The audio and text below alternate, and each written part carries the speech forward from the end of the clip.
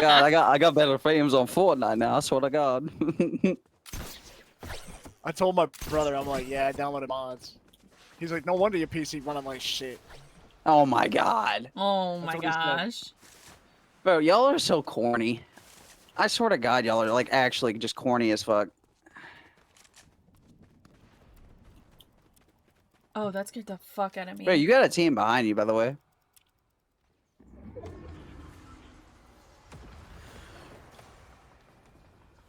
One shot on one. Knocked. Oh my God. Oh my God. I don't have anything reloaded. No. Oh my God.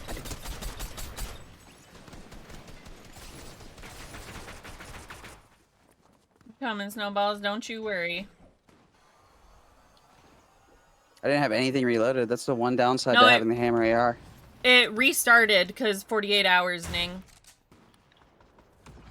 There's a 48-hour limit, so it restarted. My bad, guys. I was muted for a minute. Oh, you You're always fine. fucking muted. Dude. Bro was like always like, I'm fucking, my bad, I was muted. Like, bro, I know. I updated my COD and shit. We playing COD too this weekend. Which Just COD do you saying. want to On the hill. BO fucking 9. I don't know. The recent one. play? Yo, fucking 9. Oh, we're getting crash padded on. Oh shit, I'm dead, bro.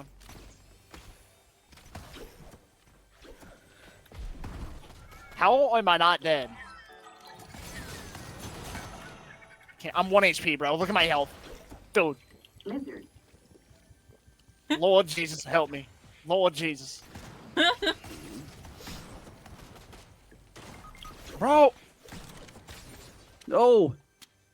Is there just like no heals anywhere? Like, am I just fucking There's a blind? or mending something? machine literally right here, bud. I just ran away from that. I'll come get you up, Bragg. No. Snowy's got me. Snowy's got me. Okay. The man, yeah, the myth, the there's- wit. Alright. See if I can get to it.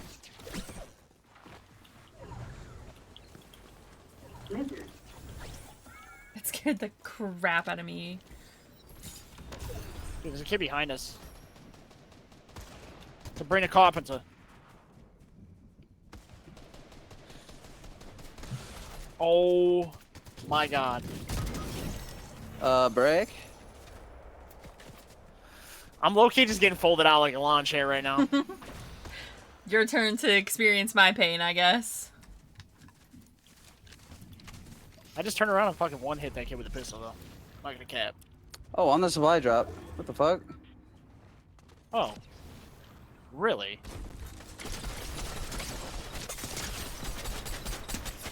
$29 white, thank you.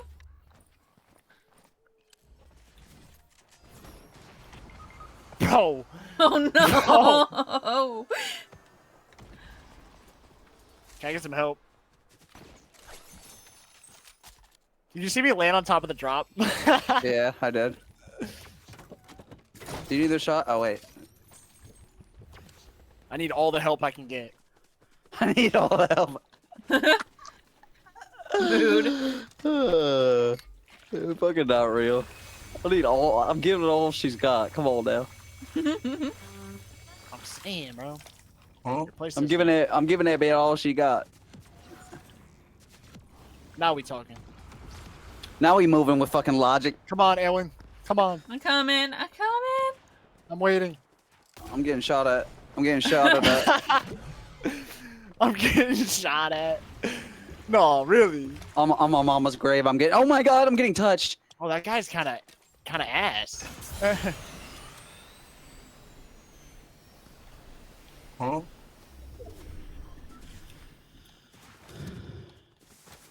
I gotta lie, that guy Snowy's getting shit on this game. Snowy on the doghouse.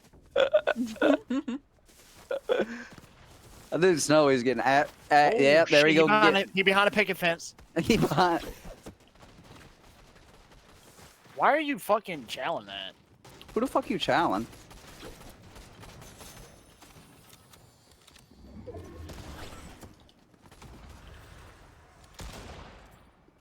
Bro, are they hiding in there? Are you fucking serious? Are we dead ass? Are you guys for real troglodytes? And be honest.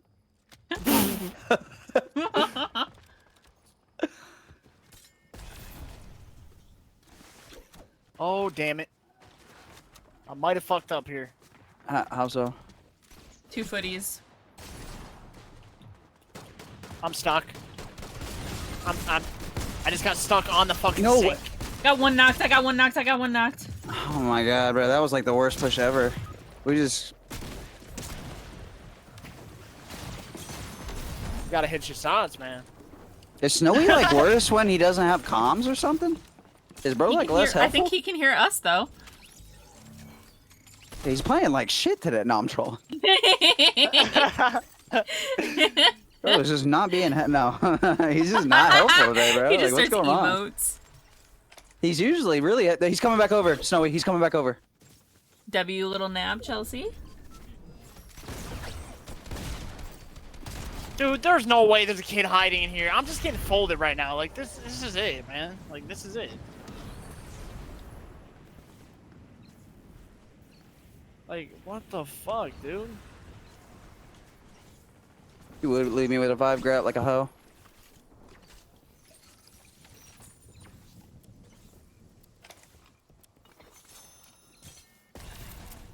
God damn. Can I get out of zone? Jesus Christ.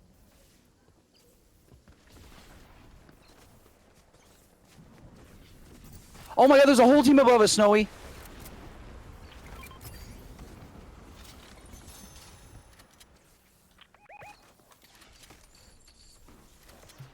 Alright. One knocked on Sean Lee. Oh my god, I'm at the bitch. Oh, no. I need a refresh off him. Bro, I'm like, Snowy, thank you for the help, but also you're a piece of shit for stealing my kill. Bro, thank you. I'm like dead sliding everywhere right now. I don't know what's happening. Right in front of us, hello? There's a whole team.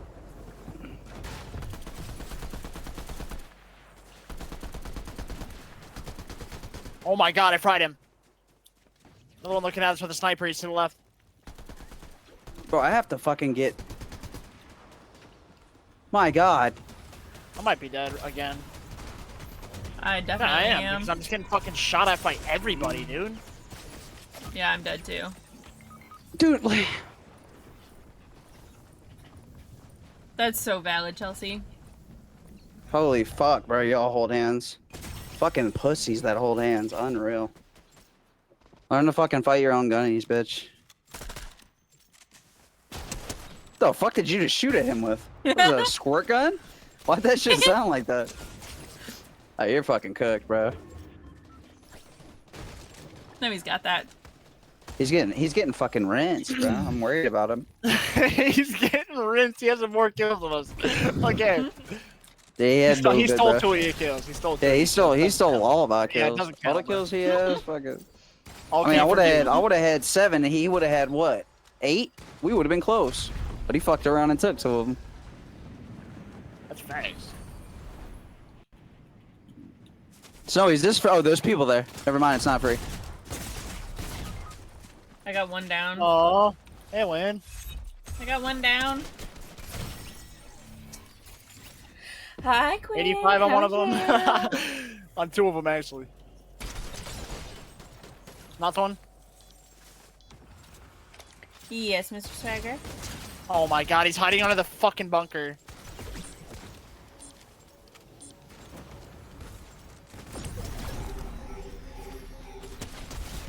Hired No. and doing homework. Nice, nice. Oh, bro. We live, man. 4v4. Oh my god. They're all up on high ground, too. That's crazy.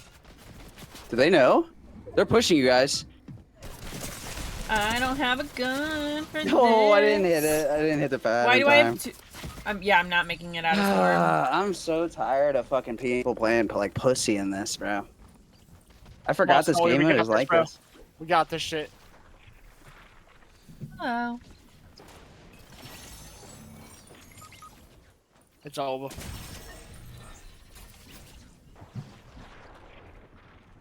Hey, did your stream crash? No. It reset. Four- Fucking 48 dead, bro. hours. It says 10 minutes for me. Yeah, 48 hours.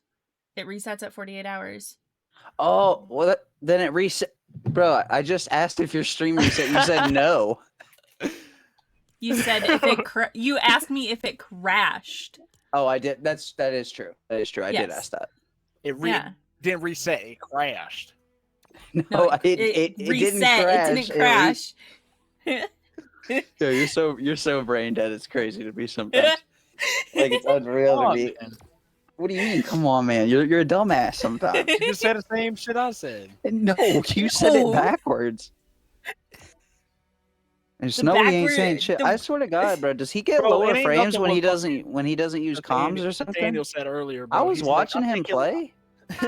He wasn't playing like he normally does. He was No. kind of playing. Brett, do you want to say it or you want me to? No. Fuck off.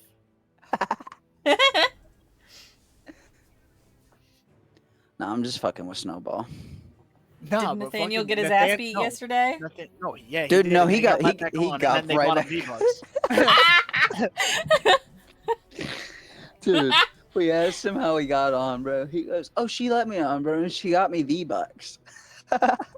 That she was supposed to be setting boundaries with him, wasn't she? Dude, I don't know what Nathaniel even looks like, bro. But by the way he acts, he must be the most adorable child on the planet, because he acts like an absolute hellion, bro.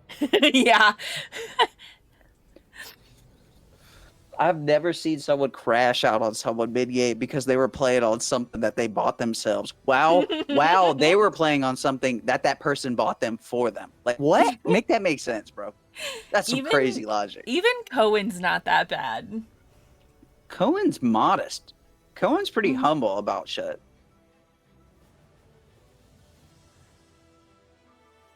Brig, is your Yeah, mic 'cause- muted, bro? Yeah, my dad's showing Probably. me something. What's he showing you, bro? Is it cool? He got them old Hess trucks. The old Hess trucks. Ooh. Ooh. Stop playing.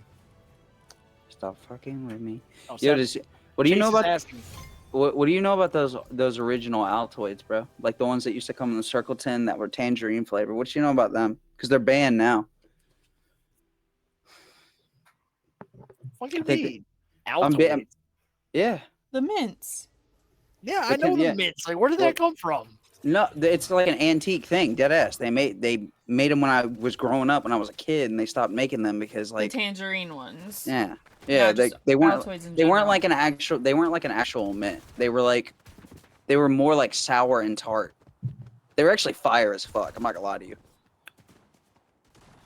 I remember eating those, bro. People be like, bro, that's old lady candy. I'd be like, yo, fuck your life, bro. I eat sherbet too, pussy. I actually low-key love sherbet, not gonna lie. I love sherbet. Hey, I don't care what anybody says. The orange is so dog shit compared to the green.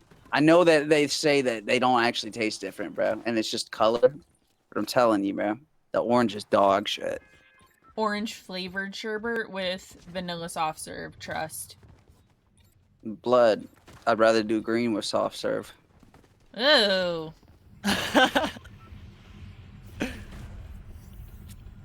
Smoking that Brock Lesnar pack. Fucking Brocky Les. stupid, Greg. Snowy didn't even hear about the pickup on the Patriots. Brock Leslie, he's on the roster. He said he's watching this dog shit baseball team that loses every fucking game. Oh my god. Oh, Hey, those we're are being fighting child. words. We're being child We're at my being house. child heavy. I'm good right now. Hey, wait, this isn't my house. What house did I land in? I'm fucking dead, dude. Oh, so snowy. Oh, so we all getting shit on.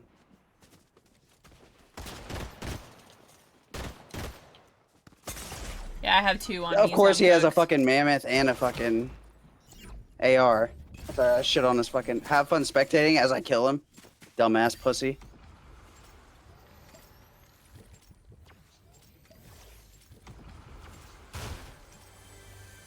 Bray, I don't know if you're still muted, but I need comms from you, bald bitch. I don't know why it keeps muting. I'm gonna be honest. Bro, because you muted to talk to your dad. You told me, you dumb bitch.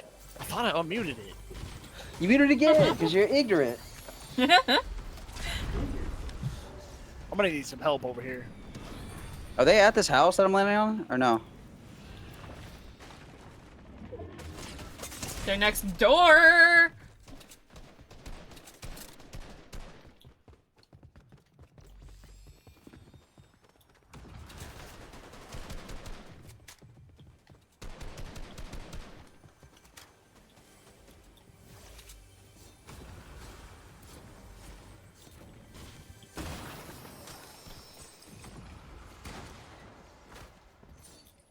This guy's definitely on that Brock Lesnar pack.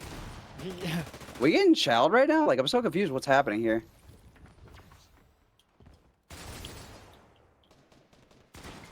I just got one pumped. Okay, he's in the bathroom. How much did you hit him for, Any? I hit him for 110. Did you really? He's miniing. Yeah, I swear to God, he's miniing on the wall.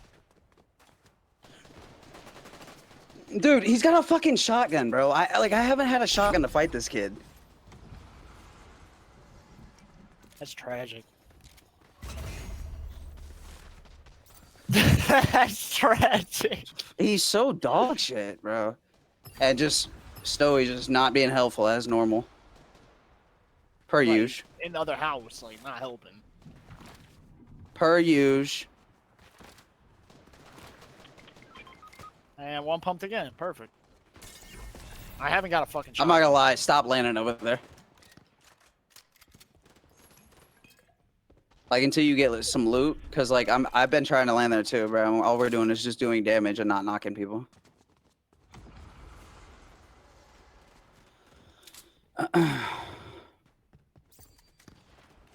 Wow, there's just nothing here. Get one shotgun shell. Yep, awesome.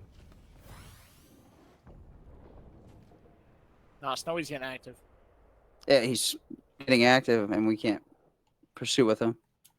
Like, I don't know why you call him that. We can't follow him. The I got fizzle. one shotgun shell to my fucking name. Can you leave her alone? Yeah, thanks, dumbass. You should have minded your business. Oh You should- my God. You should have minded. I saw that. Fired him out of the air.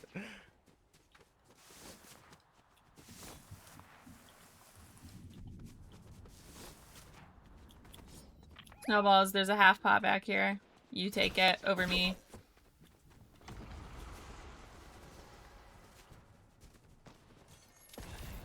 Am I tripping, or did they always have green mammoths? And I don't even know where I'm getting shot from. He's right behind this fucking tree. Right next to me. Blue Wait. hammer.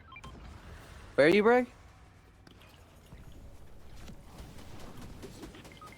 Oh my fucking God, dude.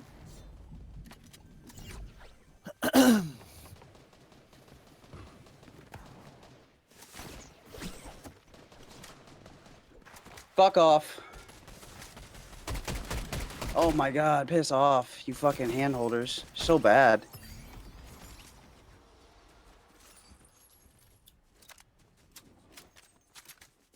Fucking hand-holding pussies. Yo, I'm about to full crash I'm out on this shoddy. game today. I'm gonna be honest with you. Oh, right up I'm here. shoddy Right blue up here. mammoth. Snowy. He's full fucking fizzing. I don't have enough health to push that by myself. Is that a visual bug? That's a visual bug. What the fuck?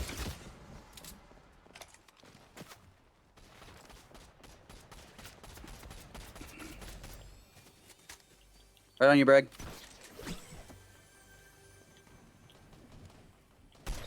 Further back. And of course.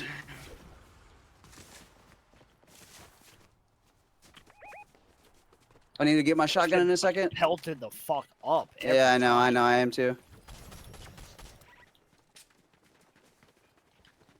This AR is straight dookie. Which one is it? A fucking regular gray AR.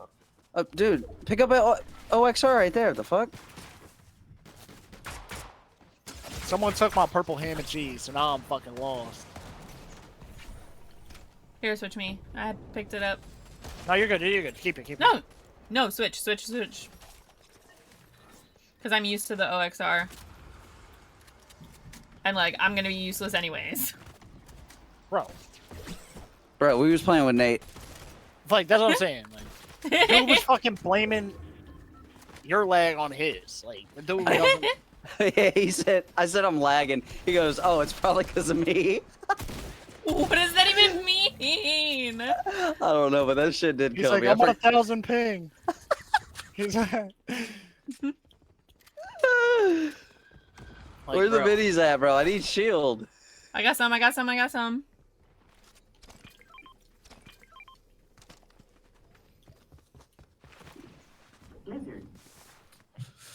I hope that kid's still fucking alive.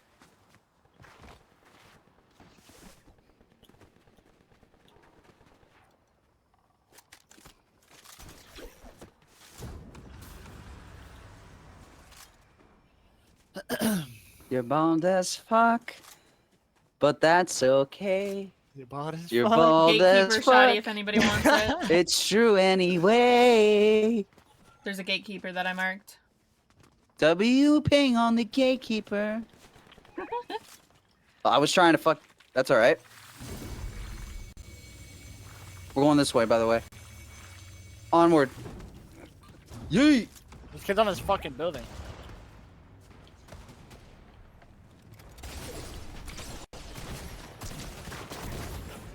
Bro.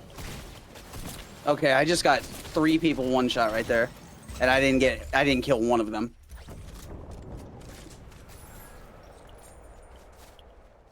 I did not kill one of those fucklords. No, I didn't. Hey, there's a purple ham and kill. cheese right here, Yeah, bro. Rob. You want that awful ass fucking Bro. AR? Shit's good as hell. You're so dog shit. Oh. Oh, we're getting sniped at. Jinkies, scoops. I'm gonna go back and get this fucking. Going for the supply drop. Yeah, I need some better weaponry. What is that? What is that What is that? What did he Yo. just ping? I've never seen that He got before. like a full fucking exotic loot crate. Oh, Jesus Christ. I'm coming to grab one of those. I need sniper ammo. They're sniping me from behind.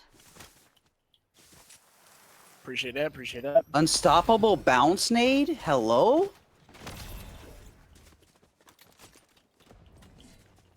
Unstable thunderclap DMR.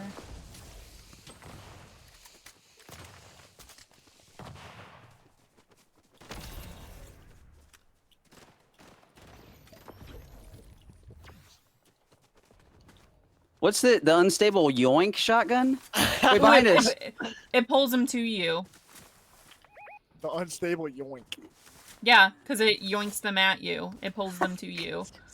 Oh my god, Snowy, you're bouncing me all over the fucking shit, man. Inside the. Knocked one. Oh my god. Knocked 2. Oh my god. Hell yeah.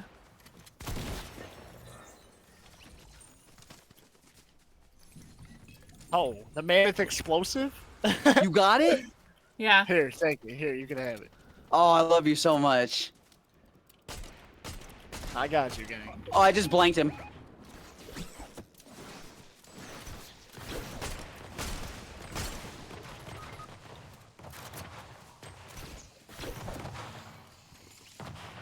Snowy, what happened?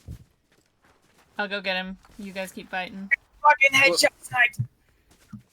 He got headshot sniped. Oh no. Oh fuck, these guys so bad. Oh my god. Here you go, Aaron. Thank you. Oh yeah, I have paparazzi. These guys are actually so ass. There's people gliding in behind us, by the way. Like these guys are so bad. I promise you. Are we getting shit on by him? What's happening here? No, they're so bad. Sniper. That's all it is sniper. Well, why are we peeking Oh, him? they're right there.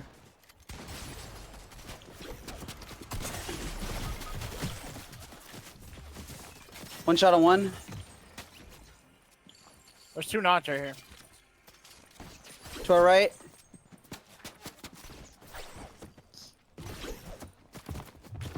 Oh my fucking god, bro. 53 on him.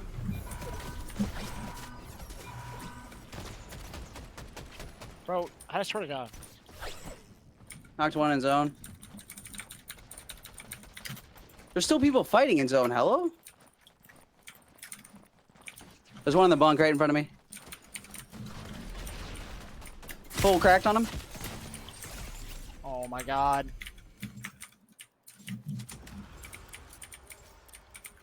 Appreciate that. Appreciate that. Oh, they're in both bunks in front of y'all. They have to rotate to me. Oh no, I overjumped.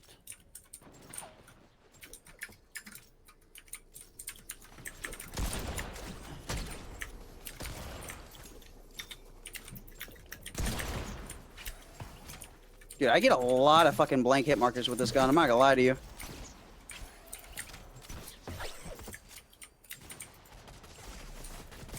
I was gonna say he's weak as hell. Fat ass. Right in front of you, Brig. On Snowy.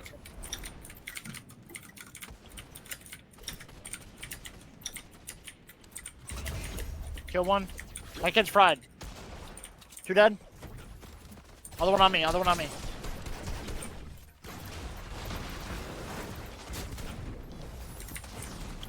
Dead. Nice. Fucking dog shit. GG's.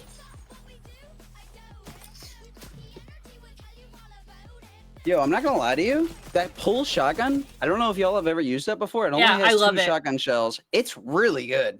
Yeah, I love it. Cause it pulls them to you, bro, and the second shot is like a max crit shot. Mhm.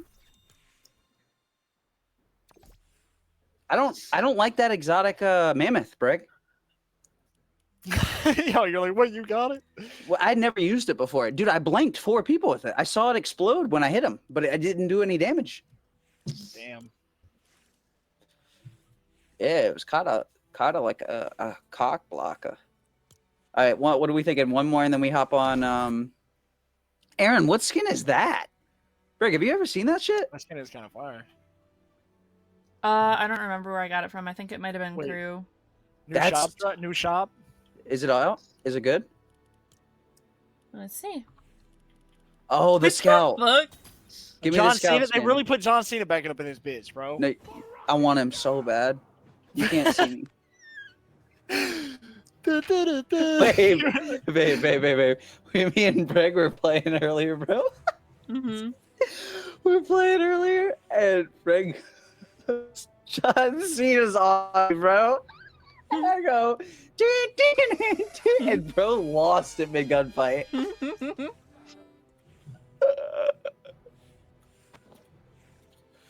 That shit was funny, bro.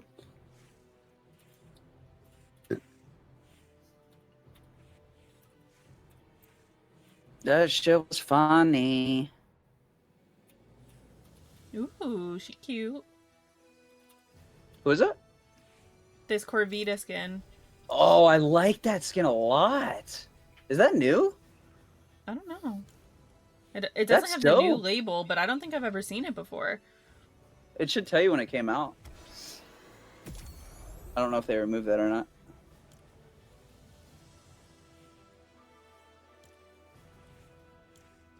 Yeah, it doesn't say. Oh yeah, they took I'll that look away. at my I don't know locker. why. I don't know why they removed that. I liked that feature. Yeah. But you gotta be crazy, bro. Breg, What? check your friends list. What? Check your friends list. No way. He's laying in bed playing on a Switch, bro. Free build edit training. When does he play builds? Dude, Is he when practicing? Is he practicing for that skin cut? I'm not gonna lie. When he was over here last, dude, I had a long fucking talk with him. About what? Oh, his crash outs are crazy at my house. Like knocks Dude. over the whole couch and shit. He's that strong? God damn. He's something diffy. Dude, he's more powerful than you. Okay, bro. He's stronger than you are, though. I'm just being honest with you, Fulman. No, this Jin skin that I'm wearing, came out in July. It's a shop skin for only 800 V-Bucks, and it was only in the shop for 2 days, and that was the first time it's ever been out. Oh, that's probably rare then, low key. Mm-hmm. I mean, just for the simple fact that it was only in that for 2 days. I blame Breg though.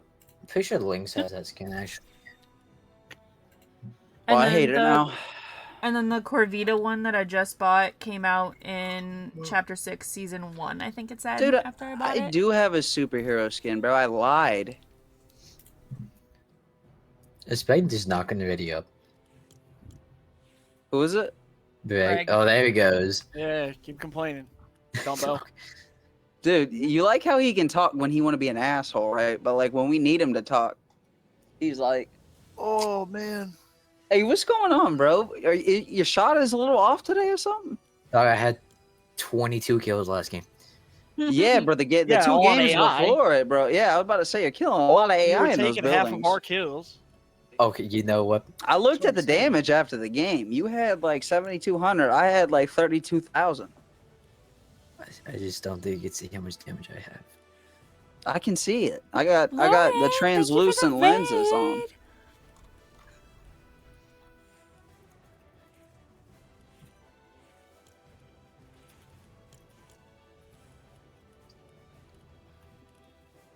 No, I'm not gonna lie. I just knew Snowy wasn't gonna respond, so anytime anything happened that game, I was just like, I'm gonna blame him. You just blamed me Yeah, by the so way. I was just decided that at the beginning of the match. I was like, anytime anything happens this match, I'm blaming Snowy, bro. How are you, Lauren? I'm Welcome taking a in. piss, bro. And no, I'm not getting a fucking snack. Don't even say You- it. Are you gonna gift him a skin since he's doing that edicos? I'm good. Man, shut the fuck up, bro. Yeah. Aaron, how about when Nathan joins the other day? The first thing I said was like Jacob said he'll give you a skin if we win this game. Hi, Amaya Papaya. W username.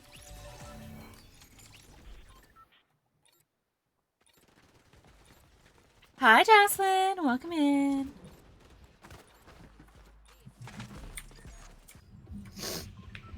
Oh my god. Are you good, Snowy? No. I'm dying, okay. Snowy, can you? Oh, Blicky's in here. He is? Yes, he there just is, thanked the bus Swifty Blicky. driver. Yep. I told Oh. you we'd run into him. Yo, tee up, Snowy. No. Wait, who is that, huh? That's gonna be That's Johnny and Amy's- all of them. Yeah, Oh. Amy's friend Blicky. So like Johnny Oh, I and that can- whole squad. Well, I can They kill land them. here. They land here, by the way.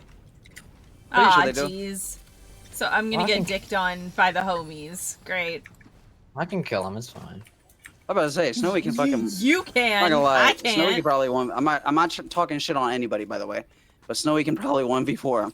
I only say that because I've seen Snowy do some shit against known people. Mm-hmm. If I can kill 1v2 pro players, Yep, oh. That was not them, or him, at least. That's what's They might not be at this POI. I'm just saying I know for a fact they're in our game. I at least know Blicky's in our game. Yeah. I saw him thank the bus driver. Thank you for Which the follow, knowingly Maya. probably means. Well, he I just doesn't play. realized I'm he on doesn't play- Anon. He so- doesn't play reload like that. I'm on and I don't- Anon, so. I didn't think the bus driver. I never think the bus driver. I'm not on Anon though.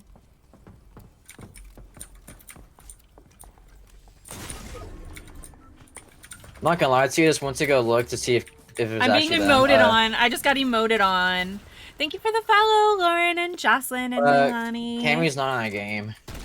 It's not Cammy's team. Okay. No, So I'm who's saying Blicky he might be It's playing with Blicky, Johnny. though. He might be playing with Johnny. He's playing with Johnny. Cammy's playing with Johnny, Preem, and Cameos? yeah, Cammy's playing with Johnny and Preem right now. Is Blicky live? I can probably go look. I got you, Meg. Is this Blicky's? Swifty Blicky. Yeah. There he is. He's playing with Swifty Dami, and then Oh, Dami Oh, Money. I know who that is. Yeah, I know who that is. Blaze WWW and Bon J Pope TV. Okay, I don't know any of them. I don't know any of those people except for Blicky. How's your stream going so far? Blicky's Good. the only one I know. We'll be Started fine. on Blicky's- my Blicky's birthday funny, bro. on the 27th. I like Blakey Snowy. He's chill. He's chill. Yeah, he's chill. He's funny. He talks shit, but it's kind of like how you and me talk shit. Oh. I started he's on my funny. He's birthday chill. on the Good people. 27th, and since then, stream has been going great. Wait, is Brig? I just realized, where's Brig? AFK. Yeah, because he went to go piss and then never came back. Oh, I just realized. Oh. Where's Bray? What's it called? Wait, dude, what do you Why are you mocking me, bro? Didn't you talk to me earlier? He There's a did not team here I speak. know. I need you to tee up. Me and Lynx were playing Reload. Well, he was playing Reload solos while I waited for him, and he got killed by a TikToker called Ego Luna, and she made a mistake of emoting on him. And let's just say Oh. we stream sniped her every single time. We made her freaking get off Reload and do 1v1 go, dude. That's bad, bro. Bro, That's she crazy. emoted. Y'all are But idiots. me and Lynx literally said she's gonna regret that. She went into replays to see who we were. Oh, y'all got instantly banned. Nope. No, I'm want to get I'm closer. not I banned. want to get closer to you, bro. Cause yeah, they're There's getting a killed. There's Oh, a yeah, whole team on me.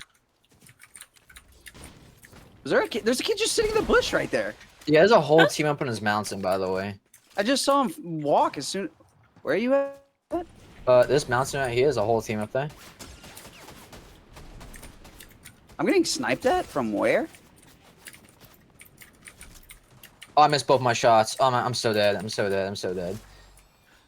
Dude, I have no idea where I'm being sniped at from.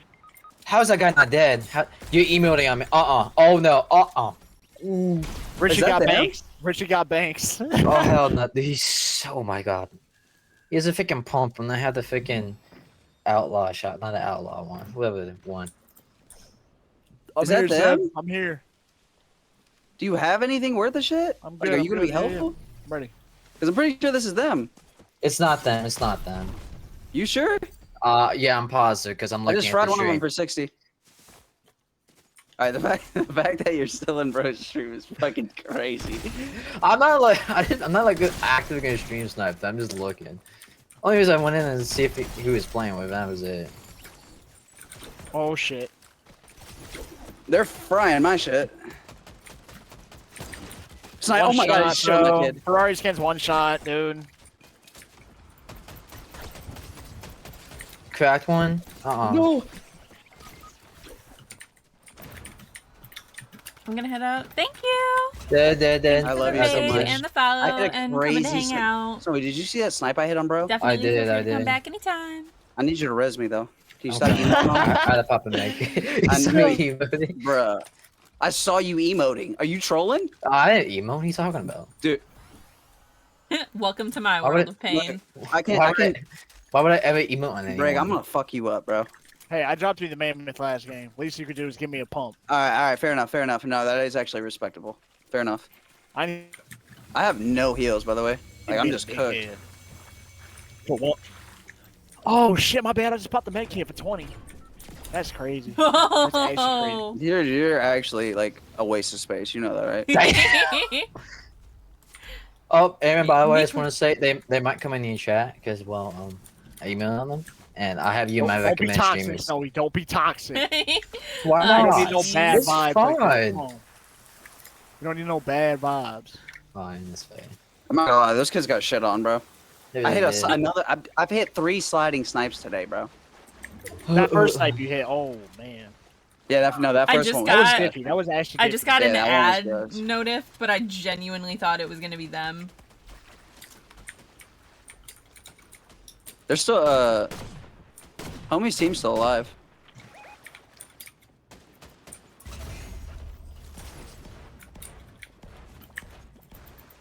Oh, he's on top of here. Yeah, I hit that guy up there, 30. 80 on him. 80, you said? Hit him for 80. Yeah, that's good. I don't know where he went.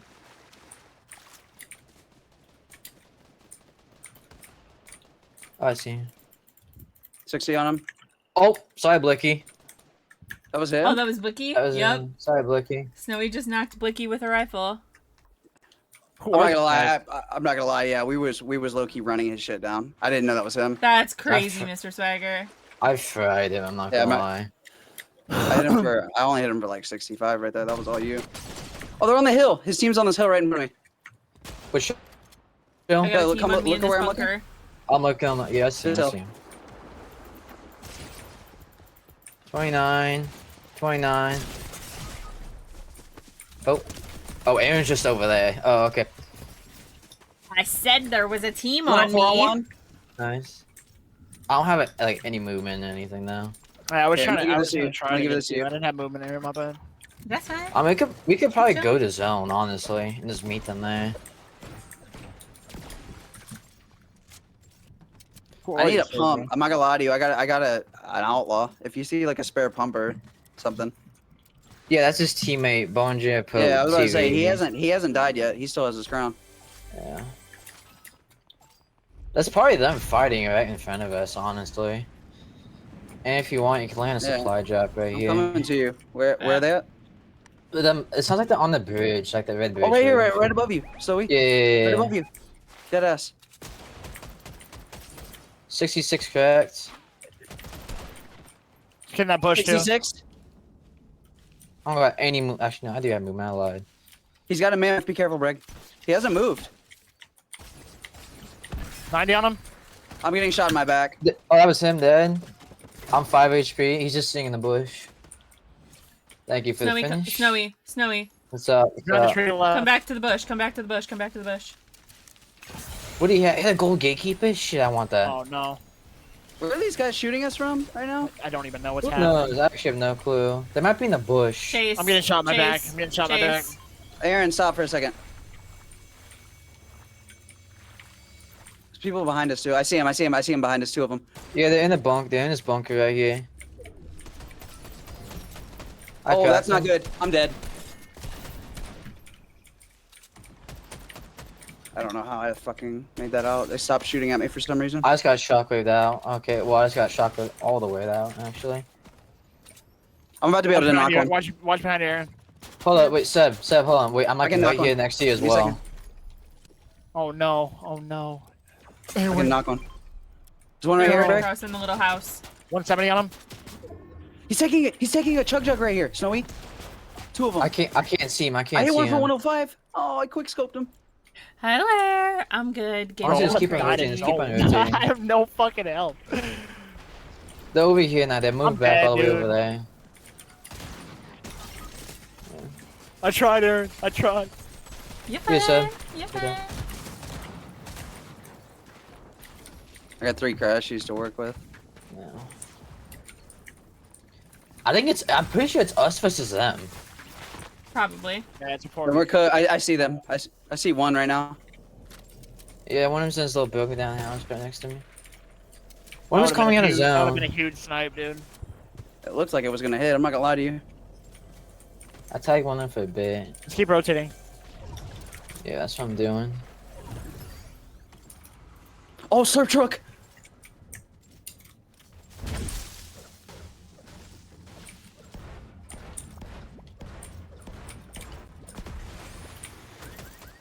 I cracked one.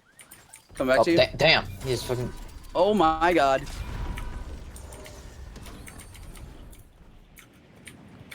They're just gonna keep throwing bunkers to get closer to me. Yeah, I don't have any bunkers, really, anything. I'm that. gonna get shot out the air. 105 on one.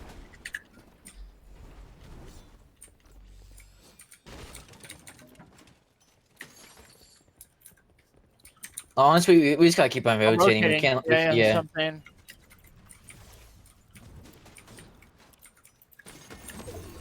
I missed that. He might jump on me off that.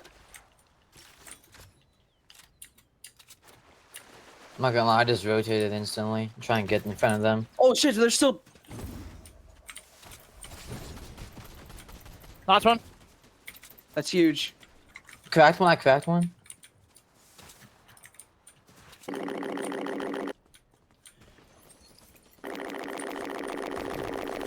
The 32 Cracked white. Thing that scared the fuck Yep. out of me. Not another. What? Dead on Nice. one. Dead on one. One on me. Last one's on me. 30 cracked. 53 dink. He's cracked. He's cracked his fucking zone. What was that name?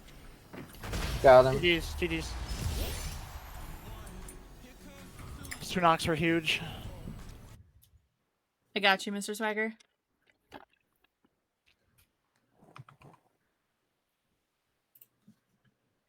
Is it ZB underscore Blicky? It's just Swifty Blicky. No, I'm On going what? straight- What is he on? He's on Twitch. Oh. But he looks so miserable. He's just What is It was Ning's mic. with Swifty Swifty Blicky. That was it.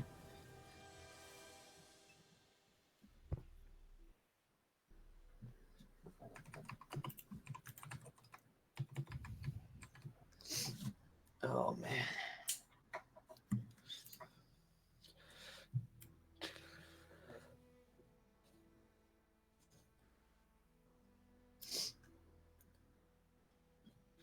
Yeah, see, he's chill, bro. He's good. He's honestly good people.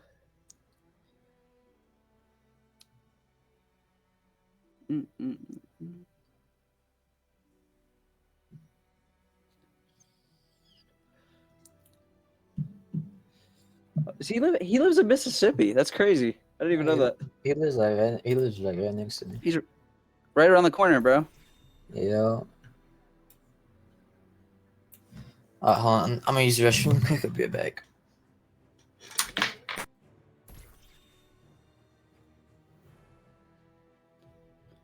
If you know me, you know that ain't my thong shui. Stop fucking saying that. If you know me, you know that my feng shui.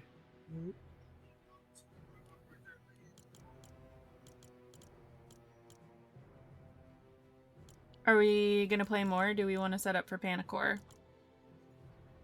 Oh, we can play Panicore. I need like a minute to go get I want to make some coffee. But I got a new coffee maker, and it only takes 2 minutes now. Holy I'm shit. so stoked, bro. It makes coffee. A so new good. coffee maker? What you got? Yeah. That Keurig? No, bro. It's the ones in gas stations. The bun. It's by that company, bro. It makes coffee so fast. And damn, is it good? Yeah. So I'm gonna step away for a few minutes while we set up. Let me make sure. Everybody hop in the Discord call. Can you ask us to do it nicely? Please hop in the Discord call, or else I will beat your ass, Chase. Get shit on. Everybody else gets the please and no ass beating. Only Chase gets the ass beating. So we can play Panicore, Ning. You asking for an ass whooping. I know, but You we gotta get them fucking set ass. up and in there. I'm fucking already in there, ho. I'm already in there, ho. Oh my gosh. I'm already in this motherfucker. You muted on Discord, Bregley. Like you actually muted on the every the time, bro. fucking- Every fucking time. You heard me talking shit. Sorry about that. You're fine. What up, Ning? I was talking shit about How are you, Yeah. brother? Pretty good in yourself? Doing good, man. Breg, this game's gonna give you nightmares. Oh no. Yeah. I'm so You might have fucking away now. You might have to So- sleep with Yeah. you might have to sleep with J-Dub tonight. Shut the fuck So- up, bro. So, Breg, you What was know over the there? concept of the game, right? Yeah, we just run around. Do something. I don't Nick, know. bro. I just thank you for the gifted! W gifted to Mr. Swagger. What the fuck does that even mean? So, Oh, so shit. we load into a map, and there will be instructions at the beginning of how we escape the map, and there's usually at least 2 options. And we have to go get the stuff to get out of that map. Like one map that we played before, we had to repair a car to be able to leave. So we had to find a spare tire, we had to find gasoline, like we had to find shit to make the Okay. car run to be able to leave. Okay. Got you. But while we're trying to find whatever shit it is that we need to leave, there's a monster trying to get our asses. The more sound no. you make, the more the monster will come for your ass. It's also proxy chat. The monster can hear the proxy chat. So you gotta listen for the Oh, monster, and when no. the Yeah, monster bro. is coming, Yeah. you gotta shut the fuck up. And And there are no options to fight hey, if the me and you monster. hide together, bro. If me and you hide together, bro, I'm making sure I get you killed. I'm already seeing red flags. Sounds It says good, controllers Chelsea. not Thank you for stopping supported. in. It says controllers not supported. I'm already seeing a red flag.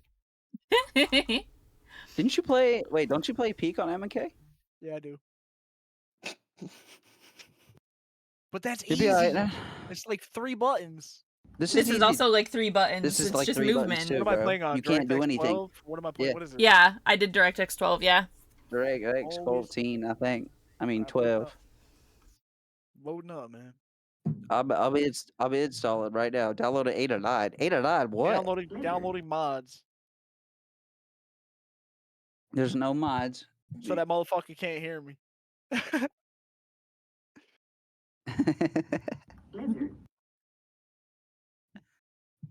But you're about to cheat. Dead ass.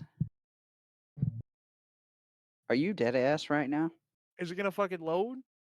It's happening. It says launching. Well, give it a second, you fuck ass guy. I've never loaded it up either.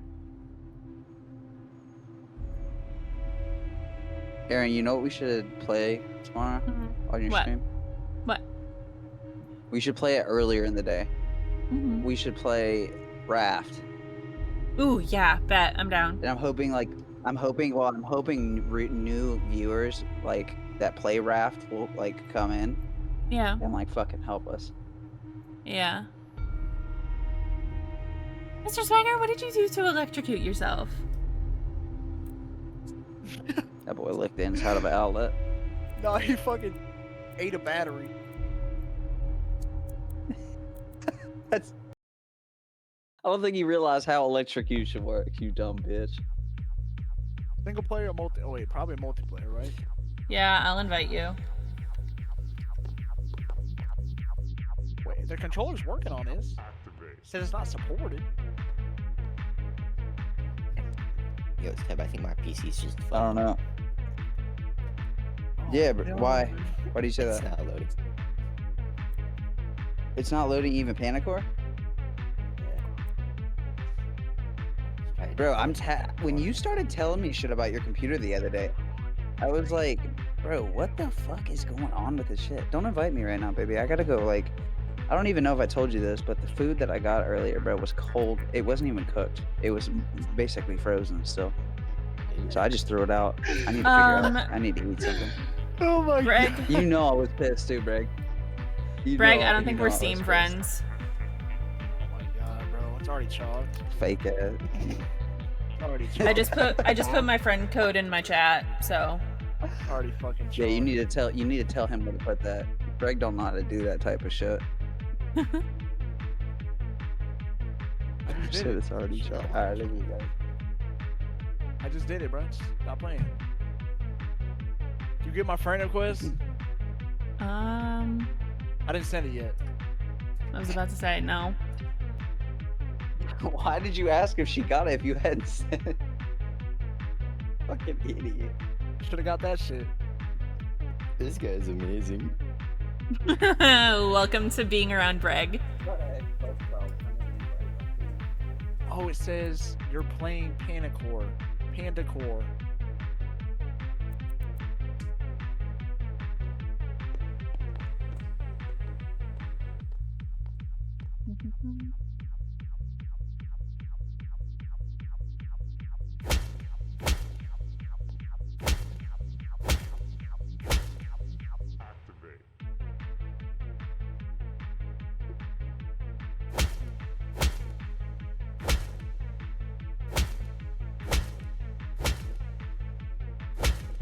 Okay. Did you get the invite? Yeah, it says you accepted an invitation. And now it's not doing anything. I'll send you another one.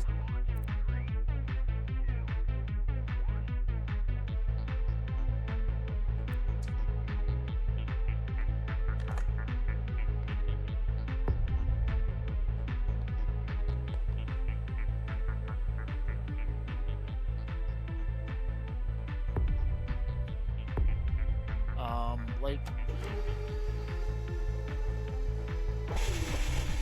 what the fuck is going on? We already struggling. Huh?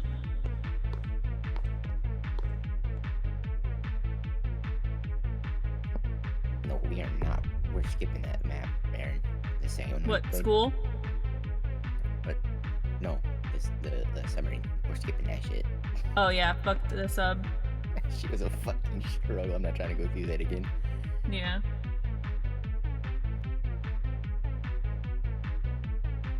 The only reason we beat it is because Lix and Snowy carried us through it.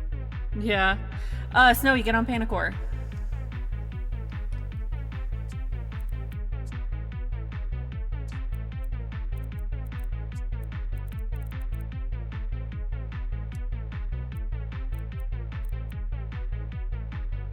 Steam keeps getting stuck at running install script. Mhm. I don't know what the fuck to do. Let's prepare maybe.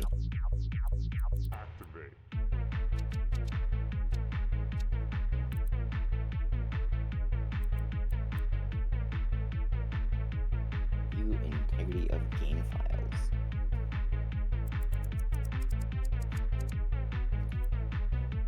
Ooh, that's gonna take a while. Fuck.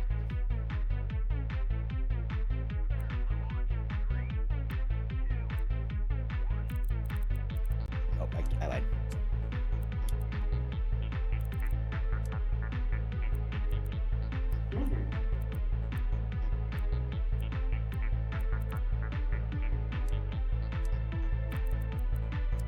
Dude, I can control this fucking thing from my phone. Ooh. Wait. Oh, I was very disappointed the other night on like Wednesday when you started your subathon, right? I won the multi-raffle for the 5,000 points. I was gonna add another 4 minutes, and then I realized that it was not for like the channel points. Mhm. And then I gambled it all and lost. Mhm. I was so mad at myself. Hi, Lex. Ooh, okay, that's good. What? I'm making the difficulty setting easy for the school level. And then there's also a setting that we definitely didn't have turned on, which is no instant death. It gives your team 3 lives before you actually get downed.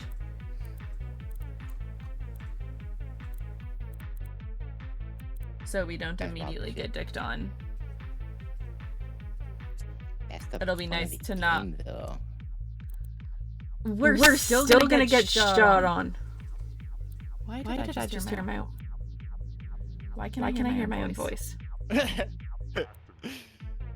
cursed. Stop playing. Nah.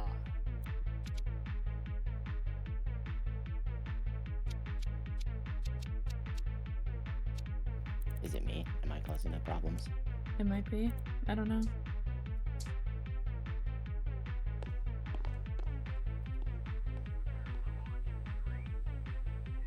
Do you still hear your own?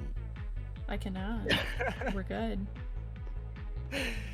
I can't even figure out how to join, bro. Like, this shit is Right. ridiculous. It's It's the same way you join on Peak. So, Dude, I clicked this. I clicked it, bro. yeah, the same issue If you last go time to on the game and you click on like who's playing the game currently, do you have the option to join me from there? So I go to join, right? Mm-hmm. And it says name. Some weird ass people, bro. Like some weird fucks I've never even heard of in my life. Hmm. Dyson 152009? The Yeah, Cheddar God? Oh, he's Like- looking at public lobbies. What is that shit? no. Mm.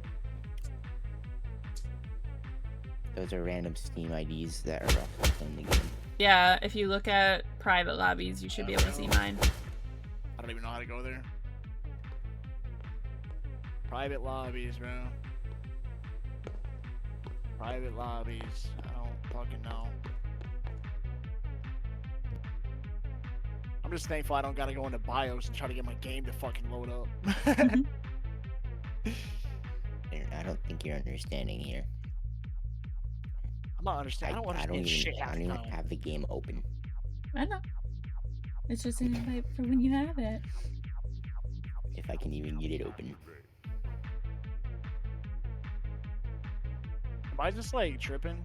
It's Panic Core, Luke's. Invited you to play. If that's Play a what you're game. asking. I missed a bit, so I don't know. Is it still not letting you in?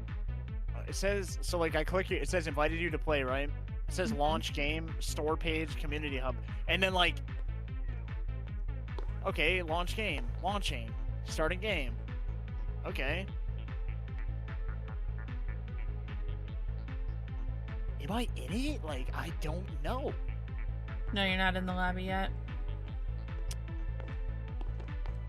Something ain't right, bro.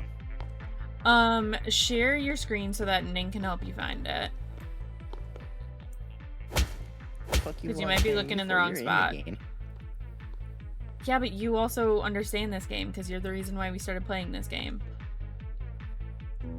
You know why? Help a brother out, bro. I watched a docu play it on YouTube and it was really funny. So without looking further into the game, I purchased it for everybody. No. I just clicked single player, bro. Get me out of here. Get me out of here. I'm already scared. Okay, let's try to launch it again now that I have. What did you launch with, Aaron? Did you launch with Direct 12 or 11? Yeah, I did 12. Dude, I'm restarting my fucking Steam. Thanks, I'll- Okay.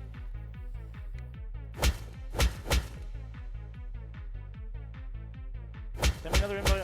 I'm gonna load up the game by accepting your invite. Okay. See what happens.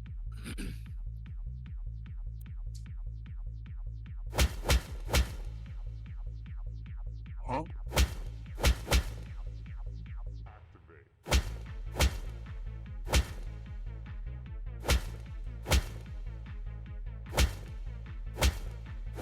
You know, it was a lot of fun. I was messing around on Valorant with it. Nice. I got so confused. I had someone on my team, right? Sounded like she was 12, Oh. but was like smoking weed and stuff. So I don't know. I got confused, lost, and sounded like she was 12, acted 20.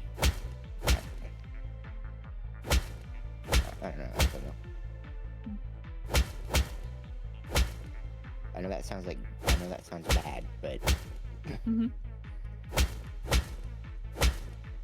it's not meant to sound that way. Don't even tell me I gotta play the tutorial first. No. What tutorial? There's a tutorial? I loaded in without ever playing a tutorial. Yeah, Meg. Yeah, there's no tutorial, Breggerly. This is ridiculous, dude. I'm There always is a struggling with tutorial. shit.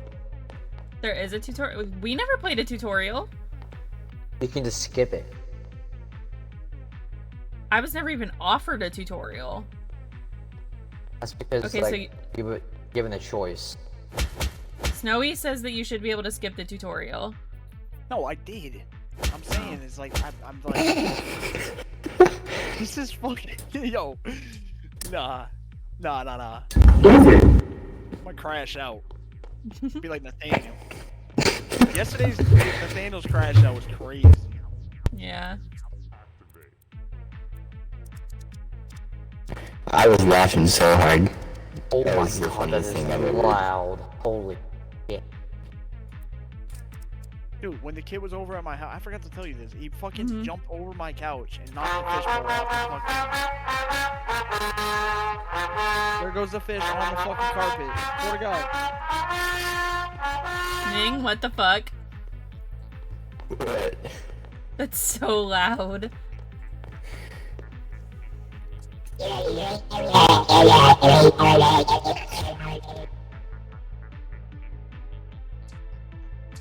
This is so good. I love this thing. Oh god. I wonder if am I still connected from the app or after we connect? I'm still connected. Meg!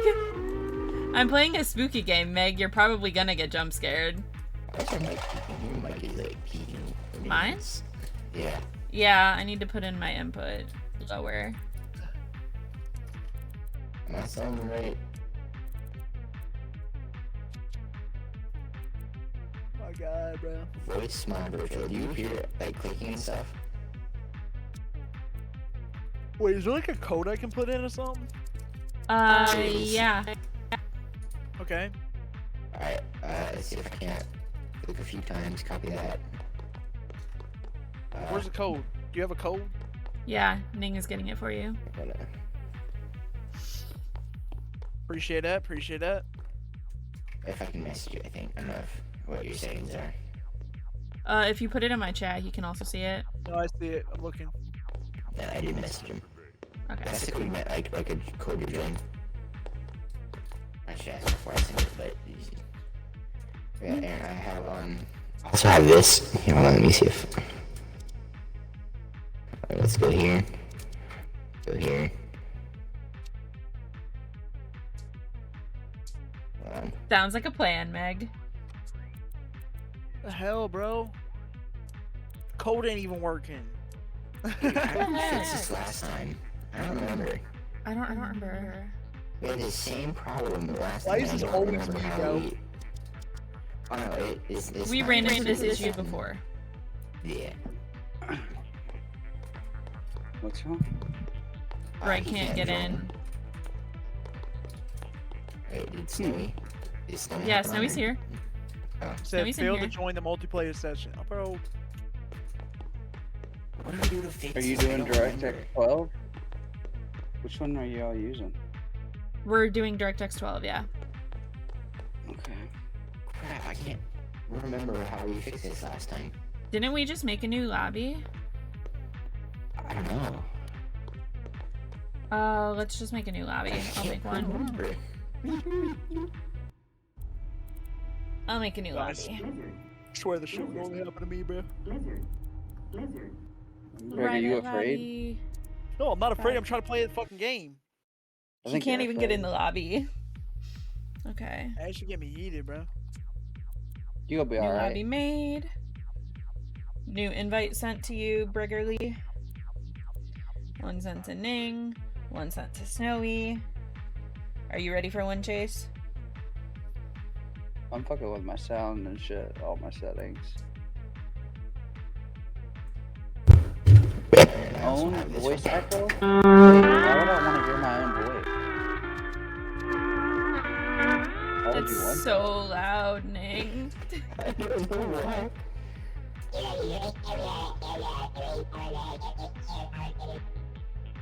It's causing the sound to peak red. It's probably my voice volume, to be honest with you. Oh, no, that's not where I do it at. Okay, so Ning made it in safely. Yeah, that shit was quieter. What's that? What's that? Yeah.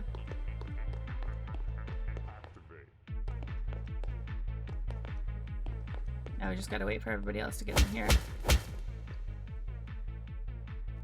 Wait, is that any? This is ridiculous.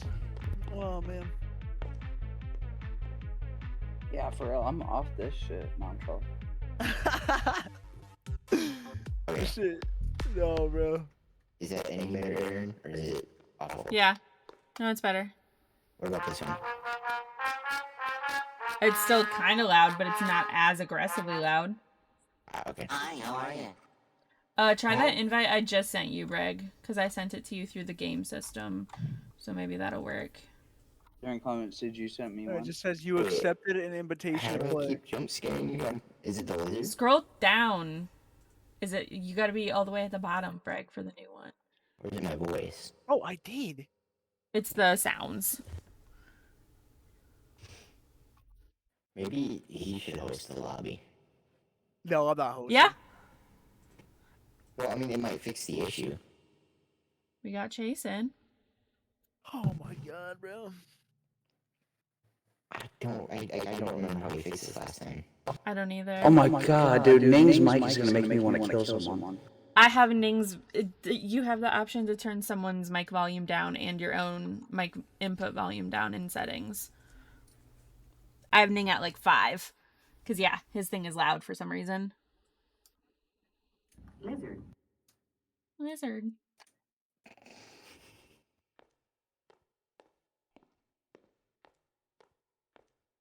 Shit's Dude, my strong, mic- bro. Yeah, this shit's ass. How is he not in here? Oh, you're also loud. Let me just... There's a gun bench right here. Why do we not have weapons? Because we can't take those. But do you see above it where it says tools? Get your tools. So you mean to tell me there's an AK sitting here where, with bullets that I see, magazines, and we can't use them? Correct. Bro, this game is dog shit. Like what? Are we trolling? Where's the shit I can grab? A guitar, bro? What am I about to Get do in with the this? game, bro, and you're bitching and complaining. Come over here and get your tools. What the fuck are they, bro? Christ name. I can't grab nothing. And E is interact. Oh. Damn, I just took everything off the fucking wall. No, they're each square is a person. So I don't know how we fix this. I don't remember. I think Donnie's still in the chat. Do we have break Maybe she host maybe? remembers. Maybe. Greg, do you want to host it? Sure. Okay, bet. I'll walk you through it. Okay, so it says LAN, private lobby, players, host game. So private lobby, yes. Okay. And then for players, put that dial all the way to 5. Yep. And then click host game. What just It's happened? saying hosting game session failed. What the fuck?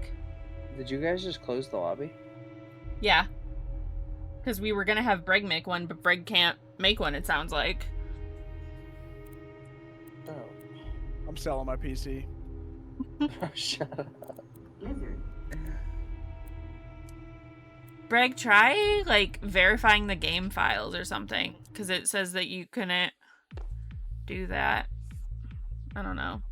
I'm about to just restart it again. But Valid. just uninstall this. out of pure hatred for you. Out of pure hatred for you is crazy. Hey, you're pissing me off. I'm not gonna lie to you. Chase.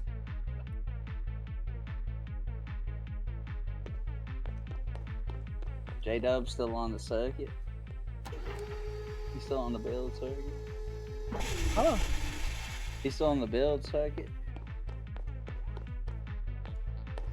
Oh, he's out with his fiance watching Jaws. Is there a new one? No, it's a replay. They paying to watch it? Yeah. You got your damn mind. They asked me Invite to for go, new I was like, lobby has hell been no. sent. I'm trying, Aaron. I'm sorry. Not you, them. I know you're restarting your shit. Goddamn, hop off him. The other fools in here I'm talking about. Shit is fucking crazy, man. Oh, man. See, Which skin you want, Betlix? Because we know it's annoying because this happened last time too, and I just don't remember how we fixed it. Yeah, me either. But did we already start? I don't think so. Okay, I don't remember. While we wait on Breggerly, I'll Google it and see if the internet has any help.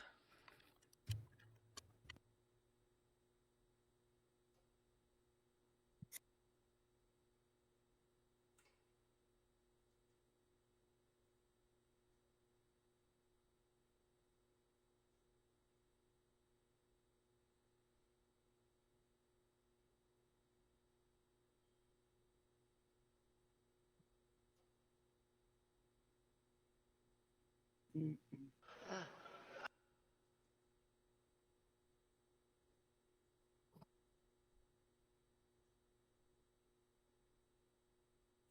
about to push my fucking PC off the desk if this shit don't load. Swear to God.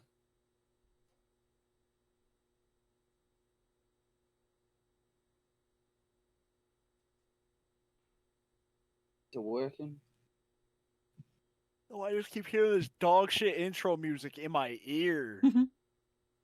It's real bad. I know.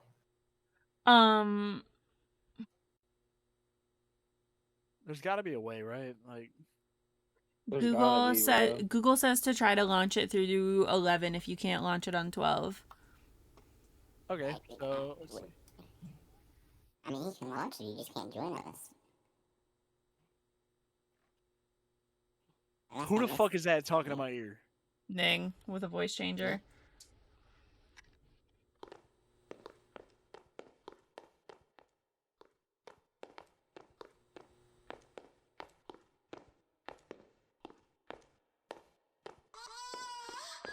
Okay, Lix, hello.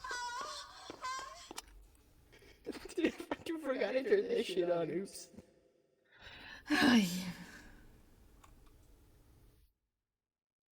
He puts fucking that emo, bro.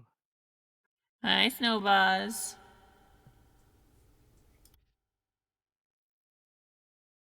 Hi, how are you?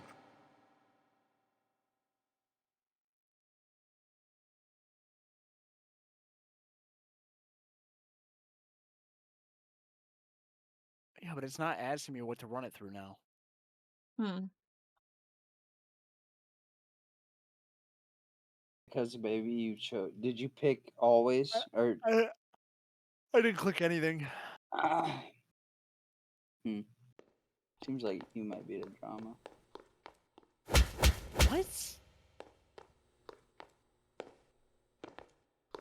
Sorry, I was reading a message.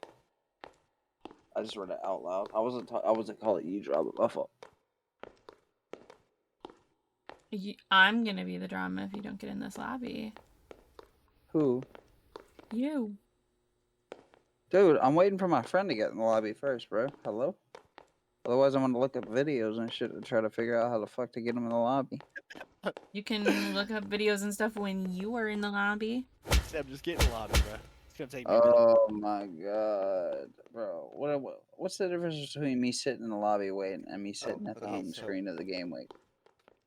Not entirely sure if it'll work, but if you go to settings and then try to launch the game, but instead of launching the game, I'll share my screen real quick because it'll be easy that way. Yeah. Appreciate you, Ning. Okay, that's not the right thing. Share screen. We'll share that one. I think maybe. That's not the right screen. I lied. Okay. I seen Steam and I just immediately clicked on Steam, but it was the friend tab. Okay. So to launch, so if it won't let you option, I think if you go here and then you hit settings. and Settings, then, yep. Properties. Properties.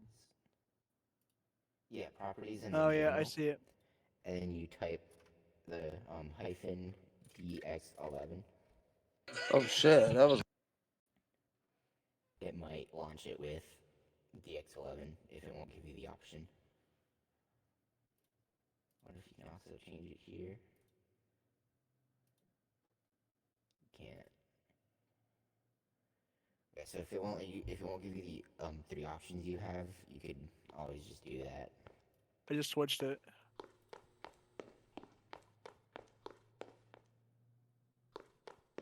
I don't know if that'll work or not, but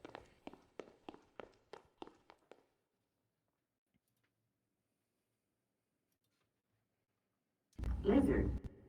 I sent you an invite. I'm gonna try.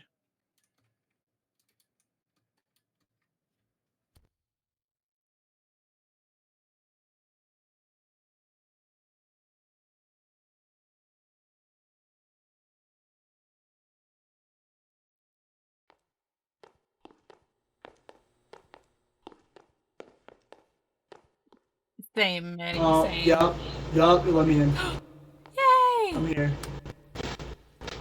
Hey, Okay, God, bro. so You so figure it if out? you yeah, he's in.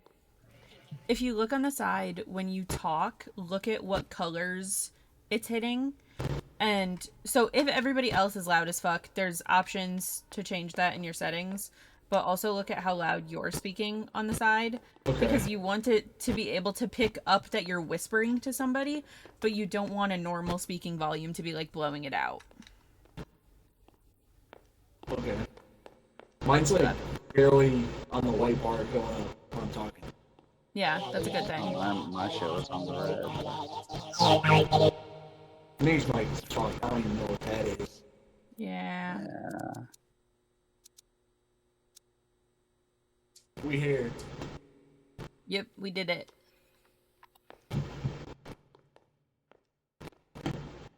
Hi, how are you?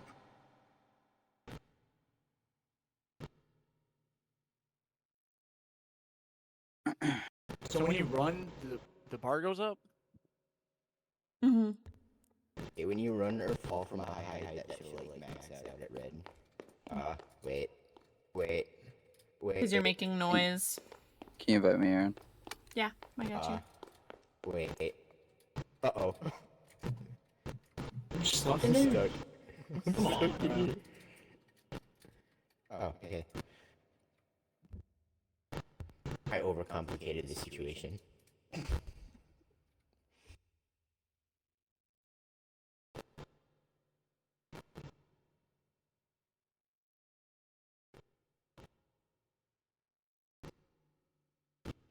What's wrong with you?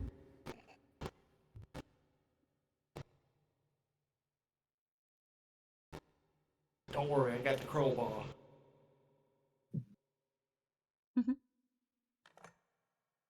Such a dumb bitch.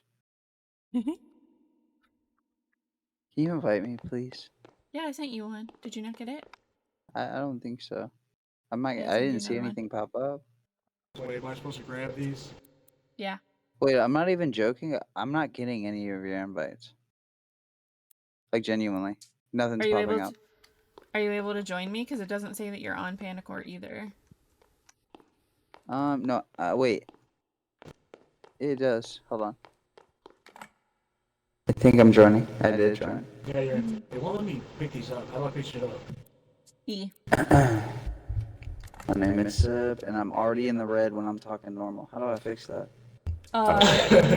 In your options, audio, voice, chat, Okay. and then you just fuck with it and keep testing it. Oh, voice volumes. hmm That's That's other people. You want to go to options, voice, chat. Yeah, you'll probably want to turn me down. Yeah, Ning is loud as fuck. Hi, how are you? Ooh, that blew out my eardrums. My fault. Less of the soundboard, por favor. It's probably a setting in the soundboard I have to turn down. Yeah. It's funny as fuck though. I got like the pro for like. So you're for telling me I 40 can't bucks. pick up this AK-47? Nope. No guns. I told you, bro. Isn't that some horseshit? How do I make Oh, myself and then quieter? I can't find it. caps It's lock, so loud. It's man. options, voice, chat. and then caps lock is to see players' names. Options, audio, voice, options, audio, voice, chat, and then voice chat input. But before we start, I'm gonna drink. Okay. Voice chat input. I Took don't me see 8 that hours to get in anywhere. here. I've been See waiting input for the device. Down below. Voice So there's volume? input device. There's enable Voice voice volume? chat. Wait, There's so you microphone. need an invite? Is it And voice there's- volume? Is that what it is? No. It's voice chat. I'm looking at. This is the option that I have. Mm-hmm. Oh wait. I think I sent you an invite.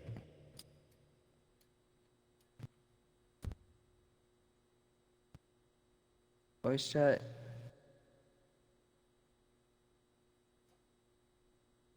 Auto calibrate. You don't want to auto calibrate. Hello. Hello. Okay, it's in yellow. It's in yellow now. You probably want it a little bit lower than that. Talking. I don't like that. Turn off the echo. They need to cut it the fuck out before they get knocked the fuck out. Turn off the echo, baby. You turn off the echo before you get Audio, caught up general, liking. own voice echo, off. Yeah, okay, whatever, dude. You think you're better than me? Yes, I do. You're a fart knocker. You're a fart knocker. Are you whispering? Why are you so Yeah. quiet? I'm whispering. I'm being quiet Huh? on purpose. I'm being quiet on purpose. Oh, okay. I was just Yeah. making sure. Yeah. When you talk at that level, what are Snowy's your not your here. shit at? Snowballs. I'm can't just pick up still waiting for tools. an invite. I've sent you one. Are you not getting them? I've really just never gotten a single one. Alright. I've I'll sent copy you the so code many. again. And I'm looking at you, and I'm looking at my a message chat. I just don't have a single one. Are you seeing me send you them on stream though? Because like I'm sending you them. You're just looking at my username. You're not hitting. No, invite I'm to clicking game. you. I'm I sent you clicking the code, Snowy. Is this you? You bald fucking rat. You know, Aaron, go. Seb, if you Go hit to my caps, Aaron, it'll show you the names. Hmm. You bald fucking rat. Click you on my ran name. Back the fuck on. Hey, Give me that guitar. I'm gonna no, smack you you see over on the the fucking head with computer, it. scroll hey, down. get your gear, bro. You about to get put in Right the click. Where? Invite to fucking game. right here. There we You go. don't. Go to AK. That is not the way that I invited literally everybody else, and everybody else got the invites. I think we more than determined this game is a bit iffy.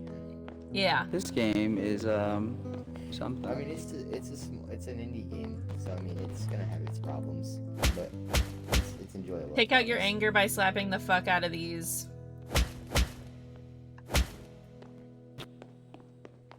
And also, if you haven't picked up your tools yet, please come get your tools. It won't let Wait, me hold pick them on. up. Hold on. I'm playing darts. E. I'm E quit for spamming indirect. it. You already picked them up. Alright. Is that it? That's all I need, bro? I'm playing darts right now. Hold on. Better Did be you playing pick up with your these hands, tools? You fucking around. Little See that bullseye? Stop playing with me. Or am I the only one that hasn't done that? Regularly, did you pick up your tools? I got my tools. I just don't know Okay. how to pull them out. This better be the dumbest group of people. Bro, you're about. You literally breathe out of your Okay. mouth. Just shut up. I just Snowy, since you've Oh played my it God, you before, lied. we're gonna do the school map, and I put it on easy mode since we have a bunch of new players and we've only played like this will be the second time. But I changed a setting that we didn't have before. Instead of the monster insta knocking us, it's supposed to be able to hit us 3 times before we go down. Oh, okay. But you're not gonna yell like that, like while we're playing, because I'll punch you in the throat. Hold on, No. how the hell do you turn down like your own mic? Your own mic volume, I'm gatekeeping options, it. Sorry. options, audio, voice chat. Oh, voice chat in. Okay. Alright, that should be good. Aaron, he was low-key gonna be able to take full aggro of the monster and not even do anything about it.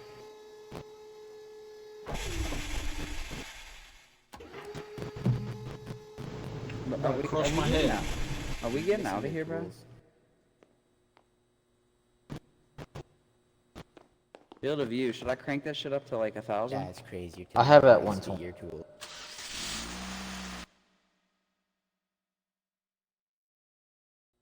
Yeah, I'm getting thrown in the fucking car. It's time to go, man. Literally trying to fuck with my sensitivity, bro. I get thrown in the fucking car. Okay, nerds. Pick up flashlights. Oh, And this. then Get that shit out of my eye, man. Alright, well, time to go and chill. Oh my god.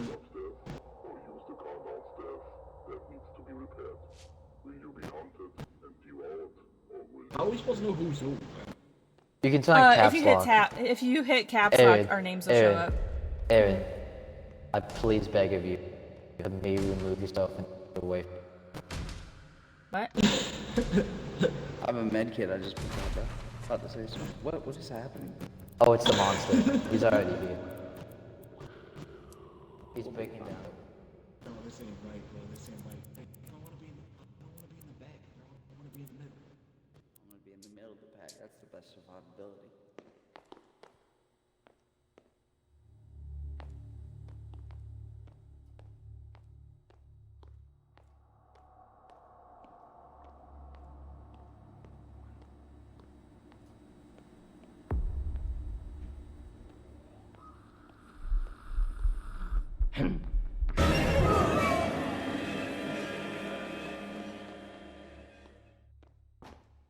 How do I turn the flashlight on? Left click. Shit.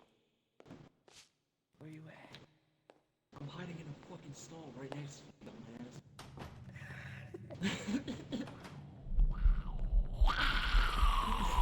Snowy already dead. Stop closing that fucking door, you dumbass. Get over here.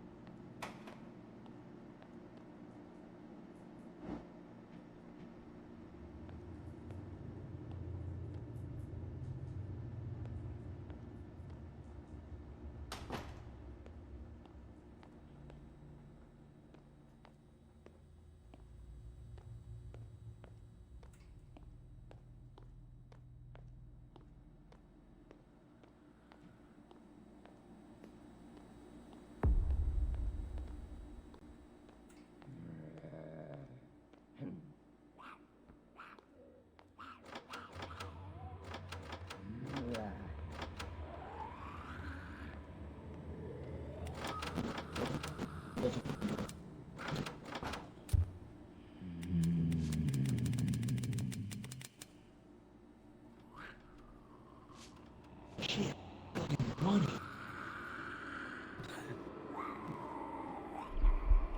Supposed to search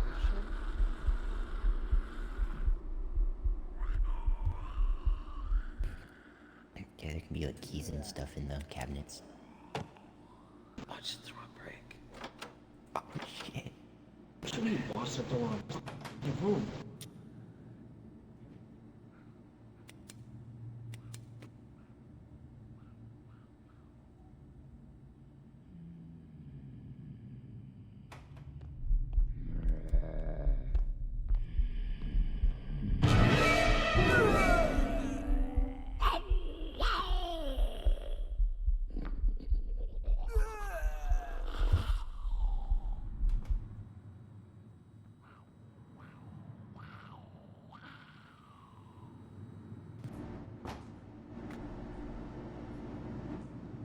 This is my store. Get in the other one. I'm taking a shit. I'm taking a shit. I fell through the toilet. Oh gosh, Meg. 2 of them just got killed. How do we escape? I don't fucking know. But my AC is making a weird ass noise right now. It sounds like the motherfucker about to explode.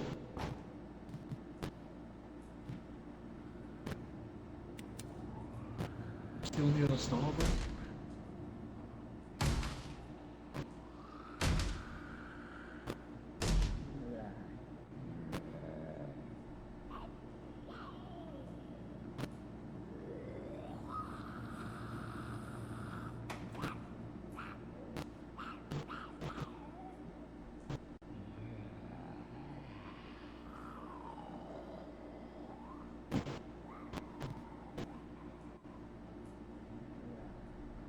But he was so close to eating my ass.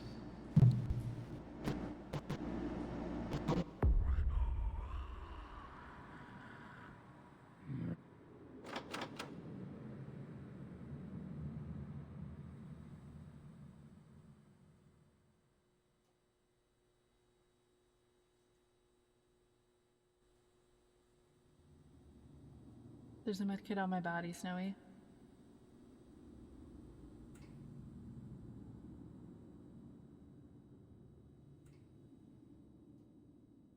Hello, motherfucker. Hi, Isel.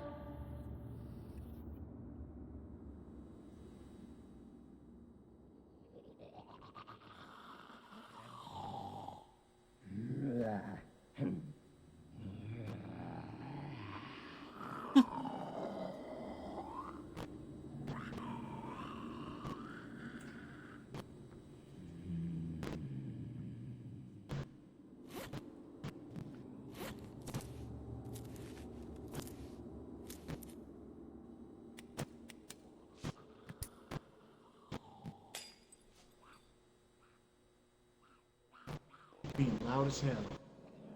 Getting everybody up.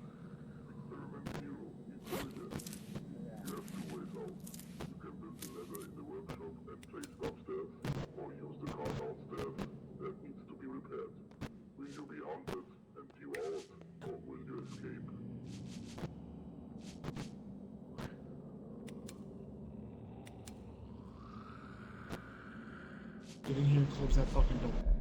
There's no door, never mind.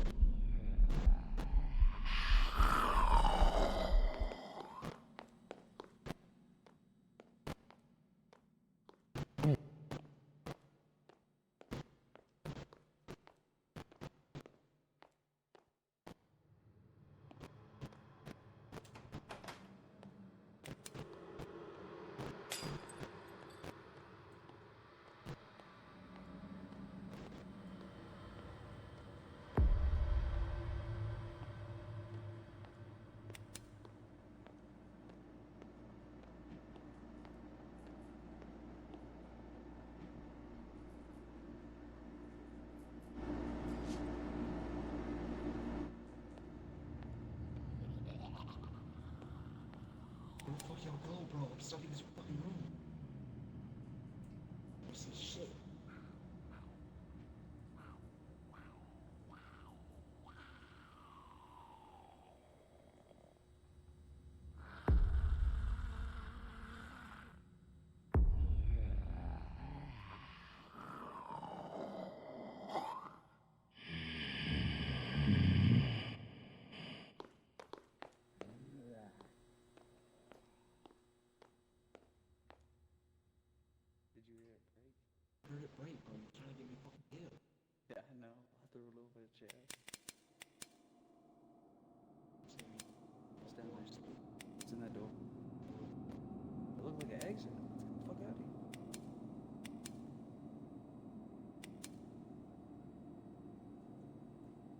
go upstairs, bro. Let's go upstairs. Where's the rest of the squad at, though? I don't fucking know, but we going. We got one. Who's that? Identify. Hit caps. Is that Aaron Clements? Yes, but if you hit I caps, can't you'll even see our barely hear usernames. Aaron. You're with the survivors, by the way. Back up, back up, back up, back up, back up.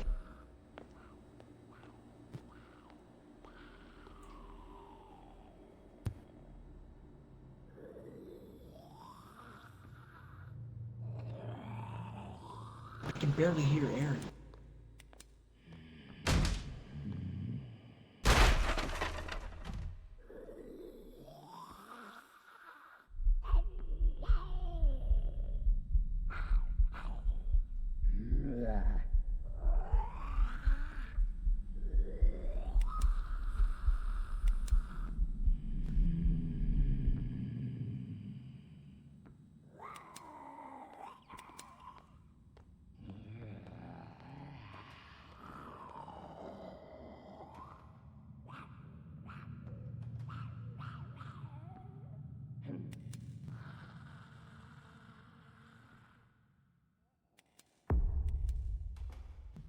Snowy's popping off with those files.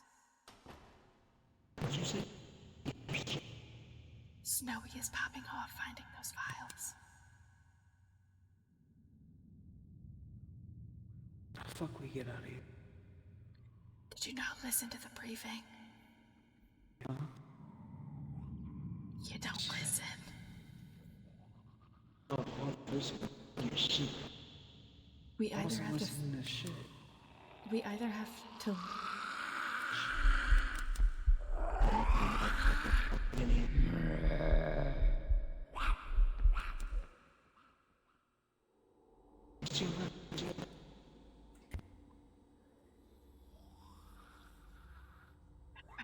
Back up.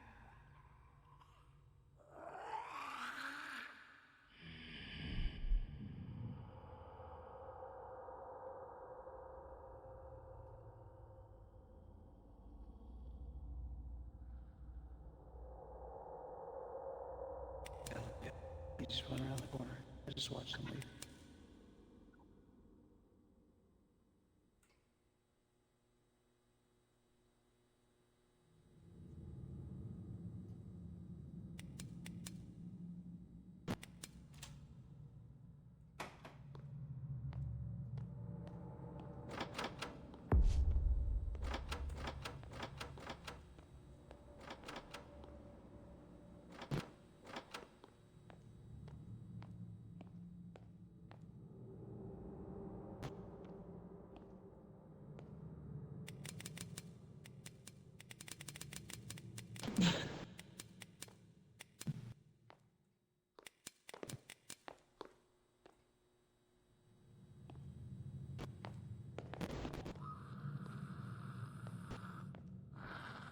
There was Mr. Swagger.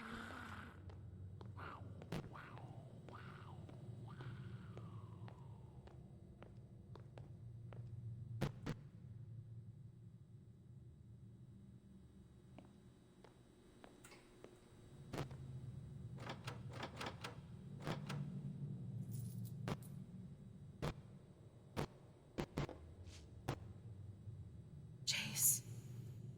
Up this rope.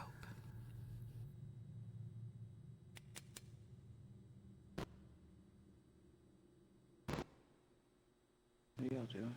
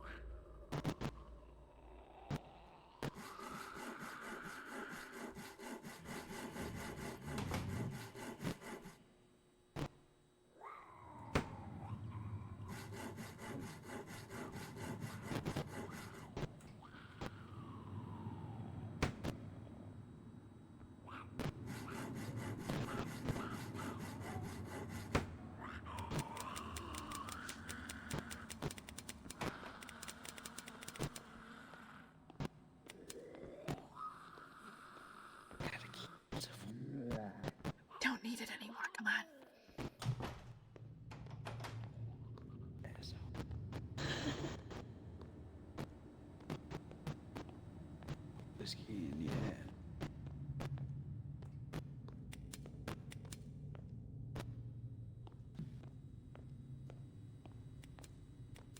Me and Bray the only ones that haven't died. Oh, jeez.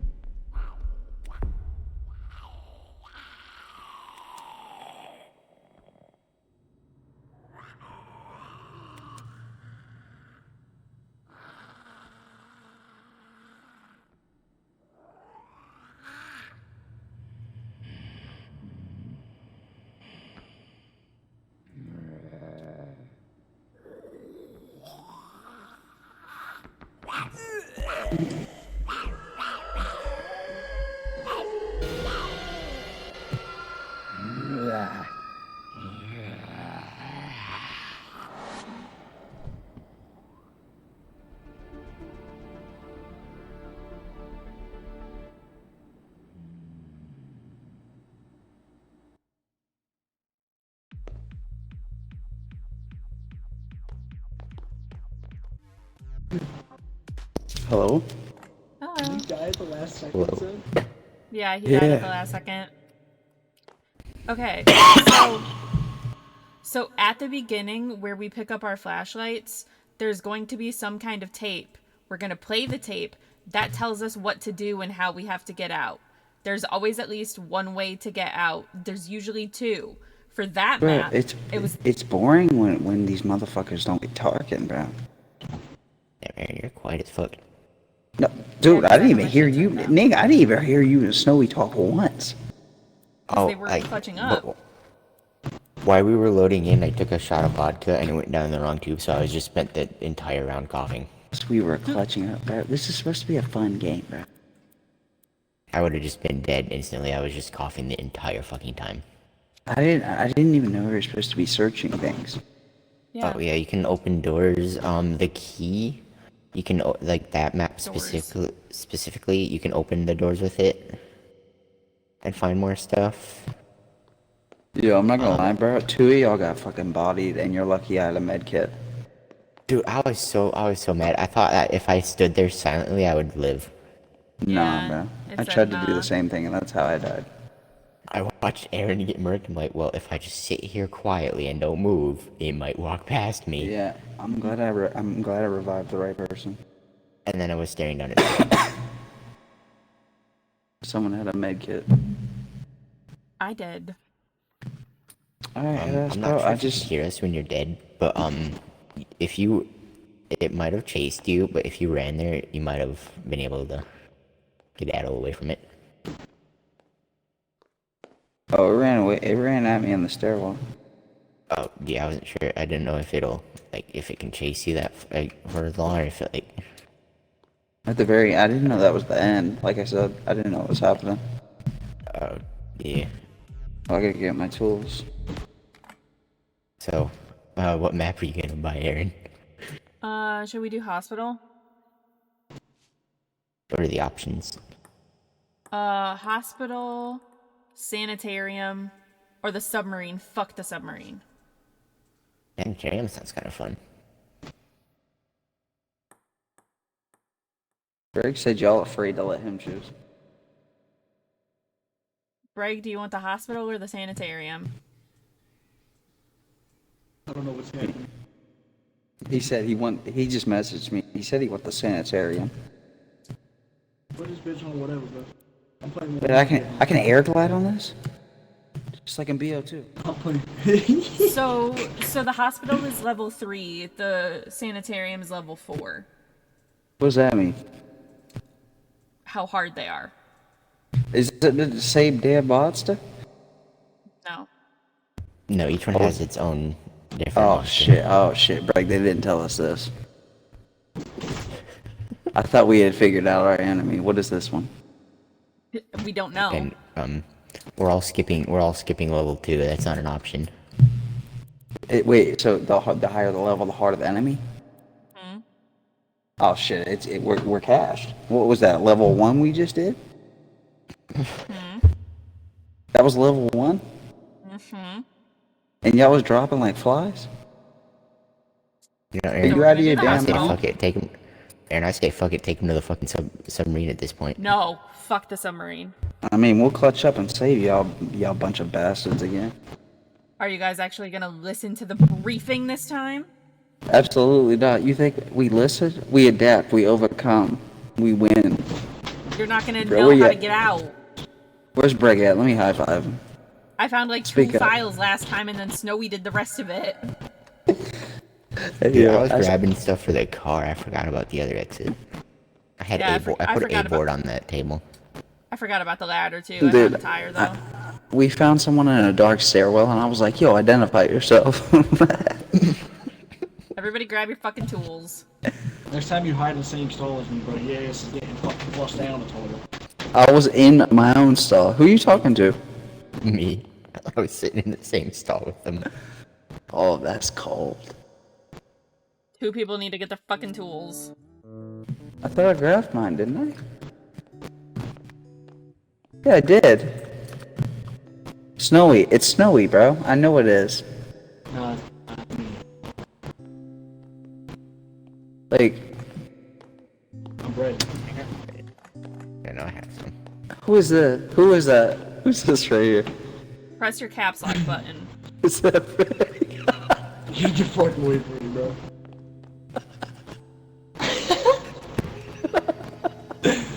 You dead ass just dropped that shit on my head. Who doesn't have their tools? I don't need tools. Oh, look at this golf R we about to take. You're actually a piece of shit. That's like Whoever the doesn't have worst your fucking- whoever doesn't have your tools, go get them. I already have. I think it's telling you it's Imagine this it's fucking. It's this fucking dude, bro. I'm telling you, it's snowy. He's fucking AFK, bro. All this No fuck, was. bro. Not talking at all during the game. Like, come here, you No pussy. was. He's straight focused up. He got money on the line or something. Oh, I bet, Meg. I bet. Dude, he gone. You can air dash, just like BO2. I'm about to move on this monster now that I know See that. this? Look, You- look, I'm just hopping around. You got unlimited stamina too. Hold on, my movement's Somebody- kind of getting stupid. I didn't realize that. Snowy. Snowy. Oh, he moved. Snowy. Nah, he went and got food Snowy. again. Okay, we don't got hops like that, but Hey, Big Back. brother-in-law, can you grab your tools and stop holding up the cousin tree? Like, hello?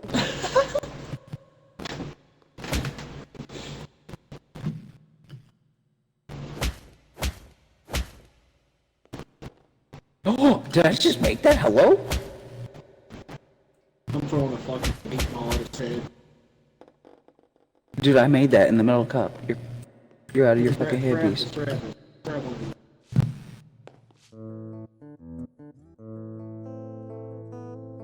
Good catch. You out of here? I fucking threw one and it landed in there, bro. On my mom's hip. Watch this shit. Kobe. Okay, that was bad. Kobe. Oh, that was another bad one. Kobe. Oh. Kobe. Oh. Yeet. Hi, Donnie. Yeet.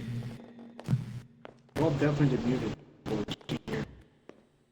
Donnie, spam message Snowballs. He disappeared on us before grabbing his tools.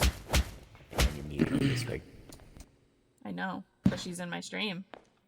Oh, that makes sense. Sometimes I just say- hit him. Watch this. I Watch say this. we Big ditch money Snowy from here. and accept an invite, Donnie. No, she's a Oh, that's just liability, fine. bro. No, she's good at this game. Yeah, she about to fucking not be near my ass. Me and Breg till the end. You guys would have been trapped in there forever without Snowy. Be so for real. I literally didn't even see Snowy that whole time. He built the ladder for us. That's because no one explained Mr. that. Sucker? I didn't even know you could build shit. Like The the fuck? explainer the explainer at the Bro, beginning. can you stop fucking breaking the explained audio? it. You're like screaming so loud, bro, that it's like making the audio staticky. Like, relax. I can hear you. Wait, Aaron, what map did you select? Hospital. Okay, never mind then. I was gonna see if I can't give any tips, but we've never played that map, so. No, I'm playing this last one. Donnie can take my spot. Huh? Playing this last one, and Donnie can You getting off after that? Oh, it is 10. That's fair enough. They're gonna be up for both. Yeah. You're gonna game though. Will you get off? Play some more reload. Absolutely. I bet. Whatever. Whatever's on, I'm playing. Good night, Mr. Swagger.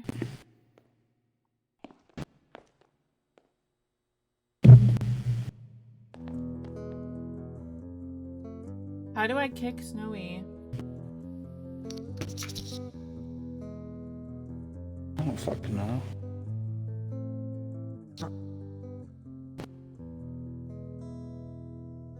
Yeah, it is, Meg. How do we kick Snowball Anderson? I googled it. No results. I don't know if it's possible. Damn you. He's Oh, you're back! here? Get your tools. Grab your tools. Grab your tools. Me? Oh, okay. Grab your tools, idiot, so we can go. Donnie, gonna do get in you the want golf to join one. before we load in?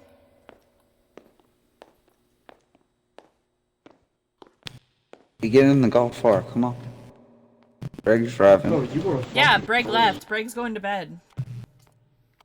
Or Wait, wait, what? he didn't leave yet. No, he's playing more. more. She matches. can Okay. she can take my spot now. I'm gonna dip. I'm gonna You dip. sure? Are you sure, bro? Yeah, I thought you were gonna Play play one another more. one. No, you're good. I'm chilling. What? You sure? My bag is kind of. I'm fucking. Alright, dude.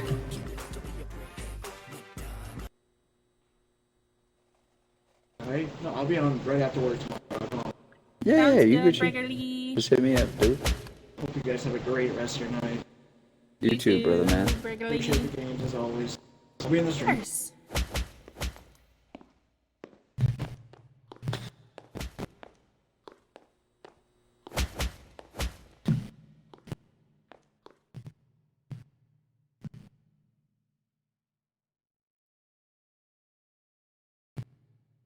I still think we should drag him through submarine.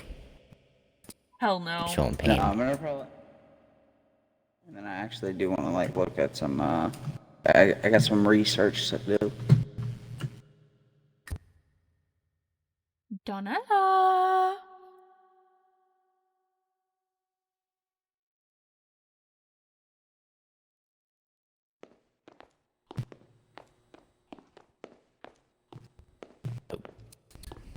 I did it again, I'm stuck.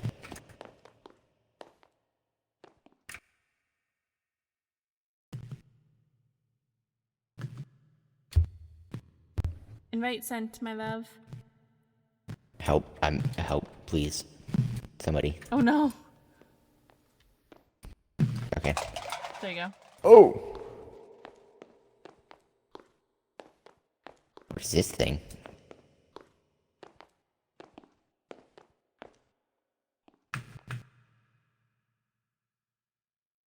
Interesting. Whoa. What's up, guys? Hi, Pookie. Get your tools. Hello. Okay. Where's my... Lizard. Okay, I got it. Yeah.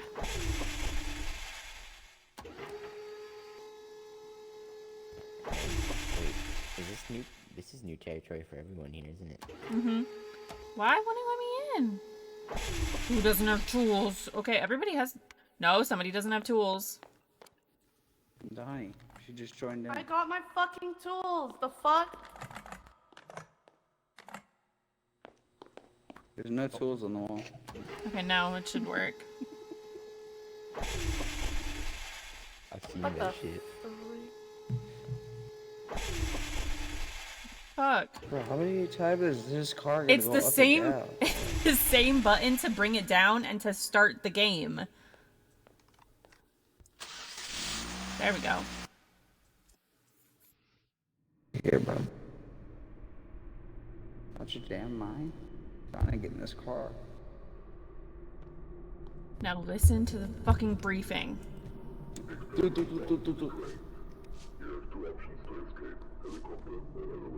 Helicopter or elevator?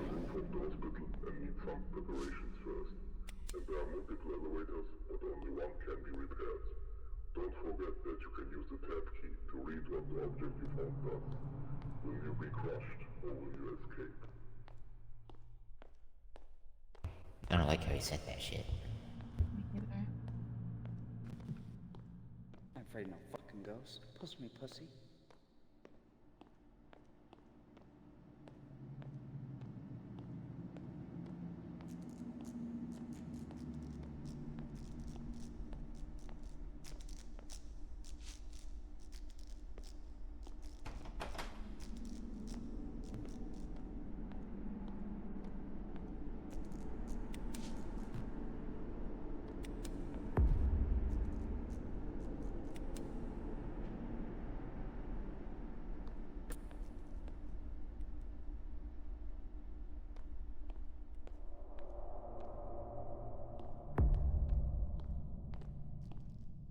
Oh, there's a bunch of shit to search over here.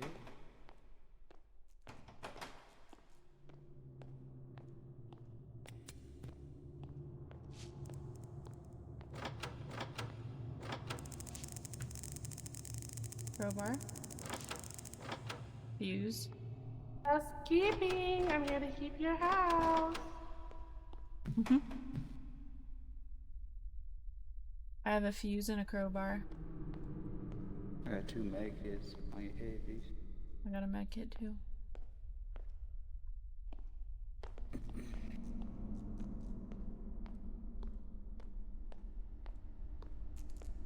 Since the emergency button for the elevator is right here, I'm assuming it's close by.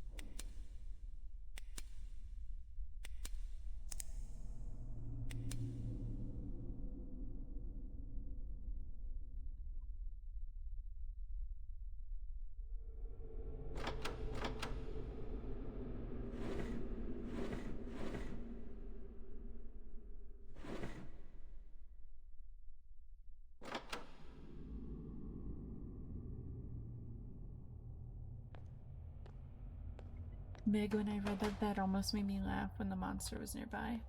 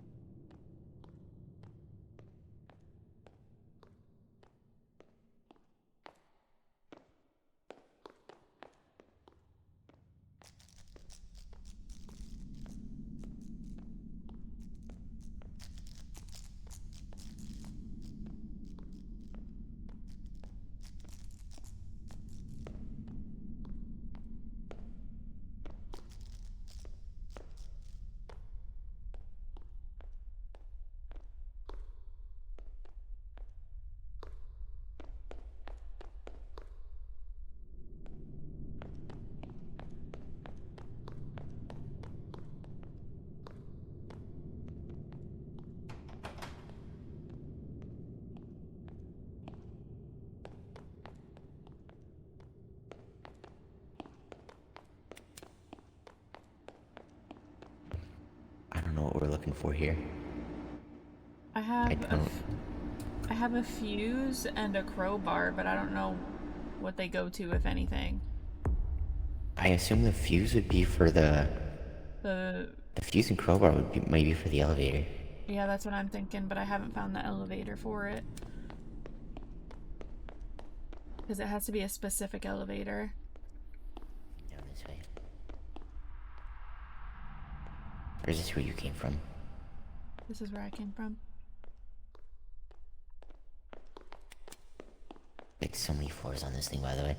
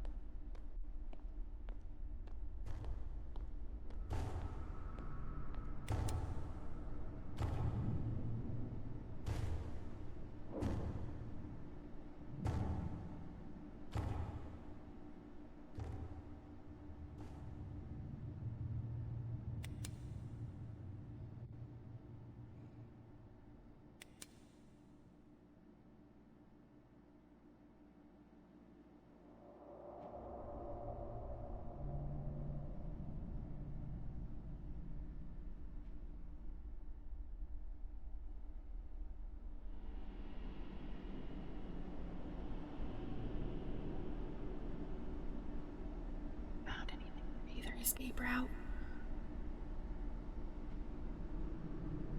I have a crowbar and a fuse.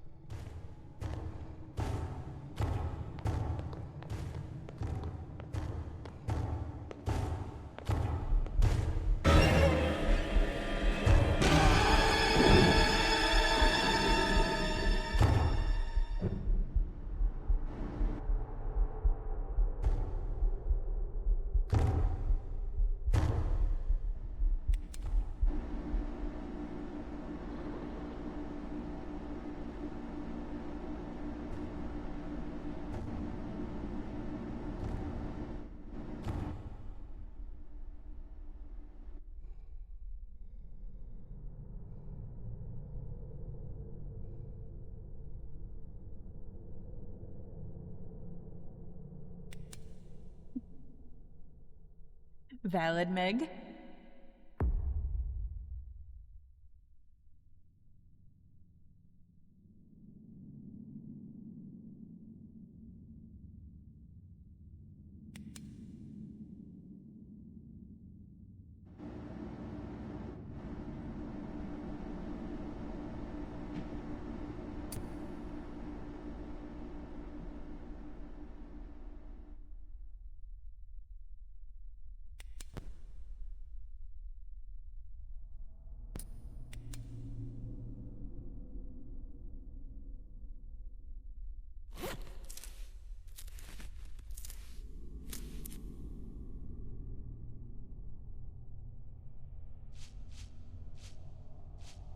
I have a helicopter key. Bet, let's go.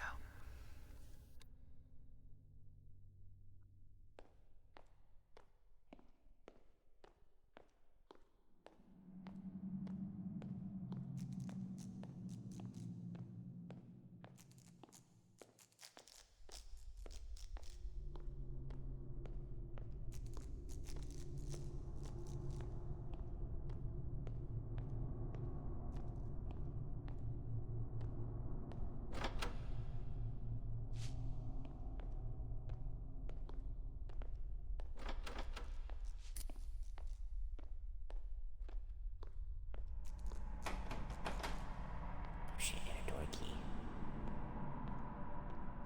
What kind of door is it? Did y'all heal whoever died? Yeah. Yeah. I think it was Aaron who died, and I healed her. I have a door key. I don't know where the door was that I found that was locked. Did you guys go to the roof yet? Yeah. Yeah, I have a helicopter key, but I don't know if that's how we want to leave here or not. I mean, it's easy to get up to it. I was up there a minute ago. You just take the stairwell.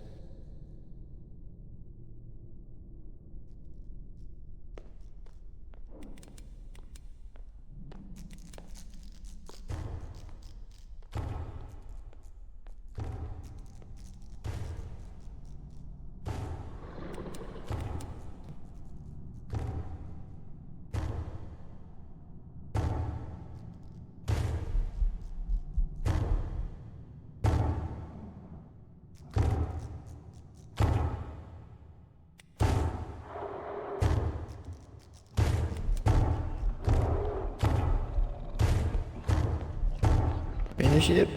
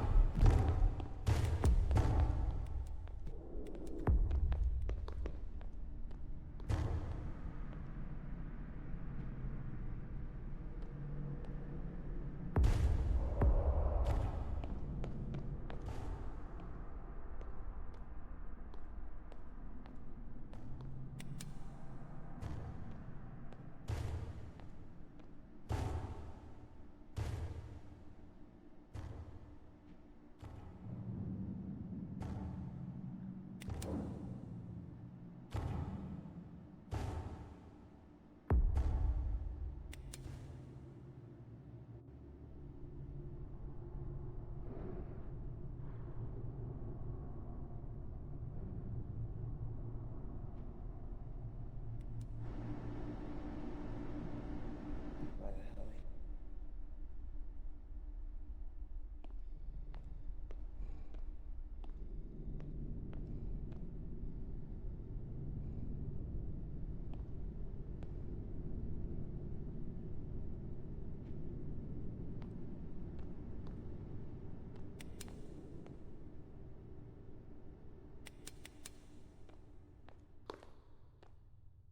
Found anything that could be useful?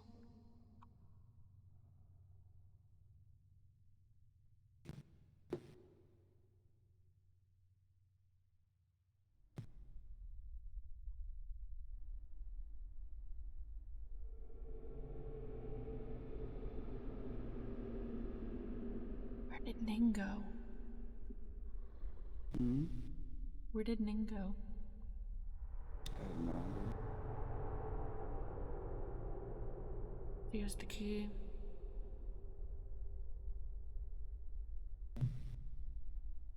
And we also have to repair it.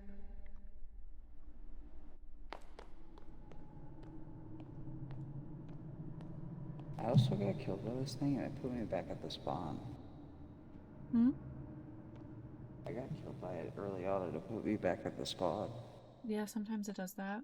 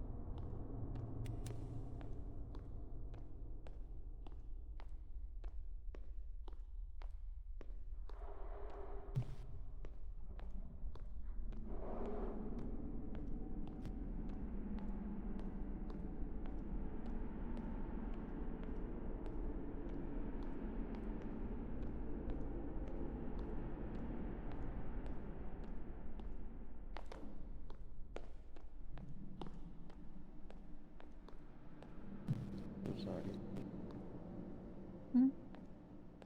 already looted. Have you seen an elevator that looks like the elevator we have to repair?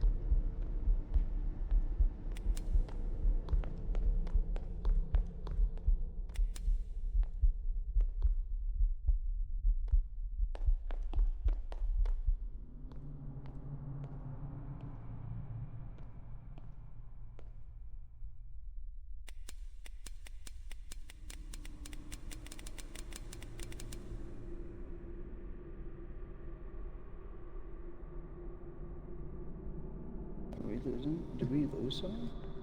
I think so.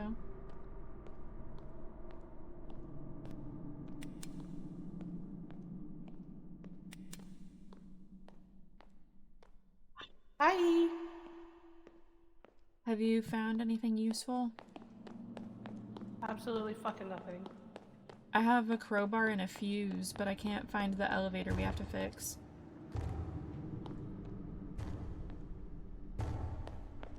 Mm-mm-mm-mm.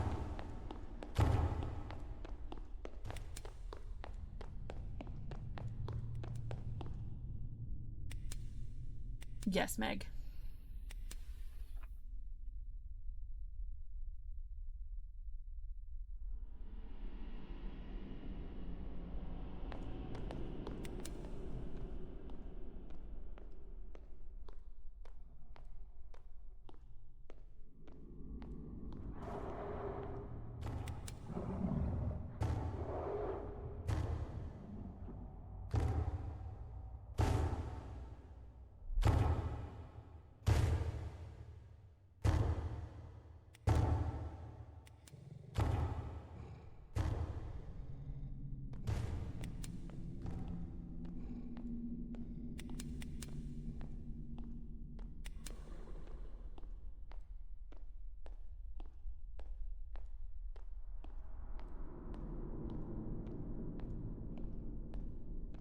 Fair enough, Meg.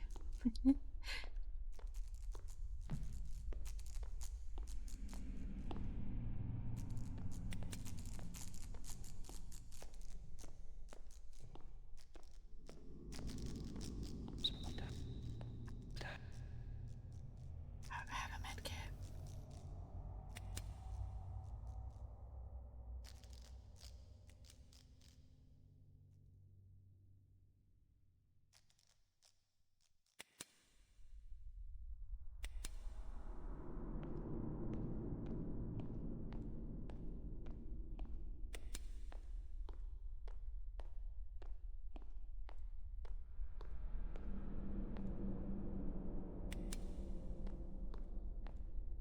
I get to it.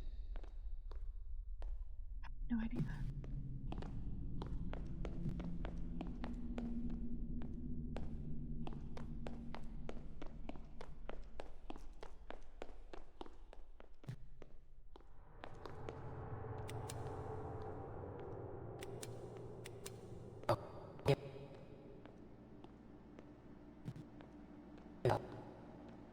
Your mic is cutting out. I have no idea what you're saying.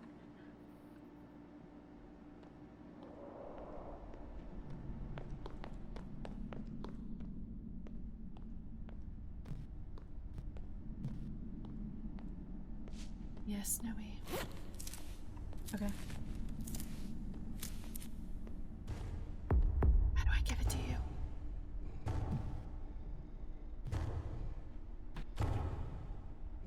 I'll just come with you.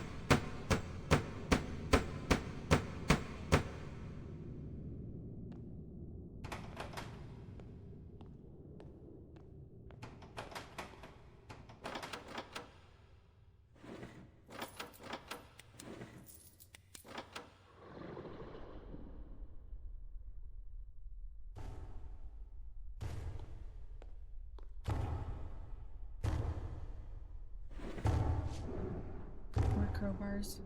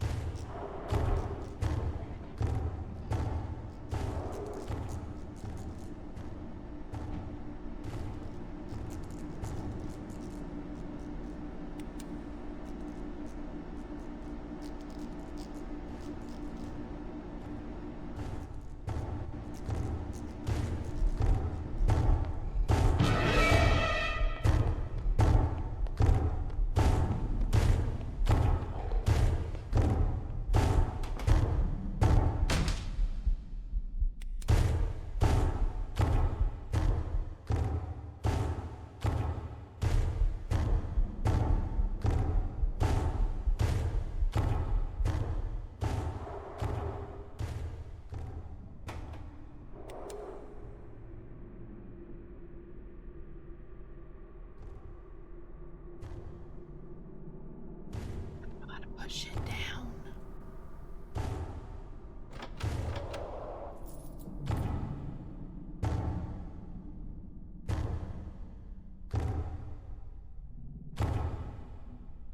Okay.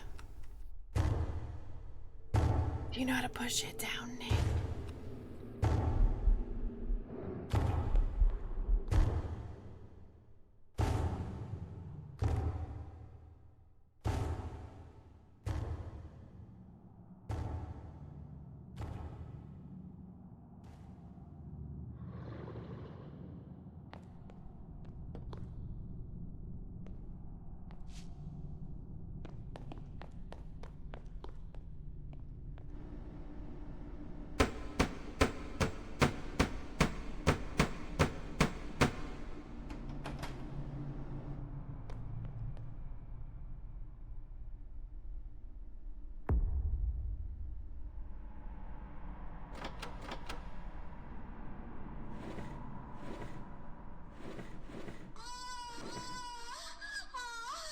Lex.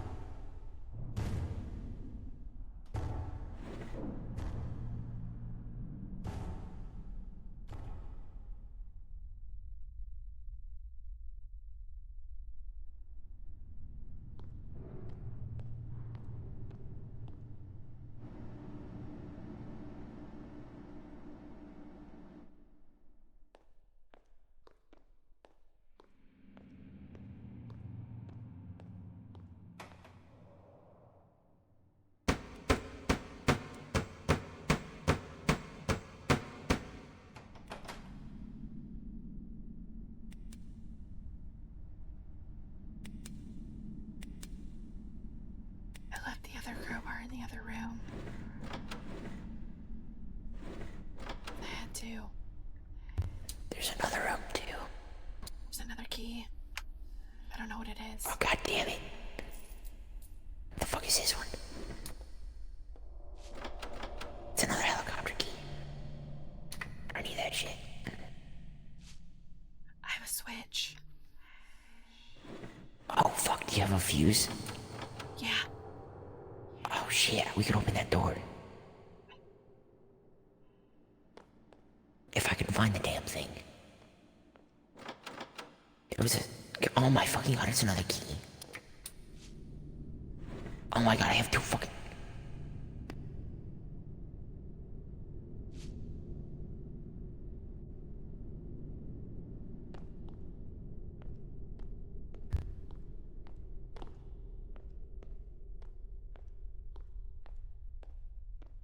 Can you get to us, Pookie?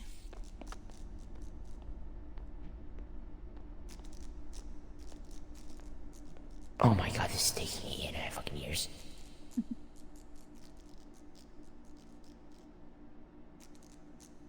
We don't have a drill.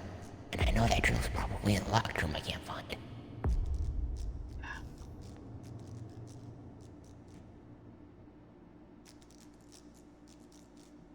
God damn, this can fucking hurry up. Shit. Oh my god.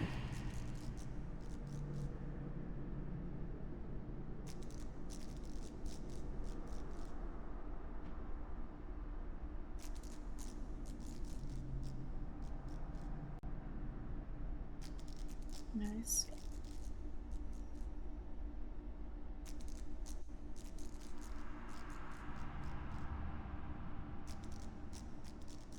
Did you get the crowbar from the other room, or do you want my crowbar? What? You still have the wrench? Yeah, It says I need a wrench to repair this. I just repaired it. Oh, here. I dropped the wrench right there. Okay. know the second I leave here, I'm never gonna find this elevator again.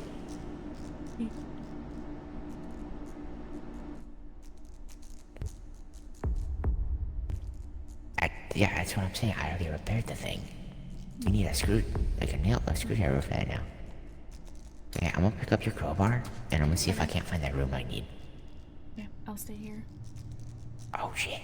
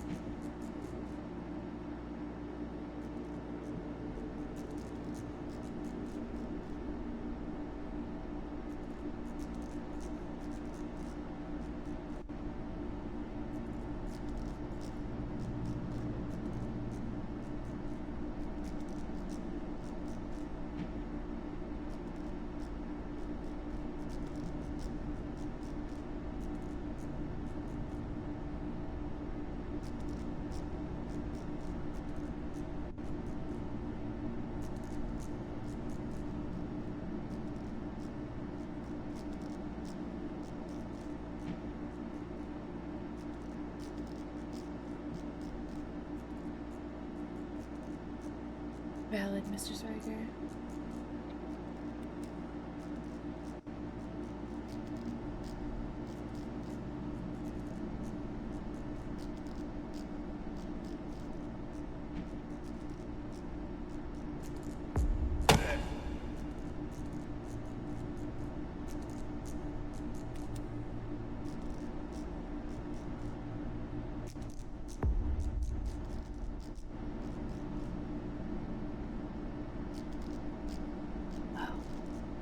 Cookie. Have you found a screwdriver anywhere? No, I haven't, but like, I'm trying. I was trying to back it up on you. Oh. Thank you, Pookie. Oh, let's go.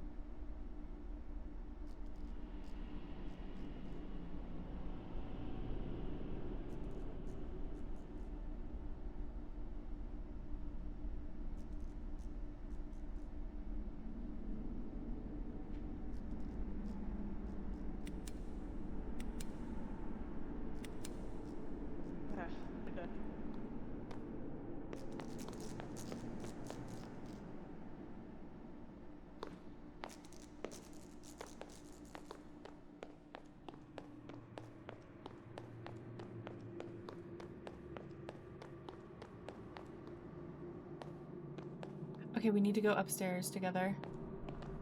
Okay, this way. I don't know where the stairs are. It's this way.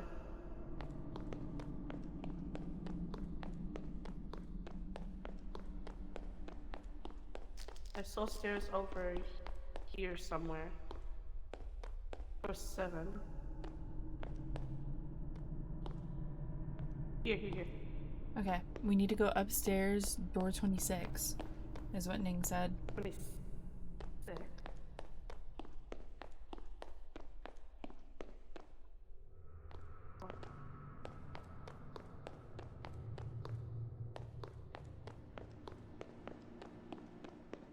Here. I'm at door 26. Can't open this door, something is blocking it. Oh.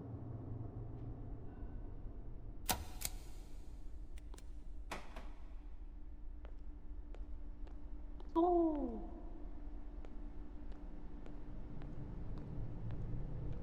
This is not ominous at all. I have no clue what this was for. I just figured it was useful since you needed so many things to open it. Is it pointless? This is fucking pointless, wasn't it? I don't see anything now. There's no way.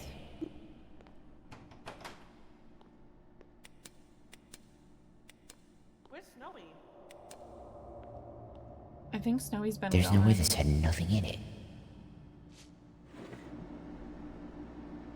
Oh shit! It did. What was it? The drill. Let's go. I don't know where the elevator is now, though. We can get there.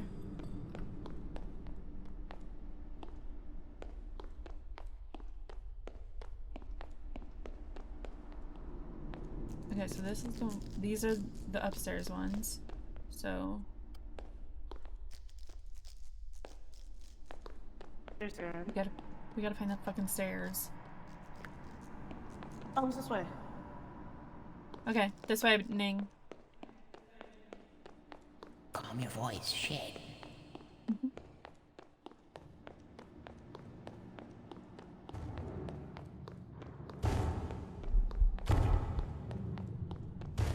Fuck.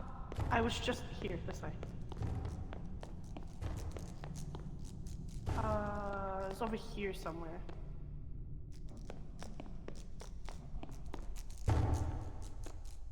Oh fuck, oh fuck, oh fuck, oh fuck.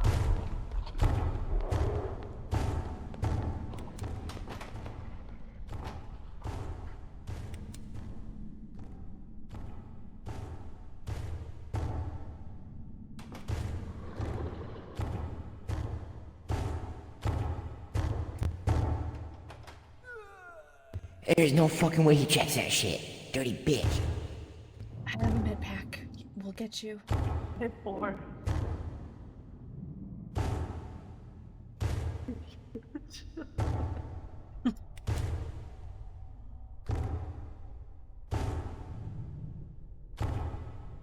Also, was the fishing game broken? I don't think so.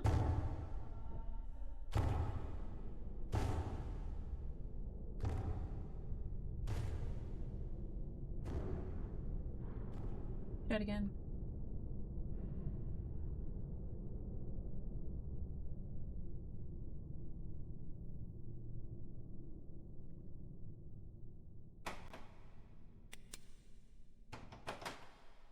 Wait, where's Ning? How did Ning get down He there? died.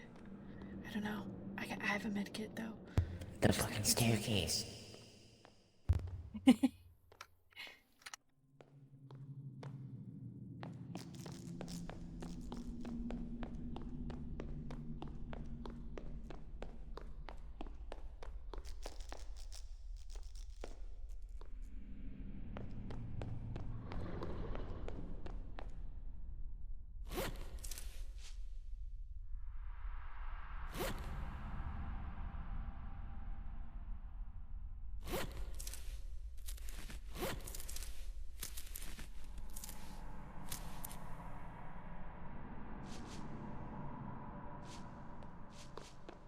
Elevator. Not that one. Not that Not one. here.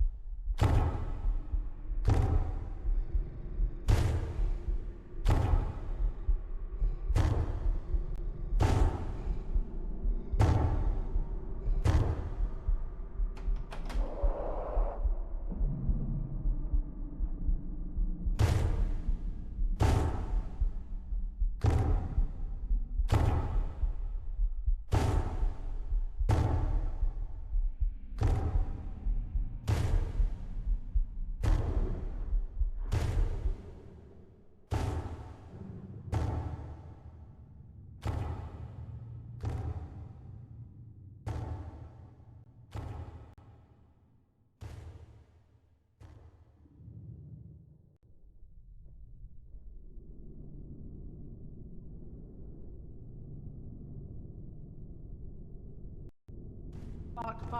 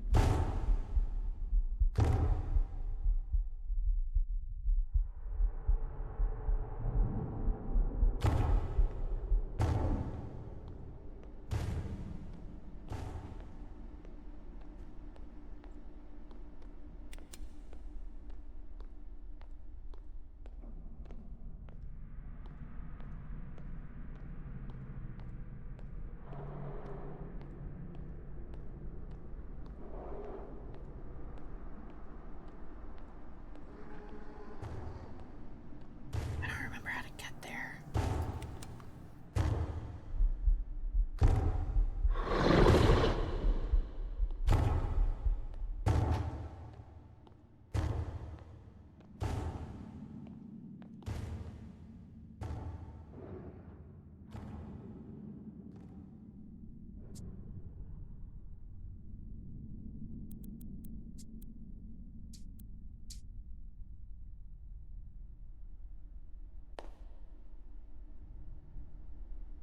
I think she did.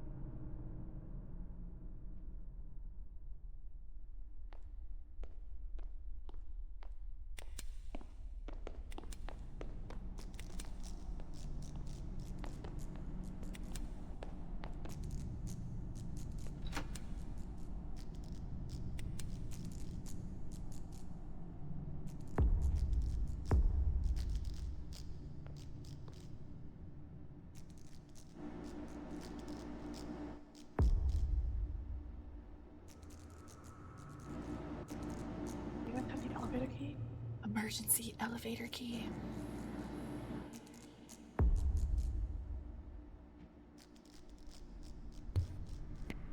Yeah, I have 2 of them. Yeah, you can use it. I have. It's not. Drop your keys, drop your keys.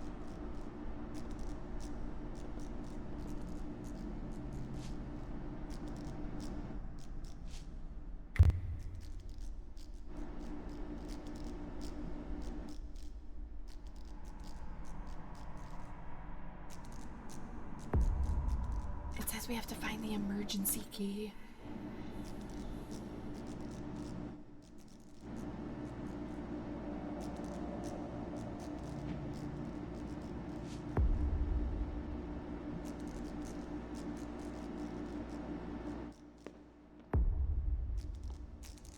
You're fucking kidding. Hold on, hold on.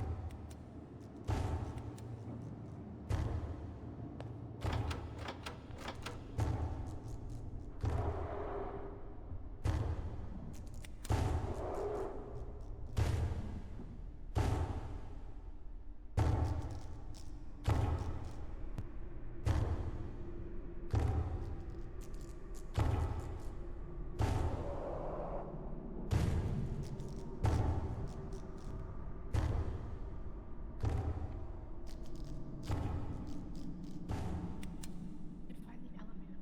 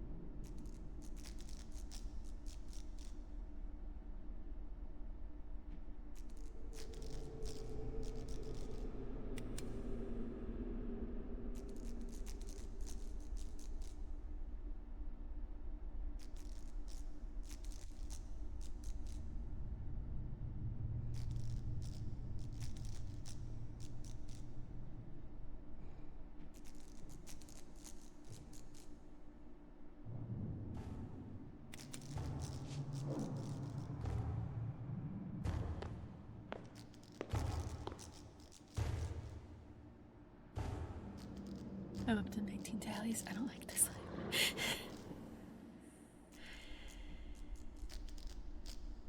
I'm so close to just walking into the loving arms of this monster and being done with it.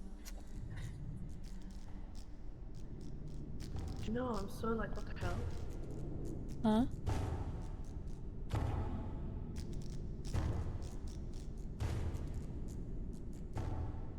Me too, I feel that.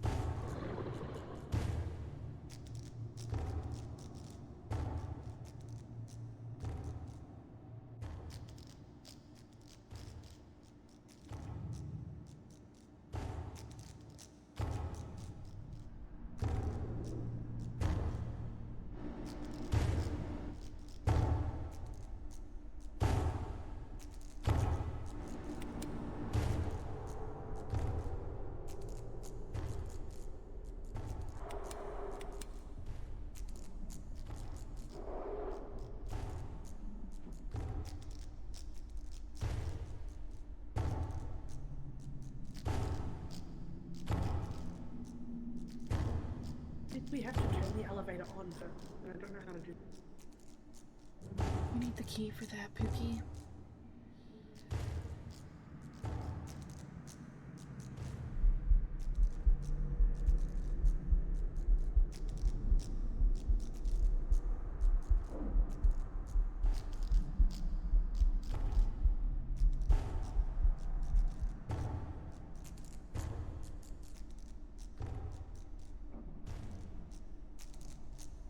Oh, the helicopter's ready. Bet.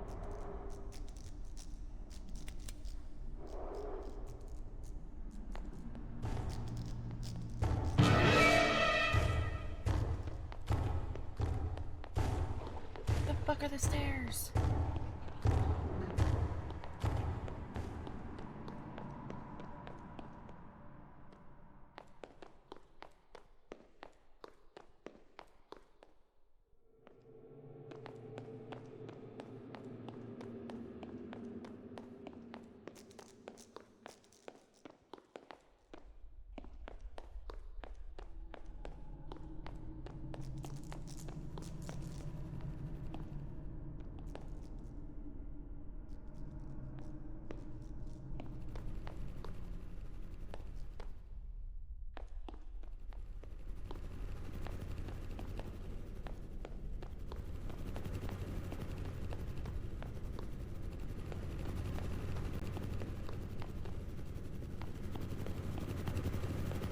Nah, I don't know how. I think we need to turn it on, and I don't know how to actually turn it on. Aaron's on the way, Aaron's on the way, Aaron's on the way. Son of a bitch! The metal What? cutter. I left it by the elevator. Fuck, dude. Oh, this one? Donnie, you are so sexy. How She do I has cut it. it? How do I do it? I don't know. Just try to Just interact like with it. hover over the cables, maybe? I don't know how to do it. Someone else do it. I'll try.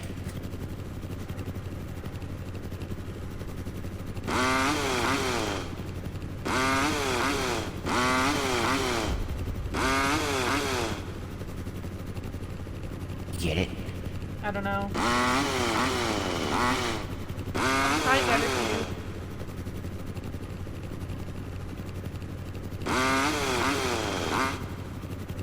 Because it looks like it's doing it, but it's saying that it's not. Here, somebody else try. I'll try it again. You gotta do it until it chops. It doesn't, though. You have to keep on oh! Snowy says you have to keep on doing it.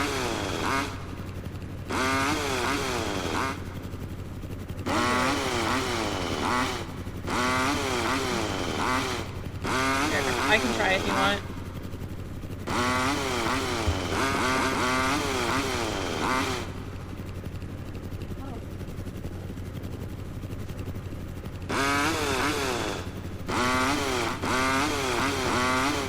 Hello?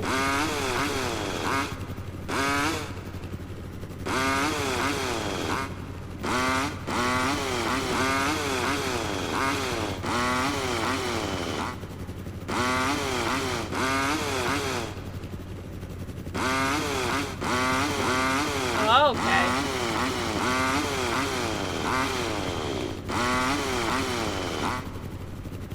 What the fuck?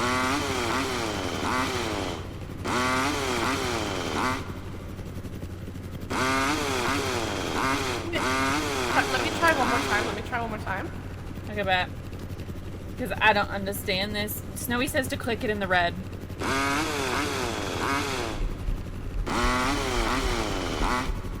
It's coming, it's coming, it's coming.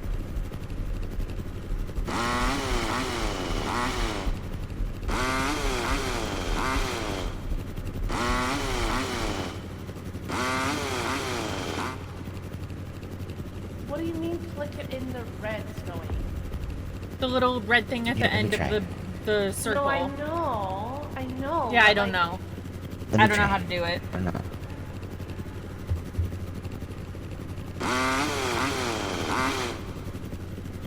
Oh my gosh, try.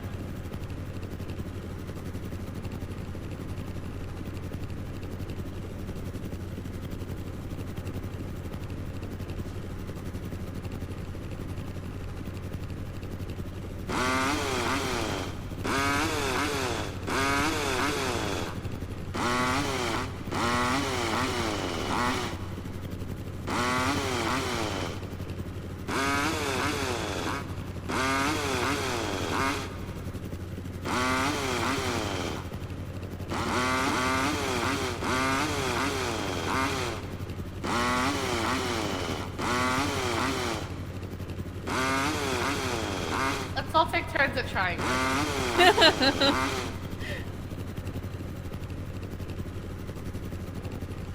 What the fuck, dude?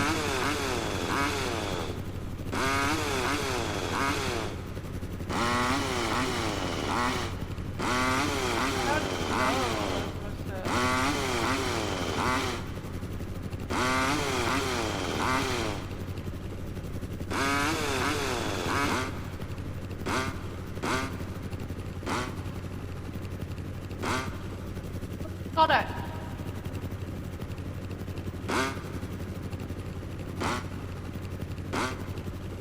I got it, I got it, I got it, I got it. Oh my god, I got it, I got it, I got it. Bet. How the fuck do you do it? I don't know, I tried to just kind of figured it out. Fair enough.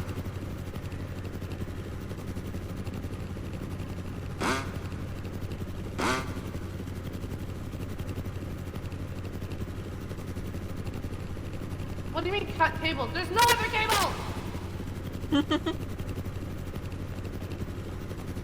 Am I blind as fuck? I don't see any other cables.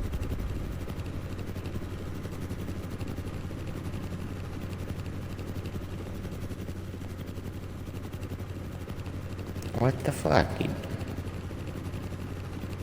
What?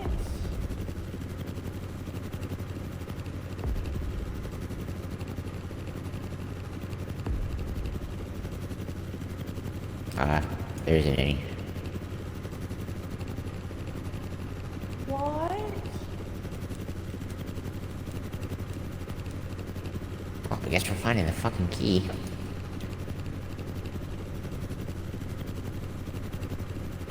This is such bullshit. I hate this game.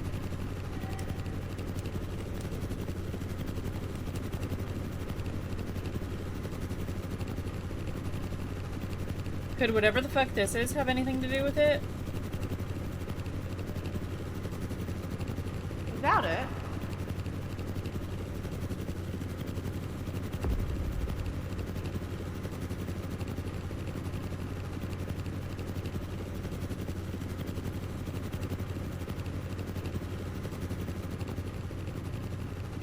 I hate this game.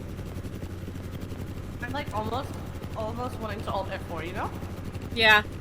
I thought about running into the loving arms of the monster a few times already.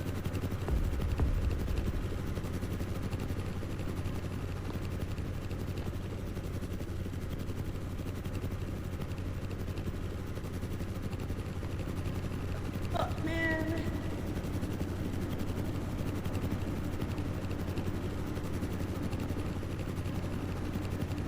After we finish this, I'm going to bed. I'm tired.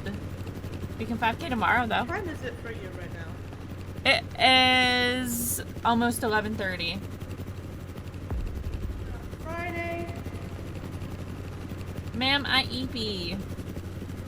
I might alt F4, honestly. Let's go find the monster and run into its loving arms.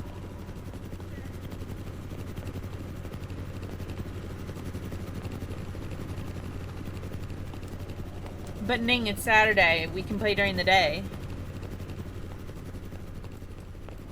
Oh, I can't jump.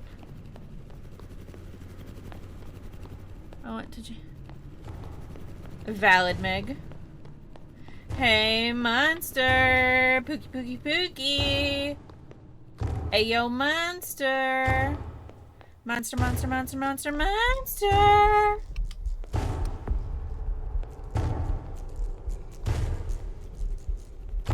Hey, yo, shithead! Come get me! Yay! Damn, that sucks, Ning.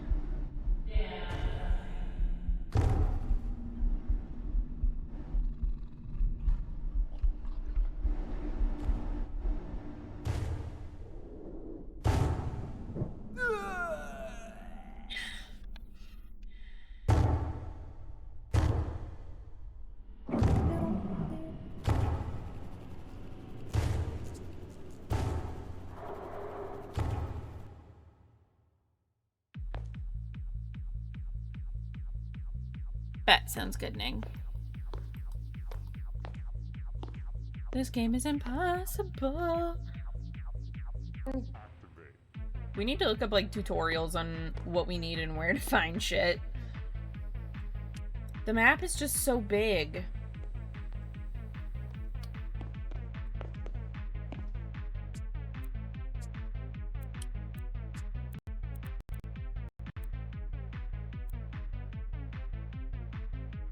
Valid, Ning. Shout of the century.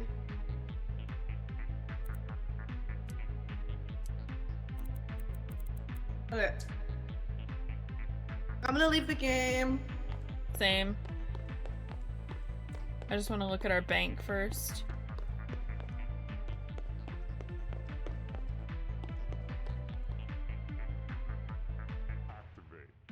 Valid, Meg. Do you want to play Peak tomorrow?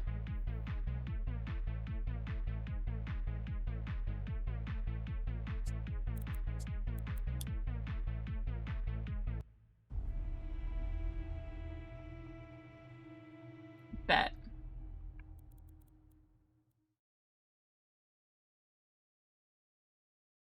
Hi, Pookie.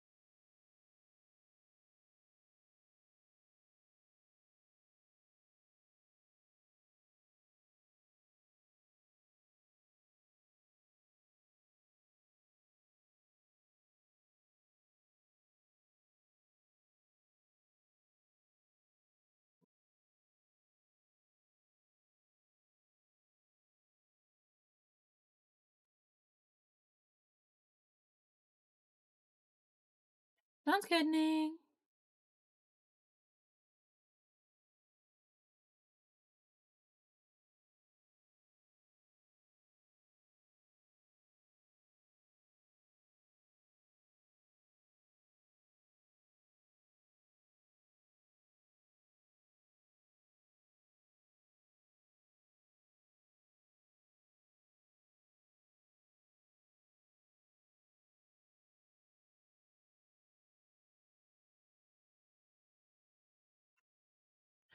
Okay, chat. I am gonna get ready for bed because I'm tired. So tonight we're gonna watch the Ghoul Boys talk about like spooky stories from Reddit and stuff like that.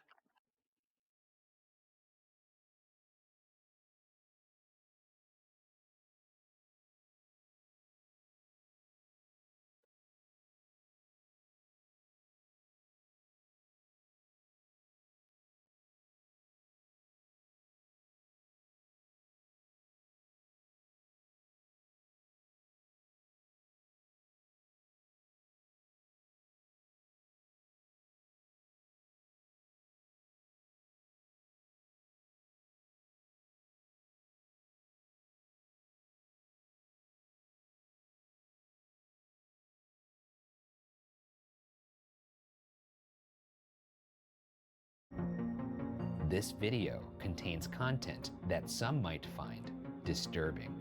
Viewer discretion is advised. The forest is a testament to nature's beauty, its strength, and its power. But everyone and everything has to abide by the laws of nature. Tonight's narrator is reminded of exactly what can happen when humans forget that. I'm Ryan Bergara, and this is Are You Scared? A show where I tell my friend Shane Madej the internet's scariest stories. So lock your doors, turn off the lights, and let's see if we can make it until the end of the night. It protects the trees. Tonight, we hear the tale of a trip gone wrong.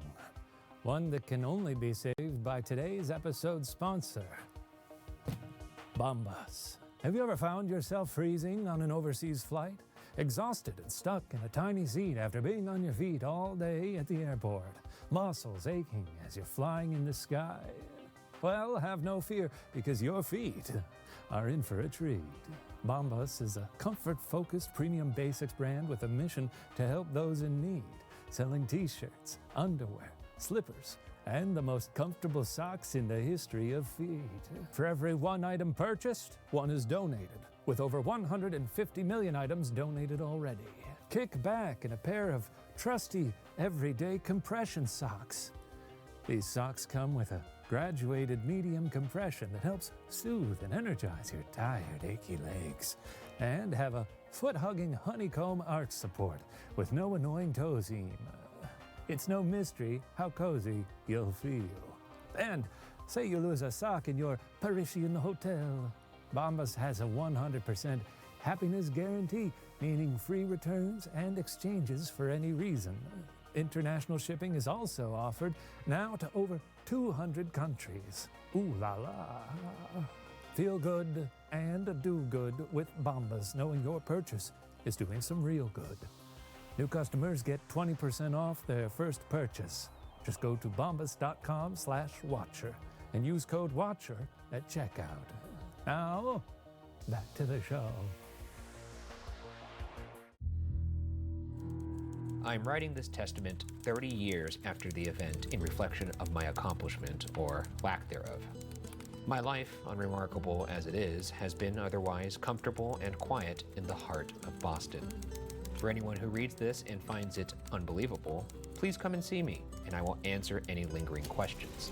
So this is from a letter dated 1911. A year before the Titanic sank. Why do you know that offhand? Because it sank in 1912. I know that, but it's just weird that you know that so quickly. If I am dead when this is read, then you are snooping, but you are welcome to read regardless. I hope it paints the picture of a man who has done what he's able. I was young when the bullying started, some from the other children at school, but mostly from my father, a burly man and capable with his hands. He kept us fed and housed with the strength of his back and the sweat of his brow. He was afraid of nothing. As his son, I would accompany him on hunting trips, frail as I was.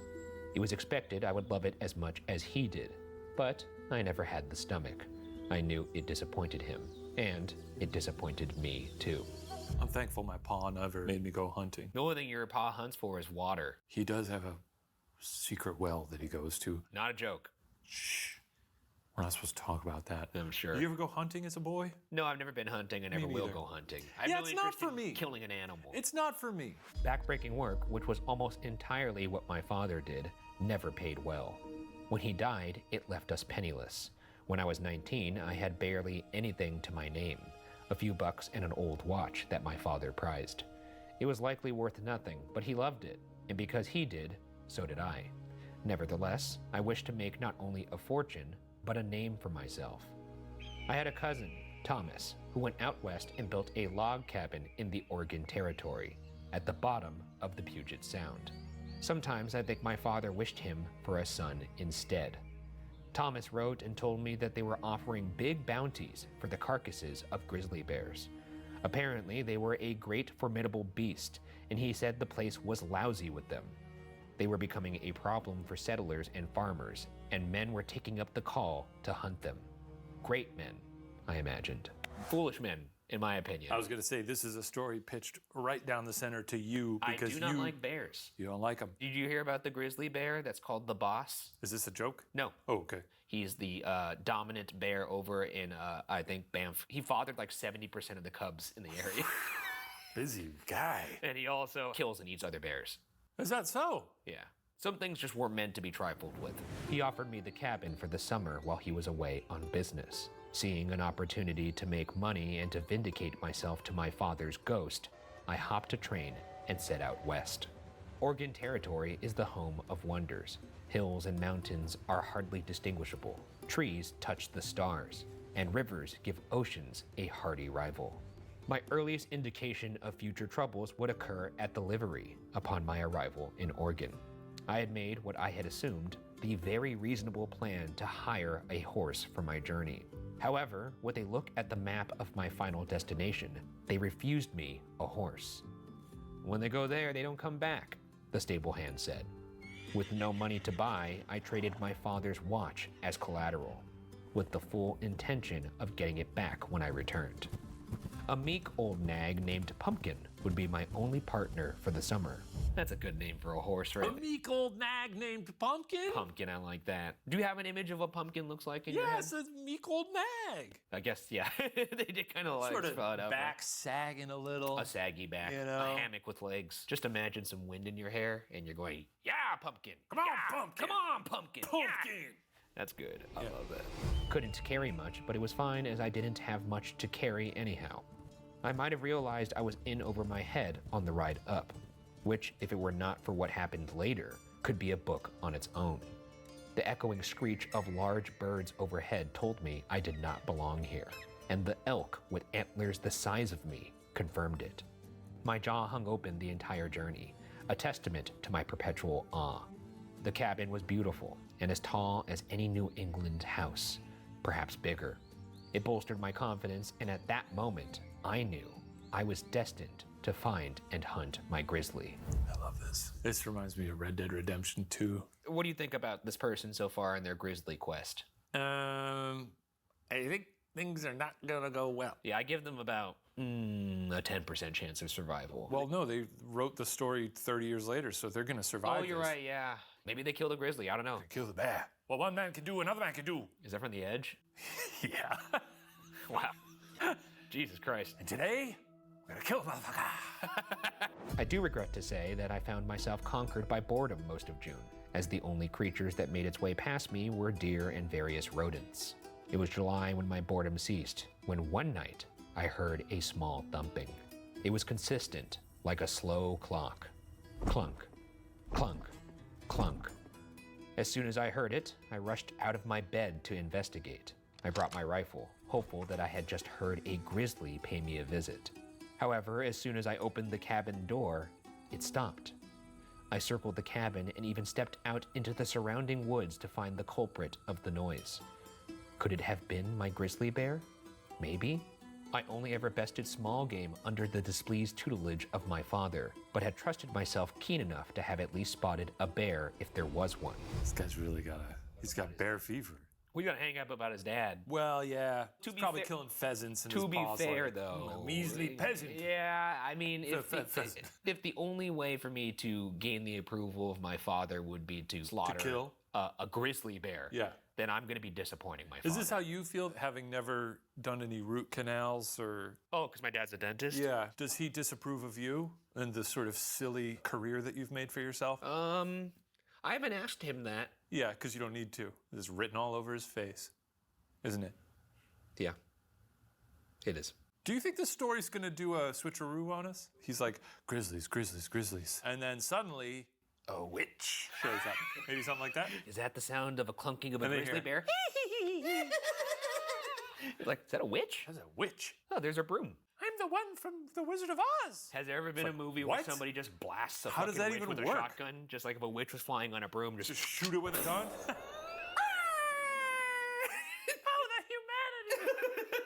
No disrespect to the witches in our audience. No, for sure. I'm talking about somebody who's flying on a broomstick. Yeah. And then gets fucking cast out of the sky for, defying the laws of physics and gravity. It'd be so funny for the Tin Man to just pull out a gun.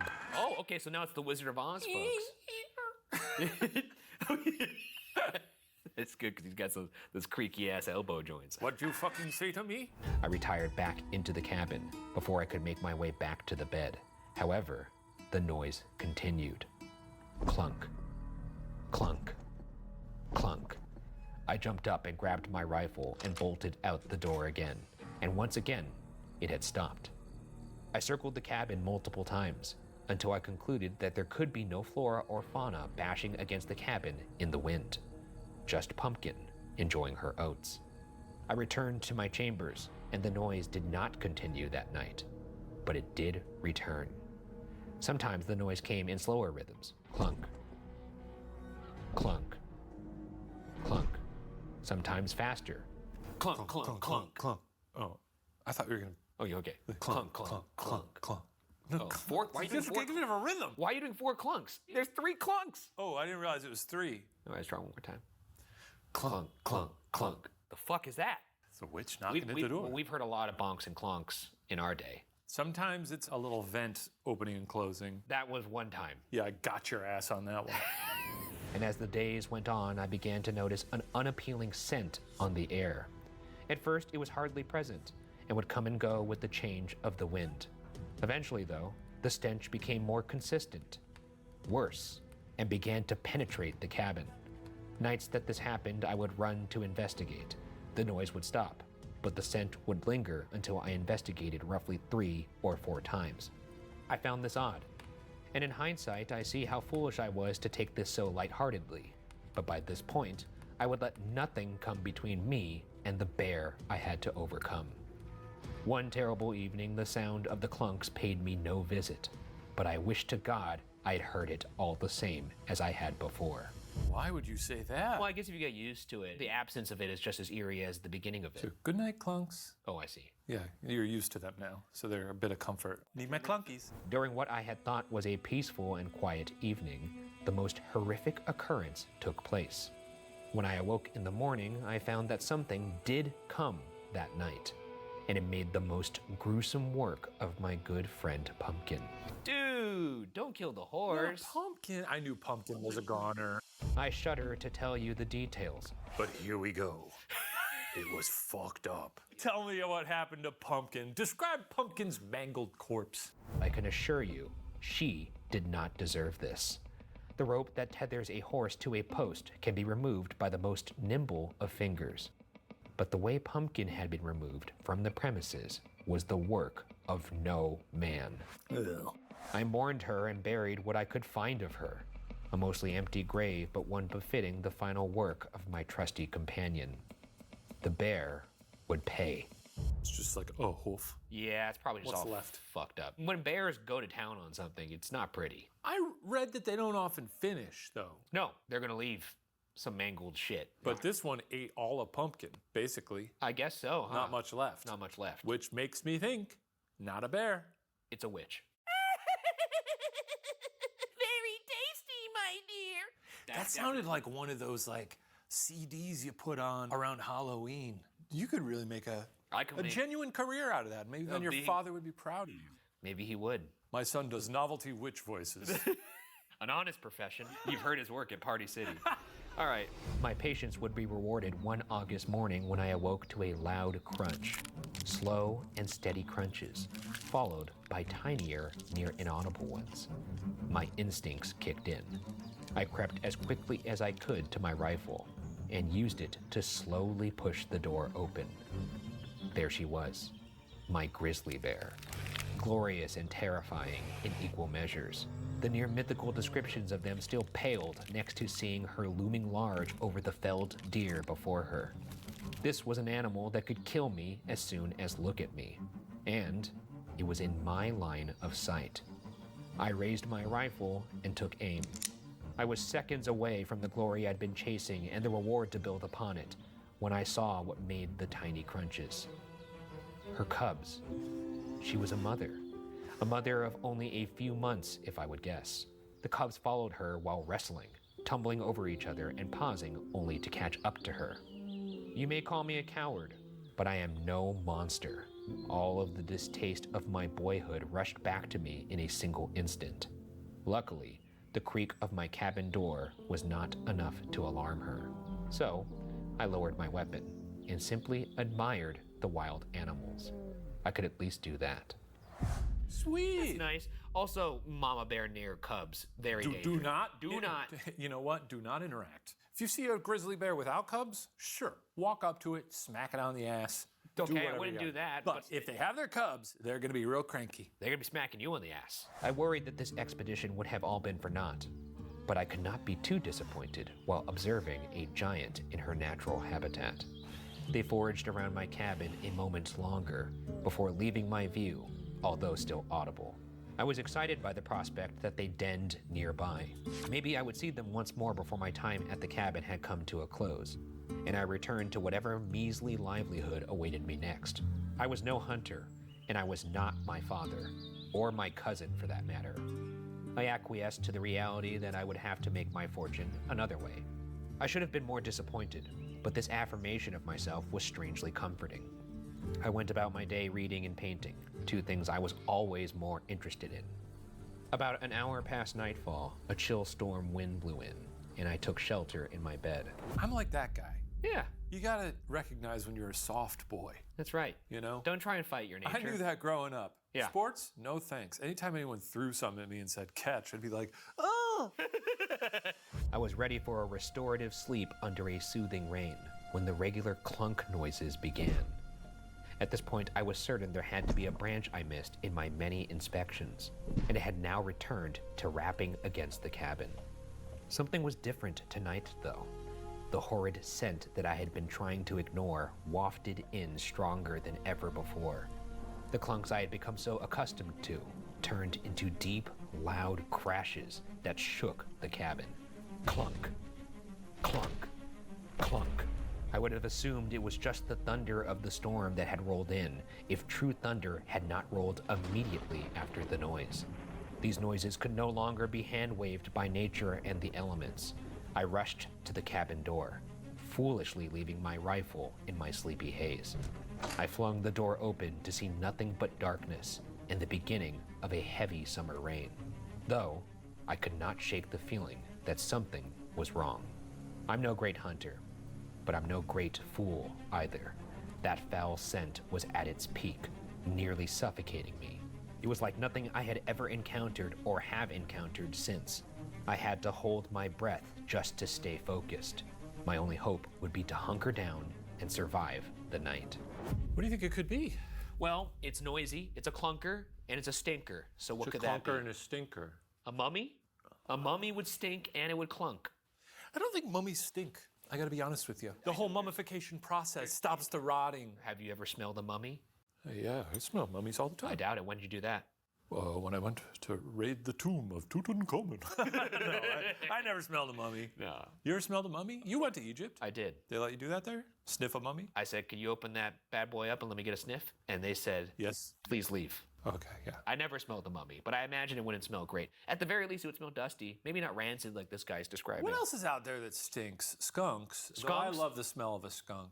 You know, I've mentioned that before, right? You have. Yeah. It's weird that you keep repeating it. It's a unique smell, and it's so nice and refreshing to smell something out of the typical, you know. I mean, that's definitely the stinkiest animal, I would say, by and large, the stinkiest animal. But I don't think it's capable of clunking. Is that the stinkiest animal? I would say so. Bigfoot's supposed to smell. What if it's Bigfoot? Oh, shit. What if it's Bigfoot? Dude. Bigfoot, clunk, clunk, clunk. I don't know why he's only doing it 3 times. Could be Bigfoot and his smegma smelling ass. And they're up in Oregon. Oregon.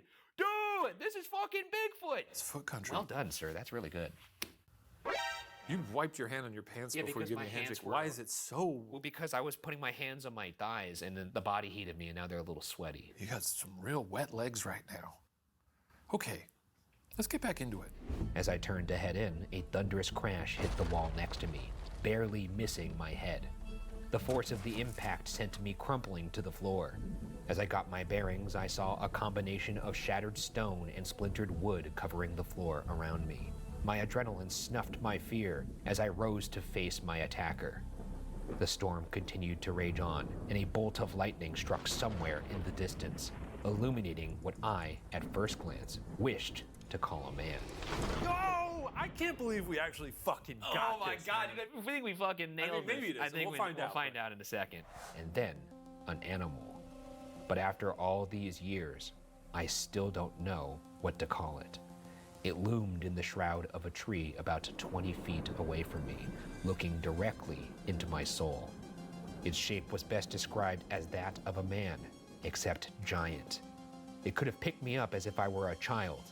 That sounds nice. We've talked about It'd be nice to be picked up by a giant and have him carry us places. Carry us like a baby. Put me in one of those. the big papoose. Yeah. Yeah. That'd be nice. On a rainy night, too, just like the light rain hitting my face. And he's like, oh, don't worry about it. Well, he wouldn't talk, but he would be like, my baby.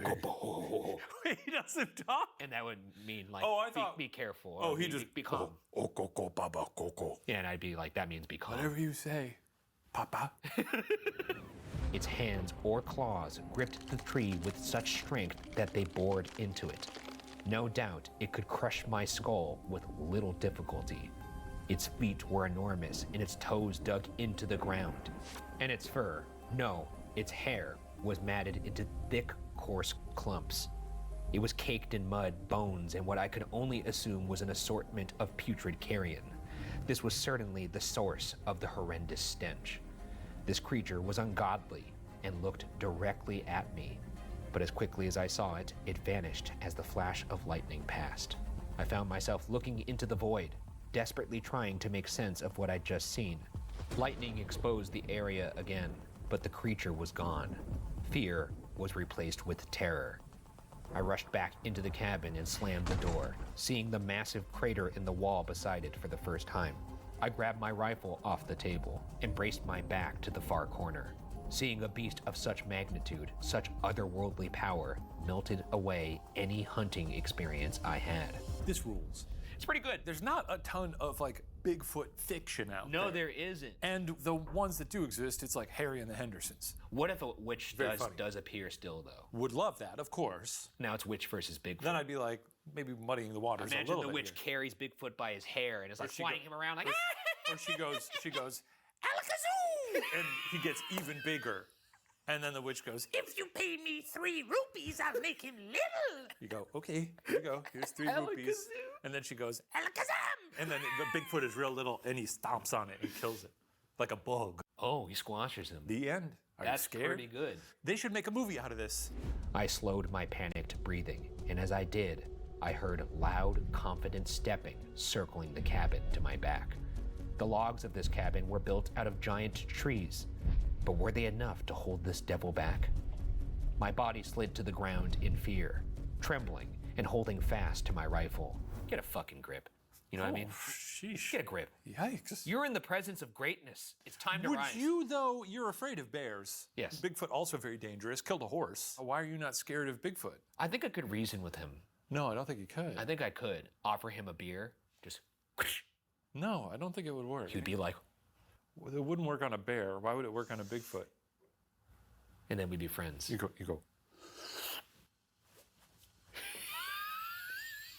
Just the thumbs up? Yeah. Suddenly, the heavy steps stopped, and I was overcome by a wave of noxious odor. My eyes began to water as I waited and hoped to be forgotten. The silence was broken by the sound of sniffing behind me, on the other side of the wall. Like some massive wolf, the creature was hunting me, and it knew where I was. Another long silence followed, heavy over the buffeting rain, every second stretching as I waited, with every muscle tensed. How could such a giant be so silent? Suddenly, the log cabin shook with frightening creaks, and the sound of splintering wood. The beast was coming. I began to pray, when another roar interrupted my thoughts. The beast stopped shaking the cabin. On the other side of the wall, I could hear the hulking creature stand and move away. The new roar bellowed again. Bear versus Bigfoot? Bear versus Bigfoot. Dude! I've never wondered about who would win in a tango. Grizzly bear, pretty scary, but Bigfoot, big and scary. I got my money on foot. Well, I mean, it's kind of sweet, because he saw the grizzly and the cubs, And the grizzly but let it live. Grizzly was like, I saw what you did. Thank you for letting me live. The roar was intense, and in any other circumstances would have been a thing of nightmares. But it was my saving grace. The devil attacking me clearly felt no fear, for it returned with its own roar. His was a primeval sound, the roar of a dominant predator that thrived on its ranking in the food chain. Sometimes, morbid curiosity can override one's better judgment, and in that moment, I had to see, had to know.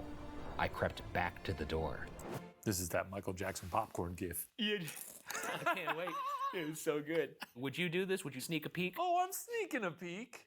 Well, this is why you would die in a scary movie, because for me personally, this is a lot like when the Indominus Rex gets attacked by the old T-Rexy. You use that moment as like a smoke screen to then You get out of there. You get out of there. Too dark to make heads or tails of a fight, I saw 2 giant masses of hair and fur, claws and teeth, blood and flesh. Whatever distance was between them was shortened in less than 2 seconds. The source of the new roar now produced something akin to a whimper. The devil had brutally subdued my savior, and it bellowed in pain. No, killed Mama Bear. I don't like that. If I were writing this story, this is why they don't let me write stories for this. They would. Oh my. I think that'd be a funny twist. Like they'd start fighting and then they'd sort of be like, oh. I can see what's happening. What? And they don't have a clue. Who? God, now I want them to fuck so bad, dude. That's the other fan art we want. Yeah, just Bigfoot and this bear. Bigfoot and bear. Fucking. And then the witch comes. And the witch is above them going, where's my invite? Suddenly, I found my hunting courage. Whatever is out there saved me. I had to take up arms and return the favor. I rushed outside with my rifle. Lightning cascaded through the sky, and the scene before me filled with sorrow and rage. There, at the tree line, was a huddled, wet mass of fur, breathing very slowly. My savior was a bear, and a quick scan to the right showed 2 cubs hiding in a nearby tree. It was her, the mother grizzly bear. My heart sank. Before I could think better of it, my self-preservation left me, and I raised my rifle as a furious scream escaped me. Looking through the trees, I saw the giant's hulking shadow turn to investigate the noise, at which point I fired. The bullet of my rifle struck the creature right in the chest. It stumbled backwards, patting at the spot the bullet had just struck. It released a wicked call of pain and scorn. Fuck! You shot me! You fucking shot me!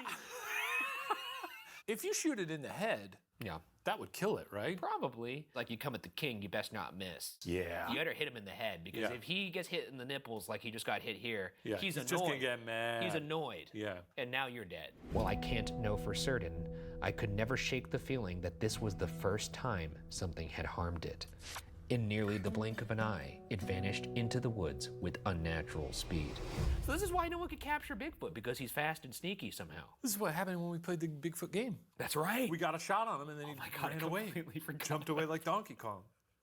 The Bigfoot game, so much fun. That's a lot of fun. I just got reminded of how much fun that was. I want to play that again. I want to play it again too. After a moment of hesitation to confirm the creature had left, I went to investigate my savior. But she had vanished with her cubs just as quickly. Though a long trail of blood told me she might not be long for this world, I hope I saved her as she saved me. But I didn't stay long enough to find out. That's smart, because the bear doesn't know you saved it. The bear probably would think, oh. If the bear saw you again, it'd probably be like, yeah, if it end. That was my last night in the cabin. I left as quickly as the sun could come up, and I returned to civilization. While not the heroic return I had hoped for, I found myself grateful to have returned at all. I have not hunted since then. I do not wish to set foot in that land again. It is the land of giants, and the giants wish to keep it that way.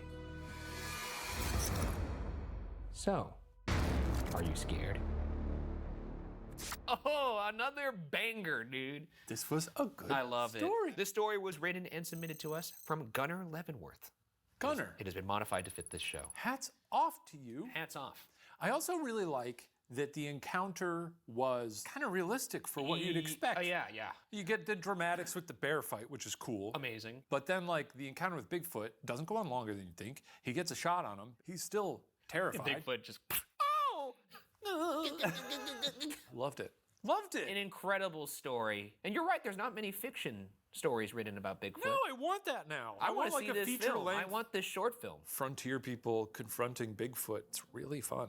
If you make this movie, Gunnar, we'll be in it. Yes. I'll be the person with the rifle and Shane could be Bigfoot. I'll be the witch. Okay, he could be the witch. What if you were just all of them, the witch, Bigfoot, and the bear? Oh, sort of like a Doctor Strangelove situation. Yeah, or like a Nutty Professor. Or like Nutty Professor, yeah. Starring Shane Medea as the witch, the bear. That sounds good. We'll make it. Well, that does it for this little mini season of Are You Scared? Thank you all for tuning in. I guess we'll see you next time. Farewell. Bye-bye.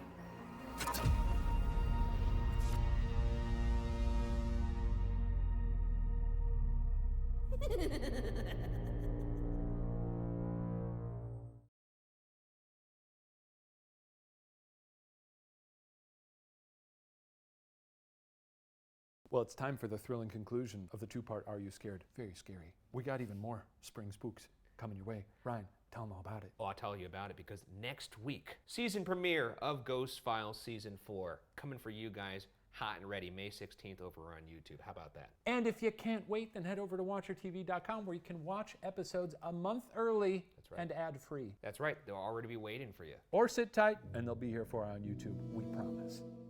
This video contains content that some might find disturbing. Viewer discretion is advised. I'm Brian Bergara, and this is Are You Scared? You can let go of your hat now. A show where I tell my friend Shane Madej the internet's scariest stories.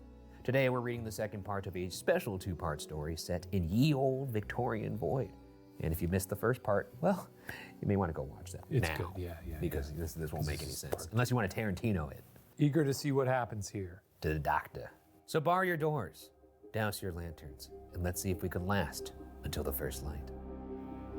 The Seven Whistlers, Part 2. October 20th, 1888. We've been miserably busy as of late, and the cook business has dulled considerably, at least in the public eye.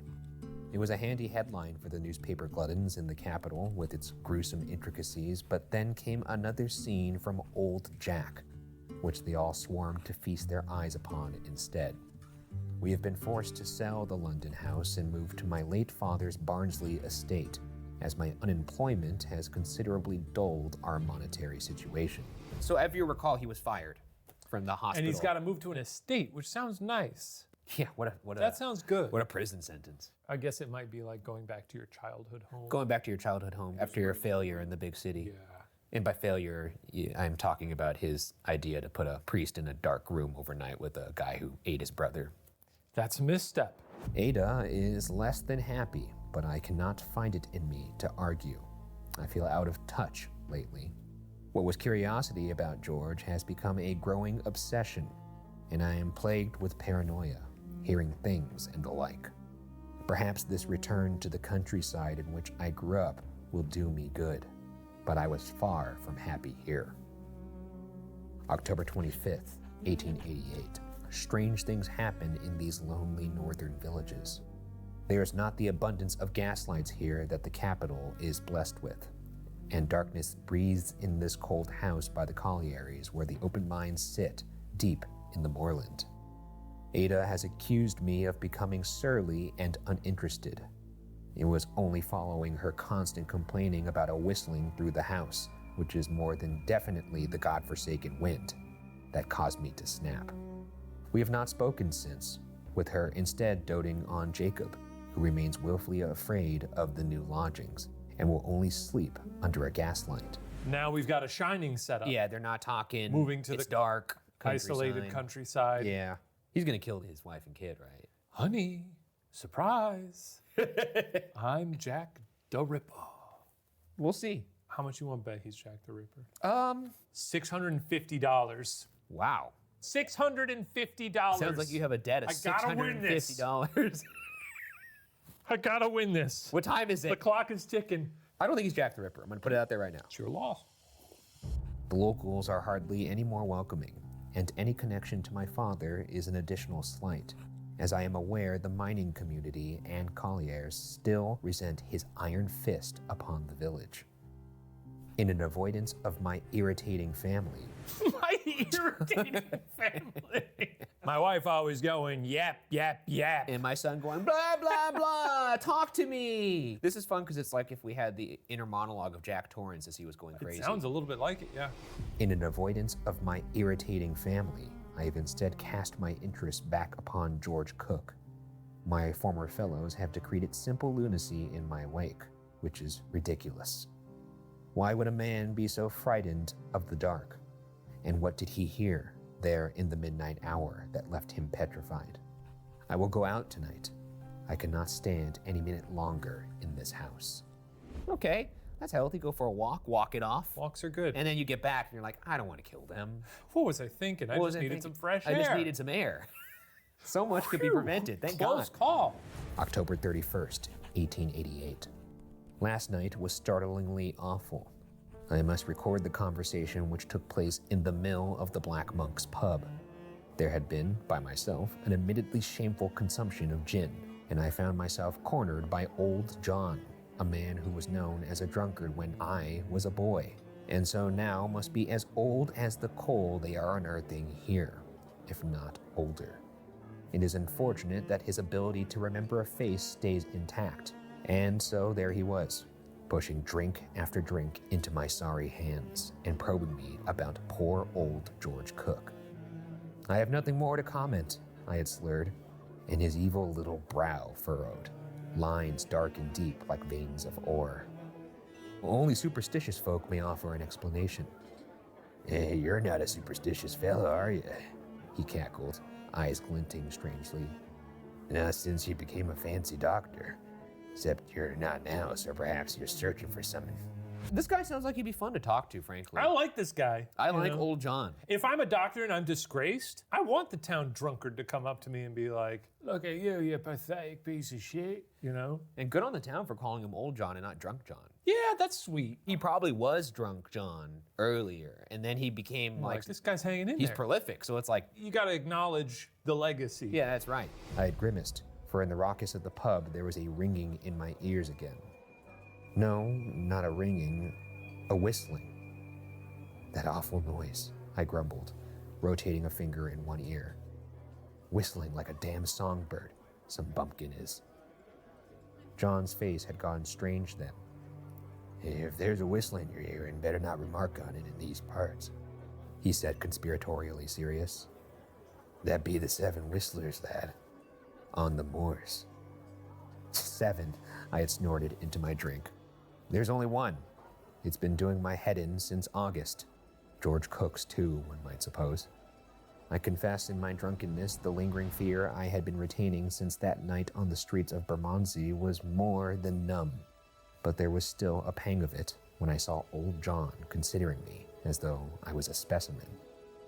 Your old man never told you about the 7 whistlers? He clicked his tongue, the sound bleeding into the whistling.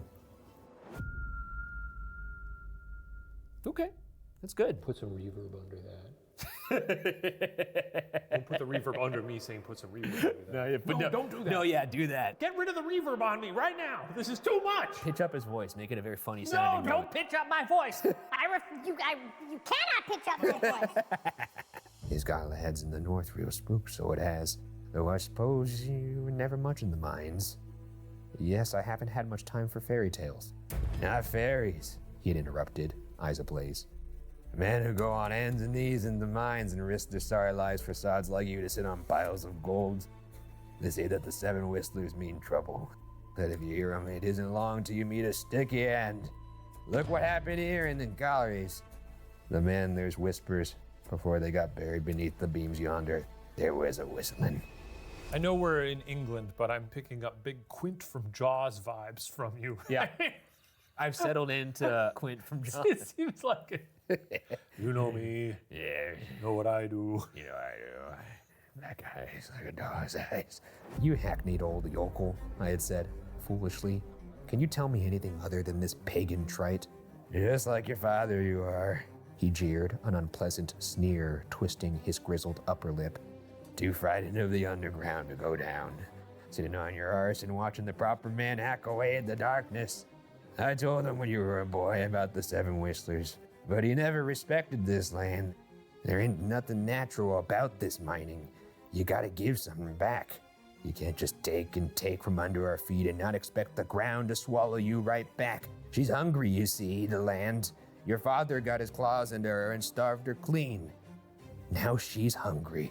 A very environmentally conscious story, wouldn't we say? Yeah. This is what happens when you take and take and take. A priest gets eaten. He's like Pocahontas. Huh? Yeah. Colors of the Wind? Yeah. A fraught story, I think. A fraught story.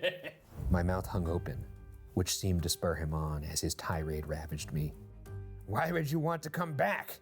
He demanded, gin sloshing around heartily in its glass. I remember when you were a lad, you nearly died in the pit. Other blokes said it was a miracle you didn't. Some commotion about a bird. Your old man was raving mad by the time we pulled you out.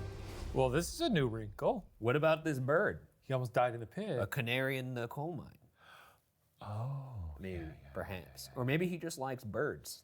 I like birds. You like the way they taste? Some of them. I have never told a soul of this, and yet now I must confess that horrible memory. That broad, cold figure of my father towering above me, and that night whereupon he had decided to make me a man, once and for all. I was a sensitive boy, often ill, just as Jacob is, and so was often lavished upon with treats from my mother. Ooh, that sounds nice. Treats from mother. Saltwater taffy or something? Maybe a lemonade or a candy bell. Some rock candy. One of such gifts was a splendid canary christened Victoria, after the reigning monarch. Oh. A canary named Victoria. Oh, Victoria. Mother's brought me candy bells, Victoria. My father detested her and her trilling. He did not know that her company was what soothed me in the late hours, petrified of the shroud of darkness that dusk delivered. It became so unbearable that I could not sleep if not for a candle burning away. He must have tired of having a pansy for a son, for one evening I was accompanying him to the colliery and had heard, suddenly, that trill emanating from his overcoat. I could only watch in horror as he drew into his pocket and shooed sweet Victoria into the dark, sloping mouth of the mine, where she ebbed away like a dying flame into darkness. "Well, boy," he had said, stiff and uncaring of my tear-filled eyes. "If you want her back, you best go and fetch her." He had pointed into the horrible dark mouth, and beyond my terror, I had stumbled in. Jesus Christ. I'm picturing Pete Postlethwaite. What is he? Who is he? What's a Pete Postlethwaite? The dying father in Inception. Oh, and the man who sold James the magic beans. Yes, yes. And James and the Giant Peach. I could see that. I was picturing Daniel Plainview, but I was also kind of picturing like a Logan Roy type kind of as well. Well, that's a departure. Not really. Oh, Logan Roy. I was thinking Logan Paul. That would be quite a different take on the role. I understand now that he had not expected me to go in pursuit of Victoria, for had he known I would follow her down that tunnel, perhaps he would have certified that the support beams in that particular shaft were stable. But to his fading curses, I ran, and slowly the darkness had settled on me like a heavy shawl. If I had been afraid of the attic in candlelight, this was something else entirely. In the unnatural carved walls of the mine, only weakening gaslights suggested any path ahead of me, and shadows seemed to stretch impossibly, as though I was swimming in the pupil of some giant all-seeing eye. That's a bar right there, dude. Shit, yeah. That was a fucking bar right there. Way to go, Freya. I probed forward into that underworld with shallow breath, into a grew so small I was forced to crawl. And then there the ceiling pressed fast on my shoulders, a long, low whistle as though from yards away, yet simultaneously as though an exhale on my cheek. It had an odd quality to it, inviting, but yet my nape still prickled. It seemed very much like a smile that does not reach the eyes. TFW, your nape still prickles? Jaw feel, dude. Jaw feel? Jaw feel, dude. That prickle in your nape? Yeah, dude. Victoria, I had called, weakly, spurred on slightly that she might be nearby and I could escape. There again, a long whistle. I could not discern the trembling of my body with that of the support beams above. It felt as though I had become suspended in the dark. The candle seemed so very far now, and my jaw slackened as I began to shuffle forward of my own accord. There was a crooning nature to the whistle, and I fancied that I could see her there, Victoria, like citron in the low light. Something seized my ankle. I screamed, naturally, and watched the infinite dark ahead of me fold in on itself just as the tunnel began to shake. I next recall lying under the sunset, my father screaming into my tear-streaked face. Though for me, it had been minutes. For him, it had been hours, and it had taken several men to locate me before the whole already weakening shaft had caved in on itself. I had then caused him 2 headaches, a ruined pit, and the wrath of my mother as I was bundled home, stunned. It was only then, in my bedchambers accompanied only by silence, that I remembered. Victoria never whistled. She sung and trilled, but she never once whistled as I had heard, down in that mine shaft. I never told anyone, but yet it lingers, and perhaps that is why I probed further with the old fool. What does it mean? I begged, my heart afuddle. seeing that old, weary open mouth of the pit in my memory. If I hear it, what will happen to me?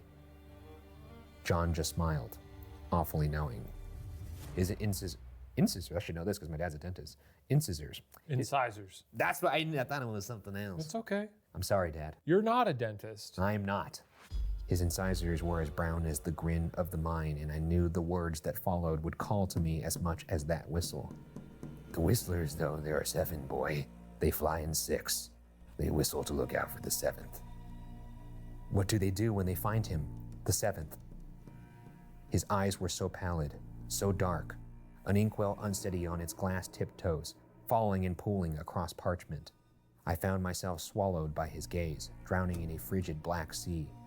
If you don't give back what you have taken, when they find the 7th, lad, he croaked, barely a whisper, they say the world will end.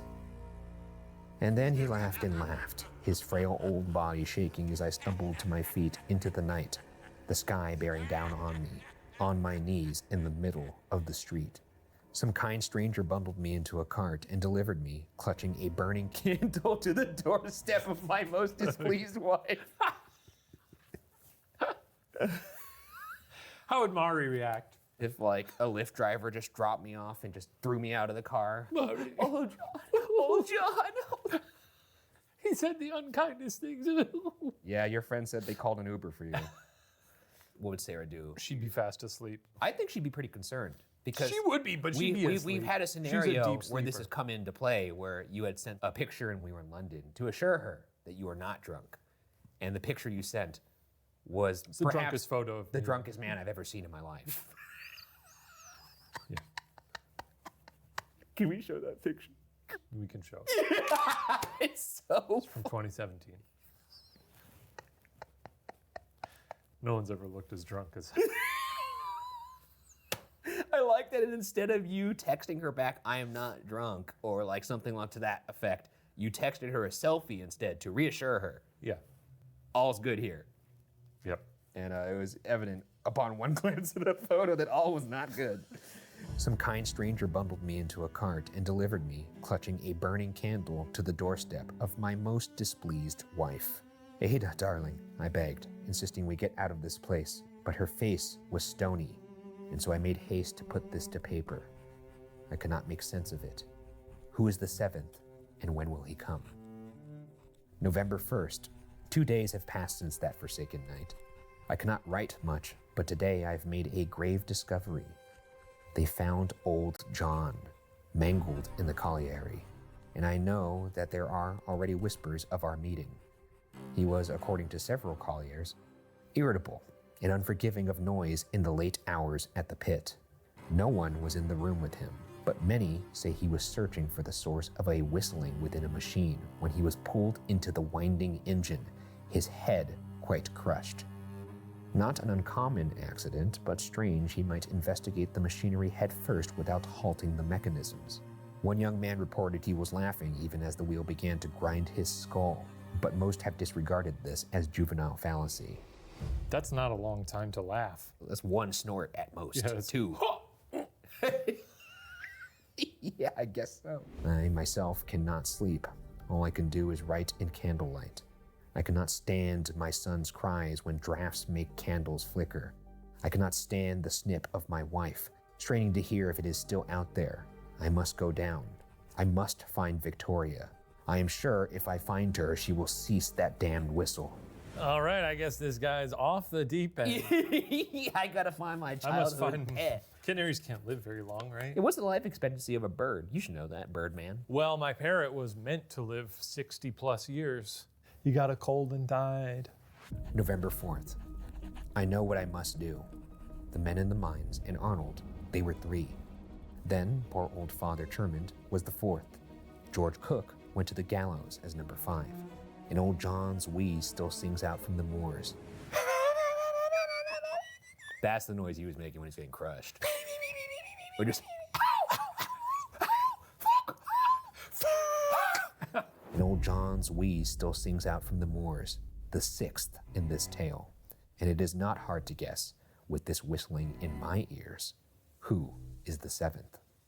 It wanted me as a boy in that never-ending tunnel, and yet it is not done with me still. It is hungry, but I am not the only one in my house who hears strange whistling in the night. Ada would not go quietly, but Jacob, in his yellow night clothes, looks just like dear Victoria when she fled into the tunnel all those years ago. Is he about to fucking sacrifice one of his family members? Maybe. He's like, they want blood. I got blood for them. I have 2 annoying people at home. Do you think now that his father experienced the same thing? The same whistling, and that's why he put a canary in his pocket. November, the end of it all. It is late. I cannot recall what time. I have made sure the men have hollowed out the mine, the very same one my father bid me down. They were unhappy, but did not refuse the tidy last sum of savings I had hidden away. She was finally asleep as we left, and may still be now. My son did not cry on the journey, but he did ask for his mother, which was rather more needling. I told him all was well. A boy should trust his father. The rain lashes us as we cross the moor, but beneath the velveteen sheets of it, thick and heavy, the opening of the mine gapes at us, tongue of shadows lolling, waiting. I understand now that old John was right. You cannot take what you cannot give back. The wind howls, and yet I hear that whistle, crying out to me, singing from the lungs of the earth as we draw closer. I still have my gas light, but it is dark, and I am a little afraid. Jacob tells me he is the same. I'm enraged. Does he think I am not when I hear the whistle echoing through the night? Victoria will show you the way, Jacob, I roar, buffered by the wind. Bring her back to me. Bring back my bird, son! Please. It's a perfectly sane request. If she doesn't respond to Victoria, she will respond to my little cuckoo. Into the hole, boy. He's afraid of the dark, but in this moment he is more afraid of his father. So he crawls into the mine until he is a carnation speck in the distant end of the tunnel. And there is silence. Blissful silence on the moors. Old John was right. He was as mad as a hatter, but he was right. He, as Daniel 2:22 proclaims, knows what is in the darkness. November, in the light. Ada screamed as I returned home. Screamed and screamed, and yet the world is quiet now without the whistling. It is even quiet as I hear the whistle of the Yorkshire constables, now as the officers round the street. These were notes of one Nigel Fairfax on the 7 whistlers. No longer a doctor, though I am sure they will cover that in the paper. I am writing by candlelight, so I do apologize if we in the dark we should not be afraid to give.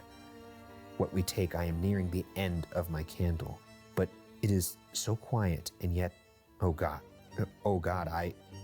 what is that in the dark? I gave it what it desired, I gave everything, yet the officers are not whistling any longer. They are outside my study, and yet what can I hear again so cheerfully over the moors? Can you hear it too?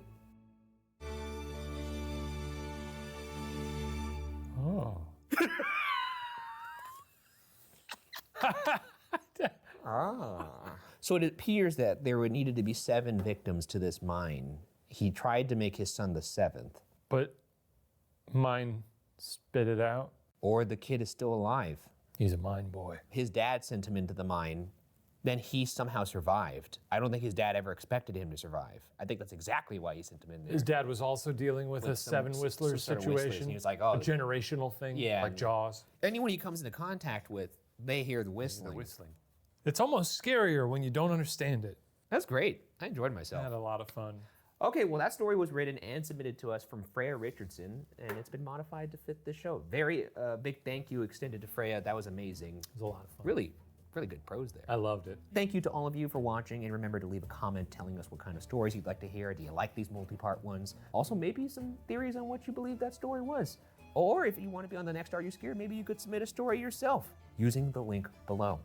And tune in next week for the season premiere of Ghost Files Season 4, the first of 2 seasons this year.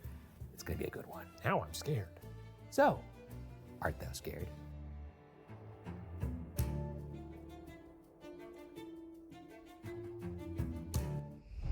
The boys are out tonight.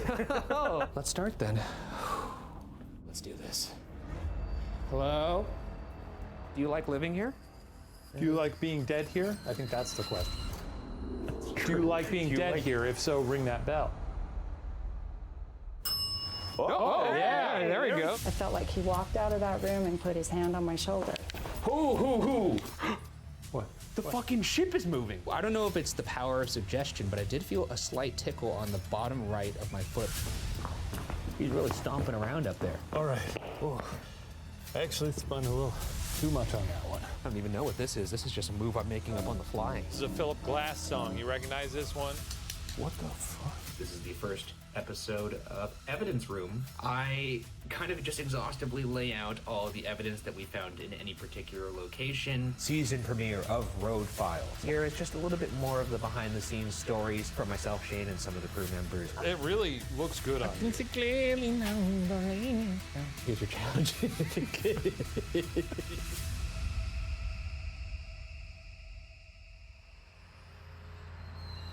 It looks like we just had like a one-night stand and we're both just like putting our clothes back on the bed. Not talking, just like, well, the money's on the dresser. That was the best hunt we've ever had.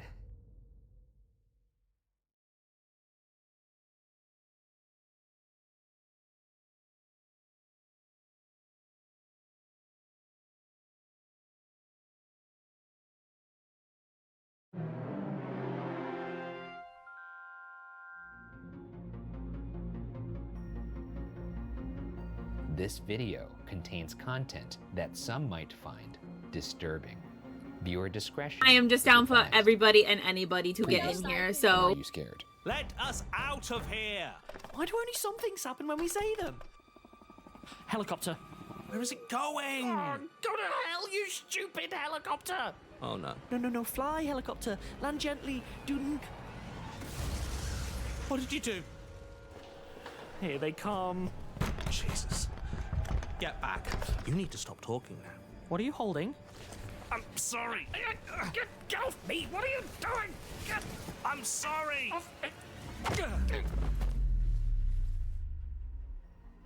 I'm Ryan Bergara, and this is Are You Scared? A show where I tell my friend Shane Madej the internet's scariest stories. Now, if you've been following along, this is the thrilling conclusion of a 3-part narrative story that we received in this special little envelope. From England? I have no idea what's gonna happen. Yeah, that's how stories work. You generally don't know how. There you go. Oh, thank you. Shall we? We shall. Lock your doors. Turn off the lights. Let's see if we can make it till the end of the night.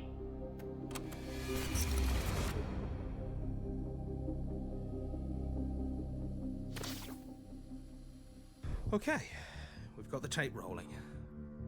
How's your head? At least you're not bleeding anymore. No, you're going to sit quietly. He did what I said He you did should what do! you said he should do. Knock him out and duct tape his mouth. Except for you, I would put a bunch of marshmallows inside your mouth first and then duct tape it. I wouldn't like that. I don't like marshmallows. Good. You deserve to be punished. I don't like them. Never have. You've been a naughty boy. What the fuck? Sorry. I've not been a naughty boy. Well, you've killed like an entire block full of people. Oh, I guess in this situation, I have been a pretty naughty boy. Yeah, exactly. At least you're not bleeding anymore. No, you're going to sit quietly. I only turned this back on to have proof I didn't kill you. Stop talking. All I wanted was for us to have some fun and come up with some ideas. It wasn't supposed to be this bad. Okay, I'll ungag you. No! Don't ungag him. He's gonna promise he's not gonna talk, and he's gonna talk. Trust me, he's gonna talk. He's even trying to talk with the gag in his mouth. You know, at times we've been on a ghost investigation, and like, Shane, please be quiet. We gotta hear the ghost. I get bored. And he'll go, that shit is so boring. You guys seen the last episode of Seinfeld before, or some bullshit like that? It's better than it's got a reputation there for. There it is. Yeah, no, it does. It's pretty funny. Okay, I'll ungag you. You have to promise to not talk. Do not make things worse.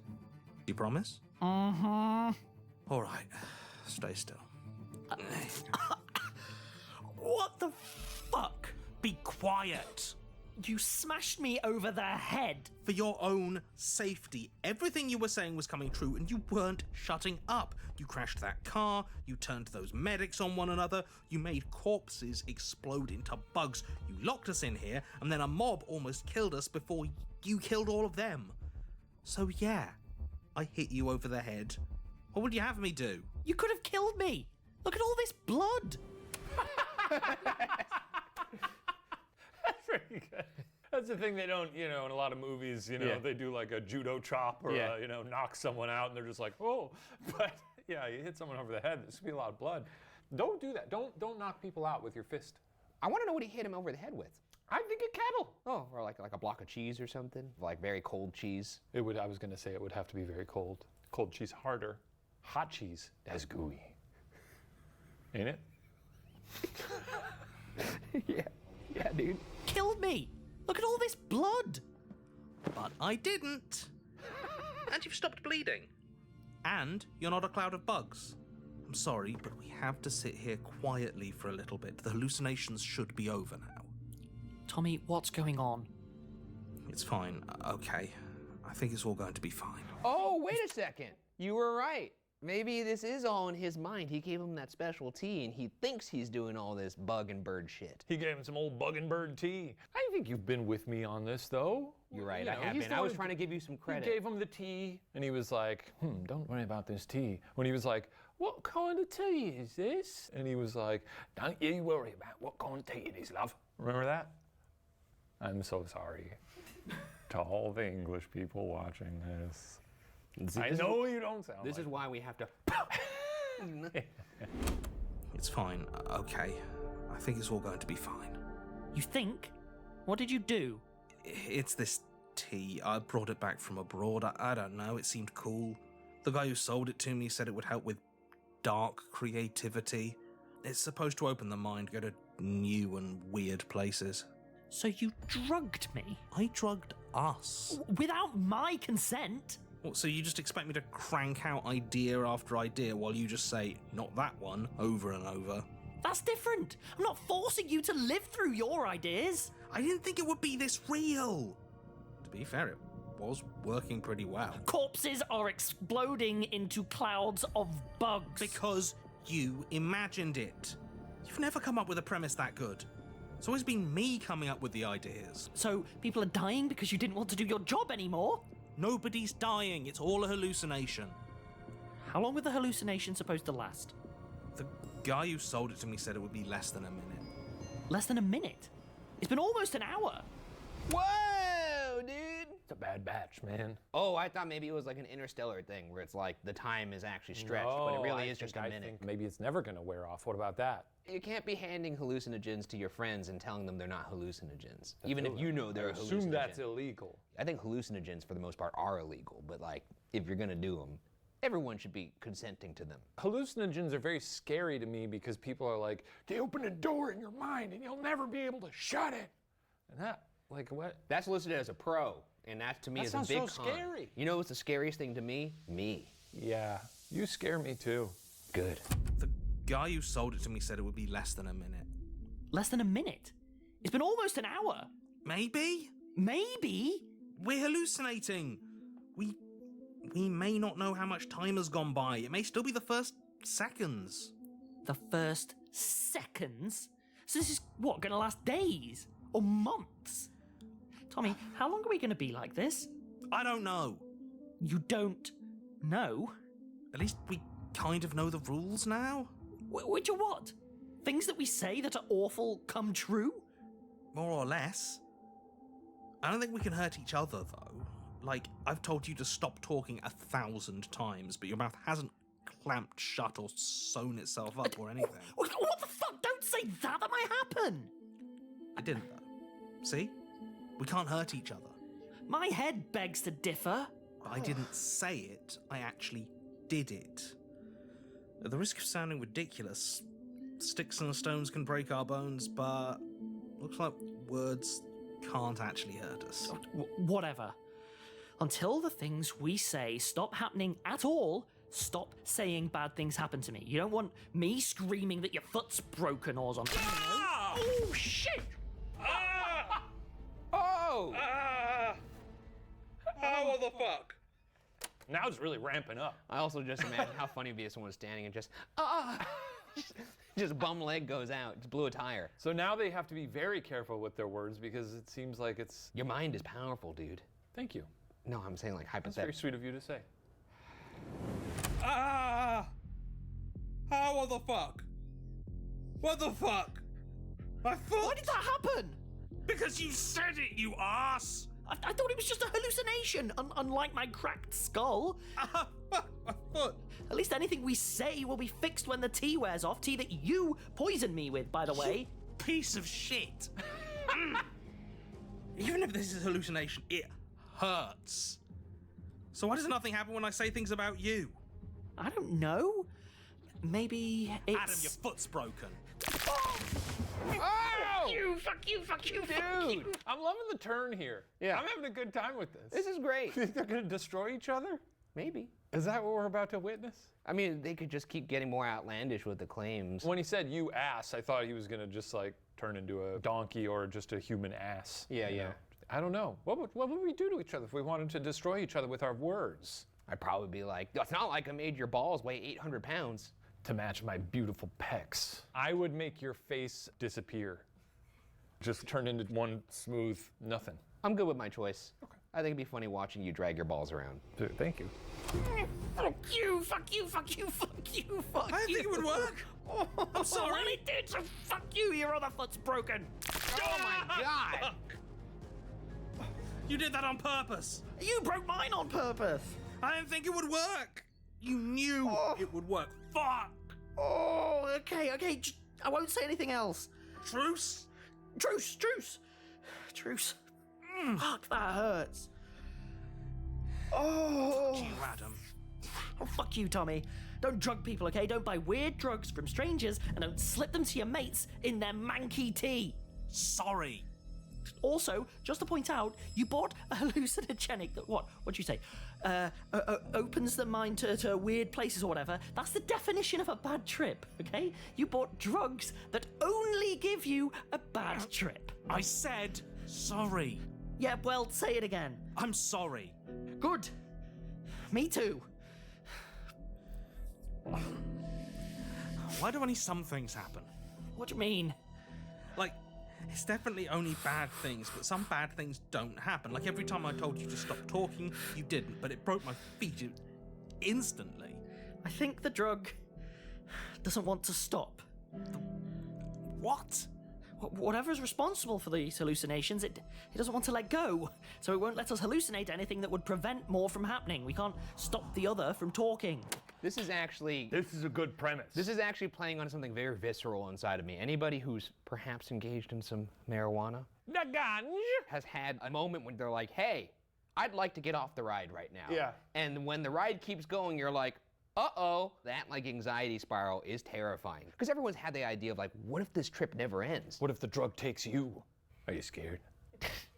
It is scary. It actually is scary. making my heart beat a little Yeah. bit. I hope they're not trapped in a trip forever. That would suck. It's one of my great fears.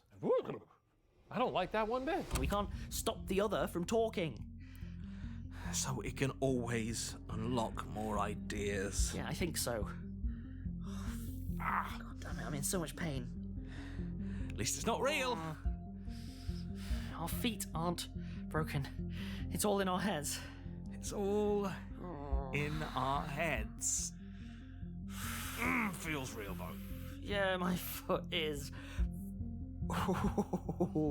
Almost said something that could have gone very badly.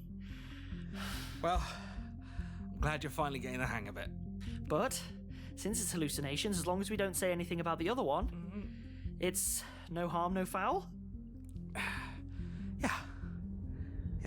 Okay, so the building across the street explodes. Why did he do that? God. Oh, wait. Okay, so now they're just saying they know they're hallucinations. So therefore, it's just like, let's see some funny shit. Maybe. But what if it is real? Put yourself in their shoes. This is an entirely nonsensical thing going on. Yeah. So the only possible explanation is hallucinations. Yeah. So yeah, I'd be having fun with it. No, but there's still a possible chance that you have powers. Then like, what does anything mean? Time for the world to end. And I'm holy shit. And I'm bringing about the apocalypse. Oh my god, dude! I hope you never get it's power. all me. Oh my god, you get like limitless power, and you're like, time for the world to end. You literally are a supervillain. Well, but if only bad things can happen. At least Thanos was like, I'll kill half the world so that the other half gets resources. You're like, I have all the power. Guess the world ends today. If magic is suddenly real and only bad things can happen, I'd be like, it seems like the universe is maybe a little too volatile. No, you don't get to make that call. That's why a supervillain no is loose ends. Just don't do anything, man. No, I'm burning it all I could down. only use magic for bad? I guess I have to make the earth explode. That's what I would do. Look at it go. Even as a hallucination, it still doesn't feel great. It's kind of like watching a scary movie. Right. Not real, but emotionally tough. I think the tea's starting to wear off. I'm definitely feeling less creative. Same. Are you team hallucination or team real at this point? Well, I would say it seems highly unlikely that a simple tea could cause all these things to be real, but stranger things have happened here on Are You Scared? Same. Although I thought it might have been because of the broken feet. Yeah. Any horror you've always wanted to see, before the tea wears off? No. I'm good on horror for a while. Well, do you mind if I give it a go? If you must, just be careful. What do you think he's gonna do? What if I was like, Michael Myers is real and he's at the door? That'd be fucking horrifying. I'd say, please don't say that. He's very strong. Is it like a Matrix situation where if you die in the Matrix, you die in real life? So if you're like, Michael Myers comes here, and then he stabs me, I die. Am I gonna die for real? He's not there. I'm not trying to tempt the fates, is all I'm saying. I'm tempting the fates, baby! If you must, just be careful. Careful. Right. Satellites rain down from the sky, smashing into the cars of all of the wealthiest pricks in the city. Jesus. Pretty good. He's a bit of a hallucinogenic Robin Hood, if you will. He's an ally. That's crazy. That's pretty fun. That doesn't seem horrible. I mean, it's still killing people. They right? ain't real. It sounds like just their cars. Yeah, okay, then yeah. Watch them fall. It's like a meteor shower. With a social conscience. I wonder if we'll remember all this. Did the guy who sold you the tea say anything about that? No, but I'm confident I won't be forgetting tonight for a while. Everything is so vivid. And I guess we have the tapes. Right, the tapes. If we didn't hallucinate them. No, I started recording before we had the tea. The first one, at least, is real. Wait a second. All story aside, big fan if you're really high of just pressing record on like a voice memo or something. Oh! Because you'd have some crazy conversations on You know tape. Remember what? that one time we got really high in New Orleans and we argued what's more dangerous, a bear or a shark? Yeah, you want audio of that? I still have it. Here it is. Wait, do you actually still have that? Sure I do. That's real? A bear could fight much longer in water. How long does a bear last underwater? I don't know how long it lasts. How long can a bear hold its breath? It wouldn't matter. That played like a tape of like an interrogation that's gone bad. Yeah. Maybe the folks at Rusty Quill would like to take that tape. We could send it over to them. We could send it over to them. as Neil. returning the favor. Thanks for the collaboration. Here's us arguing about what's stronger, a bear or a shark, back in 2017 after swallowing a joint. Okay. I started recording before we had the tea. The first one, at least, is real. Yeah.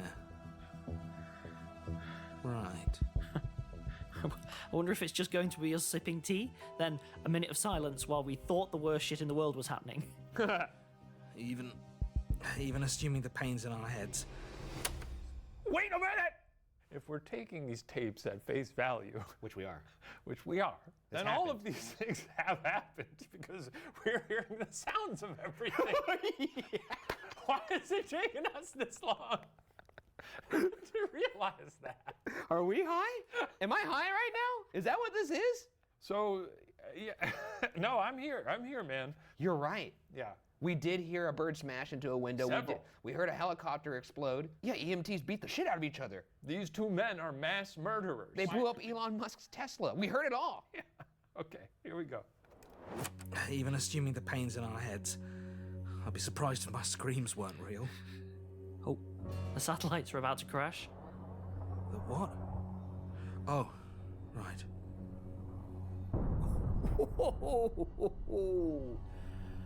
Too bad it's not actually destroying those assholes. Adam, question. You started the tapes before we had the tea. Yeah, right before. But we've changed the tapes. You did once and I did once. Right. But this whole experience has been less than a minute, right? In reality, yes, apparently. But the tapes aren't in reality. I think the train might be arriving at the station for them as well. Yeah, the time dilation aspect of it doesn't square with the tapes. No, really funny realization of like, I'm murderer now. Wait a tick. Uh-oh, I'm a murderer. These guys are making Ed Gein look like a little bitch. These are some of the worst monsters in history. Yeah, and they did it in an hour flat. Yeah. Holy smokes. The tapes aren't in reality. And they're longer than a minute. Huh. What are you doing? Getting the first tape. We could interview them right up to and past their... Oh, you're seeing if we pitched the ideas out loud or not? Kind of. And then when they finish telling him about themselves, he reveals he can't stop and he just crashes the car, killing them both. Hey, now we're on to... What was that? Oh my god. Tapes on tapes on tapes. Yeah, but the thing is, though, if they're still in the hallucination, they could still be hallucinating this part. Of course, we know that's not the truth because we're listening to the tape, but they could still convince themselves. That But who's listening to our tape? Wait, are we a part of their mind? I love it. I love this. It's a lot of fun. What was that? Oh my god. What? Oh my god. What? Didn't you hear it? Yeah, it sounds like we were actually talking, so that's good. We have it recorded. The car crash. You can hear it. Yeah? On the tapes. That means it's not a hallucination. Maybe we hallucinated the tapes. You said so yourself. You started the first one before the tea. Maybe we hallucinated this whole night. Maybe we don't remember drinking the tea at the start of the night. Okay, this is actually kind of like fucking freaking me out a little bit, dude, because I have been in this moment. All the chickens are coming home to roost. I've been in this moment. First time I ever partook in marijuana. Did you have like a little panic attack? I had a full-blown panic attack. Yeah. I thought that my heart was gonna stop beating, and I begged my friends to watch me while I slept. And they were like, "We'll do it, man." And then one of them was like, "Hey, it's okay, buddy." And when he did that, the touch was so delayed that it felt like there was a caterpillar walking on my arm, and I went, "Ah! There's a spider on my arm!" I was freaked the fuck out, and this brought me right back to that moment. Yeah, that doesn't sound good. This is like waking up from a nightmare only to discover the nightmare is real. I've done that before, though. Except like I was still dreaming. You ever done that where you wake up from a nightmare but you're still dreaming and you think a false wake up? Yeah. It's happened before. It's I really have scary. had that once or twice. It's very funny when it happens because you're like, okay, it's are you not kidding funny. me? Not funny Well, at but all. it's like it's such a goofy thing to occur. It feels like it only happens in movies, but then when it really does happen to you, you're like, really? Maybe we don't remember drinking the tea at the start of the night. Adam. Oh my god. This is actually happening. No, it can't be. Oh my god, the building next door. It's gone. It actually blew up because we said it would. So what, bodies are actually being devoured by insects in seconds? How can that be happening? I don't know. I don't know. He said it would only last a minute. You've unlocked the horrors of the mind, but we can't lock them back up. Because you poisoned us with cursed tea! I didn't know! I swear I didn't know! We have to stop it! We can't! We can only make things worse! Maybe it's wearing off. We thought it was wearing off earlier. A bird shatters that window. It's not wearing off. What do we do? Frankly, the most English story that could possibly be written is about bad tea. That is true. They've really nailed it, you know? This is gonna have people over the pond hollering and they're gonna be like, "No, not the tea!" Yankee tea. It's not wearing off. What do we do? We have to fix it. We can't. We tried. Well, then we can't make it any worse. Stand up. I can't! You broke my feet! Then I'm dragging you. Stop it! Let go of me! We have to do this together. What are you doing? Get away from the edge! Listen, maybe this is all a dream, and we'll wake up before we hit. Oh, what if we don't? No, no, no, no, no, no, no, no, no, no. They're just gonna throw themselves out the window. I'm waiting for a train. Oh, I don't doubt! Take me far, far away. Yeah. Because that's the only way you could get out of the dream. So they're doing that kind of logic. They need a kick. The fall will wake me A up. kick. Except this time, they're just gonna splat on the ground like a bag of spaghetti. Maybe. And then turn into bugs. It'll work. It has to. Adam! Let go!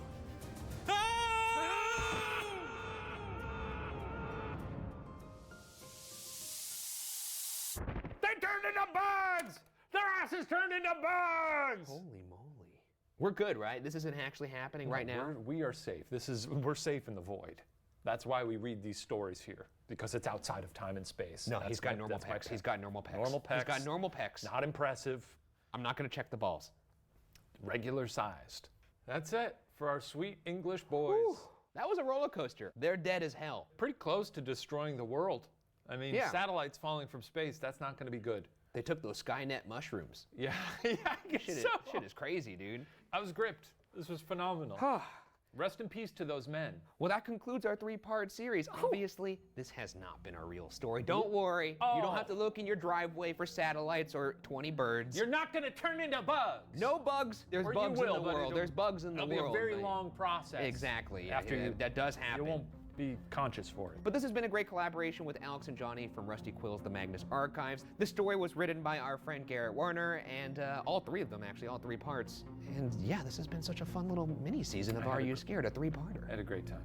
Hey, if you want us to do more collabs like this, let us know. We had a great time. See you guys next time. Are you scared? And then bugs. JPEGs of spiders.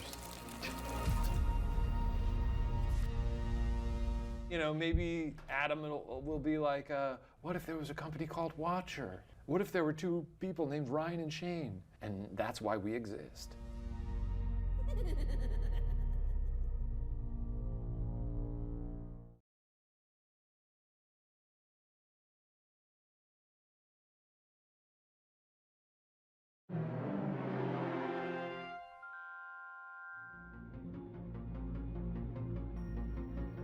This video contains content that some might find disturbing.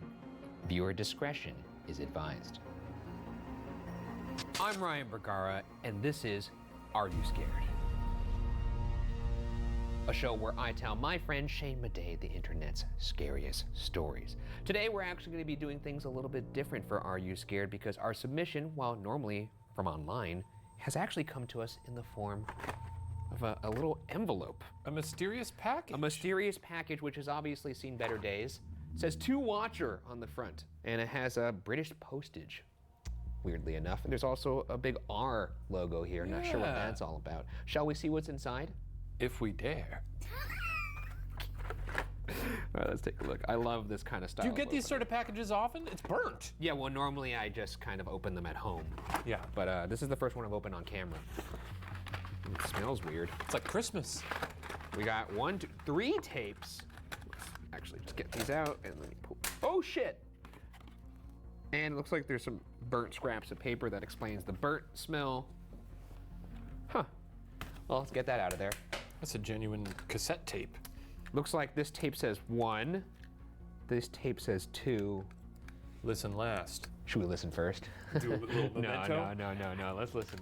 We don't be good boys. We're not going to Tarantino it. We'll listen to the first one. Well, this is exciting. I don't have to hear your voice. Okay, I don't know if I would have worded it that way. But we get some tapes from a stranger. It's a fun little surprise. How do I open this tape player? How did you do that? I read a button. Oh gosh, okay, God. this is really exciting. Well, let's hop into it. Are we ready? Lock your doors, turn off the lights, and let's see if we could make it till the end of the night.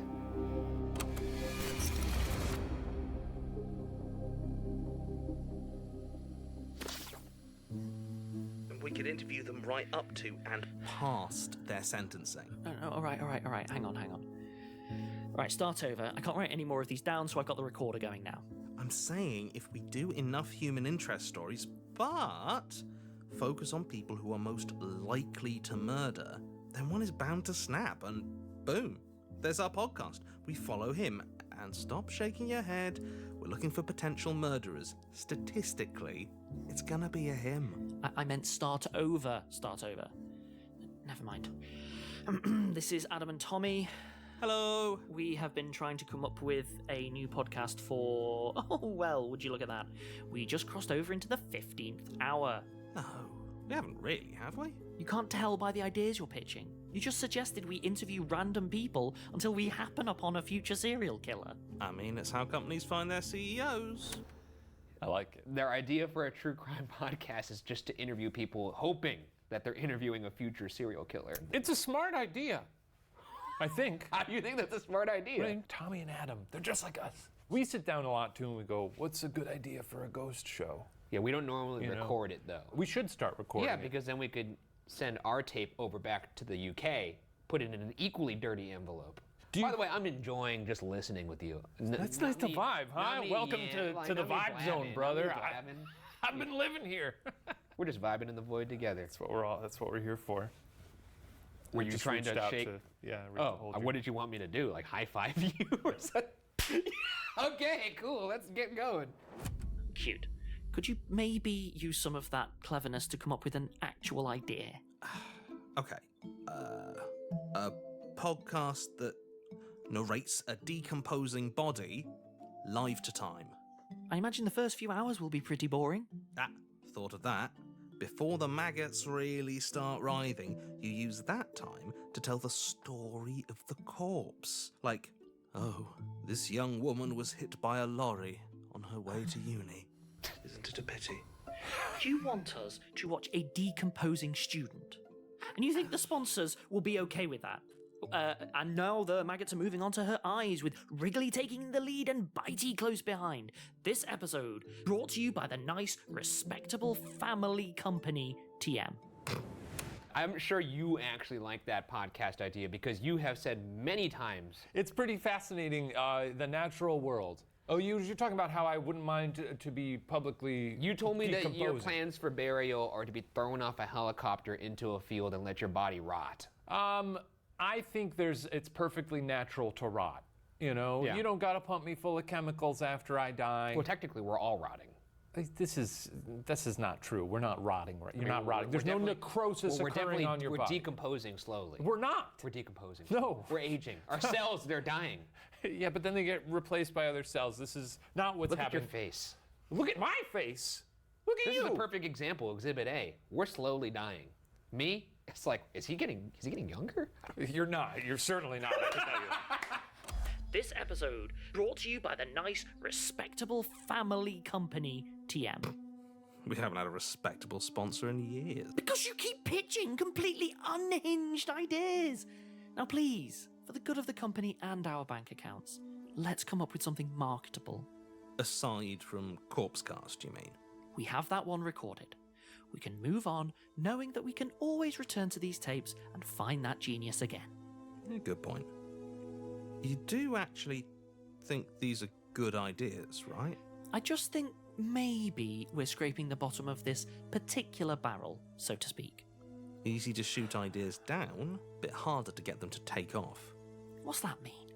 I come up with all the ideas and you just say, no, must be nice to be on the curation side is all. Oh, all right. Caddy. They are right, though. It is easier to shoot ideas down. Yeah. Take it from me. Must be nice to be on the curation side is all. Oh, all right. What about a scripted podcast? Hold on, you want me to start thinking of a whole other type of podcast at 11 p.m? We're doing it together. This together. Okay, fine. How about some tea then? I'll get the kettle on and we'll give it a shot. I think I'm good. No, trust me. You're gonna love it. What I would love is if you could come up with a new horror podcast idea so I can start paying rent again. Maybe God, I don't know. Looking into crimes that are not solved? That can't have been done. If so, certainly not well. Hey, you watch it. Shots fired from across the pond. Yeah, dude, what the hell is going on here? Clear dig at us. Do you think we're dealing with sort of a Leopold and Loeb situation here? Are these guys going to start making their own crimes to report on? Do we trust the English? Like what we're doing over in Ghost Files, making ghosts from scratch. Yes, you murder people. I don't do that. I never said that. I said the reaping. I said I made ghosts from scratch. Uh-huh. Here we are. Cheers. To clever ideas. Cheers to that. Oh. Speaking of, come up with any knockouts while I was gone? No. What tea is this? It's very... Great, right? I was going to say earthy. Oh, so you're a tea critic too, I see. Not stopping you from drinking it, though, is it? I can appreciate dirt tea every now and again. Now, what's going on with the tea? Oh, that's what you... yeah, let's find out what's going on. No, I'm just curious because he was like, oh, trust me, you'll love this tea. Do you think that the tea is infused with like hallucinogenics? Oh, I thought you were going to say is the tea metaphorical. Like, no. I was thinking that like maybe to generate wild ideas. Yeah. He's drugging them with some hallucinogenic tea or some psychotropic tea. We should take ayahuasca before we listen to the second tape. I think we should dose you with ayahuasca and lock you in a haunted house. And if you want to see that, no. Just let us know, and we'll do it. We won't. Now, scripted podcast ideas. Right. What do you have? Maybe you can get the ball rolling for us. Maybe you can get the ball rolling for us. I'm always rolling the bloody ball. Well, we have different strengths, you and I, so... So it's probably time you use whatever strength you have and roll that ball. Fine. All right. Scripted horror podcast. Good start. Maybe one where a guy... Yes? ...has an infestation of ants. I'm with you. In his pants. Just right there in his pants. Yeah, and they're controlling his actions? Like an upside-down ratatouille. I think we saw different ratatouilles. Pass. What else you have? Nothing! This is hard! Do these windows open? Guess not. What's that guy doing? Who? The guy down there on the pavement, other side of the street. The dancing guy? Yes. Okay, and we're off, baby. Now, here I was wondering, we're off to the races. It's not going to be two guys talking about ideas the whole time. Now we've got a guy. We have 3 tapes, too. So I would assume they make it at least to the 3rd tape. Yeah. Right? The dancing guy? Yes, the dancing guy. Oh, he's pissed. Oh, I don't think it's drink. Drugs, maybe? Look at him scratching. Ooh. Yeah, that does not look comfortable. Awful. Anyway, let's keep working. We were on a roll. Yeah, pity we lost the momentum from the ants idea. At least I came up with one. It's your turn. Hey, I helped. You keep going. This is fun. What about... Oh, okay.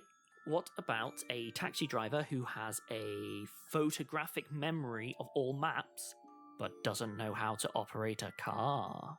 And that's a horror idea? Yeah.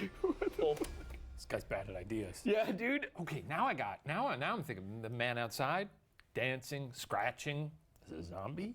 No, I think it's just some dude up to no good, maybe. That's how it always starts, though. In zombie films, they're always like, look at that weird guy. What's he up to? I don't know. Let's go about our day. Maybe we should go up for a closer look. Then they hear something funny on the radio, and they're like, huh? What's this? Or maybe he can get the car going, but he doesn't know how to stop it. No one's made him aware of the brake pedal. How does he pick up customers? Okay, I'm starting to see how someone poking holes in your story could be frustrating. Yeah, but I'm being serious now. There might be something here. Keep going. He doesn't know how he picks up the customers. Every day, he wakes up already in the process of driving someone. They tell him their story, and it's always a different awful person, someone truly despicable. And then when they finish telling him about themselves, he reveals he can't stop, and he just crashes the car, killing them both. Hey, now we're on to... What was that? Jesus, a car just slammed into the building.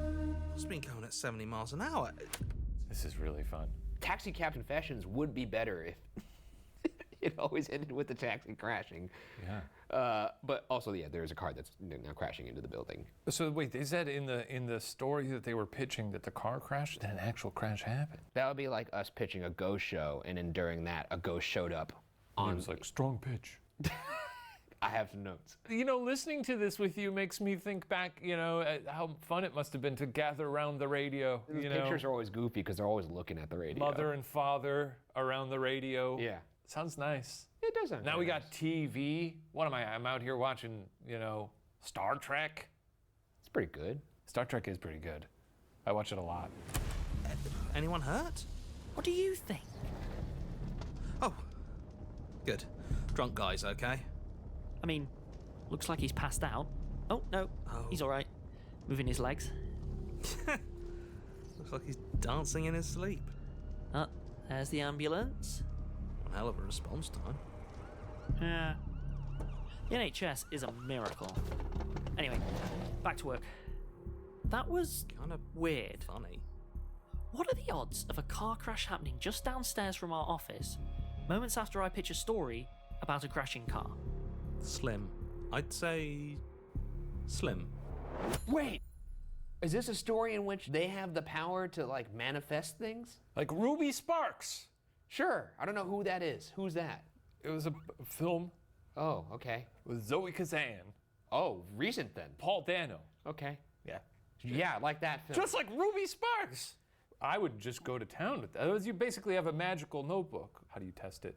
Right away. Well, if we're trying to come up with a hit podcast, then I would just write, then they come up with a hit podcast. That's smart! Yeah, and then a giant pool of popcorn appears. And at the bottom of the pool of popcorn is a door that leads to another bigger pool of popcorn. You're a man of simple pleasures. That's right. Kind of leaves a bad taste in your mouth. Let's try a new idea. He's on a roll, ladies and gentlemen. Corpses. I like it. Corpses that disappear quickly. Convenient. But like very quickly, within a few seconds. Again, fewer dead bodies around sounds less horrible. But what if it's because of bugs? Ah, the ants are back. Look, I don't like bugs, right? Few people do. Keep going. Okay, so consumption has gotten so out of control that it reaches a tipping point.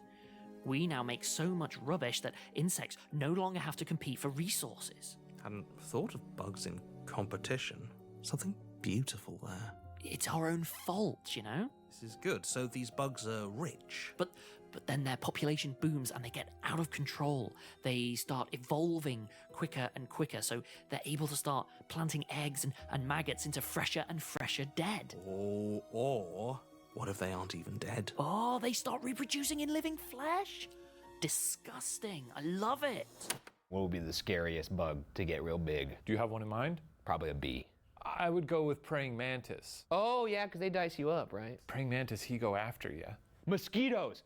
Mosquito. Oh, they could, yeah, they'd suck your ass would just dry. like, just needle right through the head, just, yeah. And just, oh! Yeah, oh, it'd turn you into a little Capri Sun.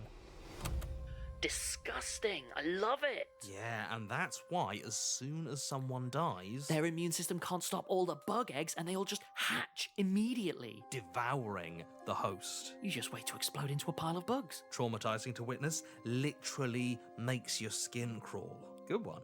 Is this awful tea you made? It's really got the horror juices flowing. Okay, what else? What else? Maybe firemen who are actually bugs? Oh, Richie Friend's gone. Whoa. You may be right. Maybe this drunk guy was patient zero. Is that what you're about to say? Doesn't seem like it because you're licking your teeth like the fucking Joker right now, so I don't know what you're about to say. What I was about to say is that I think Itchy Man exploded into bugs. Okay, so yeah, he is patient zero then. Yes, but he's bugs now because that was their idea. Oh! I thought we arrived at the same thing at the same time, but then I looked in your eyes and they were vacant, and I was like, no, oh, they weren't not. vacant. He's They were not. filled with different There's lights are on, but nobody's home. Oh, ants in the pants. That's why he was dancing. That's why he was dancing. Ants in the pants. I got too lost in the sauce. When they said ants controlling a person, I was just imagining a bunch of ants in a large trench coat, pretending to be a human. It's because he brought up the Ratatouille point that I was like, oh, they're like controlling him like a marionette. But if he literally had ants in his pants, I never thought about how awful it would actually be to have ants in your pants. It sounds funny. It sounds all I don't like think it's as funny as fun you and would think. games until you actually have pants full of ants. My Richie friend's gone. That's a relief. Where'd he go? I don't know. He's just not there anymore. Left behind a bit of a mess. What is that?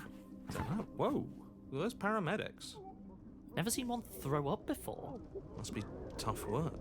Things they must see. Ooh, there's another idea.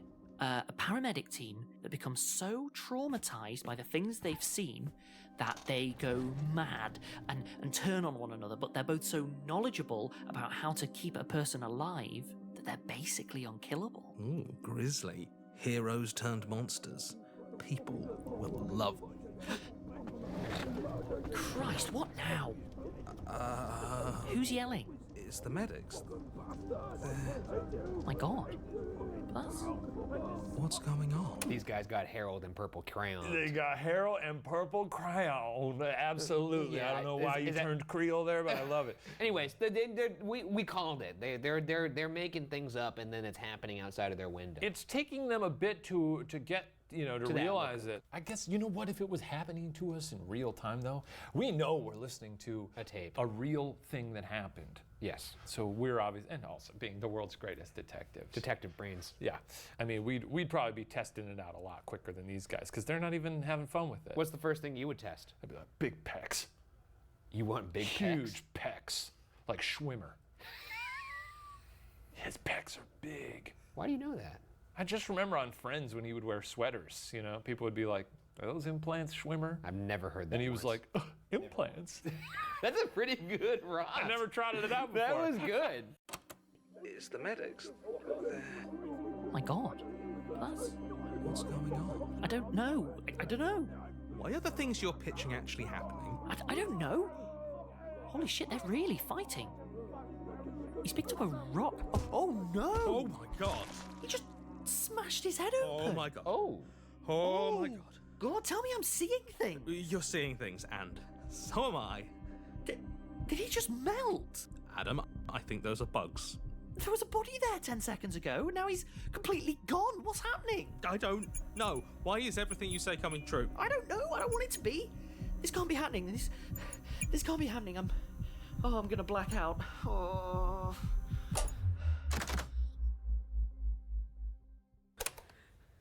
Okay. Did you get that? I'm gonna black out. Yeah, I guess. Oh, yeah. he got it. Yeah, he got but, it. Blackout. I'm still trying to figure out, is he hallucinating or not? Because we're going through the perspective of the narrator here. I don't like it when I'm not the narrator. I can't control it. Yeah, you're just along for the ride, buddy. Oh, God. Now you know how hard it is for me to do this show. I work really hard on this show. I do. People don't give me enough credit. I say I vibe in the void, but there's a lot of very hard work that I'm doing over here, and now you understand. He doesn't have his ants in his pants. He has his hand in his pants. He's jerking himself off. Bit of a hero.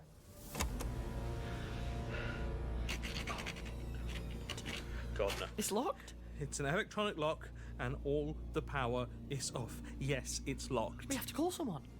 We can't be stuck in here with all this weirdness. No signal, no Wi-Fi. Oh, me neither.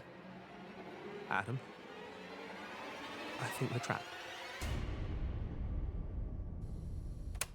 Oh. That's tape 1. Oh, boy. Well. I guess you'll have to wait till next time. Tommy and Adam, we're rooting for you, boys. That's right. What is your next move here? I mean, we kind of...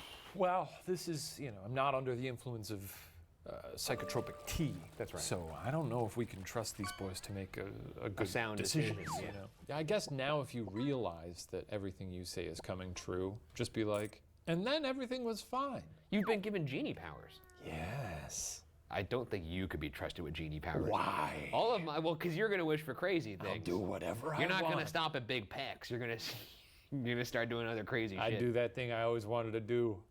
Mickey Mouse is me instead. I'm on all the Mickey Mouse merch. Disney World is about me. Mouse Day? I'm not a mouse though, it's just me. Just for some reason, a long time ago, Walt Disney drew me instead of Mickey Mouse. Are you wearing the same clothes as Mickey Mouse? Absolutely. Just little shorts. The weird little booty shorts with the buckles in the front? Yes, sir. Next time on Are You Scared? Tape 2. It's fine. The lifts are out. The stairs still work. We're safe inside. Here they come. God, What's wrong with them? Tommy, I don't think that lock is gonna hold. I had 3 birds growing up. How were they? There was Paco, and there was Abby and Sugar. They were cockatiels. Is this what it was like for you? You got addicted to the first one, and I'll then have you made another. the second one, and then the third one? I'll have another bird, please.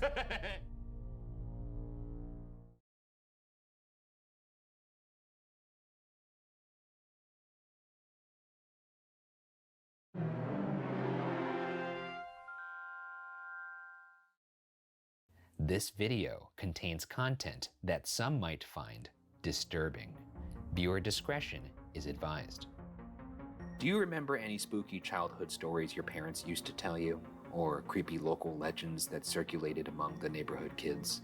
These stories, whether meant to scare, entertain, or offer warnings about danger, can carry a hidden layer of truth.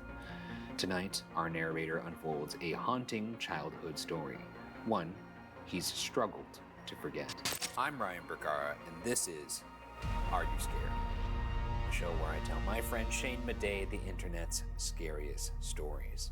So lock your doors, turn off the lights, and let's see if we can make it till the end of the night. Milk White. Could you hold the key to solving this mystery? Join us next time for more spooky mystery. And cut. That's lunch, everybody. Great job, Shane. Thank you. Really believe that one. Oh, you know, I sure do love lunchtime almost as much as I love today's episode sponsor, Upside. Now, the free Upside app gets you cash back on daily essentials like gas, groceries, and dining. With over 100,000 gas stations, grocery stores, and restaurants on the Upside app, ensuring that cash back is always just around the corner. And yes, it's real cash back. Check this out. I was craving Thai food for lunch today. I just opened the app, claimed the offer, picked up my takeout, and paid as usual with my credit card, followed the steps in the app, and I just got paid. This offer was too good to pass up. The cash will appear in my Upside account, and I can cash out at any time through bank transfer, PayPal, or any gift card. Top Upside earners are making as much as $300 a month. To find out how much you can earn, click the link in the description to download Upside and use code WATCHER to get an extra 25 cents back for every gallon on your first tank of gas, or scan the QR code here to claim this offer. And now, without further ado, I think it's lunchtime. Oh boy, I can't wait. I'm starving. Okay, that's lunch. We're back, everybody. Spend smarter today with the free Upside app. I was born and raised in Sheboygan, Wisconsin. Unless you live nearby, you've probably never heard of it.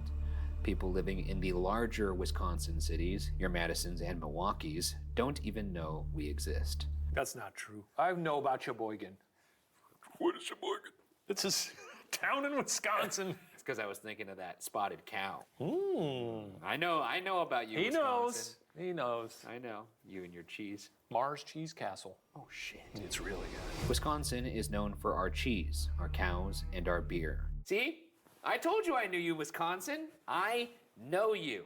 And of course, for our abundance of psychiatric hospitals and serial killers. Didn't know about that. Little Jeffy Dahmer. He was from there too? I think that was near Milwaukee, was it not? Oh, man. Yeah, Midwest got a lot of serial killers. Jeffrey Dahmer and Ed Gein also hail from my home state. Ed Gein was from there too? Holy shit, Wisconsin. What the fuck? I get some real sick. Ed Gein was fucked up. He had like nipples for telephones and stuff like that, and like. I think he had a little more than nipples on telephone. I don't think it was like, oh, the phone's ringing, nipples, nipples. You know, it was like he made like. Well, that wouldn't mean the phone would say nipple. Weren't a lot of those? Weren't a lot. Nibble. In case you lack basic knowledge of current events or popular culture, they're two of the most infamous serial killers in America. I don't know if it's the cold climate or what, but we seem to breed a bit of crazy up here. And Sheboygan is no exception. Look, this is your folk. That's touching your borders, right? No, yeah, I mean, you know, we got beef with Wisconsin.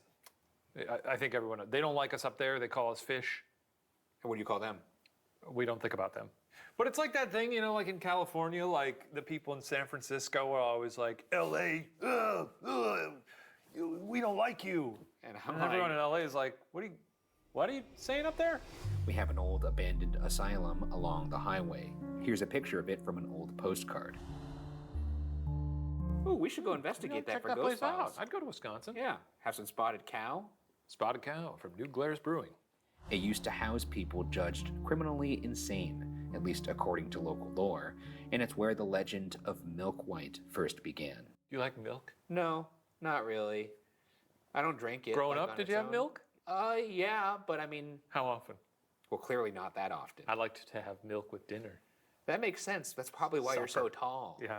I drank a lot of Dr. Pepper. when Never I was broke a kid. bone either because of all the milk I drank. Well, I've never drank a bone either. I said never broke a bone, not drank a bone, you idiot. Wait, I didn't say drank a bone. Yes, you did. You said drank a bone. Did I say drank a bone? He said I never drank a bone. Actually, that's actually not His even... brain's no good. He's sundowning. And that's actually not even true because I have drank a bone. I've had bone soup. Yeah, you got me there. And I have That's bone also marrow. tasty. And bone marrow. Yeah, you love that stuff. I love boning. The first time I heard Milk White's story, I was 6. The story goes that Milk White's mother was an inmate at the asylum. She was incarcerated while she was pregnant, and he was born right there, behind bars. No one knew what to do with him, so he just crawled around the asylum, eating scraps. That happens all the time, though. People have babies in prison, I assume. Yeah, born in, I mean, like, that happens in zoos, too, all the time, too, as well. Yeah. Born in captivity. They're both sad. Sure. It's a So sad people thing in across prison the to board. you would What- describe them as animals. No, Is I'm that just what you're, saying. that's what you're... No. What I'm saying is We got him. I'm saying We got him. I'm saying. Ryan Regar's canceled, everybody. Growing up in the institution, Milk White learned madness from its patients. There were no other children in the asylum to play with. He grew to despise the daylight and turned nocturnal, sleeping until the sun went down. They say because he never went outside, his skin was pale and waxen, and his teeth were sharp, like rows of little white knives. Something in him had changed. Eventually, he figured out how to get in and out of the asylum unnoticed. You got in and out in the asylum? I didn't know DoorDash delivered to those places. In and out's on DoorDash, sadly. Desperate for friends, he would leave every night and travel into the city, peering into bedroom windows to see if you were still awake. If he found you still up, he would pry open the window and snatch you, taking the kids he found back to the asylum. Well, that's illegal. Yeah, Okay. kidnapping is illegal. It just seems weird that this is common knowledge. Like, well, be careful, there's a little pale Baraka boy coming around and... If I saw his pale little face in my window and I was a kid, I'd shoot him. With a slingshot or something. Yeah. You didn't have your katana yet. So. Didn't have my katana. But children are loud, unruly creatures who'd scream when they saw him. So he'd open his jaw wide and use his sharp teeth to chomp their necks. Finally, peace and quiet.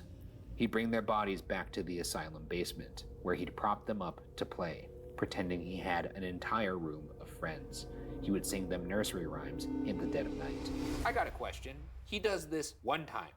Don't you think they shut that down after the first time? It seems to suggest that he does this regularly. Gets out of the asylum, brings back little dead kids, plays around with them. Look, we're not here to poke holes in the story, Ryan. We're here to dance with it.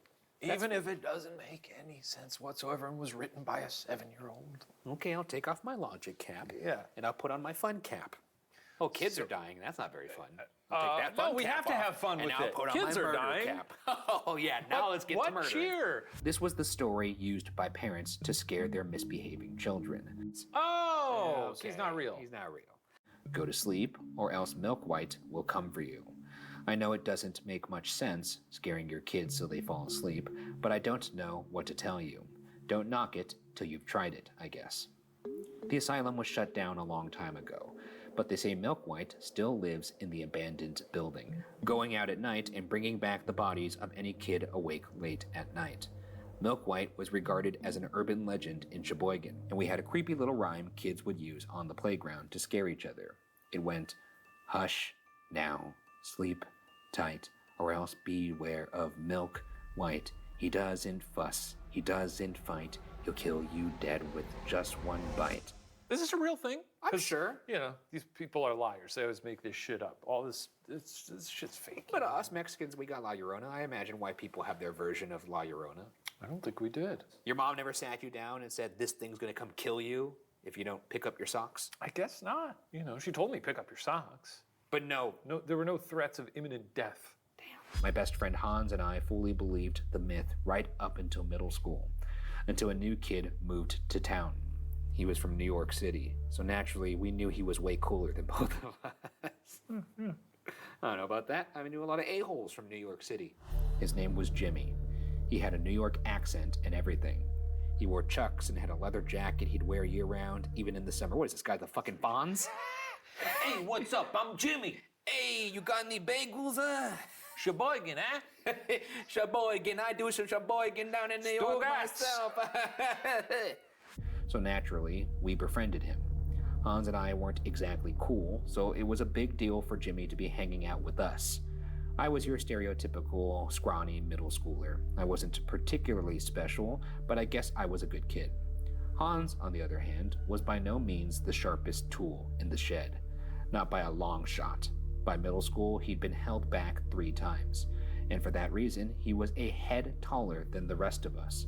But Jimmy had all the confidence. He could talk to girls and get himself out of trouble with just a smile and a wink. He was a raging know-it-all, and he never stopped talking about how lame he thought Sheboygan was. Come on. This guy sounds insufferable. Coastal elite. This goes for any place, okay? I just happen to live in Los Angeles. If I lived in Sheboygan, I'd feel the same way. If you are a local to a place and you have people that move into your town from another place, I don't want to hear, like, I hate it here, blah, blah, blah. Then get out of here. Go home. It would be like me going into someone's house and then being like, it's cold in here. I like my house better. You guys got some shit in the fridge. You don't have any Kool-Aid? What the fuck kind of establishment you're running here? It's just rude. It's rude. All I'm saying is I hope Jimmy dies. It was Jimmy's idea to scope out the asylum. He said he was bored of the snow and wanted to do something exciting. That's when I told him about Milk White. What a crock of shit. Hey, what a crock of shit. That's a fucking baby story, and you're a baby for believing it. You don't actually think that's true, do you? Did he say that baby story? Yeah. You fucking little baby. Oh, we got a little baby over here. Hey, why don't I give you a little spanking on your little baby butt, huh? I shook my head no. I am not a baby. I could see Hans looking at me, but I stared past him until he shook his head too. Oh, he is slow. Am I a baby? No. Don't say slow. I'm just saying, if it takes you more than 2 seconds to answer, am I a baby? He certainly was slow to react to that question. Yes, if that's the context that you meant that in. If I was in a job interview and I was conducting the interview and I said, hey, are you a baby? And he went, too long. That is a slow response time, certainly. Needs to be instant. Yeah. I am not a baby. I am not a baby. Jimmy decided we would go to the asylum that night. He joked about Milk White, calling him a pathetic excuse for a ghost story. It was embarrassing hearing him mock the creature that haunted our childhoods, but we said nothing. We snuck out around midnight and met up at the overpass. I was bundled in about 7 layers of wool. Jimmy, like always, wore only his leather jacket. We want this guy to die, right? I mean, okay. I bet you these kids want him to get the business, too. I don't know that they want him to be murdered. They don't want maybe not him to get murdered, but maybe just roughed up a little bit. By Milk White. He led the way as we trudged through the snow towards the abandoned building. It must have been intimidating once, heck, it still was, but now it looked uncared for and decaying. As we walked, Hans grabbed my arm and pointed at the ground. There were a set of footprints in the snow leading toward the old hospital. They were larger than both of ours, and something about them looked odd. It took me a moment to realize why. The prints had toe marks. The person who had made them was barefoot. I debated showing them to Jimmy, but I knew he would just laugh at me. I shrugged Hans off. Come on. We caught up to Jimmy at the main entrance of the asylum just as fresh snow began to fall. Jimmy tried the door, but it was shut firmly. He kicked at it, but to no use. I'll tell you what, having a great time with this story. It's fun. There's movement, there's action here. The setting is really nice. An old asylum, there's snow falling. Little kids. A lot of times in these stories, people are like, I noticed something weird, and then I continued to notice it, and then I died. It's true, it kind of is. This is a good season finale. If that's where this is landing, I'm having a great time. I hope so. They better stick the landing, though. Hans was shivering. Looks like we can't get in. Jimmy laughed at him. You fucking pussy. We've barely tried yet. Yeah. Good. Jimmy? Watch your mouth. That's strike one. Yeah, all right? watch your mouth. It was That strike was so two, good, actually. man. You don't say that, okay? Hans and I were good Midwestern boys who never swore. But Jimmy had a terrible mouth. He then moved around to a boarded up window. It was low enough that he could use his hands to pry under the boards. With a violent jerk, he pulled the first plank away. Whatever glass used to be there was long broken. Jimmy made a loud grunting sound and fought another board loose. He pulled himself up to the window and ducked partway inside. Are you pansies coming, or are you gonna stand there and French kiss?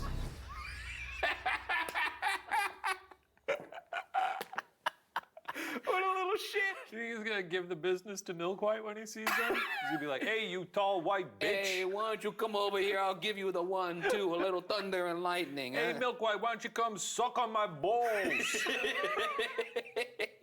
Oh, you gonna kill me? I got a better idea. Why don't you kiss my ass, huh?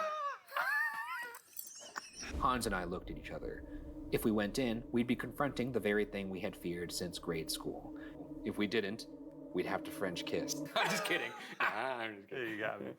If we didn't, we'd lose our friendship with Jimmy and probably any shred of reputation. I hoisted myself through the window. I landed on a pile of broken boards and loose insulation.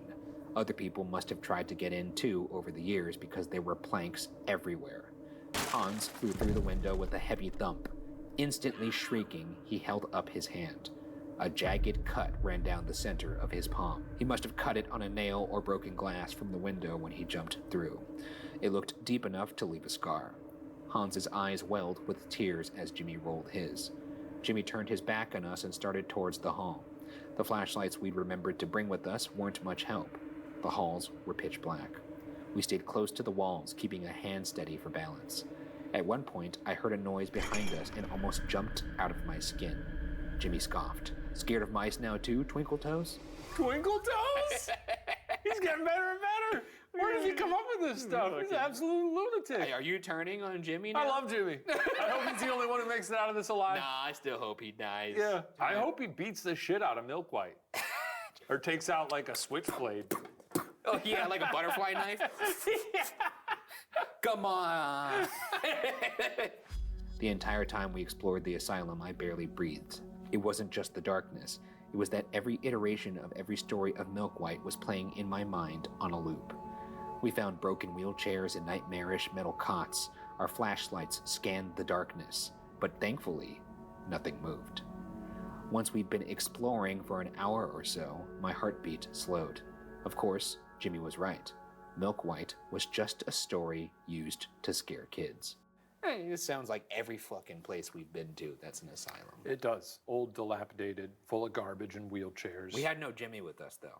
I guess you Oh would God, can you imagine if we had a Jimmy on Ghost Files? Can we just start casting for that? You could cast Stephen Lim. It was Hans who found the door to the basement. He pointed at it with his flashlight. Jimmy tried the handle, but it was stuck. He tried kicking the door, but ended up just tripping backward. I stood by silently. Jimmy shone his light into Hans's face. You, big guy, kick it down. Hey, you big sack of shit. Why don't you take that fucking size 18 shoe and kick this door down, huh? Why, you didn't get enough milk from your mama? Jimmy's so funny. I love Jimmy. Hans started trembling. Oh dear. Oh. Whatever you say, Mr. Jimmy. Kicks his foot, just goes a hole in the door. His foot's now stuck. Hans started trembling and shook his head. Jimmy pushed him. Come on, you great dumb idiot. Be useful for fuck's sake. Hans looked down, embarrassed.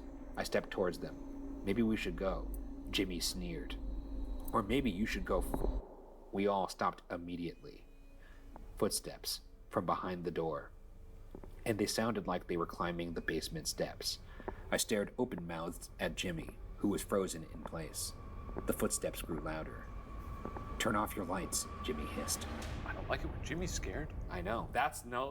I see what the story is doing now. They set up this kind of Man of Steel, annoying Jimmy, badass, our hero. And now he's scared, and now we're like, oh shit, Jimmy's scared. It's enough to scare It's like Jimmy? if you get scared at a ghost hunt, That's people, right, then they would know.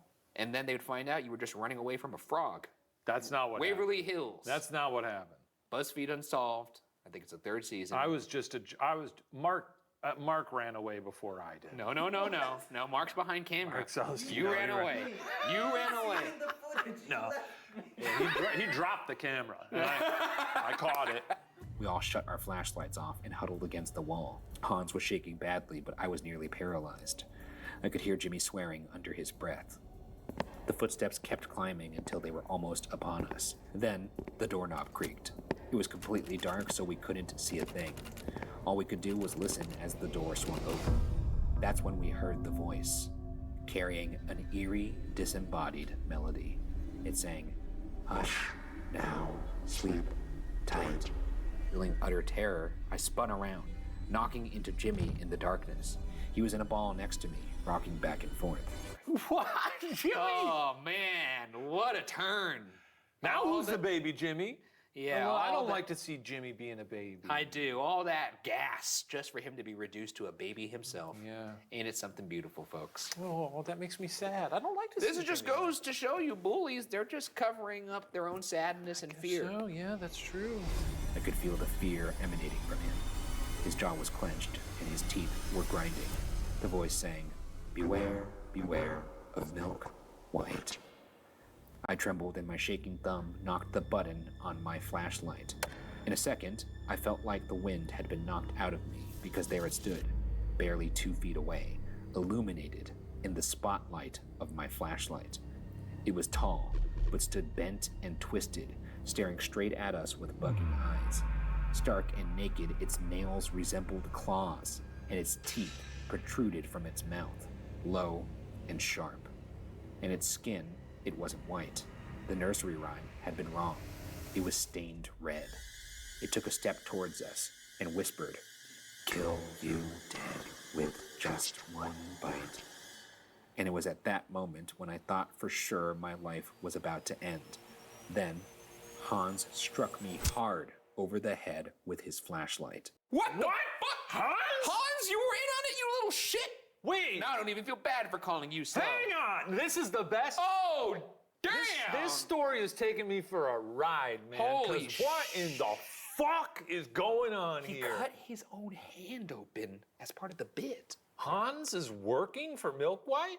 Do you think he was getting paid? I don't know. Does Milk White have a Chase account? or W9 and all Venmo? that stuff? I don't know. Set up an LLC? I woke up on the floor of the asylum. My head was pounding and I could see sunlight outside. I struggled to stand, but my frostbitten fingers and toes made it difficult. I looked around and saw Jimmy laying on the ground nearby. He had a giant bruise on his forehead. I tried to wake him. He didn't move, but he was breathing. Oh, thank God. Did he have the jacket on still? Oh, you know he did. Oh, I really hope Milk White kills him and then takes the jacket and puts the jacket on. I still don't know how I did it, but I managed to stand and haul Jimmy back out the window. I wasn't strong enough to carry him, so I dragged him through the snow. He moaned quietly, but didn't wake up. I made it to a tavern by the highway. It was closed, but I pounded on the door until my knuckles bled, screaming for help. The owner finally came to see what the noise was and let us in. He was shaken by our appearance. It was undeniable. He called the police. I was soon wrapped in blankets and starting to feel the warmth return to my fingertips. Jimmy eventually woke up in the hospital with a mild concussion. I told the police our story, and they searched the entire asylum but didn't find anything. Jimmy had no memory of the night's events. Convenient. What? I don't remember anything. It was dark. Well, at least that's what he claims. The psychologist my parents made me see afterward told me I'd created the whole thing. She said Hans had done something terrible to Jimmy and me, and I had blocked it out. After all, Hans was older and much stronger than us. Why else would he have left town so suddenly? She said I'd called up the image of Milk White in place of Hans because it was one I'd known from childhood and was easier than the reality. I went to bed before dark every night until I went away for college. I haven't been back to Sheboygan since. My parents hound me every year to visit, but I refuse. They think it's because of what Hans did. But I know what I saw.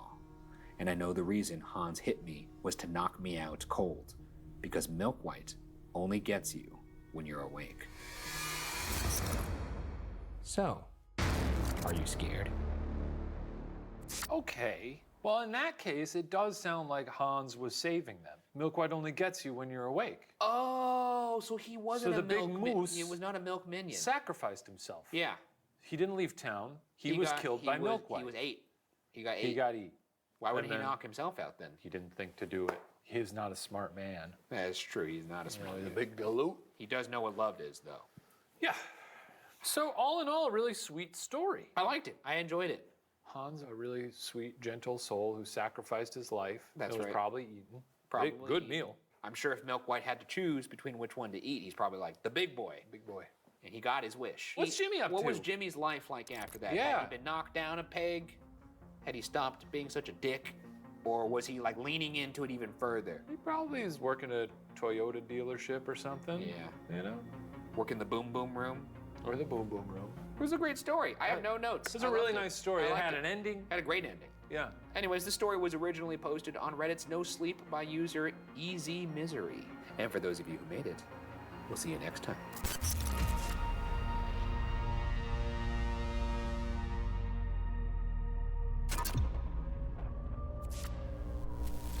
Hey folks, if you want to watch the full season right now, ad-free, along with other bonus content, Then head on over to WatcherTV.com to subscribe to the Watcher TV app and watch all of our content a month early. Or just continue to tune in here for free on YouTube every Friday.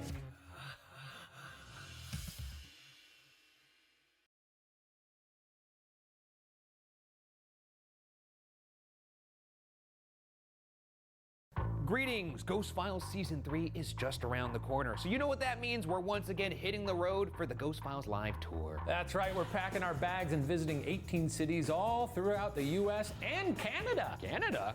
Head on over to ghostfileslive.com to check out dates and to get your tickets. You come watch a new episode of Ghost Files that nobody has seen. We'll come on out after, answer your guys' questions, goof around, maybe have too many spirits. It's gonna be a lot of fun. We'll see you there. I'm gonna kill him in the last show. Why?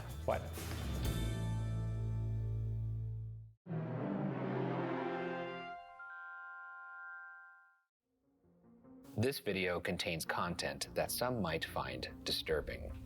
Viewer discretion is advised. College trips abroad can be both educating and liberating, exposing young adults to the myriad cultures of our one shared world. With home an ocean away, however, sometimes this new freedom means braving discomfort or even danger. Tonight, our narrator describes her time abroad and why she'd never been so glad to return home. I'm Ryan Bergara, and this is Are You Scared? A show where I tell my friend Shane Madej the internet's scariest stories. So lock your doors, turn off the lights, and let's see if we can make it till the end of the night. The crawl space.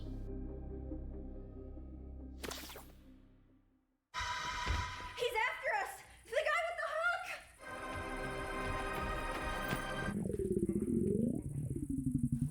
hook! Tonight, we tell the harrowing tale of something you can't outrun. No, it's not this guy with a hook, but it's hunger.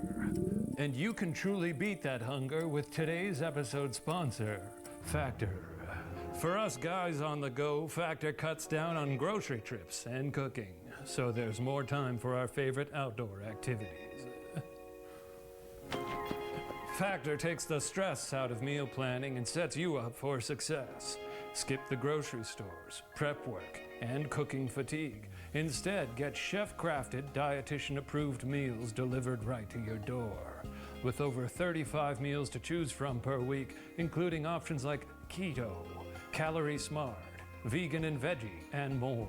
Factor's fresh, never frozen meals eliminate the hassle of prepping, cooking, or cleaning up. Simply heat and savor the good stuff. Factor is now owned by HelloFresh, and with a wider array of meal plans to choose from, there's something for everyone. So why don't you join me? Head to factor75.com or click the link below and use code WATCHER50 to get 50% off your first Factor box and 20% off your next month of orders. That's code WATCHER50 at factor75.com to get 50% off your first box plus 20% off your next month of orders.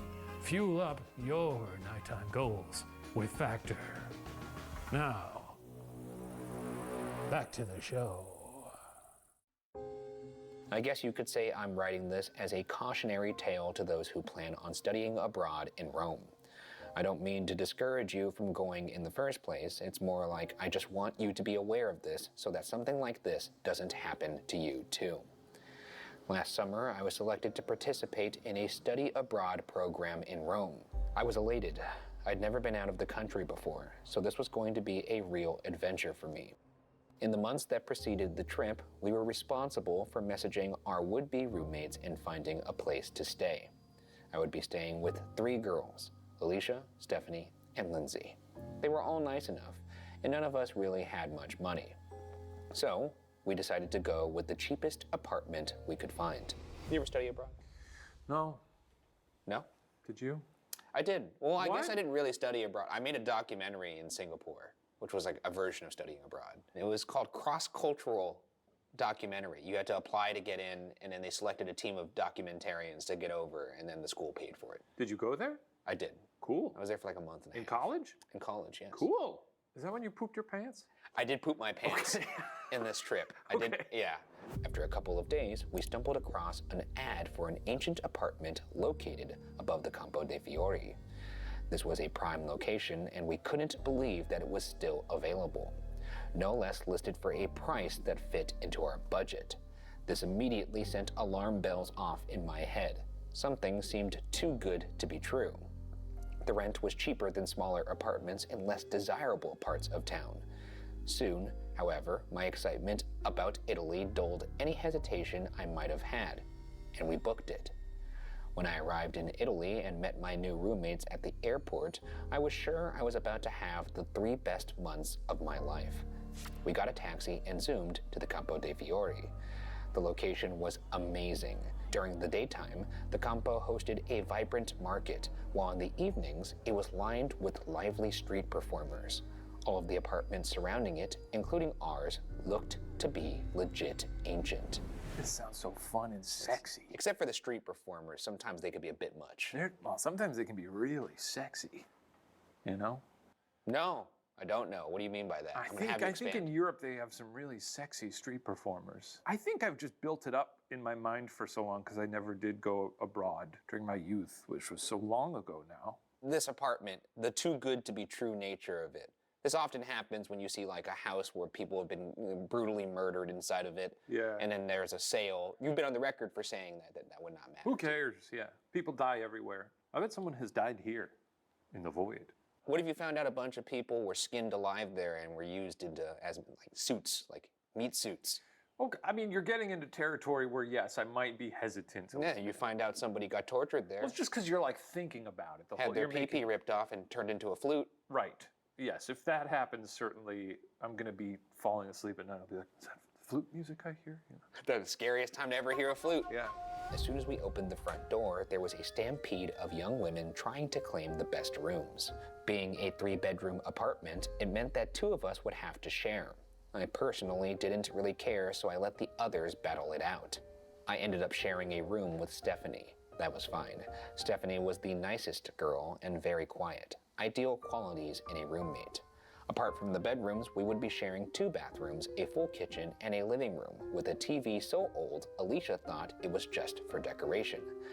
While the other 3 laughed about how great the apartment was, I again started to feel uneasy. How were we able to afford all of this? Before I could finish my thought, I was interrupted by a fit of loud squealing. At the far end of the apartment, near the front door, there was another part of the flat we had missed entirely when we first entered. A dark hallway.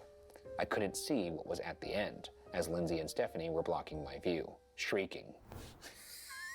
Just love all the passive-aggressive, like, calm down, it's not that nice, think critically, kind of thing. What, are they shrieking at the hallway or at the... They're shrieking at like, oh my God, we got 2 bathrooms, look at this TV, it's so fucking old. See. It's exciting, you know. Yeah. I'd shriek. You don't shriek. You're not a shrieker. I'm a squealer. I've never seen you have an excitement decibel level above maybe 4. No, I get excited all the time. I'm a squealer, I'm a shrieker. He's a screamer. Yep, that's me.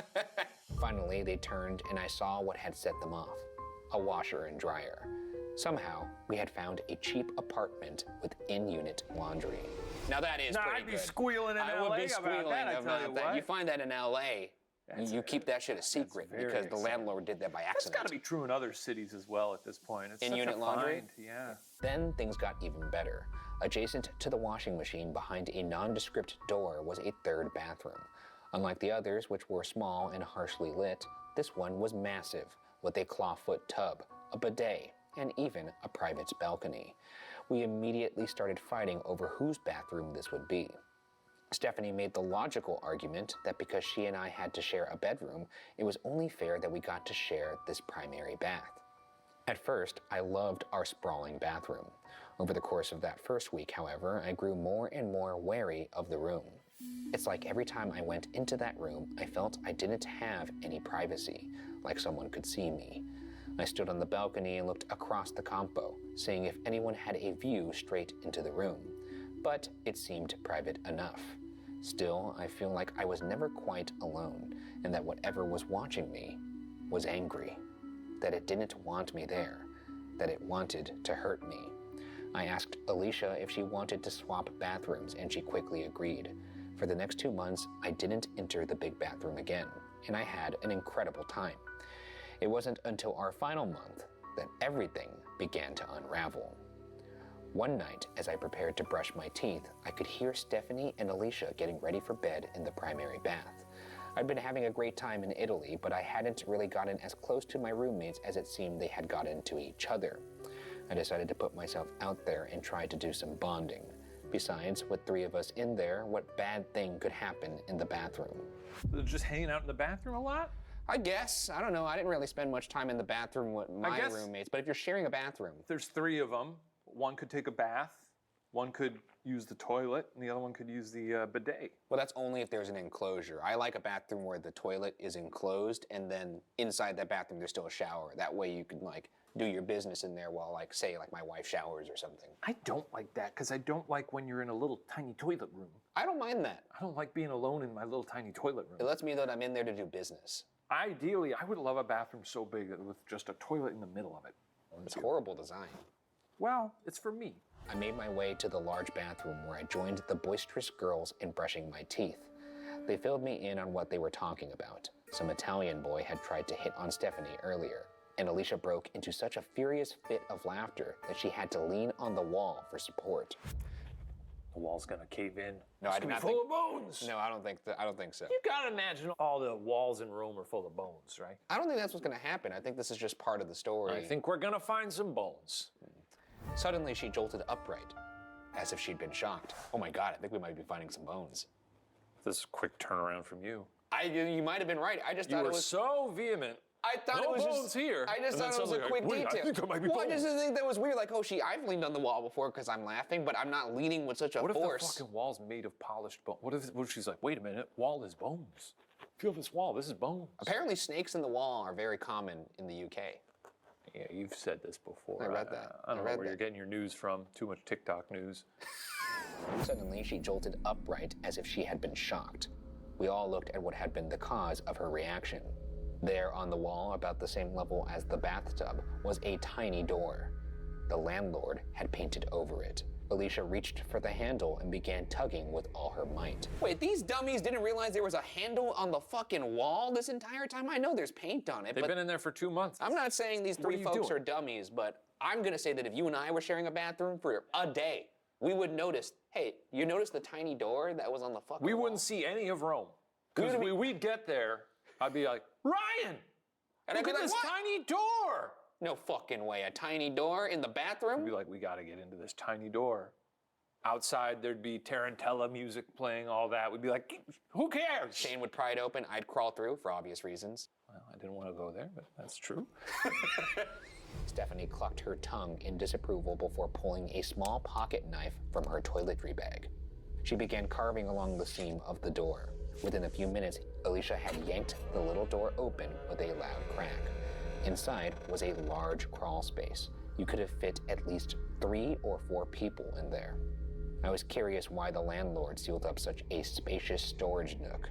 Immediately, we started using it as storage for towels and laundry baskets. Would you be alarmed by this? I would be alarmed by this. I don't know that I would, because I would just assume that it was an old crawl space and probably not be super concerned about it. But you have to remember the background. This is a suspicious deal to begin with. In like the heart of the city, there's no reason it should be this cheap, and now there's a creepy little crawl space, and your first thought is towel time? I'm not saying they deserve to die, but you know, this feels like we're getting to there. It seems to be a theme of this season, us choosing who deserves to die. Well, you just don't be stupid. Always be looking for tiny doors. And if you do find them, let somebody know. Don't keep it a secret. Even though our apartment was old, everything had been working fine until we unsealed that crawl space.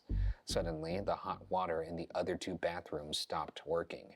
I kept using the bathroom with cold water, unwilling to go back to the huge bathroom until the cold water stopped working too. Meanwhile, everything in the big bathroom still worked. With the exception of that bathroom, it felt like the apartment was almost sabotaging itself. I was back in the large bathroom. All the while, the feeling that I was being watched grew worse and worse. I seemed to be the only one feeling this way, so I kept it to myself and hoped it would eventually go away. One night, I was alone in the bathroom. As I stood in front of the mirror brushing my teeth, something set the hairs on the back of my neck straight up. There was a faint rustling noise, the sound of someone gingerly shuffling things around inside the crawl space. I stood completely silent, terror filling me. I turned and ran down the hallway to grab the attention of my roommates. Eventually, I managed to stutter. Something's inside the crawl space. This feels like an easy solve to me. If you're a person traveling alone in Rome, you're with your friends, but you're probably carrying pepper spray. Yeah. Just get over that door, open it up. Give it a good little douse. Yeah, just really get it all up in there, because that's going to really stink. Why don't you call a plumber? That's good too, but he's probably Italian. Do you know Italian? What would you say? I'd walk over to the fucking sink and be like, hey, look, buddy, no water. I know you could do this. I played Super Mario. Oh, you're right. The most famous plumber there is. Yeah. I'd show him a picture of Mario. And then I'd show him a picture of my sink. You. No This. water. Drippy, drippy, no. Yeah. My roommates looked at me confused. It's probably a pigeon. As a pack, we moved down the hallway to the bathroom. When we looked in, I nearly fainted. The tiny door to the crawl space was now open. Alicia peeked her head out the balcony door and pointed to the slanted rooftop adjacent to ours. Sure enough, there were a few pigeons' nests tucked into the roof tiles. Stephanie surmised that a pigeon must have found another way into the crawl space and had just hopped out. Still, something bugged me. I knew that when I heard the rustling, the door was closed. No one is going to tell me that a pigeon knows how to and is capable of opening a door. When I got back to my room, I texted what had happened to my best friend back home. Initially, she thought I was being paranoid, though she also agreed with me that a pigeon probably wasn't responsible. She asked to see the crawl space, so I grabbed my phone and made my way back down the hallway. When I arrived, to my relief, the little door to the crawl space was still closed. I stood in front of it for a moment, gathering my nerve before finally pulling the little door open. It was empty. I snapped a quick photo before closing the door once more and running back to my room. I sent it to my friend, who said it certainly looked creepy, but it was probably nothing. I went to bed, but had some strange nightmares, the kind when you feel like you're half awake the whole time and you wake up feeling terrible. When the sun finally rose, I rolled over and grabbed my phone. I had 20 unread texts and 2 missed calls from my friend. I opened the phone, and the first text was, "Looked at that photo again. What did you Photoshop into the corner?" I opened the picture and zoomed in and was immediately petrified. In the upper right-hand corner, looking out at me, was a face, baring its teeth. My whole body began violently shaking. Someone had sealed whatever it was inside of that crawl space, and we had let it out.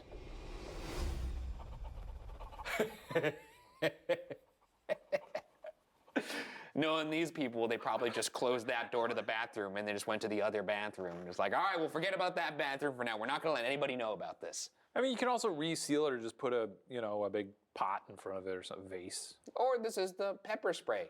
The pepper spray. Yeah, or just spray a hose in there. Or put some poison in there. Yeah, yeah. Put a cake in there, but put some poison on it. I tiptoed to the bathroom and peered around the corner. The door to the crawl space was closed. Slowly, I approached it, listening for whatever was inside. I heard nothing. Taking a deep breath, I opened the door and saw nothing inside. I looked back at the photo. It's possible it was just a trick of the flash on my phone. Nothing was inside now. I texted my friend that it was just an optical illusion and got ready for my day. That night, I had more nightmares. That is, until around 2 o'clock in the morning when the sound woke me. It sounded like a door being pushed open at the other end of the flat, followed by footsteps. But not normal footsteps. They were far too fast, like someone was running at full speed from the foyer to the living room and all about the apartment. And these weren't heavy footfalls like you would expect from a person running. They were very, very light. A shiver went down my spine, and I nearly screamed when I realized that the footsteps had come to a stop outside of my door. Despite all the lights being out, I could clearly see a looming shadow through the tiny crack at the foot of my door. A little tiny guy running around the apartment. You think it's human? No, it could be like a little rat man. Rat man would be good. I like a little rat man. The lesser known cousin of Batman. You would like to be a rat man if you could. I don't think I'd like to be like the product of a human mating with a rat, because I think that would be bad biologically for me. That would not be great. But maybe if I was like you put me in a pot, like in The Fly, if my DNA were suddenly fused with a rat. Yeah, like Goldblum style. Yeah, and I turned into like a Brundle rat or something. Yeah. Yeah. I'd be into that. I'd be into becoming that. I dared not move. Whatever it was just standing there, waiting.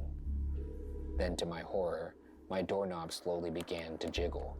Gently at first, but then growing violent at the realization of it being locked. The noise of it eventually woke Stephanie. She sat up, blinking in confusion. That instant, the jiggling of the doorknob stopped. I whispered across to her that whatever had opened the door to the crawl space the previous day had come back. But she just rolled over and said that I needed to get more sleep. That's you. This is you to me. This is why we would die, because of you. Well, don't say that. You'd be like, it's an optical illusion, whatever, go to sleep, it's fine. And then we go to sleep forever. This has happened in my life. We'll hear weird noises or something, or Obi will do something crazy at night, and Sarah will be like, what was that? And I'll be like, I don't know. Go to bed.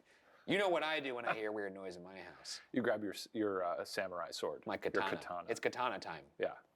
The next day, I made an appointment with my program supervisor and told him I needed to go home, preferably that night. He tried to tell me that I was just homesick and that it would pass, but I insisted. Eventually, we called my parents. They were confused, but understanding. They changed the date of my return flight to the following morning. Unfortunately, this meant staying one more night in the apartment. When I returned, I tried to tell the others about what I thought was going on, but none of them took me seriously. They didn't say anything, but I was sure they all thought I was going home because of some sort of mental breakdown. That night, I locked my door and hesitantly went to bed. I couldn't fall asleep. Once again, around 2 o'clock, rapid footsteps scampered around the apartment. And once again, they came to a pause outside my door. I could hear breathing this time, slow and light. I sat up in a panic, and to my horror, I saw that Stephanie had forgotten to lock the door behind her after getting up to use the bathroom. Stephanie! One rule, lock the door. These other women deserve to die. I think all three of them do, but more so Stephanie and the gang, not the narrator as much. I hope she survives. If we're being honest, that's true of most of the protagonists of all of these stories we read here on this show. They're all pretty dumb. I could think of a couple that didn't deserve to die. They tried to do the right thing. Who? Name one. I can't think of any off the top of my head, but I'm sure there are some. The handle slowly began to turn. I froze in terror as the door swung open. It stood in the doorway, staring me down. Its eyes protruded slightly from its skull and gave off a very faint bluish light. It didn't appear to have a nose, only slits where the nostril should have been.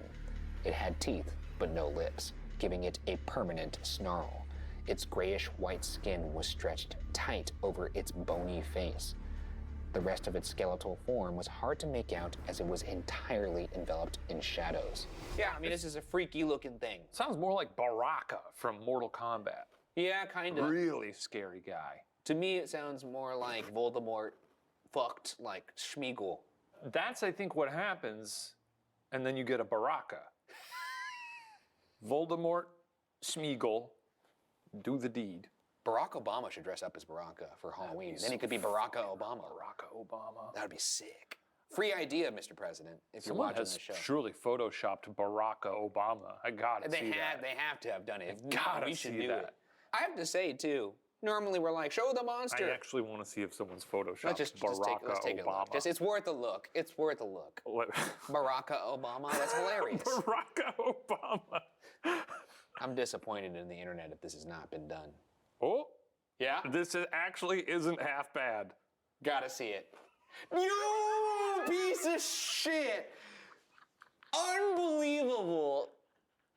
I can't believe I fell for it again. It's been a while. Not long enough. Wow. Well done, you piece of shit. Unbelievable. I've been waiting. After pausing in the doorway, it began to head toward me. As it moved, its body let out sickening cracks. I sat there, still petrified by fear, until it had made its way to the foot of my bed. The air had begun to smell sour and stagnant. It sprang onto the foot of the bed.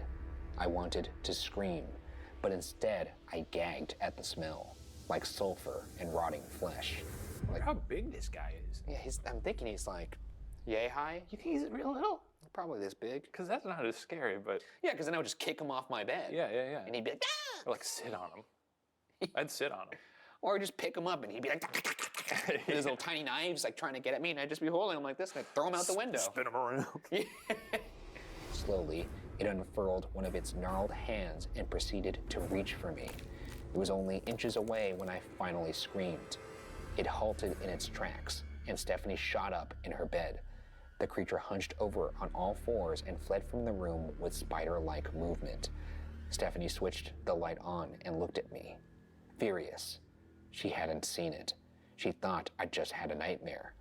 I apologized, and Stephanie turned the lights back off. I bolted the door and didn't even try to go back asleep. Why are you going back to sleep? Well, maybe she was convinced she had Why sleep. don't I just close the door? Well, I mean, sleep paralysis, you could see some crazy little creatures. That's what I've been told, and it seems like people do buy into that quite a bit. Well, I'm thinking you're Stephanie in this scenario, and I'm this narrator. Like, I just saw a Spider-Man crawl out of this room. Imagine me saying that to you in one of these haunted locations. Yeah, I wouldn't believe you, yeah. No, you wouldn't believe me. And we'd die because of it. The taxi came to pick me up very early. As the driver closed the trunk on my luggage, I leaned to look out the window. I could see where my room had been. There, looking out of my old window, was the thing. Bye-bye. Oh, shucks. I guess I'll just have to kill all your friends instead. Ciao. I wish I could have had the pleasure. Oh, that's pretty funny. That's pretty good. What's he doing up there? He's just saying goodbye, looking at the one that got away. But I guess now he's gonna eat the other Yeah, he's gals? gonna eat the other ones, but he's gonna be laying in his bed, looking at a photo of her like that Wolverine meme. Just wondering what she would have tasted like. Yeah. Its unblinking eyes bore into me, and its lipless mouth curled into a snarling grin. Before I could say anything, the cab driver took off, leaving that hell house far behind. I did everything in my power to try to warn them of the danger that they were in, but none of them listened to me. There was no way I could have stopped what happened after. You see, a couple weeks after returning to the United States, I received a phone call from the program director. He informed me that all 3 of my past roommates had been reported missing. They got eaten. Yeah. They were just informing you that all your old friends were eaten. Yeah. We found their bones. The authorities had no idea just how long they had actually been gone for, as they were only recently discovered to be missing when the program director went to check on them after they failed to come to the program wrap-up. There was no sign of forced entry, and no valuables were missing. Just my roommates. Kind of a sick burn there. No valuables missing, just my roommates. Yeah, nothing of value was lost. That's right, just 3 dummies. I may not be able to go back in time and save them, but maybe I can prevent this from happening to you. Please, please heed my warning. If it seems too good to be true, it probably is. You might not be as lucky as me. So, are you scared? Good story. It's a good lesson. It's a good story. You got to be liked careful it. when you, even Airbnbs, a lot of times they do have these little guys at them. It had everything. It had a little tiny monster. Yeah. A little tiny door. 3 idiots. And we actually never confirmed the size of the monster, but I do hope he's little. I hope he's like knee height. Yeah. Like a little leprechaun. Like a leprechaun, yeah. Maybe it was a leprechaun. Could have been. It wasn't in Ireland. On vacation. On vacation. Well, then he was like, I love Italy so much, maybe I'll just stay here. Yeah. He's got little sunglasses on. Yeah. And then every time... Certainly wearing some sunblock. And every time people come into his apartment, he has to get rid of them. He tries to scare them away, but then when they don't, he has to kill them. So this was a leprechaun. I think so. Yeah. Anyways, this story was originally posted on creepypasta.com and was modified to fit this show. And this was actually a true story. Wow. Yeah. All her Don't friends. check that. It's a true All story. her friends died. For those of you who made it, see you next time. Hey folks, if you want to watch the full season right now, ad-free, along with other bonus content, Then head on over to WatcherTV.com to subscribe to the Watcher TV app and watch all of our content a month early. Or just continue to tune in here for free on YouTube every Friday.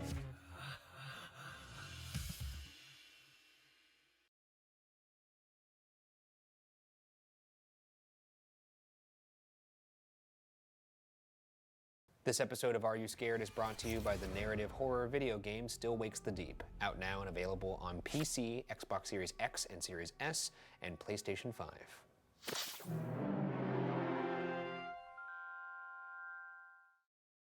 This video contains content that some might find disturbing.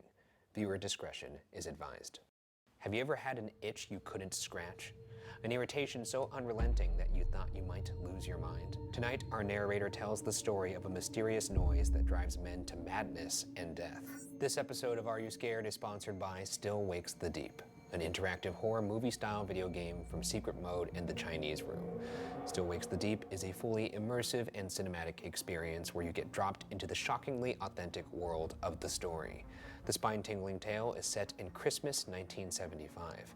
On an oil rig off the coast of Scotland. You have to navigate a collapsing oil rig to save yourself and your crew from an unknown horror on the edge of all logic and reality. Run, climb, swim your way to safety in this terrifying adventure. Still Wakes the Deep is out now on PC, Xbox Series X and Series S, and PlayStation 5. I'm Ryan Bergara, and this is Are You Scared? A show where I tell my friend Shane Madej the internet's scariest stories. So lock your doors, turn off the lights, and let's see if we can make it till the end of the night.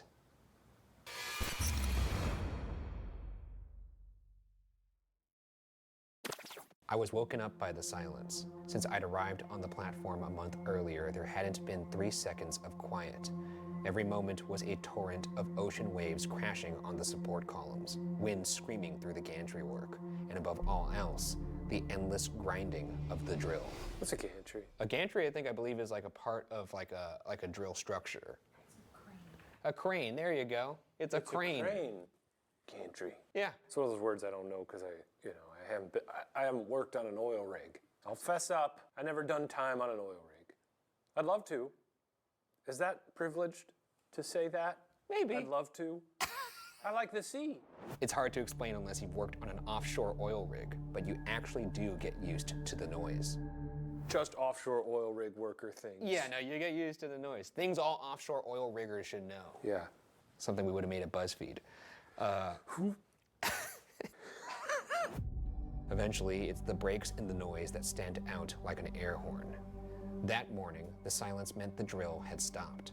And the drill stopping meant we were in trouble. Our platform was state-of-the-art, Cadal's newest structure, built in what had, until recent breakthroughs in graphene, been a no man's land for drilling companies. The sea floor was too far from the surface, and the oil underneath was too hard to find. Honestly, no one was sure why they chose to build it.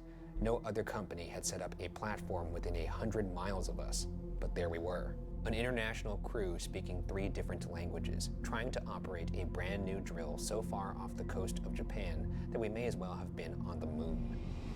Now, this sounds like something you wouldn't enjoy, because I know for a fact one of your deepest fears is being alone or being out in the ocean, in the deep sea. I like a nice little fort, though, is the other thing. Is that why you play Fortnite? Zero build. No, what does that mean? I don't build forts. Oh, I see. I like the idea, though, that I'm in a structure that is preventing, it's protecting me from the elements. Yeah. I like that quite a bit. It's like when you're in a very chilly room at night and you have a nice bit of covers, all except for your little face. Yeah. And you feel the cold.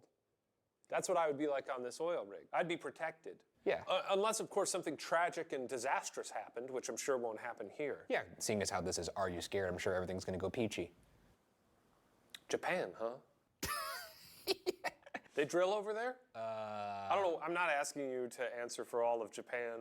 Seems like you are. I'm just asking if you know. I can only answer for half of Japan because I'm only half Japanese, and I will say, we be drilling. I pulled my hard hat on as I emerged on deck. All 3 crews were there, peering down into the water, each face as upset by the quiet as I was. The other 2 crew chiefs approached me. Yuri spoke only Russian, but Lee knew a little English in addition to his native Korean. Our primary form of communication came via translation apps on our phones. Stopped, Lee said to me as he typed more into his phone.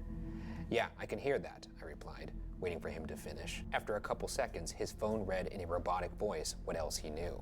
3.5 miles deep, drill working great, sudden stop, system unresponsive, we need shut down and start up. Could you imagine if we could only talk to each other through like a little Ovilus voice, like on Ghost Files? That'd be annoying. It would be the worst. It also just not very timely for a pressing situation. You'd probably be getting killed as you were typing. It's Ouch, like, oh my ouch. God.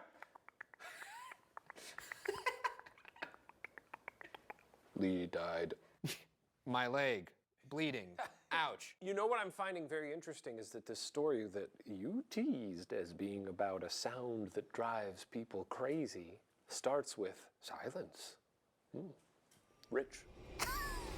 I turned to Yuri and waited for his phone to translate the information into Russian. He began shaking his head and typing. Finally, his phone read, No shutdown, no communication for too long, wait for supply ship, 3 days. Not a good situation. What's going on here? Their ship, their oil rigger, is not working. And I guess, I don't know, maybe this is my ignorance about oil rigging. But I feel like if my drill didn't work, I wouldn't be like panicking. I'd be like, looks like we're just chilling for 3 days. A little R&R. This again. Yuri and Lee were both good leaders to their guys, but they disagreed on almost every big decision, leaving me to break the tie as the 3rd crew chief. Lee wanted to reboot the entire platform, which would put us offline for 6 hours. It meant no contact with the mainland, but would also make it nearly impossible for Lee, Yuri, and I to communicate, as the SAT Wi-Fi would be down as well. SAT's short for satellite. Oh. Boat speak. Cool. The SAT's down. I didn't know that. Not ideal. The drilling had been slow, and we were already falling weeks behind. Yuri's phone read out his counter-proposal. He wanted to wait until we at least had our supply ship's comm systems as a backup. That would certainly be safer, but it also meant 3 more days without drilling. Choosing between the 2 options was obvious. Radio to Kadal, tell them we have to do a hard restart. As Yuri's phone translated for him, I could see him start to protest. Before he could, 6 hours, Yuri, it will be okay. Enjoy the silence. Okay, so yeah, we're being set up here for silence, possibly bringing in something bad. Yeah. Nice detective brain on you. Yeah. I'm smart. Okay, I take that back. When his phone translated, Yuri shook his head. I expected him to be mad, but instead, he looked worried. He typed into his phone, which translated, Bad idea, bad feeling. No, it sounds like something I say to myself in the mirror every morning. Bad idea. Bad idea to be you and awake? Everyone has to have a mantra. Mine just happens to be negative. I turn to my wife in the morning and she says good morning and I say, bad idea. With that, Yuri stomped away. Lee waved him off and made his way to the control room to radio the mainland and begin the restart. So the restart's gonna take 6 hours? Yeah. So they're gonna sit there for a little bit, you know, play some chess or something, or arm wrestle. Maybe get to know each other a little bit, you know? Like physically or? Physically. Do a little wrestling, you know? Oh, what kind of wrestling? You talking about like wrestling? 4 on the floor, baby. A little bore on the floor? Maybe a little bit. I thought it was silent when the drill stopped, but when our electric systems and generators powered down, that's when it really got quiet.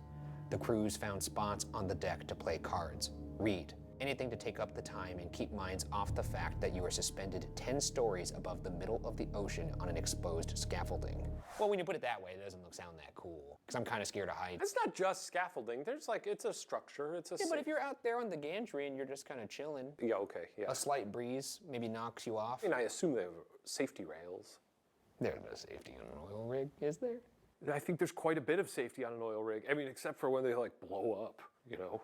They got safety, you know, they don't want you to slip on a banana peel and go like, whoa, and then fall over the edge. I wanted to show Yuri there were no hard feelings, so I asked him to play a couple games of Durik.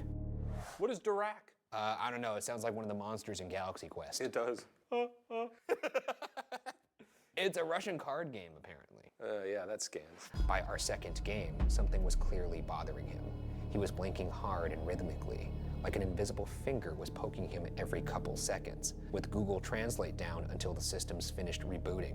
I tried to ask him if he was okay with a concerned look. Give me your best concerned look. But we're playing a card here, we're playing Durak. I'm freaking out. I'm doing this.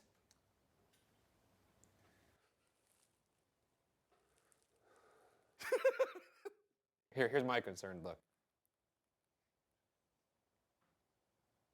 You look like you're about to bite me. I don't think either of us are good at that. I feel like all you need to do is a reach out. And then to the heart. I'd cut your fingers off. Yuri understood and pointed to his ear. I set down my cards and tried to listen for something.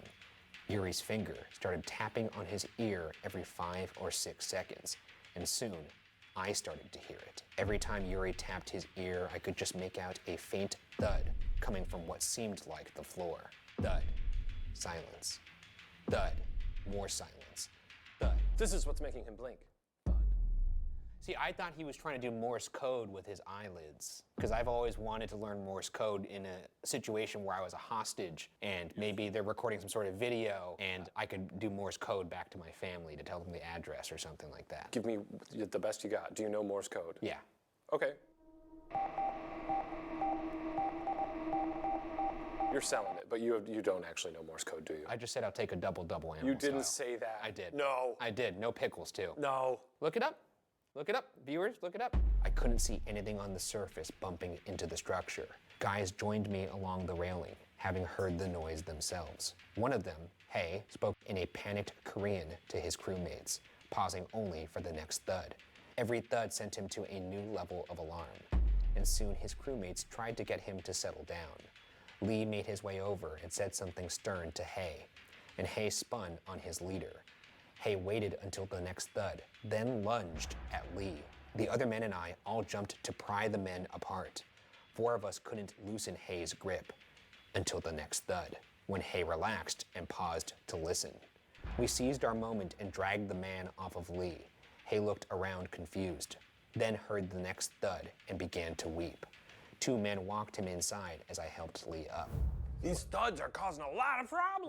What just happened? You just got to put on some noise-canceling headphones and That's pop what on I a was saying. podcast. Do a little Estes method up there. Yes. By yourself. Yeah, I go far away when we do that. This is why you got to carry a spirit box and headphones with you at all times, just in case you need to distract yourself. You keep trying to justify that however you like.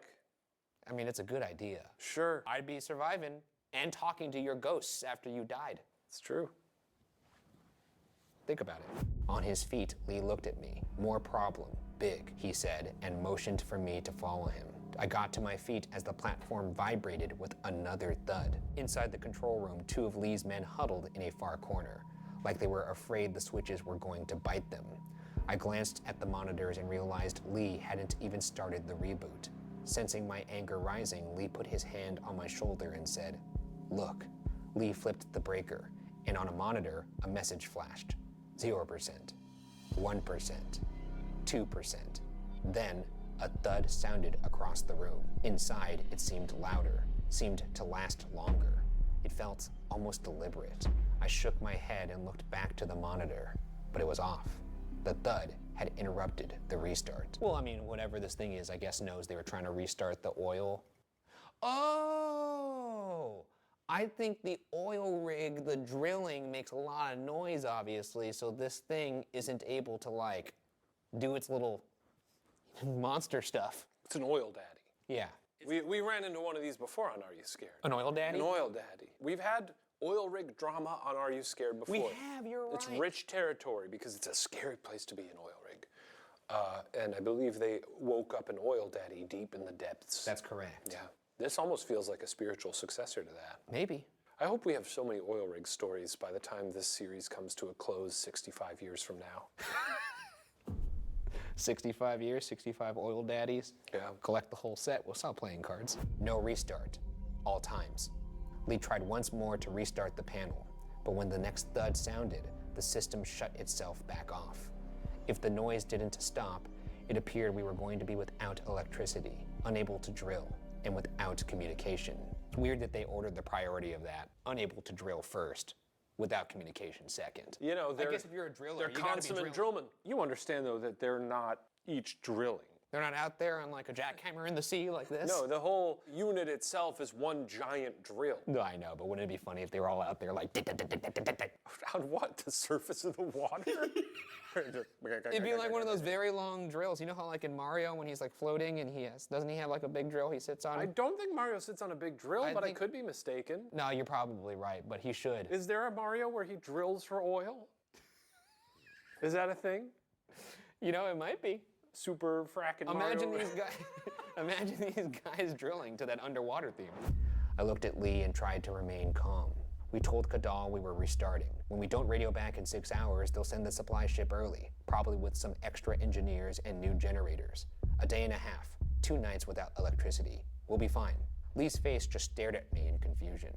Not only would communication with the mainland be impossible, but communication between the 3 teams on board would be as well. Over the rest of the day, the thudding only got more intense. People stopped playing cards and reading. In the silence between thuds, all you could do was brace your mind against the next thud. Even the massive drill structure seemed exhausted. Would you get on a little boat and just leave? I think I would. I mean, if you're in the deep sea, I don't think a dinghy's gonna cut it. How far? Well, especially if you got some sort of monster down there. I mean, what do these guys Well, think? they gotta get to and from the place. Well, right? what do they think these thuds are? It could be just like big waves, I guess. Kaiju? A kaiju? Like the kaiju? So just one? I thought kaiju was just a sort of a... It is, but there is like Godzilla would be like the kaiju. He's the big guy. He's huge. Something stirring in the deep. The thud throbbed around us, and all we could do was wait for the next one. By dinner, morale was deteriorating. Men began whispering in all 3 languages, theorizing about the thud. A whale, a giant squid, mermaids. Guys drew pictures to tell the other crews about their theories. One of Lee's men started scribbling a solid circle, dark and hard. He tore a hole in the paper and kept drawing on the table underneath. When Lee said something to him in Korean, the man stood bolt upright. He grabbed 4 plates of food from the guys around him and stormed out. All of the Koreans... He's stacking? You grabbed 4 plates? Oh, I guess. I don't know why he's grabbing the... It's funny because he is like, that's a disturbing thing to see, a man just drawing a circle and then standing up. But then for him to be like... But what if he started twirling all 4 of them? Well, that's impressive. Then you'd be like, this is entertainment. Yeah. Keep drawing your little Doctor Strange portals on the paper. I don't care. As long as you keep twirling them plates, buddy. Sort of a classic, like, child in a horror movie thing, right? Drawing circles. Not unlike the hole that they're drilling. All of the Koreans but Lee ran after him. Lee turned to me and says it's hungry. I got to the deck just as Lee's man threw the 4th plate down. We all peered over the side. Though without the lights, we lost sight of the food as the sunset glinted off the sea. Oh, I didn't realize he's throwing food into the ocean? Yeah, because he said it says it's hungry. I guess I'm imagining the drill is probably a big hole. Yeah. You're throwing little plates of... Yeah, whatever would be down there would probably be giant. Chicken piccata? Yeah, they're not gonna... I don't think that's what it wants. Chicken tenders ain't gonna get it. I feel like the hole wants to eat people. Like, imagine if, like, you were angry, and to appease you, some ants gave you like ant food. Yeah, you'd be like, I'm starving, and you gave me a little breadcrumb or something. Like a little tiny version of popcorn. Actually, that sounds pretty good. LTP? So I would just lick them up with my tongue like a dog. I turned to go back to the mess hall, but stopped. Behind me was Yuri, wide-eyed and drooling. He started speaking Russian at me at a frantic pace. Spit flew from his mouth as his voice got louder. Suddenly, the platform let out another thud, and Yuri's head snapped back to a sickening extent. It looked like he had broken his neck, but his head lolled back around, still yelling Russian. Another thud, and his head again snapped at another unnatural angle. I yelled for help. Something was seriously wrong. You think? Something's a little weird here. Guys, Yuri just turned himself into a Pez dispenser. I think there might be something wrong, and there's no Pez coming out of his neck. You don't like Pez? It's one of my favorite things in the world. Wait, really? Yeah. It's so satisfying. Eat it without the guy. I don't even need the guy. You don't even need a little I just guy? eat the pellets. That's probably a dated reference at this point. I don't think they even sell Pez. No, they're out there. I bought a Trolls one recently. As men gathered around, the platform rang with the loudest thud yet. Yuri's head snapped so far back. Oh, God! Okay, this gets so much worse. I thought it was over. He's still snapping. He's still pop-locking, paranormally, that is. Yuri's head snapped so far back that the skin around his throat split, shooting a thin sheet of blood over the deck. Oh, my God. I think he's gonna die. I feel like if I wanted it to split, I'd have to go pretty far back there, though. I don't think you could do it. No. With his head still cocked backwards, Yuri started sprinting towards me. I ducked to the side, and Yuri leapt over the railing, falling 100 feet into the sea. I know this is obviously horrific. It is kind of funny to imagine somebody with their head just like all the way back while sprinting, and their head's just...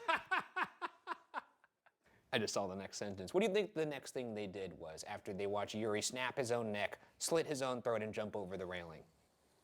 Throw him a life preserver? Do they? We threw the lifesavers down, but it was hopeless. No, he doesn't seem to want that. He was having trouble standing on land. I wonder what we should do. Yuri was gone, leaving only Lee and me in charge of our island of unknowable horrors in the middle of nowhere. That night, no one got any sleep. It wasn't the thudding that kept us awake, but imagining what was causing it. Earplugs didn't help. Music didn't help. By the morning, we weren't just hearing the noise. We could feel it.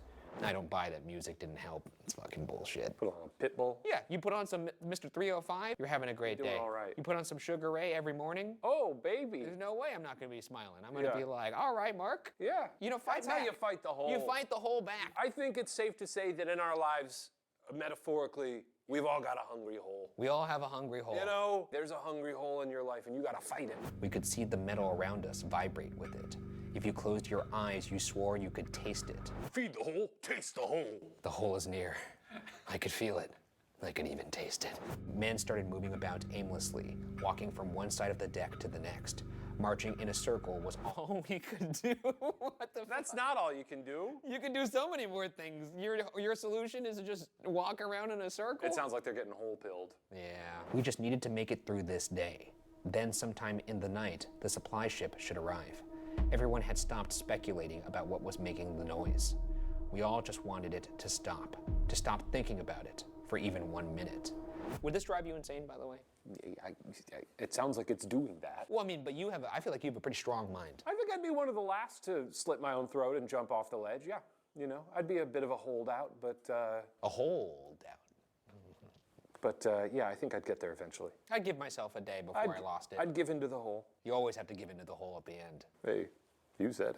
After lunch, the chef took Lee and I aside and told us a couple of his knives had gone missing.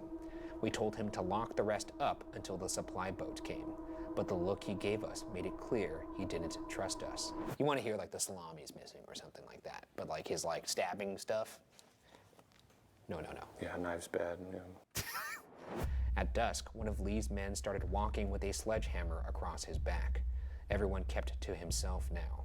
Even the men who could understand one another weren't talking. Everyone exchanged threatening looks, some even baring teeth, mumbling to themselves. It was like a mental asylum with only patients. Minutes passed in a panicked daze. The thud would ring out, and I would be staring out across the ocean. Then I'd have no memory until another thud. when suddenly I was facing a wall in a supply room, another thud, and I was in the control room, holding a knife I'd never seen before.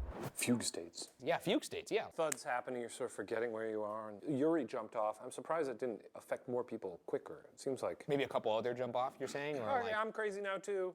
Here I go. Doesn't seem like anybody was particularly sad that Yuri died either. I mean, they threw a life preserver. That's the least you could do. No one was like, I'm sad. They didn't have a little funeral, but they got thuds to worry about. That's how quickly you'd forget me, huh? Knives are going missing. Salami's going missing. You think I'm worrying about your dead ass? All due respect. Another thud. The knife was gone, and I was sitting on the deck, feet dangling over the edge. In one moment of lucidity, I scrawled on my arm, supply ship. Someone had to remember help was on the way. With night, men were openly weeping across the platform, tearing at their hair, pulling at clothes. Brutal fights were breaking out. The man with the sledgehammer dislocated Lee's shoulder with it, and Lee started going for the man's eyes. No one stepped in. Men would fight until the next thud, then turn as if nothing had happened and shuffle off. Some were bleeding from huge gashes, though they hardly seemed to notice. With every thud, I was less clear where I was, who I was. The only thing that would bring me back was the supply ship reminder on my arm. Well, I mean, if you're seeing your little reminder works, why not tell the rest of the group?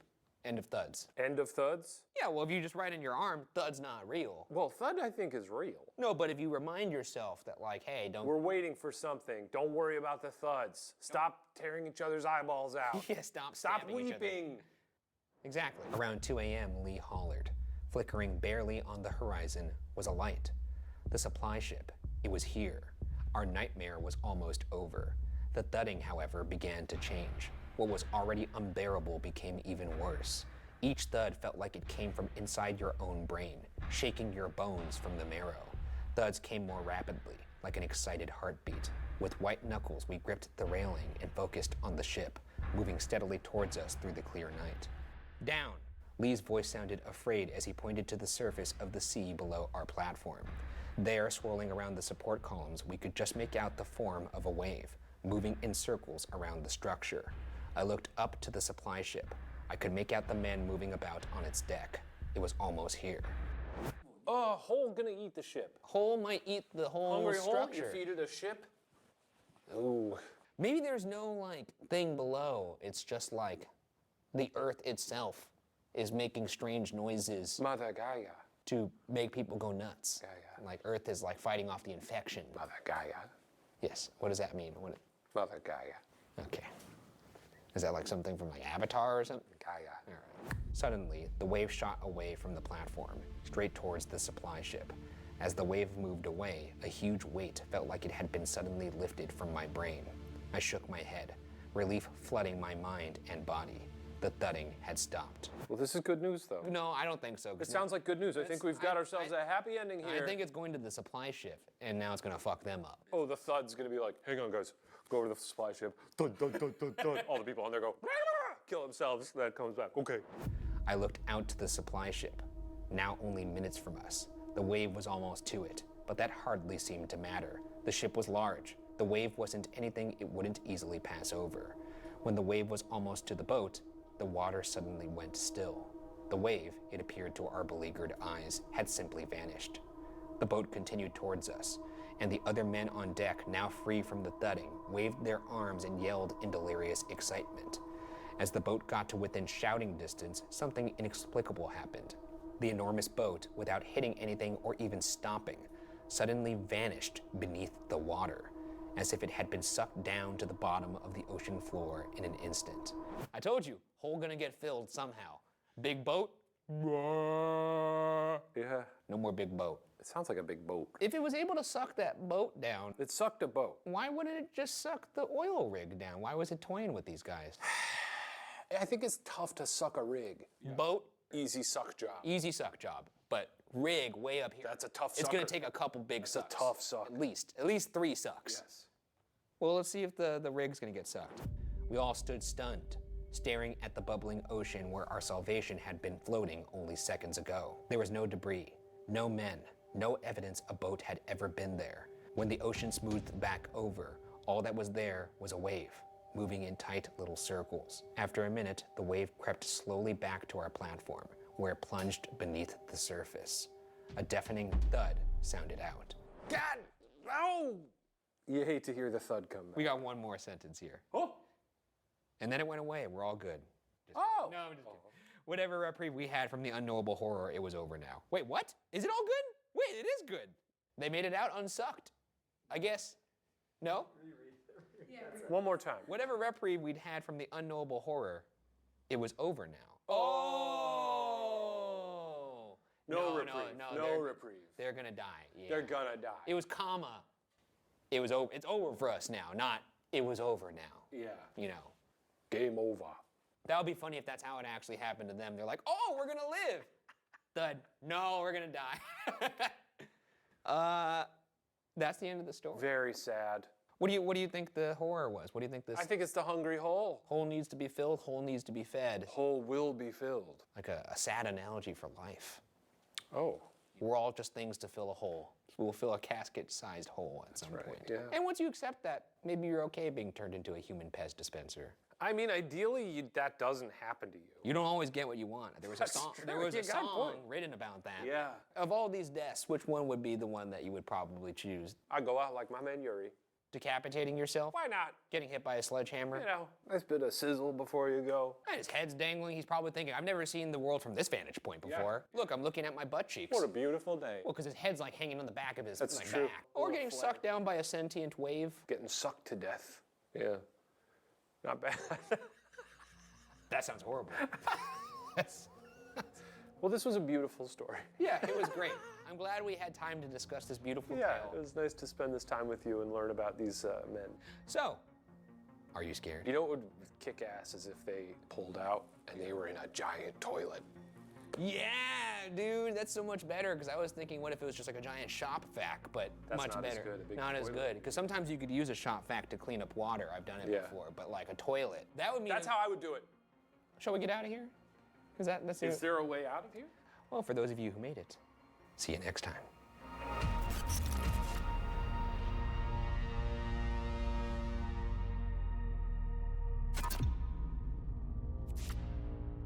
This episode of Are You Scared is brought to you by the narrative horror video game Still Wakes the Deep, out now and available on PC, Xbox Series X and Series S, and PlayStation 5.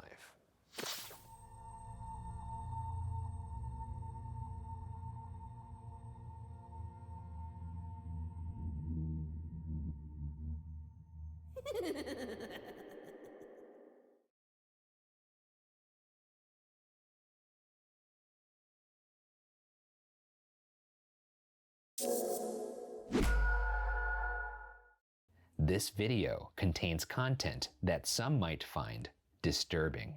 Viewer discretion is advised. They say there's nothing stronger than the bond between a parent and their child.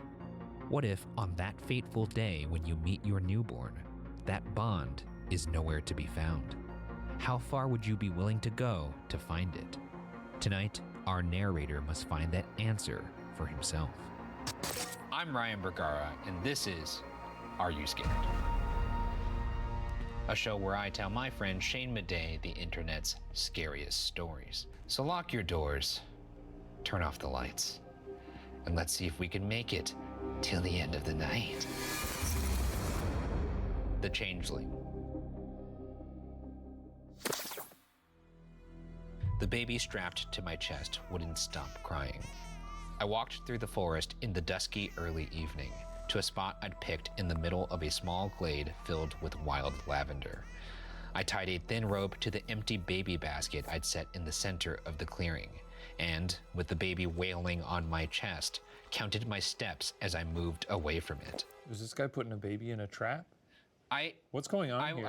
What the fuck? I tied a thin rope to the It's empty such a baby basket. jarring start to a story. He didn't put the Taking a baby to a forest. He didn't put the baby in the baby basket. Ryan and I don't have babies, so look, we don't get it. You know? Is this I what don't you know. do with a I think baby? this is what you do. You tie him with a rope and you take him to the forest. And you just have him hang around? I think it's sort of like you got to. Do you say, like, see if hang it out? survives? Yeah. You leave it out there, see if it comes home. 100 paces from the basket, I tied my thread to a tree, then turned and continued on in a loop, keeping as close to 100 steps as possible away from the basket, tying the thread to trees as I went. The whole time, the baby never stopped screaming, like an air raid siren or a howling demon. These cries had scored my life for months now. Mary and I had been delighted to find out we were pregnant after 2 years of marriage. We'd always talked about having a big family. I was naturally a little nervous, but determined to be a great parent. My first job was painting the nursery.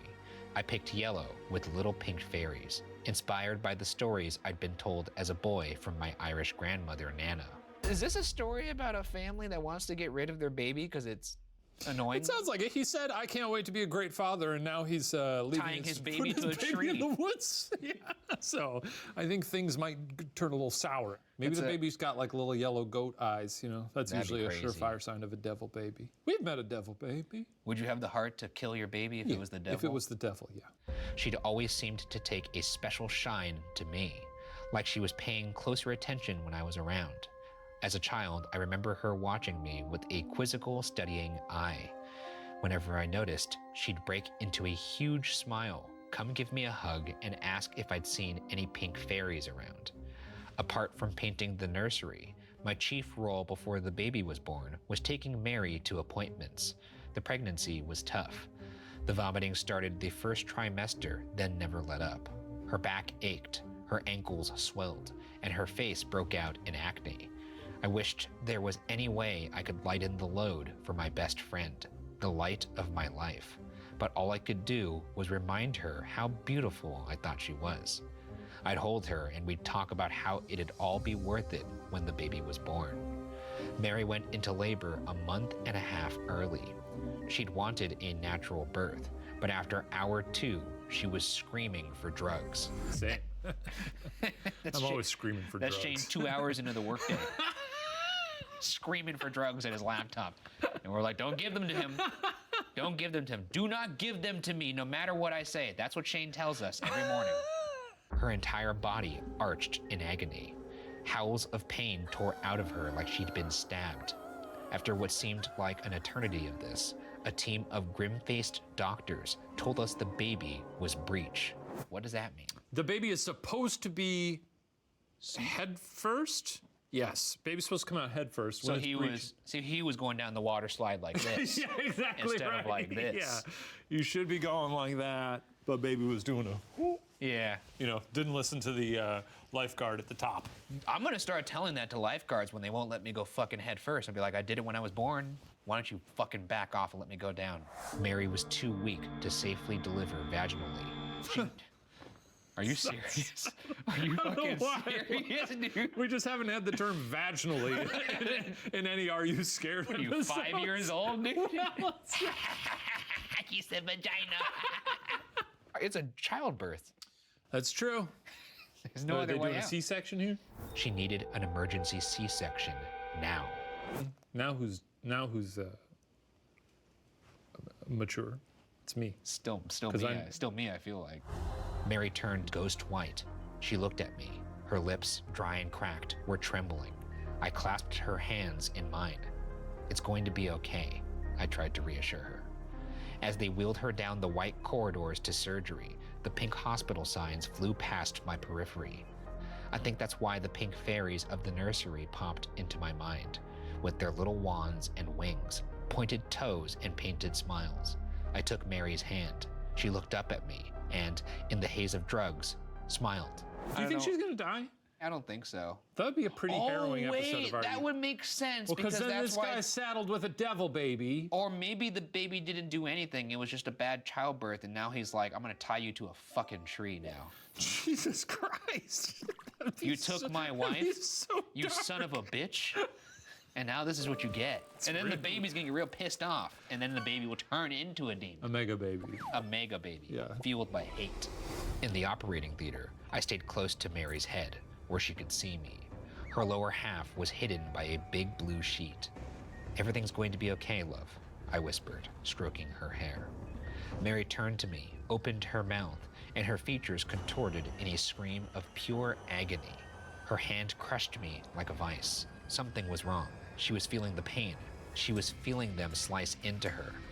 Suddenly, an orderly yanked on my arm, pulling me out of the door. Is this English? Is this a Is this British English? writer? Is it? Everything's gonna be okay, love. It's all right, love, isn't it? Fucking baby, huh? It's all right, love, isn't it? Little devil baby, huh? Devil baby, isn't it? What's all this in? I swiveled around, trying to claw my way back to Mary, but the orderly said that since the local anesthesia hadn't worked, they were trying general. Moments later, through the window of the operating room, Mary lay still. I stood at the window, rigid, motionless. My eyes didn't leave Mary's face. Not as they pulled the baby out of her, not as I heard it start to cry, not as they cut the cord. I dimly registered the blood-soaked doctor holding the baby up to me, but if I'm being honest, I barely gave it a glance. I was staring at my wife, lying there, cut open, gutted. The rest of the time passed in a blur. As soon as Mary came to, she wanted to know where the baby was. I realized, in my concern for Mary, I hadn't gone to see her in the nursery. In the trauma of the birth, I guess my brain hadn't yet registered our infant as the newest member of our clan. When they brought our daughter in, Mary's gaunt face lit up. I saw in her eyes, the moment she took the baby in her arms, that she'd already forgotten the pain it caused her. When it was my turn, I held the baby rigidly, my body taut. I tried to tap into the warm feelings other fathers had shared, but they wouldn't come. What was wrong with me? Shouldn't I have that sense I'd heard about, that a part of my heart now lived outside of my body? I started to feel a shame over the indifference I was feeling. Our infant started crying moments later, a shrill, hateful sound, as if it didn't feel anything for me either. This guy doesn't like babies. He's reading into the sound of this baby hates me. This It baby- cried this because it baby. hated me. I think I fucking hate that baby. I hate my loud child. This is haunting, by the way. This is a haunting experience. I'm glad she's alive, because I thought she was dead for a I second. thought she was a goner. Yeah. Happy to hear she's hanging around with this shitty baby. The next few days was a haze of doctors and nurses. Relatives came to visit. My dad clapped me on the shoulder and tearfully said that my mom would have been proud of me. And still, every time the baby got near me, it screamed. Someone's got to tell this guy that's what babies do. Give it a baba. I don't get it. The baby fucking cries all the time. No one told me about this. Hey, here's an idea. Feed it. Days turned into weeks, and the baby cried. It barely slept. It was like a buzzing insect, a constant grinding noise. There's not a part of you that would be horrified that if you just really hated your baby after a couple weeks? I mean, I wouldn't be thrilled. No. You'd be just like, sitting- ideally, I'd love this baby. Yeah. Oops. Ideally, you. Oops, I hate my baby. Oops, you know? I hate it. What are you gonna do? Oops, I'm Shane Madej and I'm about to strangle my child. I'm not gonna. What am I Don't insinuate that I'm gonna murder my own child. If you had a baby you didn't like, just wait. You know, all babies are the same. They're pretty boring. You 30-day know, return They're like, policy. You know, you feed them, they poop, whatever. It takes years for those things to turn into like functioning people. I bet know, you in the future, personality. like 100 years from now, babies will have a return policy. Like you could just zap it back. You got a weird brain. Mary was weak, so I did the daily jobs, changing nappies, housekeeping, trying to get it to sleep. Nothing worked. The moment I held it in my arms, it would writhe and scream like I was burning it. As the pink fairy seemed to watch me bounce this squealing baby around the nursery, I tried the same mantra I'd repeated in the pregnancy. Someday, this would all be worthwhile.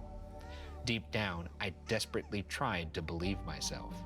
I was exhausted, but more than that, I was becoming twisted with hate. It's awful, but I looked down at that baby when it was asleep, at its most peaceful, and tried to muster some positive feeling, but I couldn't do it. At best, I felt nothing. At worst, I hated it. This screaming, clawing monster that, despite my hope, never felt like she belonged to me. Does this not scare you? This would be nightmarish to me. No, I'm not. There's so many parts of my mind that it's like, if I can't control how I'm feeling about something, it's fucking scary. So like, if I was like supposed to feel these feelings of joy looking at a baby and I didn't feel anything, that would freak me the fuck out. It wouldn't freak you fuck out. I guess not. I guess I'm not that concerned about it. I feel like if I have a baby, I'll probably be like, yeah, I love this. I think after you have a baby, I'm gonna give you a call 3 weeks after and be like, how's it going? And I'll be like, you know what? You like that baby? I got nothing. I fucking knew it. You got me. Click. Maybe it was those pink fairies watching me fail as a father, but I'd been thinking about my Nana a lot, and the stories she used to tell me. She was the matriarch of our family, still living back in Ireland. Even in her old age, her voice was solid as steel. I wanted that voice to reassure me that it would just take some time, that I'd grow into the father I'd always hoped I'd be. When I rang her, she sounded like she was half expecting my call. Our conversation was normal and light at first, but before I knew what I was saying, the whole story came tumbling out of my mouth. The pregnancy, the birth, and my irrational, unwelcome hatred. When Nana didn't respond, I thought she'd hung up in disgust. But then, did you watch it after? What? Did you stay with it after it had been born? Did you keep your eyes on it? I went ice cold. No. My Nana, low under her breath, murmured, "Changeling." Can you speak up? What the fuck? Did you just say changeling? You can't just say that, Grandma. I'm talking about my child here, and you're talking about the Angelina Jolie movie. Changeling. I am hooked, by the way. I want to know what the changeling Well, is. there was that period right after the baby was born where it was gone. Maybe it was away. a different. Oh, maybe they handed the wrong baby back, or maybe the baby changed into a demon of some sort. Or maybe he was in the waiting room with the other dads, you know, and there was a guy in there, like a real red guy with horns, who was like, "Oh, I'm expecting as well." I see where this is going. Yeah, he's Do you like, get it? You And want, swap you the want, baby. you say, want. the You know, devil. be a funny dad humor. Maybe you're in the nursery with another dad. You're like, want to trade? I'm gonna do that one day. You gotta. Hey, want to trade? That's really funny. And then when he laughs, don't laugh. Seriously, do you want to trade? How much? How much for your fucking baby? My skin erupted in goosebumps. A wave of certainty and familiarity swept over me, as though someone in another room had just called my name.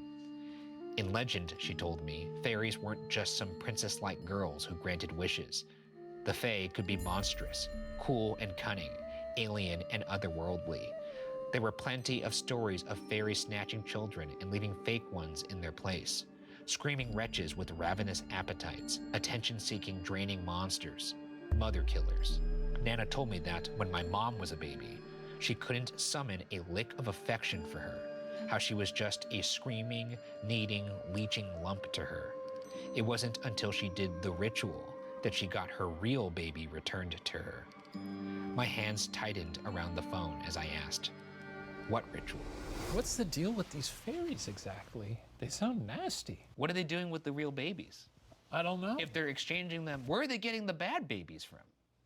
The baby store? Bad baby vending machine. Yeah. If I'm a baby, I get kidnapped by fairies. Yeah. I'm loving it. Yeah, that'd be great. They're funny. Yeah, and they fly. Yeah. They have magic. So when, you know, as a child, you want magic to be real. Oh, I see what you're getting at, because if you were a real baby that got taken by fairies, If I was a real baby and then that got your taken- father came in and be like, "I saved you. I'm bringing you back I'd be home." like, hey, what are you, how about you fuck off? I like the fairies. I want to go Yeah, with let the me fairies. go back to the fairies. I want to go up to the clouds and eat cotton candy with them. Exactly. A couple days later, I told Mary that she needed a break. I was going to drive the baby to my dad's overnight. She smiled with relief, especially when I added that I wanted some alone time to bond with the baby. She noticed the fact that our baby and I weren't exactly on the same page. I got a quick question, and we'll move along here, but he's not vibing with this baby. No. Maybe a little check-in with the missus to be like, hey, you hate this baby? Because if the baby's a nasty little husk... But if the baby's good with the mom, I could see why it would be like, hey, this baby sucks, right? Would be like kind of like a hard conversation to have. I'd ask. I don't think you would. I'd ask. If Sarah was like, "Oh, she's so cute. I love this baby," you'd be like, "But he kind of sucks too, right?" I would probably get some like covert cell phone footage of the baby being an asshole. Yeah. Or you'd take pictures of the baby and cross its face out in photos and things like that. Yeah, I'd have a whole room full of pictures with the baby. A dartboard with the baby's face on it. An hour after we left, the baby was strapped to my chest, crying as I walked my big loop around the clearing, tying the cord to the trees. Ah, this is the ritual that we joined the story in. Yeah, no shit. Yeah, and it kept crying as I laid it in the basket in the middle of the clearing. I looked down at the screaming creature, wondering for the 100th time if I was sure about this. But as it wailed up at me, I felt nothing but hatred for it. And so I turned my back on it and walked away. I like him being like, I don't know about this. And then the baby just being a little asshole and then being like, all right. Fuck you, dude. I also like that he telling the wife, Deuces. hey, I gotta, you know what? I'm gonna give you some alone time. I'm gonna go bond with our baby. Cut to him tying it to a tree and being like, peace, bitch, I'm leaving. I followed the string I had laid out. Nana had said to walk in a loop at least 100 paces away from the baby. The cries became only slightly fainter the further away I moved. I reached the place where the thread began to encircle the glade. I turned around. My view of the baby and basket was now completely obscured by the trees. A small knot of unease coiled in my stomach, but it loosened slightly as I started to walk the loop. Nana had told me it was important that I could not see the baby, that walking around would let the forest know I was there whilst giving the elements enough space to take back their monster. As I walked, I could still hear the crying, but now the sound seemed to be coming from all directions. It bounced off of the trees and could have disoriented me had I not been holding the thread. You know, you would have thought he would have gone to a therapist first or something and not a forest ritual where the fairies take back his monster baby, but I guess this is a story after all. He's listening to grandma. He's listening to grandma. The baby could just be colicky. And he's who like, is a licensed therapist as well. Yeah, there could be any number of things perfectly treatable that is going on with this baby. That's but true. he's like, you know, first things first, let's leave it alone in the woods for a little bit. Let's put it in the basket. Yeah. I kept walking, almost in rhythm with the baby's drone-like cry. I had to be near the end of the circle soon.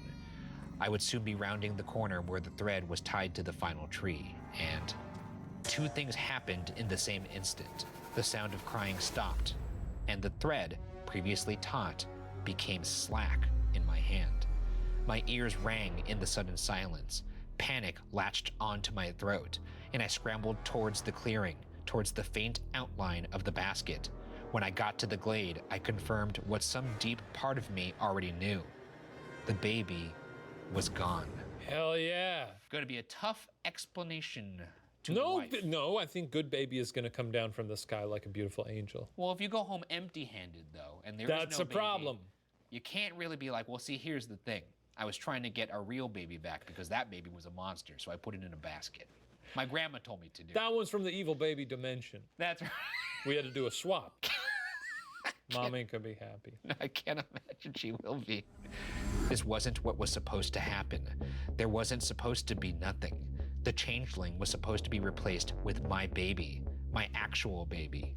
I tore through the leaves like a mad dog, scrabbling with bare hands, searching for my child. I whirled around, hot tears in my eyes. There, in the shadows on the outside of the clearing, I could make out the faintest movement. Tiny claw arms with branch-like fingers, maniacal grinning faces, flitting shimmering movements, pink flashes, all just out of my vision. Was there also laughing?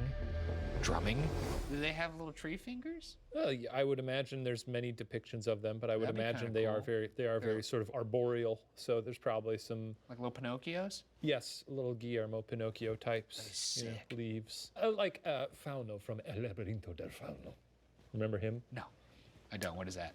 El Laberinto del Fauno. Oh, wait, Pan's Labyrinth? Yes. Oh, okay. Hola, Ophelia. Me amo Fauno. Remember him? I do. Yeah, but He's made of trees and such. I guess, but I'm picturing like only the hands being wooden for some reason. Sexy. What had I done? I bolted in a random direction, screaming, begging with whatever was out there. She was gone, my baby, and worst of all, what would I tell Mary? As soon as the thought crossed my mind, I started to just barely hear a distant crying. I froze in place, unsure if I was imagining it. My whole body pivoted, drawn towards the sound like a magnet, like my true north. I started running before I'd consciously processed the sound, leaping over branches and logs, and there she was. Laying in some mud, loosely wrapped in her blanket, was my crying, darling angel. I picked her up, instinctively tucking her into my coat. He cares. He does. It seems like he It's cares. a father's instinct. He's back because the baby. Tucker in the coat. The demon is gone. The demon baby's out. He found his real daughter. What the fuck? To the Godfather. What if the mom now feels the feelings of hating the Oh my God, that would be so fucking funny. And then she goes back out there, does the if ritual. he was like, don't worry, everything's fine. And the mom was like, and then she calls up her grandma. What is this? And her grandma's like, you got to put the baby. What is her where's her grandmother from? I don't know. You got to put the baby in the ice. Put the baby in the ice. You cut the little circle in the ice with the fishes and dump the baby inside. Then the fish will return the baby to you. All these grandmas got different baby rituals I from love all that. around And the world. And then the baby comes back and the dad's like, something's off. I'm gonna go put it back in the basket. And they're like, keep saying, I'm gonna take the baby out to go get some ice cream. And each time they just keep swapping out the baby. And the fairies are like, what the fuck? I just did this. Shh, it's okay, I've got you. You're safe, I whispered, tears flowing freely. For the first time, she stopped crying and nestled deep into the warmth of my jacket and fell asleep. I stood there in that deep and timeless woodland and felt the sensation of her little butterfly heartbeat against my own thundering chest. And I felt the earth under my feet shift as I knew the child in my arms was my own daughter, my own lifeblood. The first thing I did when we got home was repaint the nursery. I didn't want any more fairies in our lives, our perfect family of 3's lives. Honestly, the fairies seem like they did, you know. They seem pretty chill. They're like, all right, we'll give it back. You did the ritual. You put the rope, the little string around. That's right. It was 100 feet. Right. We walked it. 100 paces. We You did a paced good it. thing. Yeah. You didn't look at the baby. You got it. Here you go. Have a good day. And sure, they did steal his baby in the first place. What did they do to all the babies that never get the ritual? Where are those babies? What are they doing? Are the fairies changing their diapers? I'm not really sure. Are they like, we really gotta mop this one up, and we've got such little hands. You know, they're like wiping the baby's butt. Hey, everybody, get in We here. really gotta get in there. Oh, come on. We got another gusher. This is a 2 fairy job. And my hands are made out of twigs. Nearly 2 years later, I can't imagine not bursting with love every time I lay eyes on my daughter. When she smiles, she can get away with anything. A proper little daddy's girl. Mary laughs a lot. My house is plastered with pictures of my girls. Then, a few days ago, Mary came downstairs as I was feeding our daughter cereal and nuzzled into my shoulder. How'd you know? She asked in a demure yet curious voice. Know what? That we're having another, she said, as she put my hand on her still months from showing belly. We are? I yelled, thrilled, grabbing both Mary and our daughter into a unifying embrace. When I finally released them, Mary looked at me, confused. If you didn't know, then why'd you do it? Do what? I asked, genuinely with no idea what she was talking about. She grabbed my hand and led me back to our bedroom. Then, pointed to the wall behind her bedstand. There, only a couple inches tall, was painted a little pink fairy, looking up and smirking. So, are you scared? They're back, baby. Wait, what? It's gonna happen again. But Did you I know miss what? something? Honestly, great. Sure. Buy some thread. Yeah, get your little basket ready. You did it once already. Go back. Go to the She clearing. gives birth. Be like, great. I'm gonna take the baby to the vending machine. Get it some peanut M&Ms. You chill here. Yeah, rest exactly. up. Go to the woods. Yeah. Get that baby is still piping hot. Yeah. Wet with all the juices. That's right. Put it right out there in the thing, and boom, Bob's your uncle. You got seems you got pretty a easy. good one. I mean, these fairies, they don't drive a hard bargain. They have a code. Yeah, dilly dilly. Sure. Yeah. Nice story. It was a good story. Ireland's weird. Well, thank you, Emily Brady, for writing the story. A classic. I love this is going to be a bedtime story I tell my own children one day. Is it? Yeah. Okay. I'm going to tell them I went to the forest and did this myself. Yeah, that would be funny. That would be Convince funny. your kids that you had to do a ritual to get them from the bad fairy baby world. That's right. Yeah. And I could do it again if they step out of line. Send them back, yeah. I'll send you back. Well, for all those who made it, thank you. We'll see you next week. Ta-ta.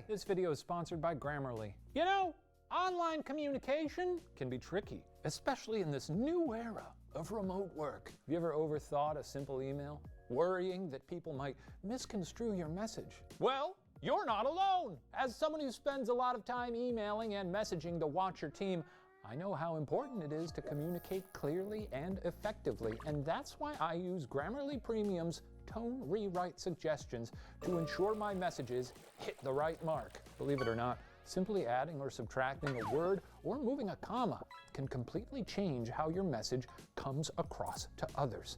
But with Grammarly, my tone is positive, solution-oriented, and conveys self-assurance, even when I'm not feeling 100% confident, which is never. Now, don't let miscommunication get in the way of your success. Download Grammarly today and say goodbye to those awkward moments. It works across multiple devices and platforms, such as Google Docs. So come on, sign up at Grammarly.com/watcher to take your writing and tone to the next level.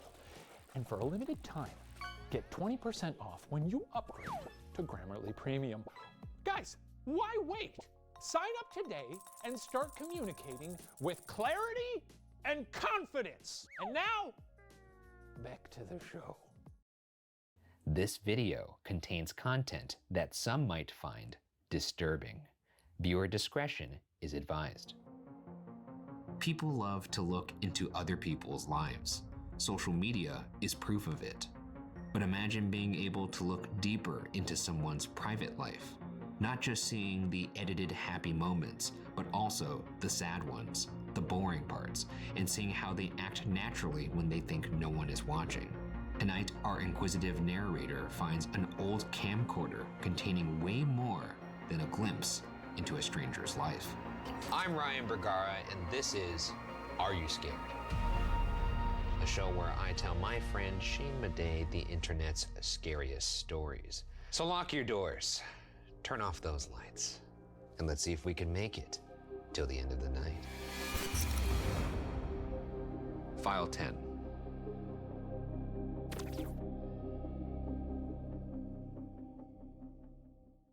As a lifelong introvert, there are two main hobbies I use to fill my weekends: long hikes in the wilderness and scouring garage sales and thrift shops for old home movies.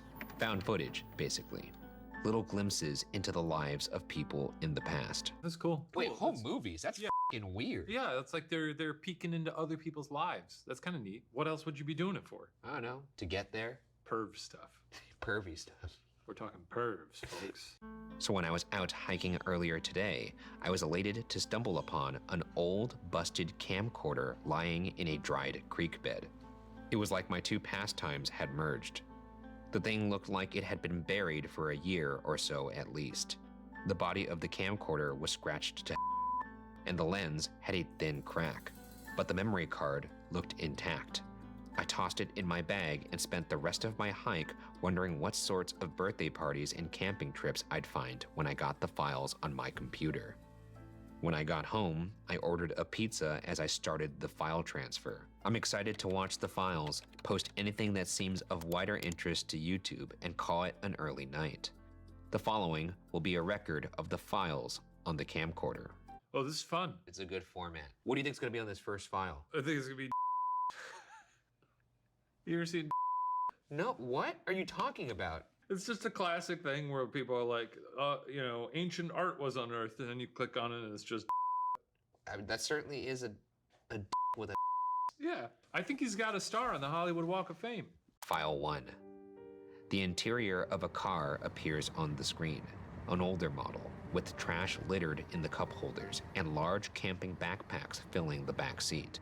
A messy-haired young man sits in the driver's seat as he drives along a long dirt expanse. The camera turns around to show the operator, a young girl. Her hair falls along her shoulders in soft brown waves, framing the most piercing blue eyes I have ever seen, like shards of the ocean itself, impossible to look away from.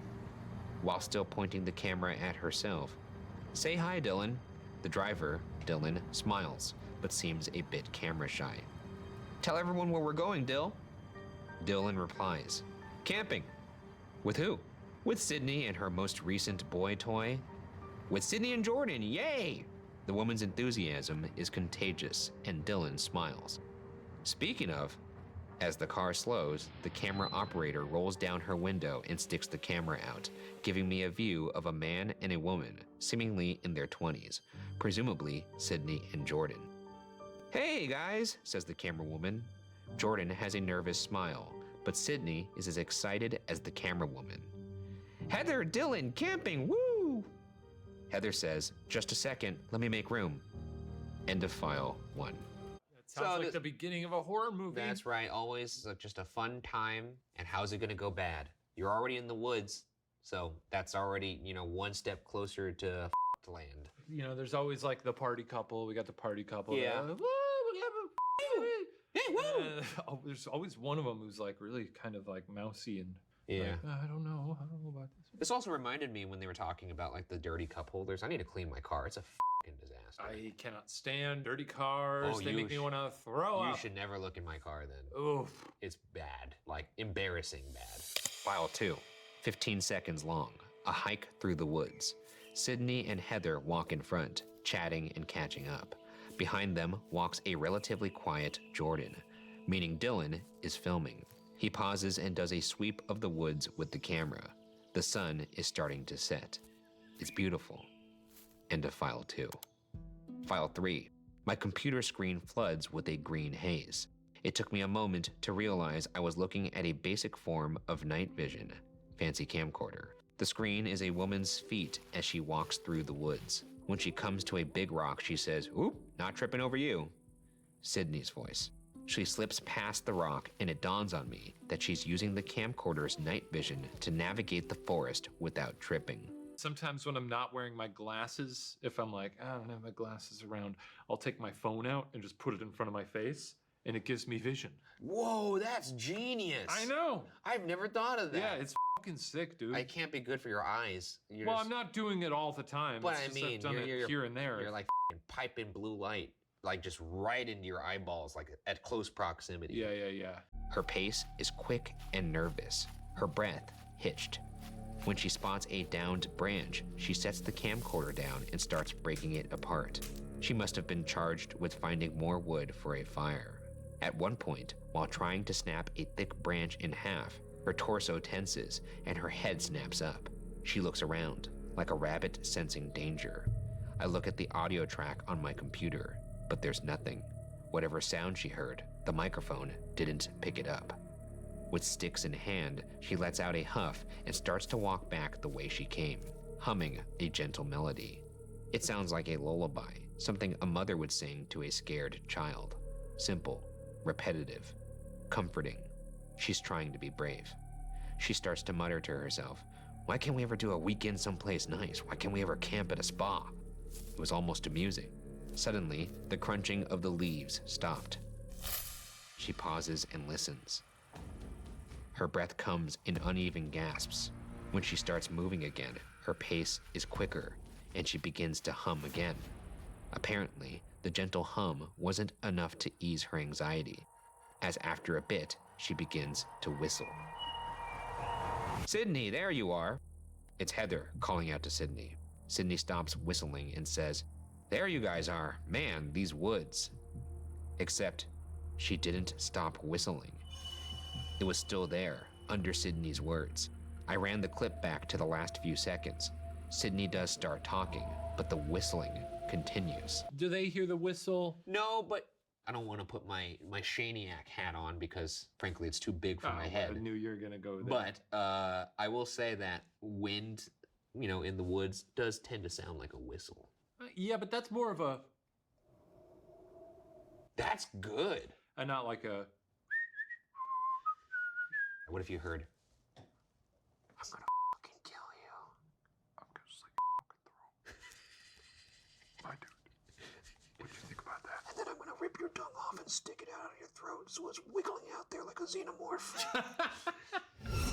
Something about this sourceless whistle feels weird. It feels like a chilled wind against the tip of my ears, sending shivers licking down the nape of my neck and ice along my spine. And if it wasn't coming from Sydney, then where was it coming from? End of file 3. I love the file format. It is good. We love files in this office. Oh. File 4. The video flickers, and the forest floor appears on my screen for a moment before turning a dead black. Audio still works, but all I can hear is a distant rustling and the occasional giggle from what sounds like Sydney. I turn up the volume, and bits and pieces of conversation come through. I think I heard one of the girls say, "That's not funny, give it back." Then "Seriously, Jordan." After some muffled conversation, Sydney speaks clearly. "Did you hear that?" Her voice was barely a whisper, but crystal clear, as if she were standing not just right behind the camcorder, but right behind me, as I was watching it on my computer. I start the file again to see if I can hear what Sydney mentions, but the volume all the way up, I still can't make out the muffled conversation. Now show me the realization you hear something. Oh, much bigger. Was that too much? I thought it was gonna be more like. I thought you'd get really scared right away, like, and throw him across the room. No! You gotta listen to this. Oh, I'd be like, all right, let me check it out, bro. Do you have a splitter? Yeah.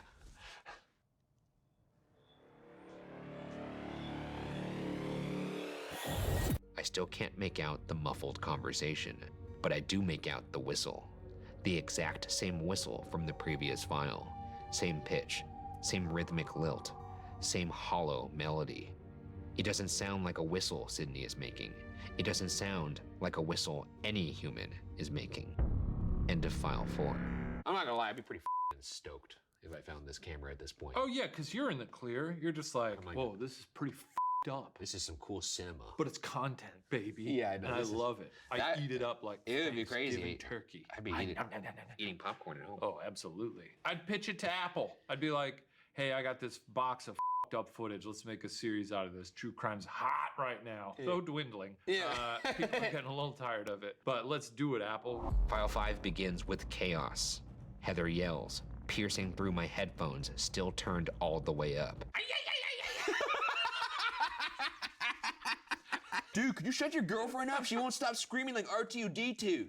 She's been doing it for f***ing hours. That explains the whistling, too. Oh, it's are they being tracked by R2-D2? Is she R2-D2? Her voice is hoarse and rattling, as if she'd been screaming for hours. She keeps repeating one word, Sydney. Time's passed, and the sun hangs low in the sky, painting the trees with a fiery hue. Sunset, maybe? Or sunrise? It's hard to tell. One of the guys holds the camera, filming Heather as she bats branches and bushes away, tearing a path through the overgrowth. He asks her to slow down, but Heather doesn't listen. Sydney? Sydney? Her desperation is infectious. As I watch, my own heart begins to pound. Suddenly, Heather stops, frozen in place. The camera operator lets out a holy and pans to the side, revealing a motionless Sydney lying on the ground. Her hair is a tangled mess of leaves, her face covered in blood. Thick black mud coats her neck and her clothes, as if she'd been dragged to where they found her. Her eyes were closed, and from what I can tell from the video, she's barely breathing. I feel myself start to gag. End of file 5. Is she hiding from the predator? I thought the coat of mud all over her, she's hiding from the predator. It's Jason Bourne. We have Jason Bourne, yeah, Predator, and R2-D2. So those are our 3 main suspects. Knock, knock, knock. I spin around in my chair, my veins filled with ice water. Someone was at my door. Knock, knock, knock. Slowly, I got up and started walking to the peephole. I took a deep breath and looked out to see the pizza guy. I snapped back to reality and took a break to eat my dinner. At this point, I seriously considered never returning to these files. When you're into found footage, you quickly develop a tolerance for stumbling upon disturbing stuff. You won't believe how many people unknowingly donate a homemade tape in a box of old VHSs. But seeing Sydney like this made me want to stop, like I'd finally reached my moral line in the sand. After a couple slices, however, I resolved to continue. What if this was evidence for some horrible mystery? What if I was watching the only clues in a murder? I decided I was too far in. I had to keep watching. Does this mean that guy did watch all the tapes then? I mean, it sounds like they're the opposite of what we were suspecting, which is they're not a perv. They're in it for just, you know, little slices of life. They're not into the other stuff. That's more comforting to you? Yeah. File 6. Night vision again. The forest, serene and calm. Gentle snoring can be heard in the background, as well as the breathing of at least 2 others. For a few minutes, the camera doesn't move. It's just of the woods, as if someone had turned the camcorder on to keep watch. Then, a rustling from behind the camera. Someone picks the camera up and pans over 3 sleeping bodies. Jordan, Dylan, then Heather, all in extreme close-ups, all sleeping. The shots feel perverse, and if those 3 are sleeping, it means the person filming must be. Relief floods my body as the camera is set down. And Sydney walks in front of the lens. She looks better than she did in the last file, but barely. There are no showers out in the woods, but she did her best to get the blood off her face, and she's wearing new clothes. She stares out into the woods. After a beat, she slowly raises her hand. From the still trees, suddenly, a flutter of wind moves the branches as one, as if the forest was waving back. A few seconds later, the clip ends. End of file 6.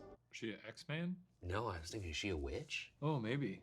I'm gonna go witch. What are you going? You're going X-Man? I'm going sort of a storm situation. Like a storm? Yeah, okay. File 7. File 7 again has no video, only 12 seconds long. The rustling of branches and the crunching of leaves. Loud breathing can be heard, like someone is panting straight into the camcorder's microphone. In the distance, a loud howl, and under it all, barely audible, the familiar whistle. End of file 7. File 8. Clumpy lashes, sodden with tears, flutter across the screen. This time it's not Sydney, but Heather. Ghost white pupils surrounded by the sickly green of the night vision. The audio is heavy breathing, filled with anxiety. My lips quiver as I let out my own sharp, shaking breath. Heather's eyes dart from one side of the screen to the other. In the background, it sounds like a herd of animals might be running. Sticks snap and leaves crackle while a fierce wind blows, tangling Heather's hair. She fights through tears as she strains her voice. I think it's just a prank, she whispers. But I just woke up and they're gone. It's not funny. I don't know why they would think this is funny, but I swear I keep hearing things and I don't know if it's them or... I'm so scared, and I don't know what to do. Seriously, if anyone finds this, I love my mom, I love my dad, I love Dylan, or I did before he pulled this prank. I love... Suddenly she stops and claps a hand over her mouth, trying to be quiet. Tears stream down her face as she strains to hear something. End of file 8. You're camping. You wake up. Yeah. Everybody's gone. What do you do for, after you shart yourself? I think I stay in my tent, honestly. Yeah. Till morning? Wait it out till daylight. Yeah. What if it's a Blair Witch Woods where even daylight is scary because the more you walk, you're in circles? I like my chances better at daylight. Yeah. Still, because I can see everything around me 360. What do you do? Oh, of course I wait till day. Yeah, I sleep in. Make a coffee with one of those like sick like portable coffee makers. Yeah, those that are really people cool have. the way they bubble. Little Yeah, butane, the little bubble like, ones. yeah, it's dope. File 9. Night vision. Heather's voice. Quiet. Whispering to the camcorder. Okay, I just found this. The stillness is shattered as Heather begins to vomit. I feel the prickling on the back of my tongue as I struggle not to join her. Suddenly, while the camera is pointed at the expanse of trees, a pair of eyes lights up in the dark, and we see what made Heather throw up. A deer. Dead. Its slender legs cracked and bent at unnatural angles. A large gash is torn through its side from sternum to gut. Mangled insides spill out. In the background, the same whistle can be heard, but louder, more defined. Heather's retching turns into a sob, and she starts to mutter a prayer. Desperate to ease my own waves of nausea, I fast forward. Trees and dirt all shot in night vision. Then, suddenly, a clearing. I stop fast forwarding and watch at normal speed. The clearing itself is a perfect circle.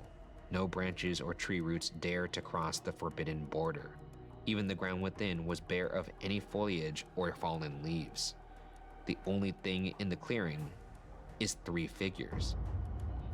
I'm gonna assume they're all dead as but they might be just napping. Well, are they standing? Actually, I haven't read the next part, so I don't know, but let's bet on it. I think they're taking a nap. I think they're standing. The central figure had rich, blonde hair that seemed to glisten under the light of the stars. The ends were matted, but it undoubtedly belonged to Sydney? For a second, I'd forgotten Heather was the one filming. The name seemed like it almost pained Heather to say, each syllable like sandpaper on her tongue. Heather forces another, Sydney? A little louder this time. Suddenly, Sydney's head twitches, unlike any human movement I've ever seen, like a malfunctioning animatronic. Heather drops the camcorder to the ground. In the fallen frame, I can see Heather's soiled sneakers move towards her friends. Then, she stops and screams. End of file 9. You start glitching out like a wacky animatronic at Disneyland. Yeah. I'm gonna call the cops and I'll let them handle it. I'm trying to, like, is it sort of like a... That's not too scary. What's scary? To be more Dude, give me a scary. It's going like that? Well, like glitching out, you know. Yeah, like a, hey Shane. And you just went, yeah, what's up? Exactly. File 10. The last file on the camcorder. At first, it looks like it's just my reflection on the computer screen. It takes me a full 30 seconds to realize it's not my reflection, but me. Actually me, from earlier in the day. Wait, no! Whoa, Come on, no! Holy oh, hey, I'll tell you what, it's been a while since one of these stories got me. Yeah, that's good. I did not predict that. I stand in the middle of the woods, light flaring in the lens as I inspect the lens and point it at myself. I had no idea the camcorder was recording. How could it be? The thing looked broken beyond salvaging. I toss it in my bag and the video is dark. Except, what's that? I rewind the video. Right before I put the camcorder in my bag, I pause and notice. I'm not alone. Behind me on screen stands another figure, watching me, almost close enough to touch me. Heather, her mouth opened unnaturally wide, as if still broken in that heart-shattering scream. Her pupils, if they were even there, were imperceivable. She was looking at me with unblinking wide eyes, looking at me through the screen. I tear my headphones out, panting. I look around for my phone to call the police. Then, from within the room, close enough to feel on the back of my neck, I hear the whistle.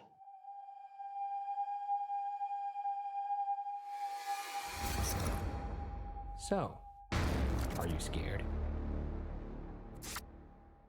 Yowza! Guy's a goner. He's dead as I don't know what happened. I guess there's like some whistling thing out there, R2-D2. There's a R2-D2 is stacking up bodies out in the wilderness. Just out there getting that kill count up, getting those numbers up. Sounds like, so maybe this thing is just possessing people? I guess so. And then the whistling is the harbinger of doom there, like, you know? I need closure. If any movie is like, what do you think about that? I always just in my mind, I'm like, they died. And that helps That's you why. go to sleep, you need the closure. Yeah, please explain. I'm okay with it being a mystery. Well, great story, and that was actually written by a former Watcher intern, Ronnie Tulo. A homegrown Watcher product there. She knows her found footage, I'll tell you that.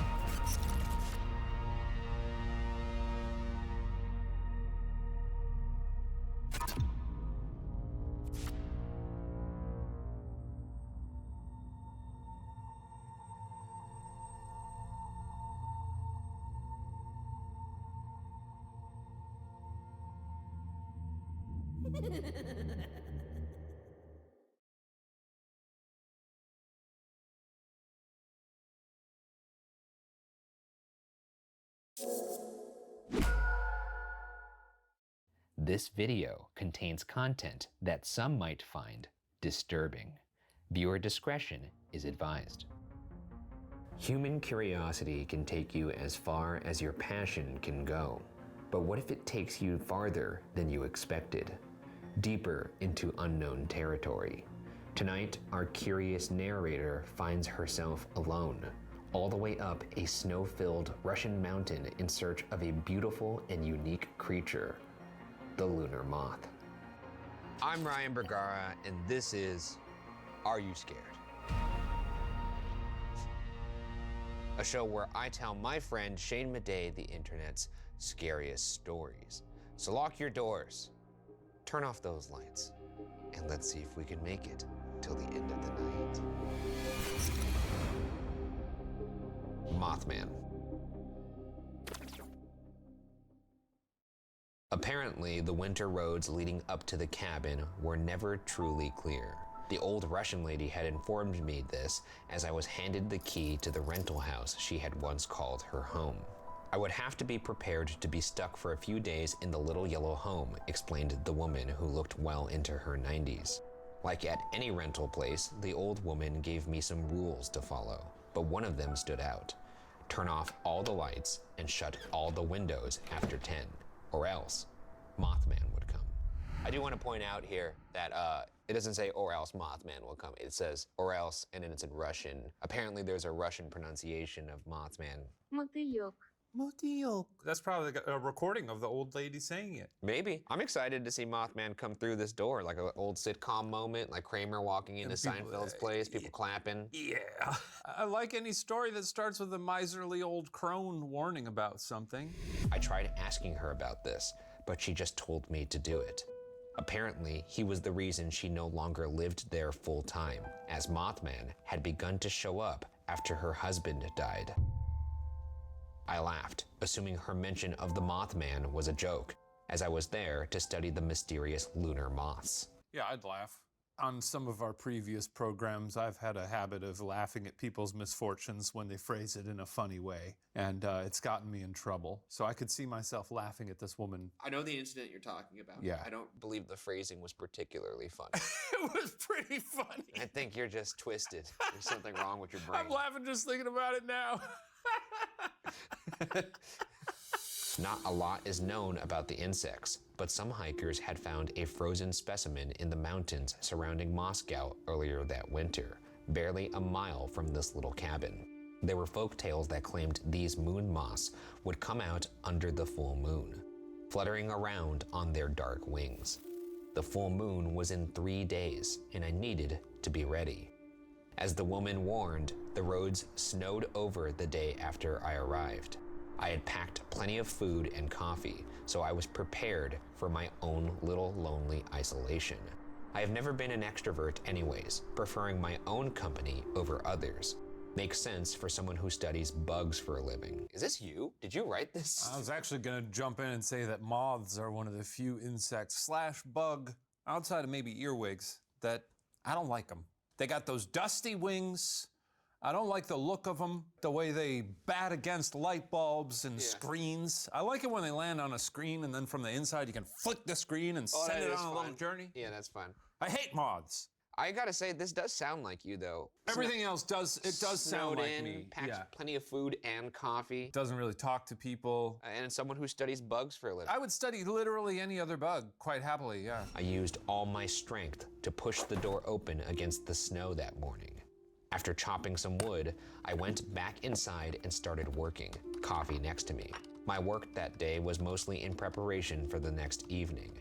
I had a bit of reception, which unfortunately meant my ex was able to send me a few messages as I sipped on my coffee.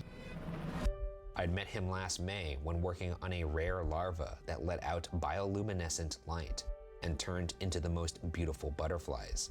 He was a zoologist, recognized my equipment, and started chatting me up. I'm a bit of a worm guy myself. I guess if you are like a worm lady, and then another guy's like, I dig worms too. Yeah. I like when it rains and they all come out and dance. You ever eaten one?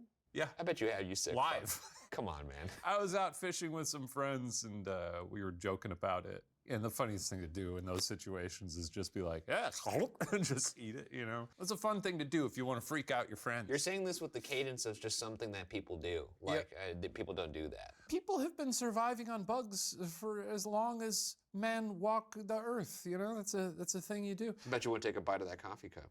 Well, that would break all my teeth. Just thought you were hardcore.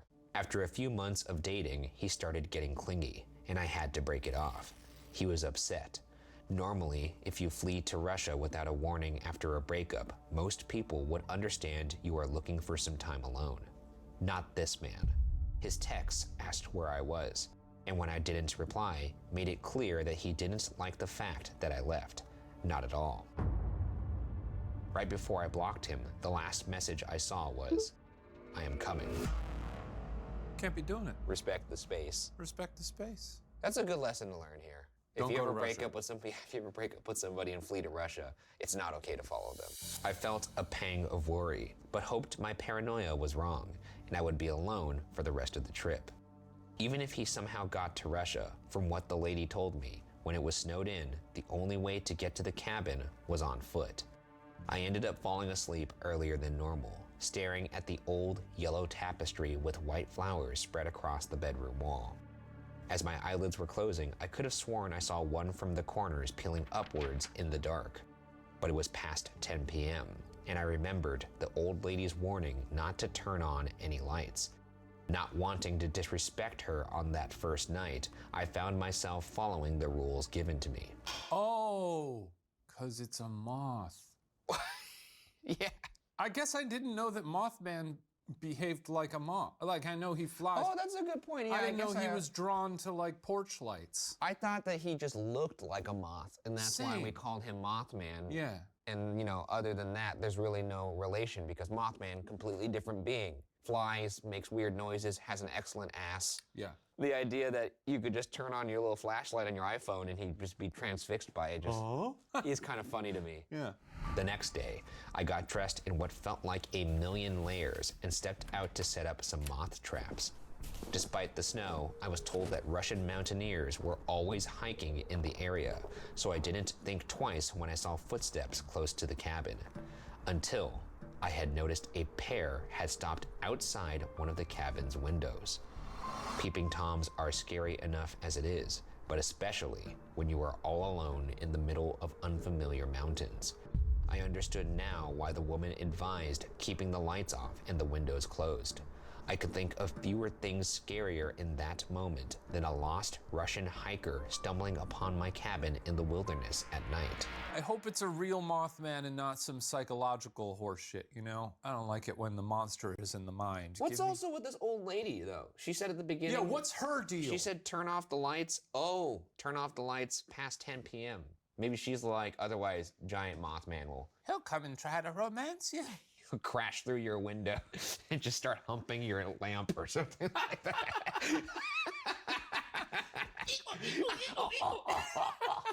Do you think they fuck while they're flying? We might have to look that up after. For science. I went back inside and tried to get warm under a blanket as I listened to the fire crackling. It was idyllic, and I almost forgot about my ex and the footprints outside the living room window.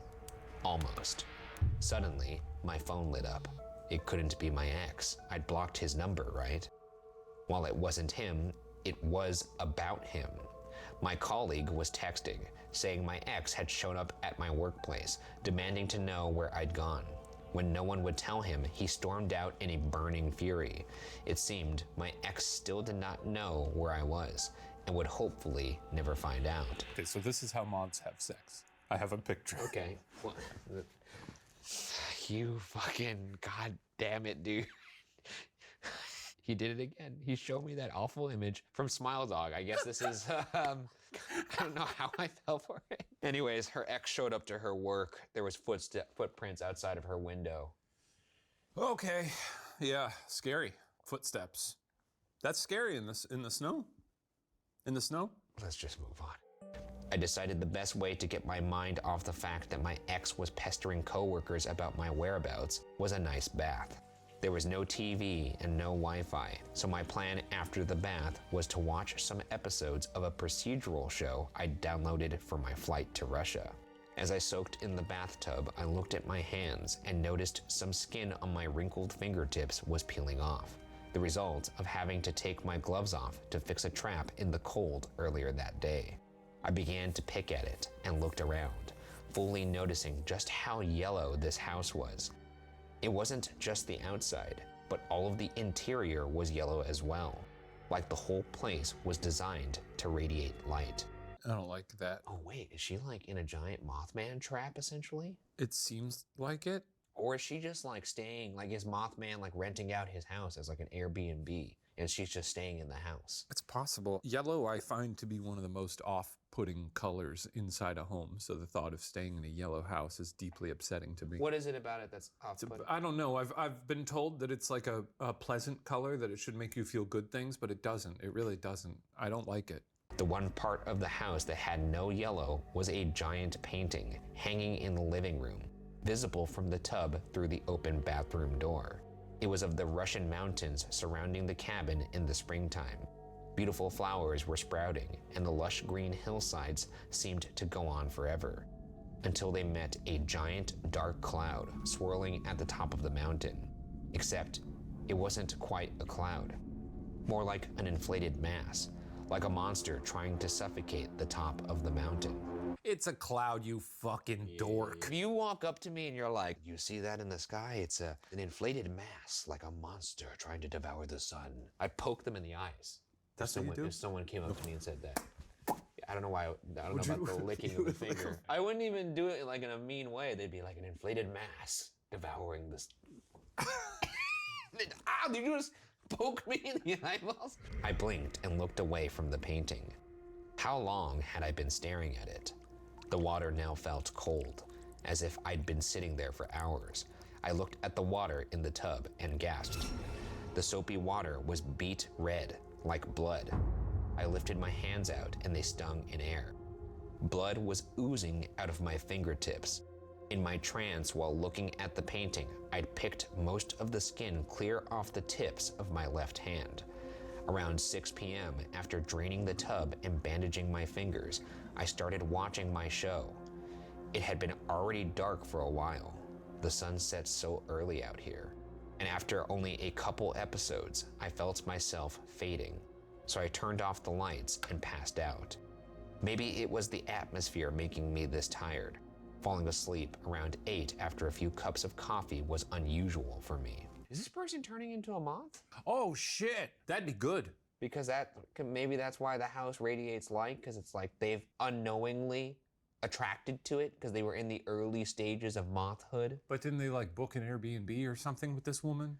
They met with some creepy Russian lady. And maybe she's like you, except older, and she just loves weird she makes bug moth shit. people. Maybe. I have no idea. I think she's gonna turn into a moth. That's what I think. In Russia, Mothman is you. I didn't sleep for long though. After a few hours, I was awoken by 3 sharp knocks. At first, I couldn't tell where it had come from. Was it the bedroom window? The one inches above my head? I didn't dare to move or breathe. Instead, just laying wide-eyed, staring into the yellow wallpaper, feeling my heart race in my chest. Suddenly, a second round of knocking. This time, I realized the sound was coming from the living room window. 3 knocks, slow and rhythmic. Behind it, I could hear the wind howling outside. Then, to my dread, the sound of footsteps crunching through the snow, moving calmly outside the house walls. It sounded like the steps were going away from the cabin, and thankfully, I didn't hear any more knocks after that.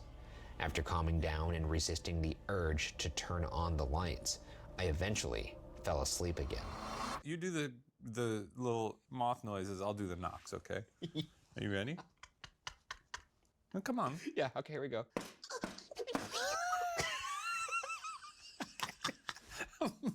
That next morning, I got up and looked out at the tracks of whoever had knocked on my cabin. They'd come from the same general direction as the previous set, and went off the same as well. This cabin must be a landmark along some sort of late-night hiking route. It made a little sense. The piece of evening lit by the nearly full moon. It must actually be a beautiful hike. probably peaking that night, as it was to be the full moon. Honestly, the idea of running into a hiker while I was out waiting for moths that evening appealed to me. I wasn't having a great time alone in the cabin, especially after what happened the night before. But I also recognized that capturing this moth might be my big breakthrough. It was comforting knowing I would only have one more night in this place. I peeled all my skin off. It would be nice to make a friend.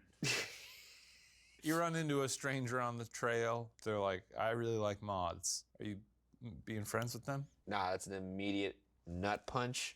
It's a nut punch? And then go in the opposite direction. Perhaps even throwing some dirt in their face. Like, I've never done that. I've always wanted to throw sand in someone's eyes. Yeah, me too, actually. Weirdly. Well, we should do it to each other. Most of that day was spent putting up cameras to focus on areas where I didn't have traps. Hopefully, even if I didn't physically capture any lunar moths, I might be able to film them on camera. I've never been a technology geek, so cameras always take me hours to set up. Inside, I prepped some more and made some extra strong coffee, hoping to guard against falling asleep early. But by early evening, the strategy wasn't working. The silence of my surroundings, coupled by the warmth radiating from the fireplace, meant my eyelids were drooping at 8 p.m. again. I needed a jolt, so I opened the window, hoping a blast of fresh air would wake me up and freshen the air in the cabin that was starting to smell a bit too much like my sweaty snow gear. As the skin on my face tightened against the cold breeze, I let my mind fantasize about the lunar moths. It was no guarantee I'd see one. Few people ever had, but still, I couldn't imagine leaving this cabin not having seen them, with the moths only relegated to my dreams. Do you have any annoying hobbies? I don't think so. I don't have any hobbies. Yeah, you do, I'm sure. I'm sure you do some weird shit at home. I don't. I just watch prestige television. Collect carpets or something? No. Basket weaving? You're telling There's me too much TV to watch. I don't have time for hobbies. What do you just go home and you just turn on TV? I have to.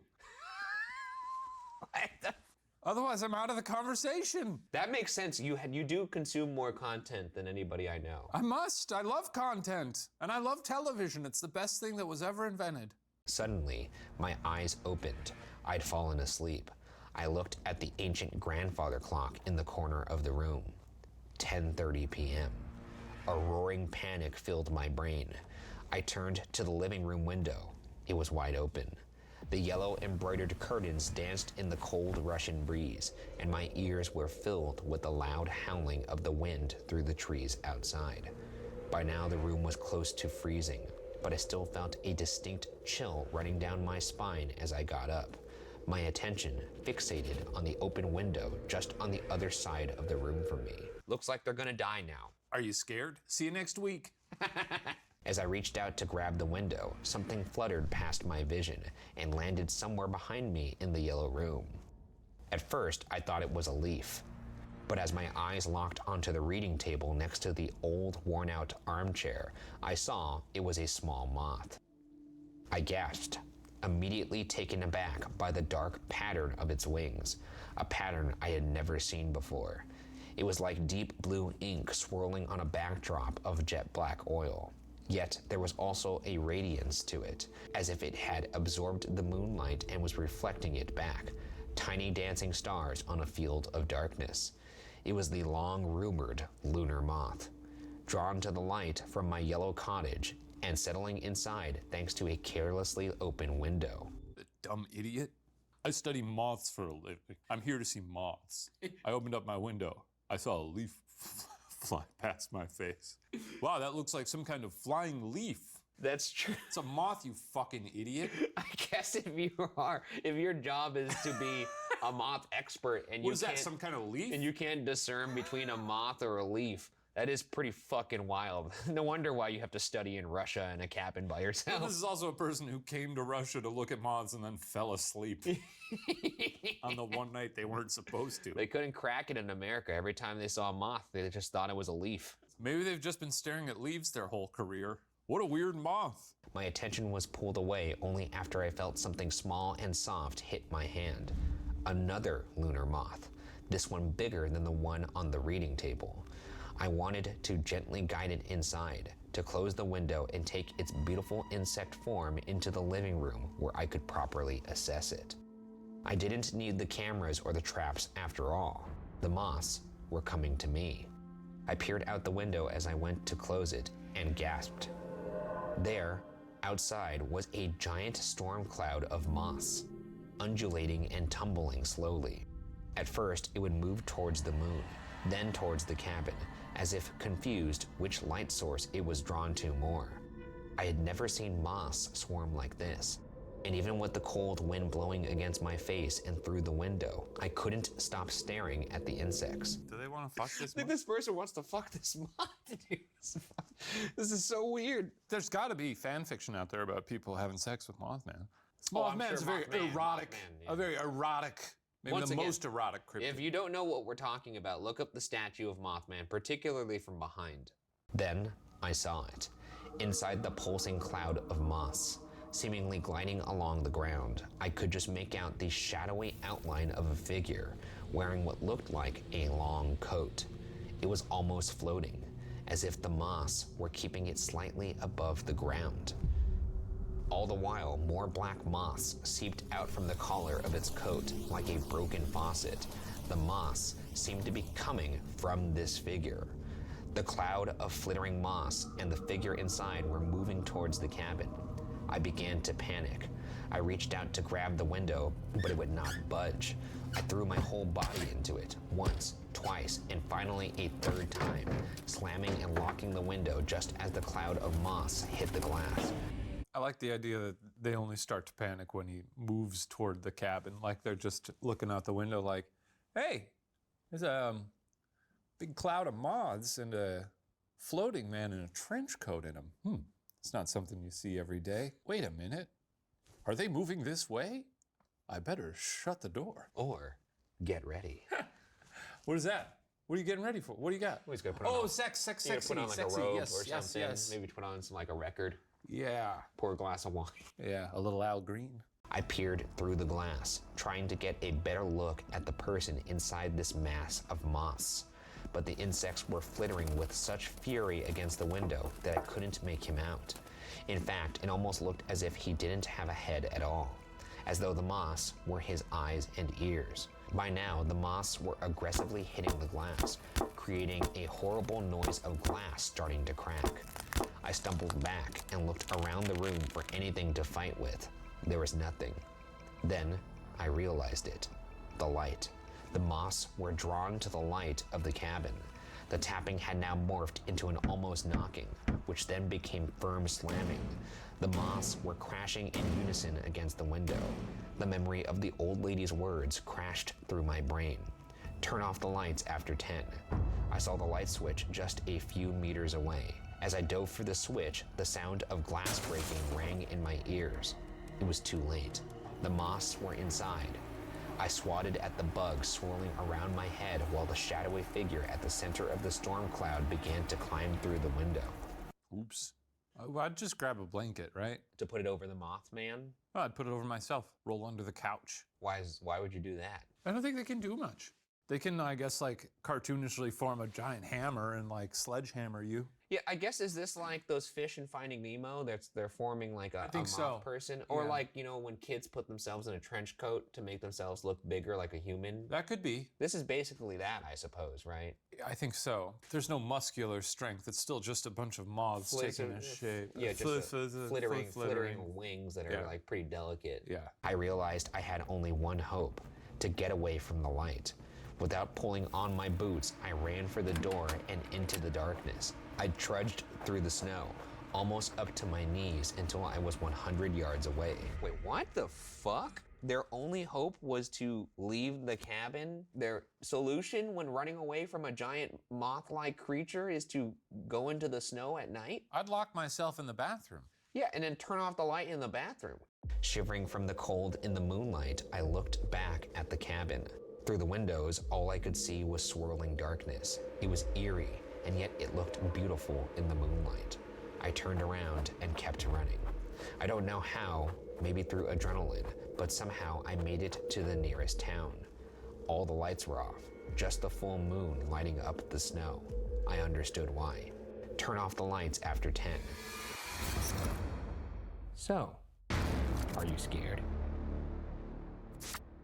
I gotta say, this version of Mothman, pretty underpowered. I Yeah. don't think they've done a service to Mothman here in terms of making Mothman be as badass as he can be. I don't know if this Mothman is aware of his capabilities. Maybe he's just got low self-esteem, because the one in America is like doing terrorism. He's blowing up bridges. He's blowing up bridges. I don't think he had anything to do with 9/11, but we should look into that. Don't. Number two is traveling interdimensionally. That's right. Psychic warfare. He's climbing out of fridges. And Terrorizing teenagers while they like do hand stuff in cars out at Lover's Lane. And this one's just like, well, I hang out with a lot of moths. Well, that story was written by Macon, so thank you for submitting that and your twisted little version of the Mothman. Once again, America, we got a kick-ass Mothman, and we should all be very proud of who we've got here. That's He's right. a great guy. He'll kill you. He'll kill your ass. He'll fucking kill you.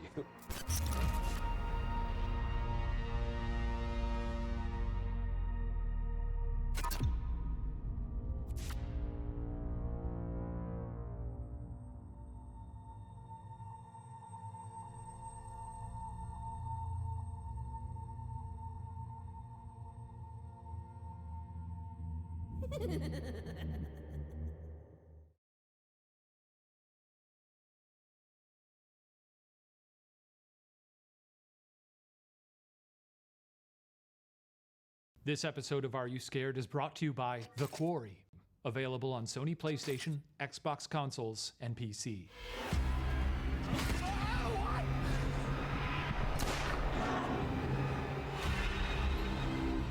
Head to quarrygame.com to buy now. This video contains content that some might find disturbing. Viewer discretion is advised. The isolation of hiking the countryside can be an invigorating and wonderful experience, a way to get away from everyone or everything. But while isolation can be rewarding, what if you run into something that preys on it? Tonight, our narrator and her friends find themselves trekking into the heart of Hackett Woods, where, with no map and no signal, they are not alone. I'm Ryan Bergara, and this is Are You Scared? A show where I tell my friend Shane Madej the internet's scariest stories. So lock your doors, turn off the lights, and let's see if we can make it till the end of the night.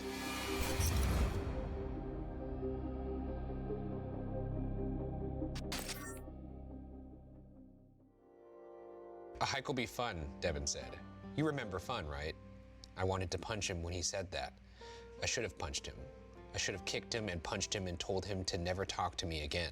Because this isn't fun. This might be hell. Still, Devin was giddy as he drove us and his two buddies further and further into the sticks. How often do we have zero cell service anymore? This is fun. I told him if he kept bringing up fun, we'd see how fun it was being a guy who had zero sexual service anymore. What? Sexual service? That's right. This is a couple. Oh, I see. You like a hike? It depends. Like a real hike, yeah, but like Runyon Canyon, when you just see people taking Instagram pictures and like walking their dog. Yeah, and stuff LA like hikes suck.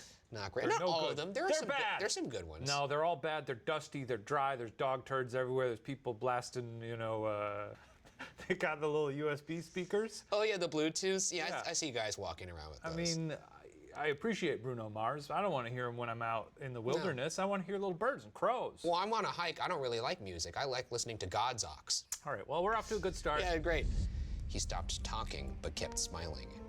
Even when I'm mean to him, he's in a good mood. I thought how lucky I was to be with someone who reminded me why I love him even when I'm prickly. Can I still say fun? Snickered Jason from the back seat. I rolled my eyes so hard, I'm surprised my nose didn't start bleeding. Jason's the annoying one, the fourth member of our little hiking expedition. Cooper was the other annoying one. They met Devin on Reddit talking about Boner Coin or whatever the latest crypto scam was that wasn't like the others until it ended up just like the others. Oh boy, we're in trouble. It looks like they're all just, they love hiking. They're on one of those like subreddits that's like very hyper specific. Yeah, I got a few of those. And you look like a guy who has a few I of those. just got on the tornado subreddit. You know about my new tornado. For a second phase. there, I thought you were talking about NATO subreddit, like you're just a big fan of. No, I'm talking about the twisters. treaty. I'm talking about God's ropes. You know what I'm talking about? What do you talk about on tornado subreddit? Just tornadoes. You're chiming in on these like regularly? I'm chiming, yeah. And that and the popcorn subreddit. At least with this one, Devin got some real-life friends in exchange for his lost $5 grand. Holy hell, did you see that? Cooper spun around, staring out the back window at the damp road behind us. Devin glanced into the rear view, while Jason and I turned in our seats. Behind us was nothing but empty road and looming trees. I don't see anything, muttered Jason. Cooper turned back around, shaking his head. There was an animal. I think it was a bear. Are there bears around here? His question was for Jason, who apparently grew up not too far from Hackett Woods and was serving as our de facto trail master. I think so, maybe? Not the most confident of answers, but that's never stopped any crypto bro I've ever met. I love all the crypto digs here. She really doesn't like crypto. This, I gotta say, now you've seen some horror films, and I have too. I have, yes. We've seen them. Sounds like all these people are gonna die. This sounds like the classic sort of, hey, here's the gang. This has the cadence of classic pre-murder banter. We get an idea of who the people are. One of them likes crypto, one of them hates bears. Me too. Yeah. One of them's the girlfriend that's kind of stuck in the situation. Yeah. There probably is a burnout in here somewhere. Oh, big time. You know, and all of them are gonna die a horrible death, and a killer's gonna wear their spine as a belt. Yeah. Cooper sounds like a name that would die first. Yeah, because I can imagine someone going, oh, Cooper! Yeah. They shouldn't bother us, though. I've definitely never seen any on this hike. And when was the last time you did this hike? Maybe he could hear the skepticism in my voice. 15 years ago-ish, I don't remember. It's kind of a brutal hike, but it's worth it. When we get to the top, the trees go all the way to the horizon. You can watch the wind travel across the tops. It feels like the forest is breathing. Actually, hearing that sentence now, I realize that the hiking subreddit is probably just as insufferable as a crypto subreddit. It's always people being like, yeah, I guess my morning view isn't too bad. And it's a video of someone opening their tent door and looking out at Yellowstone. Just pictures of like the same kind of woodsy horizon going, oh, today's office. You know? Guess I'll camp here for the night. How'd I do, Reddit? As much as I wanted to dislike these clowns in the back, what Jason described did sound amazing. Maybe even fun. Stop the car, stop the car. Jason suddenly shouted from the back. Devin slammed on the brakes. All of our backpacks slid forward in the back, and we came to a stop in the middle of the road. That was the trailhead. Pull over anywhere. We looked around. There wasn't anywhere to pull off, not even a shoulder. You're sure? Where do people park? Devin asked. Anywhere, just pull off the road. Devin shot me an uneasy glance, but I shrugged. These were his buddies. This was his fun. Devin pulled a graceless U-turn and found a clearing behind a road sign saying the next town was 27 miles away. We hopped out of the car and stretched our legs. The forest air was crisp, and everything had a fresh hanging dampness to it. Where's this trailhead? Cooper asked, stepping out to the middle of the road and slowly turning in a circle. All I could see were trees, tall, dark, forbidding. And in the air, faint, was the smell of burning wood. Are we near a cabin? I asked. I doubt it, said Jason, tossing his bag over his shoulder. No one lives out here. Jason strode out next to Cooper in the road, then scanned the woods. Let's see, I just saw it there. I don't know what he saw. To me, it looked like a random opening in the trees, but Jason started confidently marching across the road and into the forest with Cooper following. It just occurred to me, I don't know, how tight are these bros? Are these tight bros? Well, this is like one of those things where like you meet people IRL for the first time.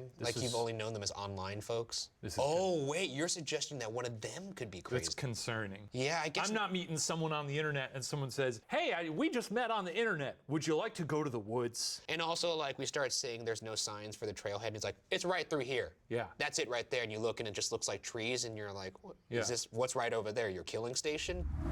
Ready for some FUN? Devin asked. Lead the way, I replied. For an hour, we trekked through Hackett Woods without even stopping for water. We didn't need it. The woods themselves were invigorating. Jason was right. The way wasn't easy. It seemed like we were barely on a path at all, ducking under branches and squeezing through small openings, but we never felt lost.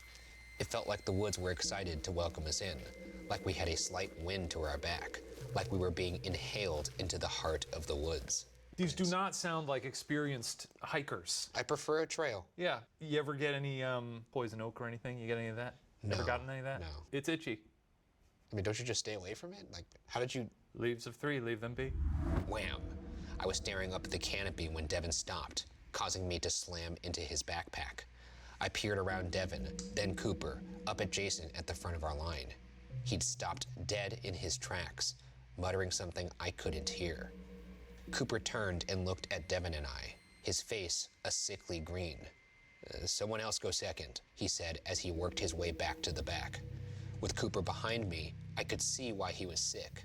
What are we about to see here? Here's what I would think either like a rotting animal corpse or a piece of human or sort of a little Blair Witch bundle where it's a bunch of sticks and then what's in it, a tongue? I don't think that would make my face go sickly green.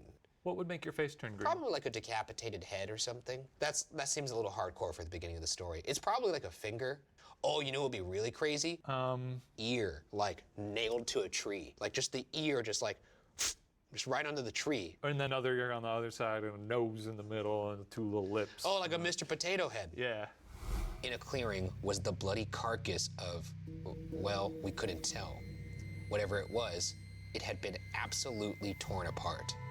Bones were broken and scattered as if a bomb had gone off. Blood had pooled on the ground, but also splattered up the trunks of trees. My eyes followed one line of gore, and my breath caught in my throat. Dangling from a branch was a 3-foot-long section of intestine. That's a lot.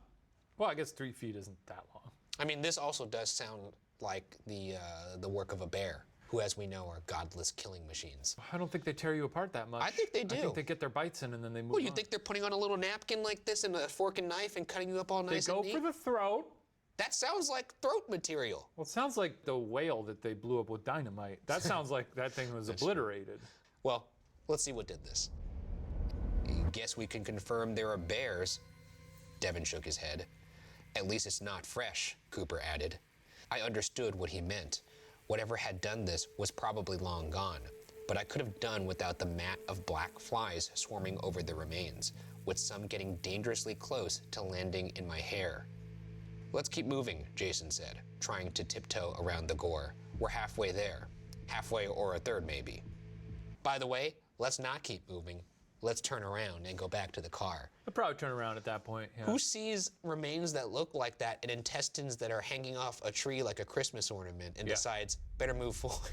Once we were past the carcass, we tried to rediscover our carefree attitude, but it was gone.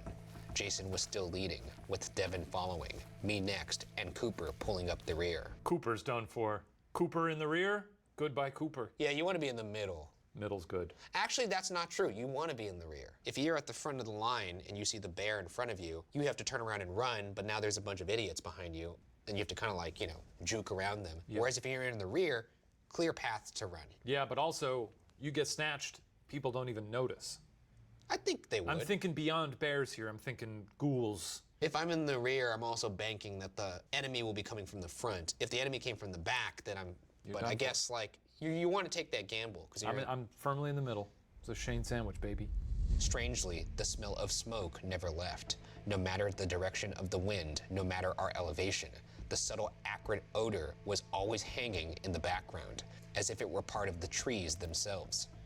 Maybe it was the smell playing tricks on my brain, but I could have sworn I heard crackling, like we were next to a log fire, not out in Hackett Woods. Hey guys? Cooper's whisper took us aback. We were in the middle of nowhere. He could have screamed at the top of his lungs and no one would have heard him. What? Jason shouted back, teasing Cooper. Cooper looked around nervously, then picked up with his whisper. I think there's someone else on the trail. What did he say? Jason wasn't being funny. He actually couldn't hear. Someone's coming up behind us, Devin said. Well, we've made good progress. Let's get some water and let them pass. I'm pretty cavalier right now, by the way. I mean, especially because it sounds like they're not on a very marked trail. No. They're sort of making their own way in the woods. I think concerning. carcass, strike one. Carcass, strike one. Bad trail, strike two. I feel like at this point I'm on high alarm. I'm not thinking, let's let these people pass. I'm probably readying the machete in my pocket. I feel like if everyone got their knives out and just like held them out, and that's how you let them pass. You say, go on. Is that how you let people pass every time you do a hike? Yeah. What's the matter? Get. Go get. We moved off the trail, if you wanted to call it that. Deer path would be closer, and sipped our water, waiting. But no one came. There was no one behind us. I swear I heard someone behind us, claimed Cooper. Walking behind us. Jason snickered. Yeah, I assumed walking, thanks. Cooper paused, then drank some more water. Well, it kind of sounded like they were crawling. Crawling? Like on all fours? Like it might have been a bear? After seeing that mutilated carcass, I wanted to make sure we were on the same page. Cooper shook his head. No, it wasn't that big. It sounded clumsy. Maybe a baby deer? I kept looking over my shoulder, but there was nothing, except sometimes I thought I caught a glimpse. Cooper lowered his voice back to a whisper. I think it's hiding from us. I like that. Smeagol? They catch a Smeagol out in the wild? A little Smeagol out there. That would delight me if I just heard like a little whispered, precious. I don't like something crawling, by the way. No, it's unnerving. Yeah, because I don't imagine there's a baby out there. That would be freaky, though. Can you imagine just a real fast baby? No, just seeing a baby crawling around in the middle of the woods. Yeah, I don't like that. Because it's like, how did that baby survive? Especially if the baby's big. Yeah, were you like a big baby? I was a pretty big baby. Pretty big baby, too. You big baby? I was a big baby. Yeah. Still a big baby. That's when I saw her. Behind Cooper, 20 feet back in the forest, a pale, emaciated woman suddenly darted between two trees. Don't like it. That's the worst thing it could be, honestly, is an old witch lady. A pale, emaciated woman? Yeah. I don't like that. Mainly because if they're emaciated, how are they moving so fast? If I saw that lady in the forest, I'd poop myself until I died. That's right. Shane would foam his diapers, baby. Yep. I blinked and shifted, waiting for her to move again. But she didn't. She was hiding behind the second tree. I think I see her, I said as I crept towards the tree. Hello? I called out. I felt the hair on my arms stand on end. A trickle ran down my neck, as if an unseen pair of fingers were walking along my shirt collar. I noticed that the smell of smoke had gotten stronger, but I no longer heard any crackling. Instead, barely louder than the breeze, as if she was only an inch from my ear, I heard a woman's voice whisper, "Not again." The words made me spin. I looked back at the guys who were all staring at me in return. Looking at their eyes, I saw Jason and Devin were confused, but Cooper looked terrified. I turned back to the tree and let out another, hello? Nothing. See, this is when they all need to team up, get their knives out. Everyone should have honestly brought 2 pocket knives, because I'm thinking, if you have 1 pocket knife, you know, you're like, hey, stay away from me. If you got 2 pocket knives, you just go like this, towards the lady. Yeah. All 4 or 5 of you charging at her, going like this. Yeah. Or you could do circles. I guess the woman has not threatened them in any way. It could be someone who's scared of them. I disagree. I mean, her only crime is being emaciated and creepy and smelling like campfire. She's crawling through the forest and hiding behind trees while she stares at them.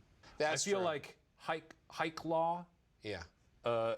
That's against probably common decency out there in the woods. And you do that, you're likely to get cut. This is stupid, I muttered, trying to convince myself I meant it. With a confident step, I closed the distance and looked behind the tree, coming face to face with nothing. There's no one here, I yelled to the guys and walked back. I guess I'm seeing things. Jason and Devin nodded. Cooper didn't. All right, well, now we know there isn't a bear following us. I've got to piss. I'll be right back.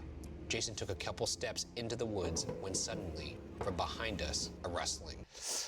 Don't just like take like the first sign of maybe there's something not wrong and then be like, let's break horror movie rule number 1 and break off from the group. What you need is a buddy, a pee pal. I would never let you go pee in the woods unless I was with you. Same. You know what we would do? We would go out there and just sort of lock our arms back to back while we peed. We could spin while we do it. There, Devin pointed not the way we came, but off to his side. I see her. Hey! Devin started charging into the woods. Dev, wait! I marched after him. Wait for me! Cooper chased after. I saw her go right behind this. Devin dove behind a tree, but there was nothing. What was that? Devin suddenly asked me. I shrugged. I didn't say anything. You didn't whisper? You heard her whisper too? Muttered Cooper. Apparently, we'd all heard it. Dev, I'm not having F-U-N, I confessed. Let's have Jason take us back. We walked back to the path, but there was no sign of Jason. We called out to him over and over for a half hour. No response. We were never more than 10 yards away from where he'd gone to pee, but he was suddenly nowhere within earshot. Making matters worse, we suddenly could not figure out the direction where we'd come from. We were lost in Hackett's Woods. I don't feel bad for Jason because he made the mistake of going to pee by himself after they just saw a bony lady running around the woods. Well, maybe he really had to pee. Honestly, if you have to pee that bad and there's a bone woman out there, just pee by your friends. That's right. Turn your back to them, say, you know, vibe with this. We were lost in Hackett's Woods. Let's just get back to the road, I said. We can call for help from there. With Cooper leading, we started heading in the direction he was, quote, pretty sure he could hear traffic in. I pulled out my phone just in case I suddenly had service, but no luck. 0 bars. For an hour we marched, trying to find some clue that we were headed in the right direction. What's that? Cooper suddenly turned around to face us and pointed back behind himself. There on the ground was a hard white object. At first I thought it was an old-timey telephone receiver, until I saw the teeth. It was a jawbone. Must be from a fox or something, Devin reasoned. A fox? I repeated skeptically. What else could it be? It's too small to be a bear. A deer, maybe? Maybe. How would I know what a deer's jaw looked like? Maybe deer have jawbones that look suspiciously like a human's. We'd been in the woods for hours now, and the sun wasn't going to be up for much longer. The three of us must have had the same unspoken fear. What happens if we're still out here when it's dark? You think these dum-dums can't recognize a human jawbone, or do you think they're like... Do you think you could recognize a jawbone? Yeah, for sure. I mean, certainly different than a fox or a deer. A deer jawbone... I mean, I wouldn't know. I've never seen it, so... You've never seen a skeleton? I've seen a human skeleton, but I like the jawbone specifically. Like, it could be just like a part of it. I guess they did see the teeth. Yeah, I guess it would be pretty easy to identify a human jawbone. Guys, Cooper, now in the back of our line, sounded quiet and afraid. When's the last time you noticed a bird? Devin stopped, and I pulled out the last of my water. We all held our breaths and listened. But Cooper was right. In an area of the forest that should have been teeming with birdsong, there was nothing. Not even a chirp. In its place was a sound that made my skin crawl. It sounded like a woman yelling, wailing, but miles away. You know what's scary about the woods? Tell me.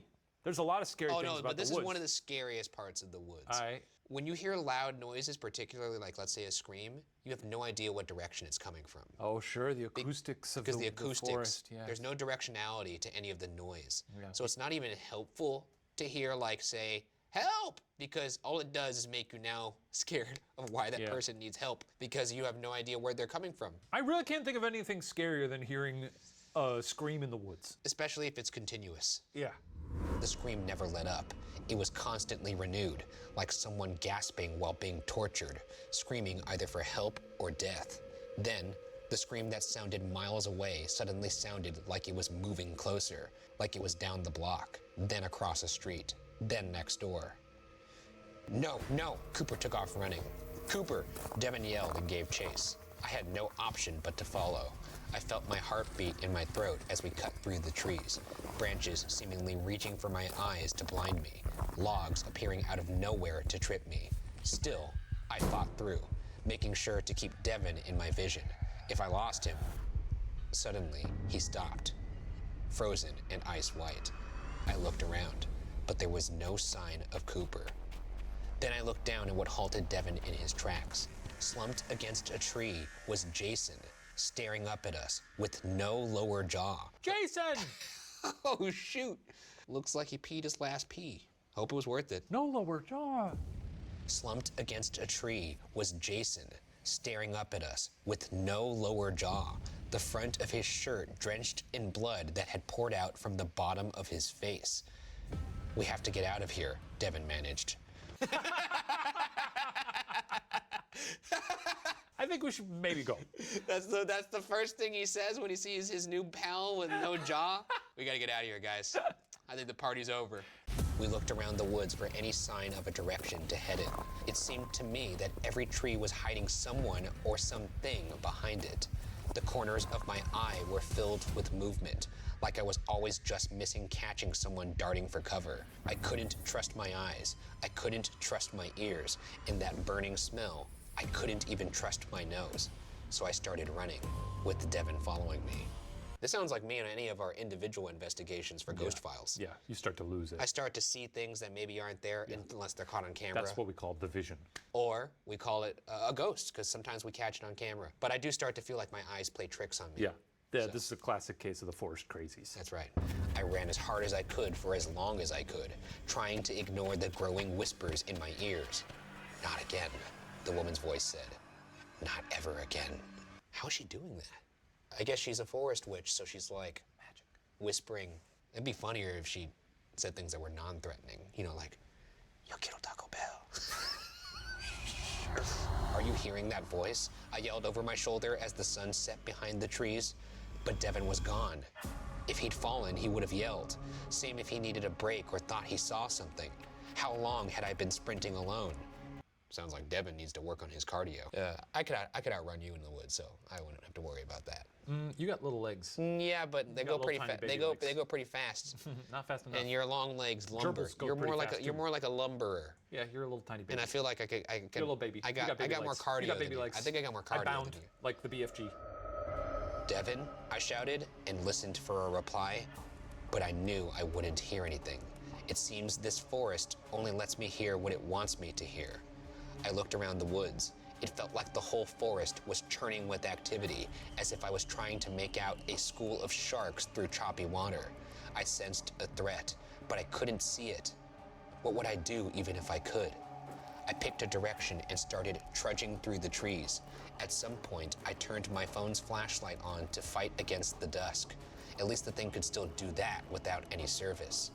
After what felt like hours, suddenly the trees thinned out and I stumbled onto a road. Relief flooded my body. I was out of Hackett Woods. I could find the car. I could get help. I don't trust it. Never trust a road. You know that this is a classic like third act, you know, where it seems like you found salvation. At least on a road, there's no tree cover to hide things. That's true. A witch on a road, less scary than a witch in the woods. Then I saw her, the woman, no longer hiding, standing in the middle of the road. I was wrong! That's pretty scary That's still. scary! I still think that's pretty scary. Never mind! I was about to say, it's not as creepy as her hiding, but her just standing like... Yeah, that's a bold move. Holding Jason's jawbone. Yeah. Gaunt, ash white, and horrible black eyes. I turned and took off running down the road, no idea what direction I was heading. I kept looking back, and it seemed the woman was always the same distance behind me. She wasn't running. Always she was just standing there, but always only 50 feet away. It's like the classic boogeyman. Like, they're walking slow, but they somehow keep up with people that are sprinting. Like Jason or Michael Myers aren't fast. No. After a few minutes, I spotted it, the sign for the town 27 miles away, the one we'd parked behind.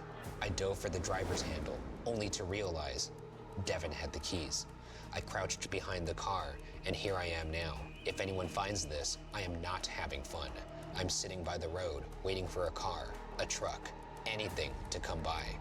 I'm too afraid to look over the car and see if the woman is there, but I'm sure she is. The whole time I've been crouched here, her whispers have felt only inches away. Not again. Not ever again. So, are you scared? Well, that's a scary one. That's a scary one, folks. Be careful out there in the woods. You never know what you're going to run into. I think the lesson here is don't ever meet up with people on the internet, especially if it's on a subreddit about the woods. Recommend not taking a solo pee, by the way, if that's an option. Always go with a pee pal. Pee pals for life. You and me. That's right. Okay, so that story was inspired by the video game The Quarry, which you can actually play. It actually has over 180 different endings based on the choices you make in the game. So perhaps you folks out there can make better choices than these numbskulls. I'm gonna. You're gonna make bad choices? I don't know. Oh, you're sadistic. You're one of those people that likes to, like, you put people in front of the roller coaster in Roller Coaster Tycoon. I mean, I did some pretty sick stuff in The Sims, so yeah, we're gonna get twisted with this one. Yeah, you're gonna try and marry that witch. I'm gonna marry that witch.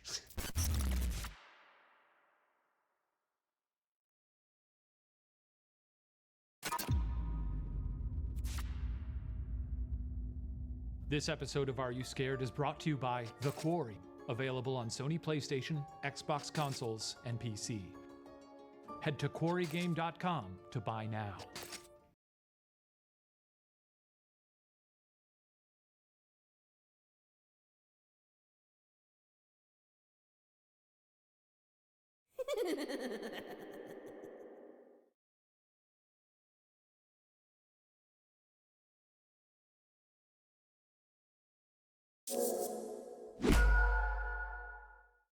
This video contains content that some might find disturbing.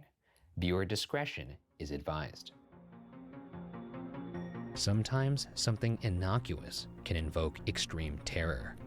But despite their best intentions, there's something unsettling about a mime. But why? In tonight's story, our narrator is about to find out. I'm Ryan Bergara, and this is Are You Scared? A show where I tell my friend Shane Madej the internet's scariest stories. So lock your doors, turn off the lights, and let's see if we can make it till the end of the night. The Mime.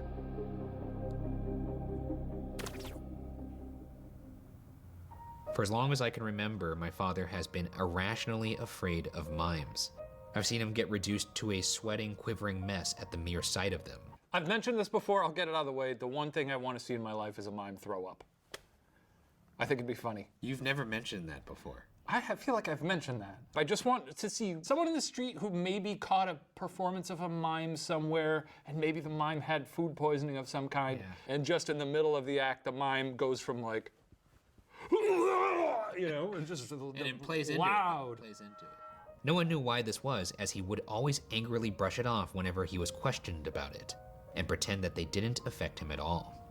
While this had become a running joke in the family, I was always curious about the reason behind this odd little quirk of his. How often is this family bringing up mimes? I don't think I've ever brought up mimes in front of my mom or my dad. I'm sure we've discussed mimes at some point, or seen one somewhere. But I'm fairly confident that if I were to, say, be dating somebody and my father had this reaction to mimes, I wouldn't even feel the need to warn her, hey, you really are not going to want to bring up mimes tonight in front of my dad because he doesn't like them. Now, what if you were dating a mime?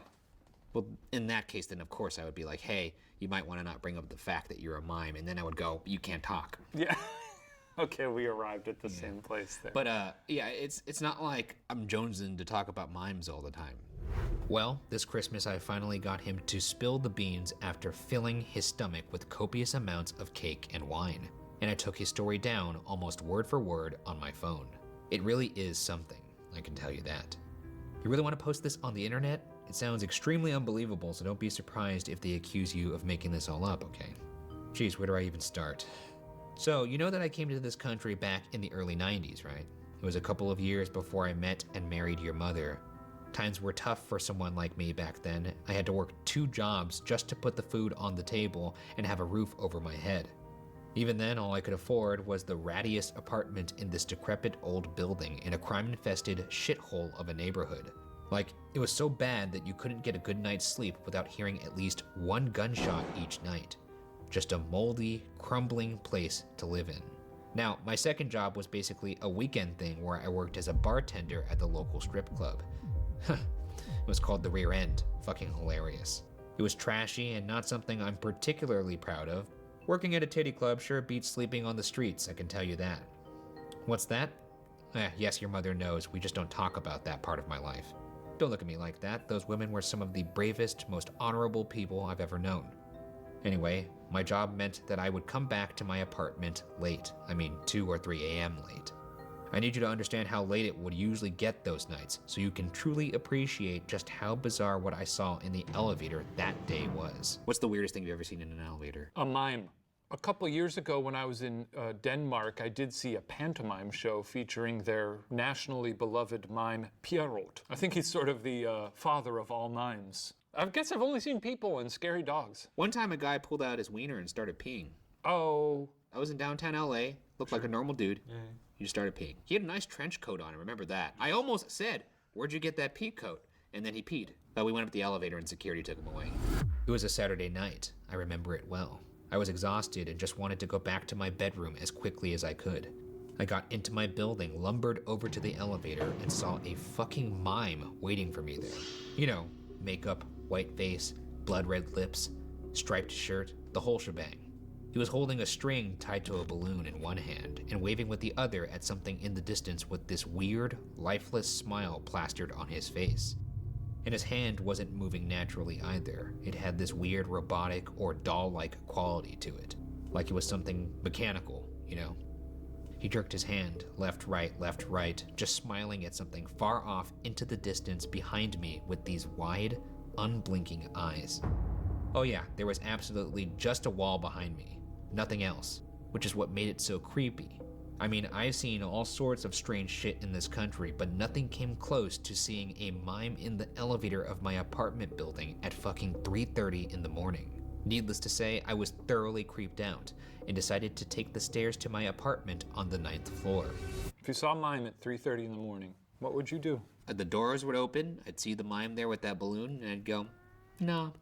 Then I just walked to the stairs. Well, did he have an actual balloon? He had a balloon. That feels like it's against mime law. Is it? This is one bad mime. Because if a mime is starting to break rules, there's no limits to what that mime is gonna do. He's a stone's throw away from becoming Pennywise. That's right. Would you... Pop his balloon? I was gonna say...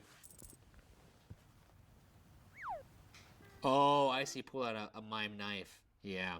Oh, no, I was just saying grab your actual katana and stab him. I thought you meant like if I played Actually, along. that's even better. Yeah, if you just sort of, take out a gun. Incognito mode. It's everybody's best friend. Or is it? I've used it in the past without a care in the world, but now I know incognito mode isn't as incognito as I thought. Because chances are, the browsers we all know and love make a fortune by tracking our movements online. So here's your reminder that just like the big tech companies say, incognito does not mean invisible. And that's exactly why I use ExpressVPN. You know, in incognito mode, your activity gets tracked and data brokers get to buy and sell your data. Something as simple as your IP address gets used to identify you and your locations. That's where ExpressVPN steps in.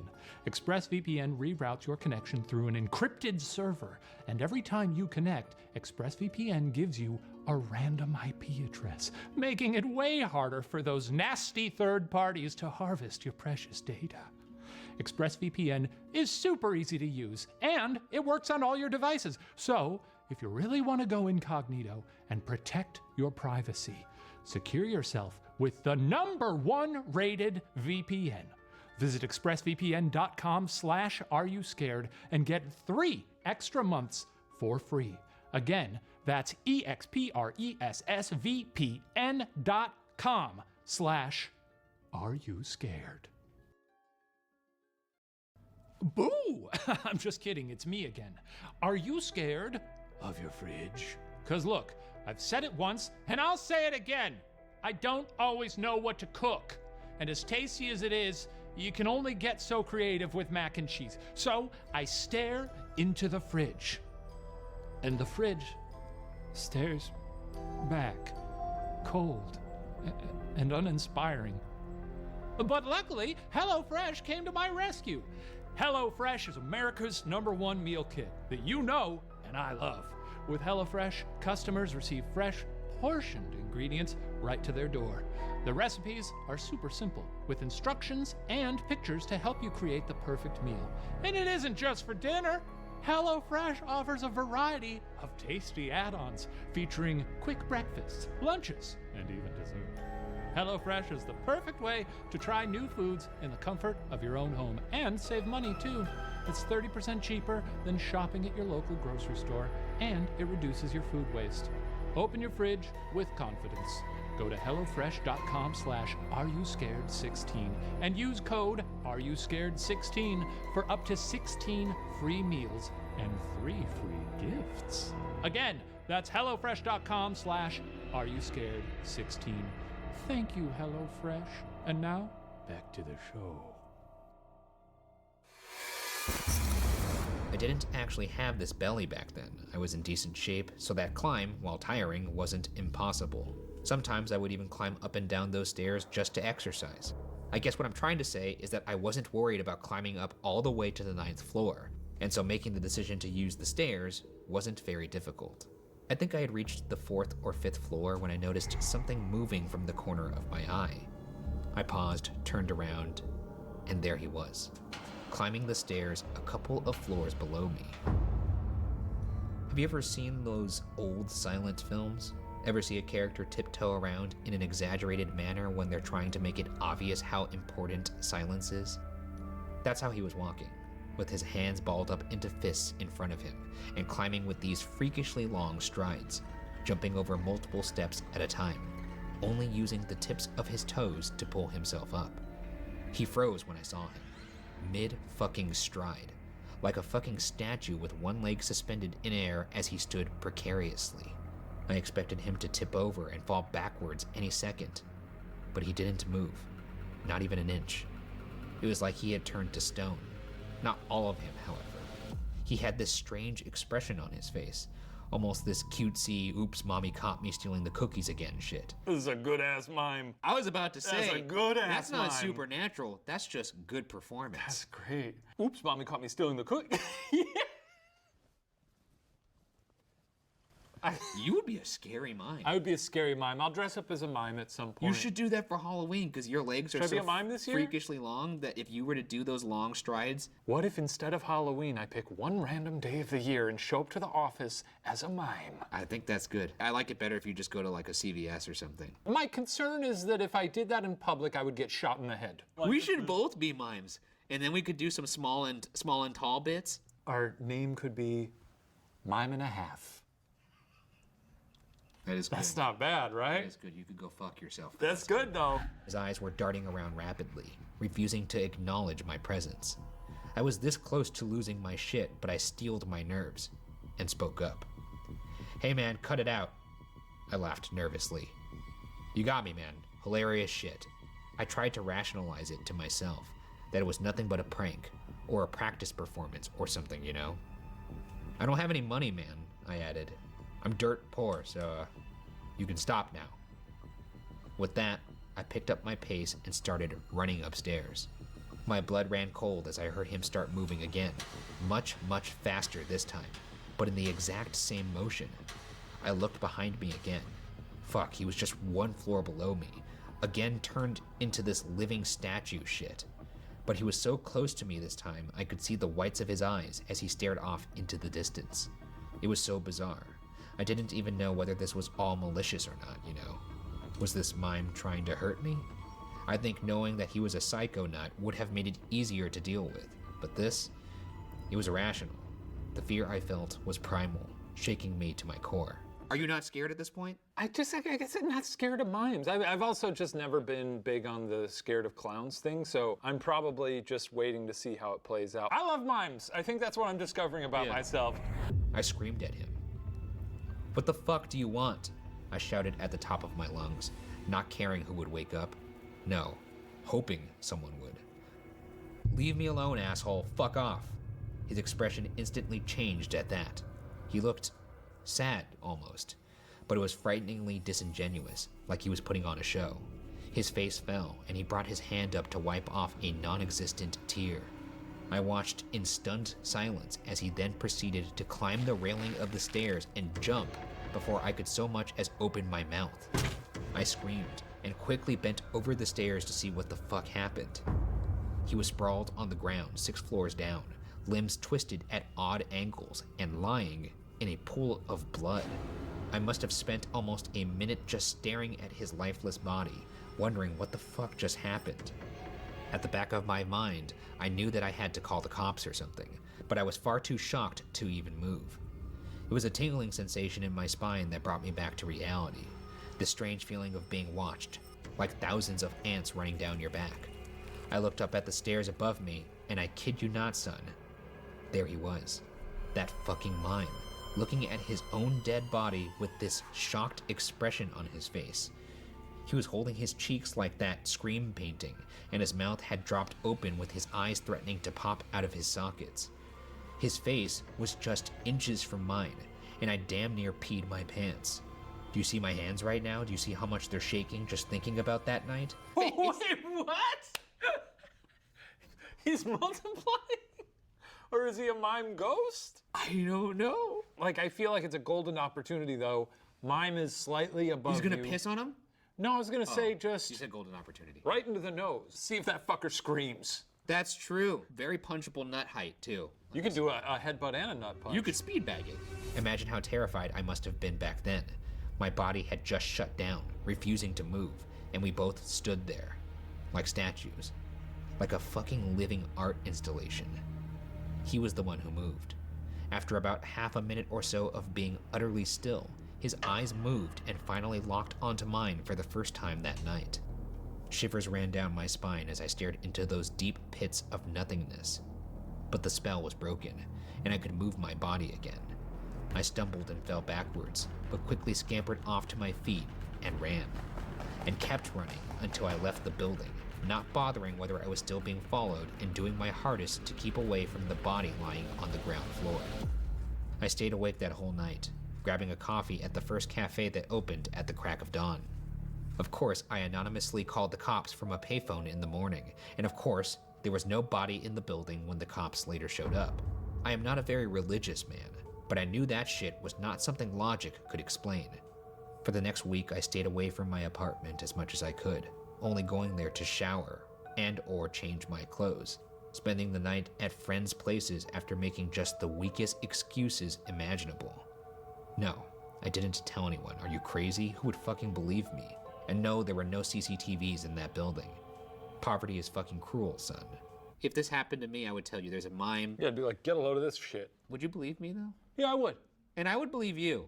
I mean, if I told this story, yeah, everyone would be like, mimes are magic and we gotta kill them all. I've spent years on the internet being like, I don't believe that. That's true. So if I was like, hey, everybody, mimes are magic, we gotta kill them. And if I said, if you see a mime, shoot it. It's me. They're like, are you sure you didn't have just a bad dream? Are they as scary as that toothpaste, Ryan? All right, you watch it. You watch it. I could no longer impose myself on my friends and didn't want to go to the homeless shelter. So I decided to go back to sleeping in my apartment. I tried to fool myself into thinking that what I had experienced wasn't real, that I had dreamt it all up, like it was all just a hallucination. But deep within me, I knew that it was real. All of it. And that it would probably happen again. A feeling of tremendous dread washed over me when I stood outside my building 8 nights after I first ran into that mime. It was again pretty fucking late, around the same time when I had ran into him the last time. With a heavy heart, I trudged over to the elevator, trying to avoid thinking about the fear clutching and squeezing my heart. I couldn't even look at the spot where he had fallen and chose to stay the fuck away from it. The elevator opened with a soft ding, and I breathed a sigh in relief to see that it was empty. Why didn't I just take the stairs? Hell fucking no. Too much trauma associated with that place. Better to be cramped inside a fast-moving elevator than risk climbing the stairs and meeting the mime from hell. I guess I should be thankful that my elevator ride was peaceful. I don't think I would have survived if he had shown up there. A heart attack would have killed me long before he could slice me up or something, I don't know. I fumbled with my keys, but quickly got in and locked the door behind me. Kicking my shoes off, I immediately ran to the comfort of my blanket and curled up in there, trying hard to fall asleep, but staying awake like a fucking owl. So this apartment was pretty small, right? Just 2 rooms, excluding the bathroom, so you can hear whatever is happening in any corner of the room. You get where I'm going with this? I really thought this story was over. Or he's just gonna tell the rest of his life. Anyways, after that, I left the titty club and then I met your mother. I had a little bit too much to Kids, drink. this is the story. No, he wasn't in the house, but he was outside of it. I heard something rustling around outside my front door and instinctively knew that it was him. At first, I thought I'd just stay there in my bed, but the rustling didn't stop. The fear just kept on building inside me, and it was becoming unbearable to just stay there. My heart was beating so fucking fast, I feared it would leap out of my mouth. Fuck it, I whispered to myself, and got up to investigate. I banged my toe against the foot of the bed and yelped, with the sounds from outside ceasing almost instantly. After controlling my pain, I walked over to the door, as softly as I could, and looked through the peephole. I whimpered as my fears were confirmed. There he was, that fucking mime, standing with his back to the wall in front of me, at attention, like some damn army cadet. I think he must have sensed me watching him, because as soon as I looked through the peephole, he bent over forwards, such that his upper body was almost parallel to the floor. His blood-red lips stretched into this most vicious smile, and he began to stare right at me. I don't know how, but he was somehow looking straight at me. No, he wasn't anywhere near the peephole, so I don't know how, but I knew he was watching me, watching him. I felt his eyes pierce my very soul, taunting me, letting me know he was playing with me and that he could kill me whenever he wished. He brought his palms up to the side of his face, opened his mouth, and began clicking his tongue. Except, I never heard the clicking sound. What I heard was a knock, and my door began to shake. Knock, knock, knock. Short bursts of 3. I fell back in fear. You know, he wasn't near the door, but he still fucking knocked. I don't know what the fuck was happening, but I knew I couldn't stay there even for a second. I climbed out of my window and began descending using the iron emergency exit stairs attached to the side of the building. I heard something impossibly large and strong slam against the door to my house as I began to climb down that rickety iron staircase. My door gave in with a painfully loud crunch, and I almost fell down. I mean, get out a knife, man. But he also jumped off a staircase and was fine. I'd just keep killing this mime as many times as I had to. Oh, so you think he's like regenerating like a video game? Maybe. If you've got this sort of fucked up mime following you and he just regenerates every time you kill him, then I guess have a little fun with it. Yeah, might as well. Kill a mime every day. You know, kill a mime, get the thrill of what it feels like to take a life. Work it into your schedule every day, like, oh, I'm gonna go pick up some lunch and then watch the life drain out of a mime's eyes, and then I should be home for dinner by 5 p.m. Why didn't anyone come out to check what was happening, you ask? Well, people mostly minded their own business. Home invasions, murders, drug deals gone wrong. It could be fucking anything. Not necessarily something demonic. At one point on my way down, I considered just jumping and ending my life. I was that terrified. But I shook my head and continued to fight for my survival. I was soon free. I was out of that infernal building and panting and catching my breath on the streets below. I looked back up at where my apartment was and saw, for the last time in my life, he was standing on the railing of the emergency stairs right outside my bedroom without a care in the world. I don't know how the fuck he balanced himself on that thing, but he stood there, staring at me with that fucked up smile on his face. He theatrically brought his hands up and clapped. I watched in terrified silence as one by one, the lights in all of the apartments began to switch on. He was there, in every fucking apartment at the windows that I could see. Fucking everywhere. He was performing, if that makes any sense. In one house, he was miming drinking tea. In another, juggling invisible balls. Just a fucked up sight, to say the least. But the original one continued to stare at me. And then, with another clap, switched off every light in the building and disappeared, leaving me shivering in the darkness. I love this mime! Frankly, this father, bit of a wimp, because at this point, I mean, he's going out of his way to entertain me. This is the greatest performance I've ever seen. That's true. Let's see David Blaine top that. Now that's better than any flash mob. Well, you heard it here first, Internet. If you ever see Shane on the street, make sure you're in full mime makeup and perform for him. That's how you'll get his attention. Yes. I want everyone to become a mime and seek out Shane. Jesus fucking Christ, Dad, I whispered. Did that really happen? That's up to you, he replied. I know what I saw. So did you go back there again? I asked. He shook his head furiously. Never in the night, never again. I moved out as soon as I found another place. What happened to that building? He sighed. I kept tabs on it. The owner had to sell it to a builder. It was just not profitable anymore. Bad omen all around. The new owner tore it down and built a shopping mall there. A shopping mall? Which one? I asked. He looked at me blankly. You don't mean... My blood froze as the realization sunk in. But they have a mime performance in the amphitheater there every month. He nodded. So, are you scared?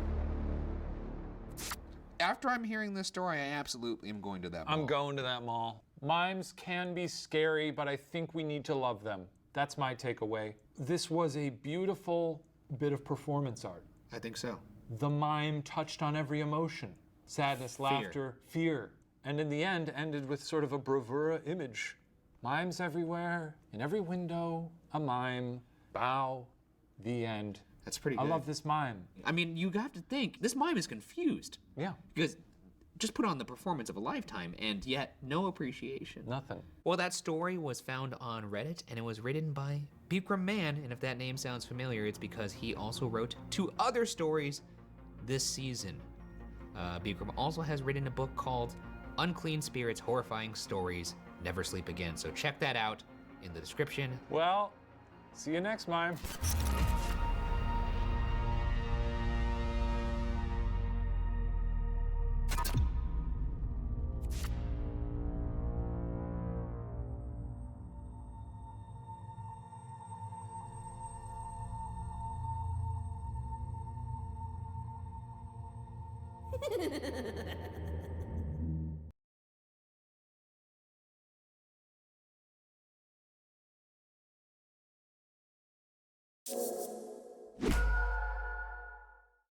This video contains content that some might find disturbing.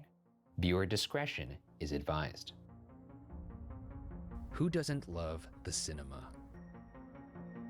It's the perfect place to sit back and escape reality. Watching a film on the big screen can be an immersive experience. But what if it's so immersive, it can actually harm you? Tonight, our narrator finds himself in the front row of his very own nightmare. I'm Ryan Bergara, and this is Are You Scared? A show where I tell my friend Shane Madej the internet's scariest stories. So lock your doors, turn off the lights, and let's see if we can make it till the end of the night. Movie night.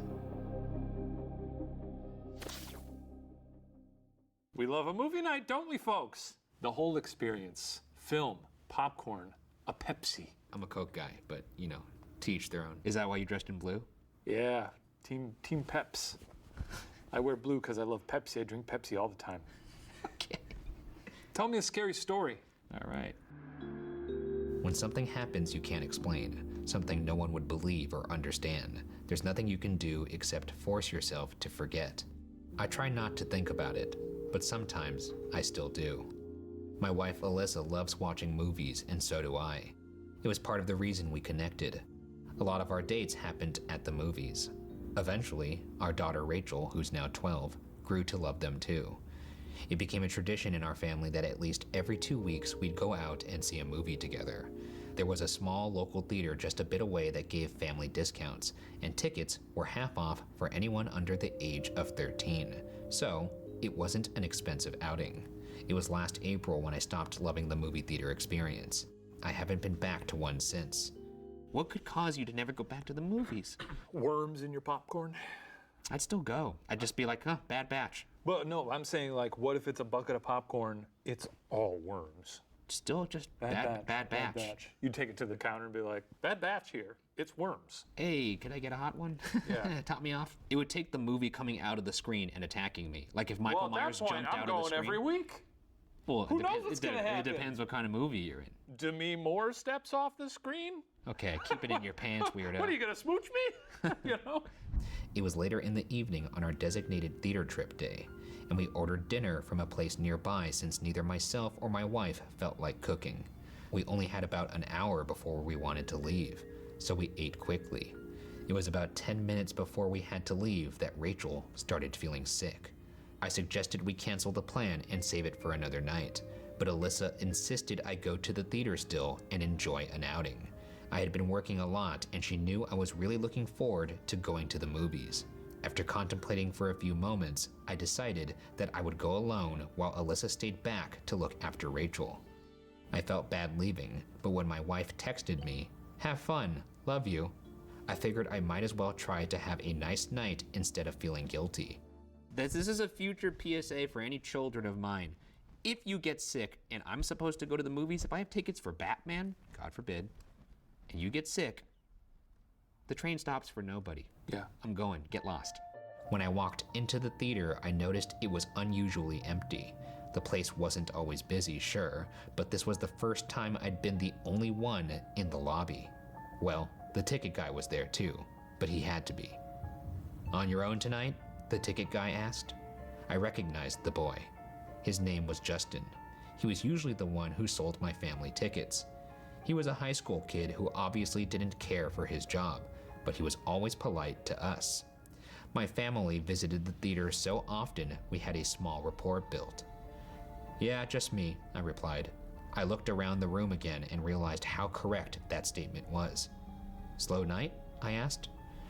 "Yeah, you're the first person I've seen since I clocked in, probably because there's only one movie playing," Justin explained. I was bummed at the lack of choices, but curious as well. "What movie?" Justin shrugged. "No idea. It doesn't have a title. No poster either." "That's weird." That's weird, man. Yeah, I don't know. I know, it is weird. No, come on, get out of here. I don't know. I work at the movie theater. What movie's playing? I don't know. Can you just look at the No name on the title. ticket? Does it say no title on the ticket, Justin? No title, no poster. What if he's not human? He's like a robot or part of this like little scheme. Oh, I thought you were gonna say alien. He'd be Or an like, alien. No title. Oh, I'd be like, why are you talking like that? I am human. You know. Can I get a refund? No. I know, right? If you want to come back another time, we'll probably have more options then, Justin suggested, likely sensing my disappointment. I sighed, debating briefly in my head whether I should call it a night or not. It seemed like everything was working against me. "You know what?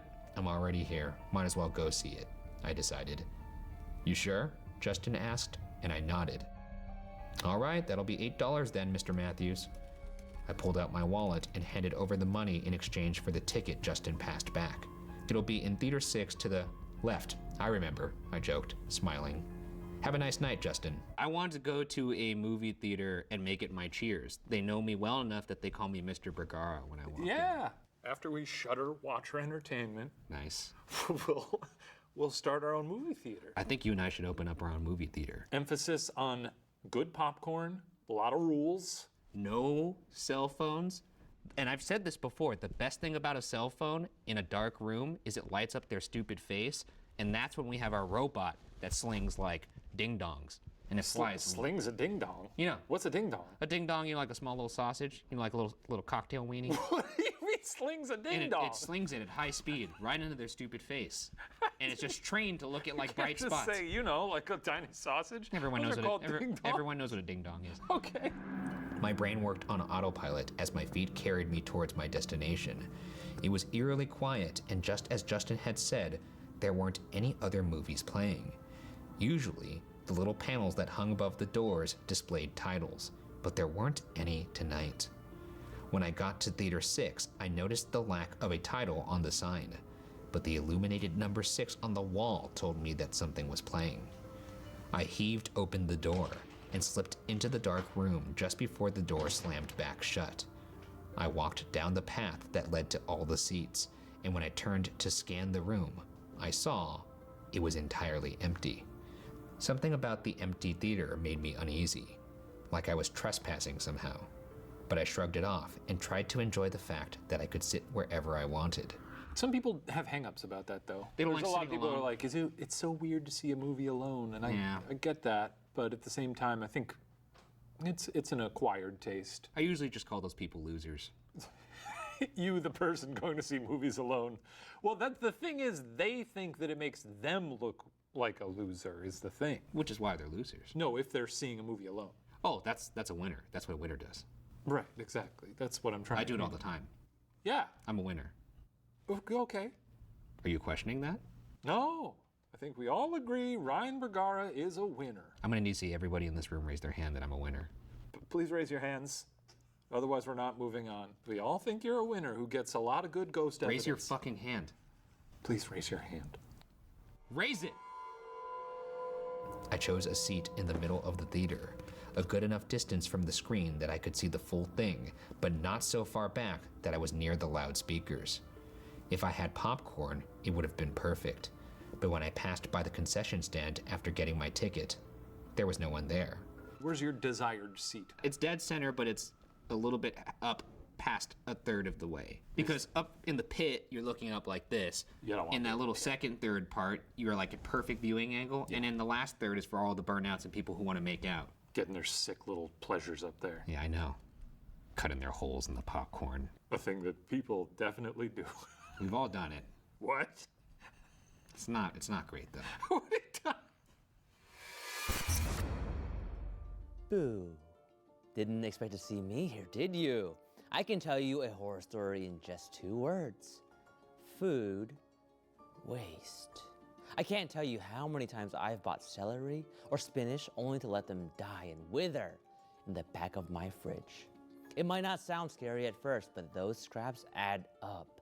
We're talking 330 billion pounds of garbage in North America alone. And all that waste equals a not so bright future for our beautiful planet. Luckily, Lomi is looking to end this horror story once and for all. Lomi is a revolutionary new kitchen appliance that turns our waste into nutrient-rich dirt. Lomi makes the transformation easy. Just fill with your leftover food scraps, yard waste, or any Lomi-approved materials into the Lomi. Push the button and let Lomi do the rest. Using Lomi just twice a week can reduce your waste footprint by 50%, and the appliance uses less than 1 kilowatt per hour, which is around half the energy of the dishwasher. Plus, Lomi's beautiful design blends into any home, and it's quiet enough to run at any hour of the day. Together with Lomi, we can change the narrative around food waste and work towards a future where garbage is optional. Check out the link in the description to get your Lomi today. That's links.pella.earth/watchermay. Thank you so much to Lomi for sponsoring this episode of Are You Scared? Hello again. I'm back with another sponsor, and today it's Babbel. Was anyone else required to learn a second language in high school? Because I was, and after I made it through the year, I realized I didn't actually learn anything at all. Like, all I knew how to say in Spanish was, hello, I'm fine, thank you, and where is the library? And I'm pretty sure that does not count as knowing another language. I've always wanted to try and learn Spanish again because I love traveling and being able to connect to different cultures. But I was worried that I would have the same horrible experience again. But when I started using Babbel, I discovered an easy and honestly fun way to learn a new language. Babbel teaches you language lessons in bite-sized 15-minute chunks with vocabulary that you can actually use in the real world. There are 14 languages to choose from, including Spanish, French, Italian, and German. And along with the lessons, you can access podcasts, games, and videos, and even live classes. So, if you're looking for a way to start your language journey, Babbel is the way to go. Right now, when you purchase a 3-month Babbel subscription, you'll get an additional 3 months for free. That's 6 months for the price of 3 with a 20-day money-back guarantee. Just go to Babbel.com and use promo code RUSCARED. That's BABBEL.com, code RUSCARED. And now, back to the show. I finally settled in and focused on the large screen. which had been playing a Pepsi commercial when I walked in. Pepsi! Oh no, we can't Bring the Pepsi alarm! It changed to a trailer after a few seconds, and I relaxed into my seat. I hadn't missed any of the movie, but I wish I had. The trailer was dull. It was some coming-of-age teen girl movie that I hoped Rachel wouldn't want to see in the future. I watched the preview scenes, just wanting to hurry up and get to the movie. The girl was trying on dresses, arguing with her mom, standing up to her bully. Typical cliche things. This guy sounds rude. Your daughter's gonna want to see movies about girls. He doesn't like coming-of-age movies unless they're Bitch about daughter's gonna want to see this one. Oh, she's gonna want to see herself represented on screen? What a fucking needy little girl. The next scene had nothing to do with the trailer. It flashed by so quickly I almost missed it. On the screen for just a moment, a photo of a hooded figure from the shoulder up appeared. Just as quickly as I noticed it, it was gone. That was weird, I thought to myself, but I assumed it was a glitch. It wasn't. The clips for the teen movie sped up suddenly. The sound cut out, and scenes flew by. High school dance, a bloody knife, friends hugging, the hooded figure, cheer tryouts, abandoned house. Soon the scenes from the movie faded, and it became a display of unconnected, disturbing images. A dead rabbit strung up, a demonic mask, the knife again, a graveyard, the hooded figure again, a creepy clown, pictures of a family with the eyes scratched out, the hooded figure once more. I had no idea what was happening. My heart was suddenly racing and I got goosebumps.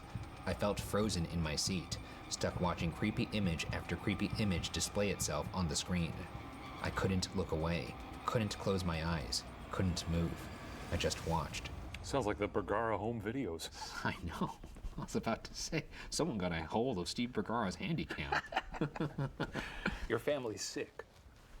Yeah, they are. Then the screen stopped on the hooded figure. The person was dressed entirely in black, face covered too. I couldn't see their eyes behind the cover, but I felt as if they were staring into my soul. They were unmoving. I knew it was a screen, but still my heart clenched and my stomach sank. I had never felt so uneasy by a picture in my entire life. Suddenly, the screen cut to black. There was still a haze of light, meaning the projector wasn't actually off. It was just a black screen. I tried to breathe, but my throat felt constricted. Out of nowhere, loud, horrible screams emitted from the speakers. It was high-pitched and blood-curdling. I snapped out of my terrified stillness to slap my hands over my ears. It was so loud, so terrible.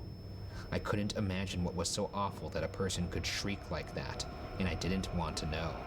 I just wanted it to stop. Stop. Stop!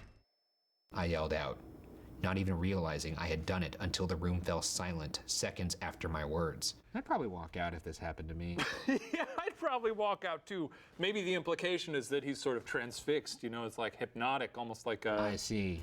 You know, like The Ring. Like The Ring. They love to watch that little lady walk out of the screen. You know? They could leave at any time or just, boop, you know, hit the remote. Turn on the fucking remote. Or just leave, yeah, just leave. Just leave. I like the idea of all this going on, but him also being like... but scared though, like, ooh. He gets a little escape kernel. He's like...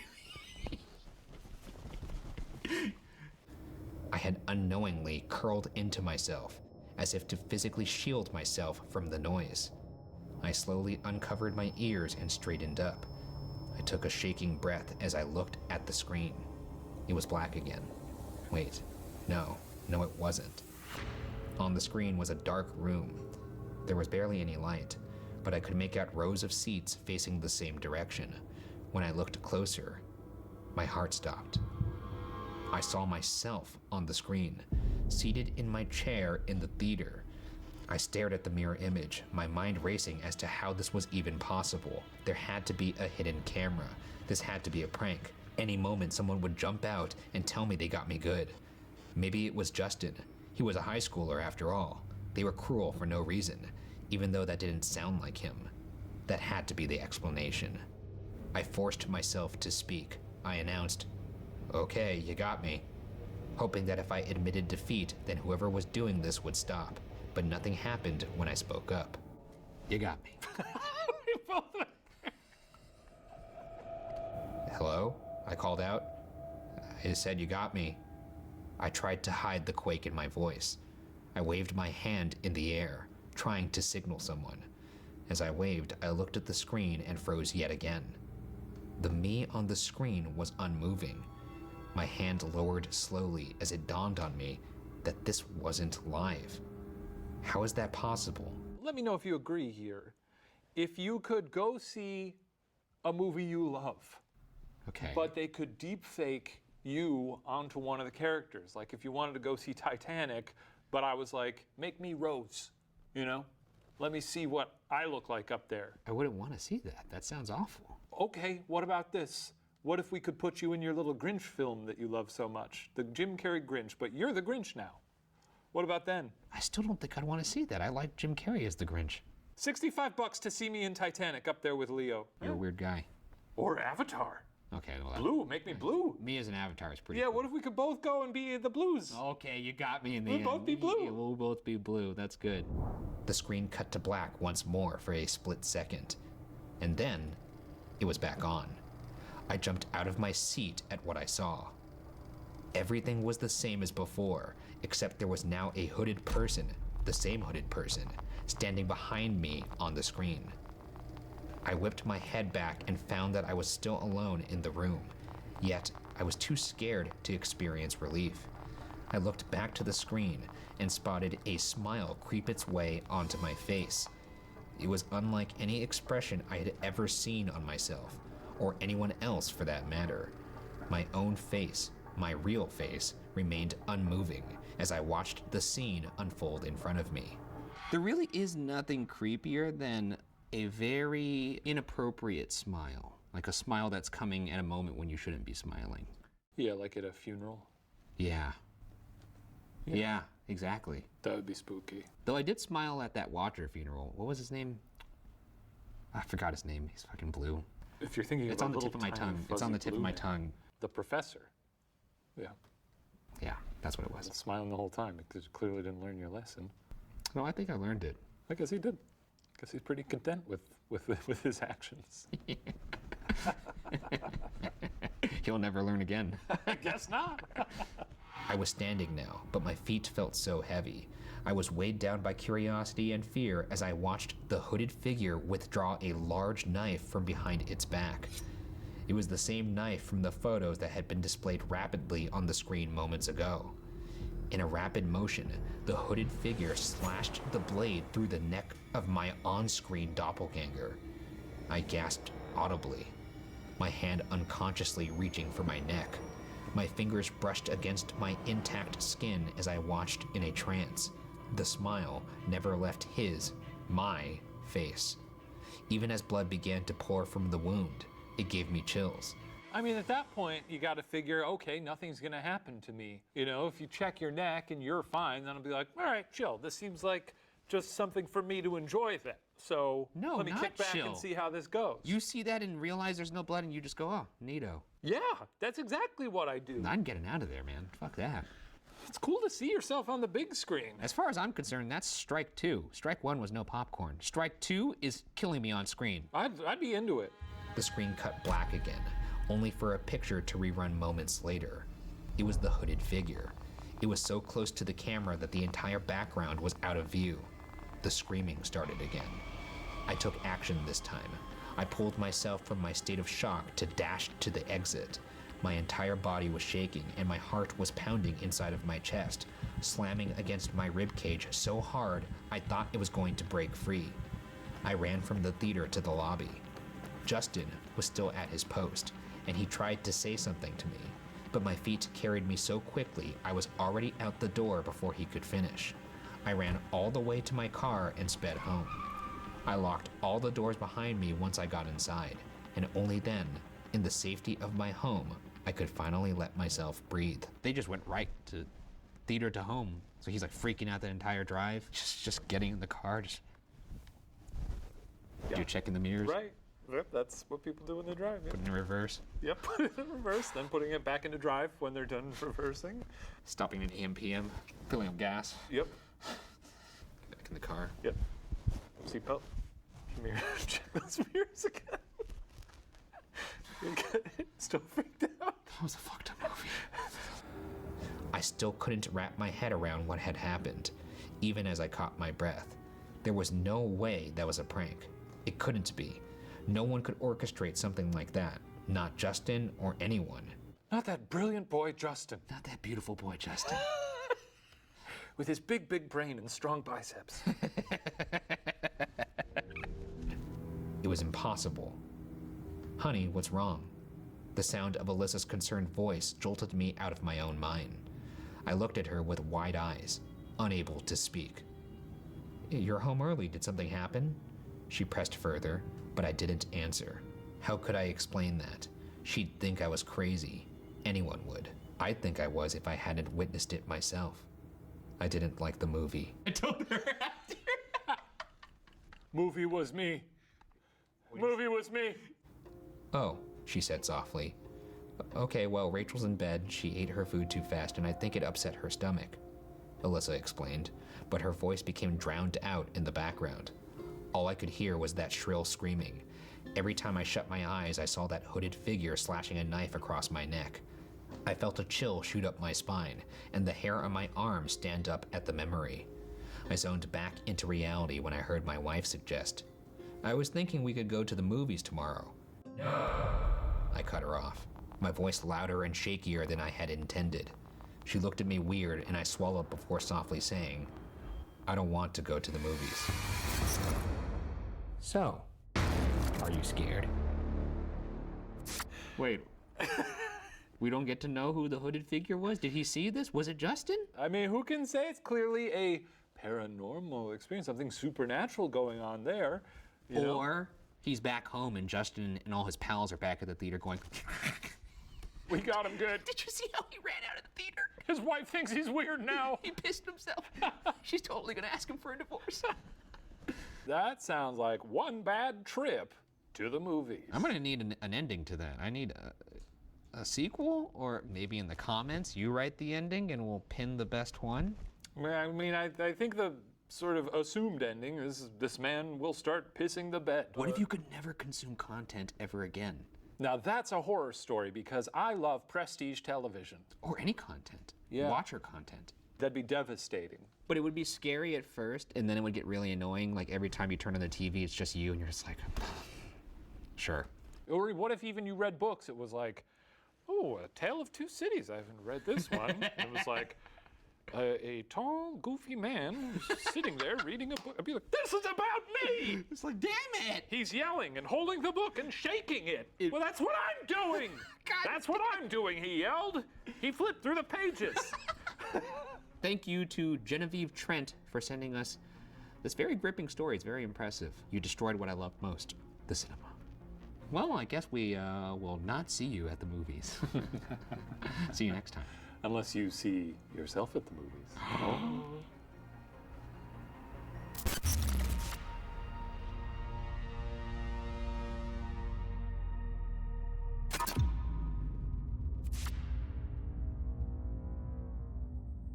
This is gonna do to cinema what Psycho did to the shower. This is gonna do to cinema what Pennywise did to hanging out in the sewer. This is gonna do to the zoo what We Bought a Zoo did to the zoo. No, it's not gonna. No, it's gonna do to cinema I hated what zoos we did after. I hated zoos after that movie. I'm just pissed I never see Matt Damon there now. I know. Where is he? Where is he? Matt?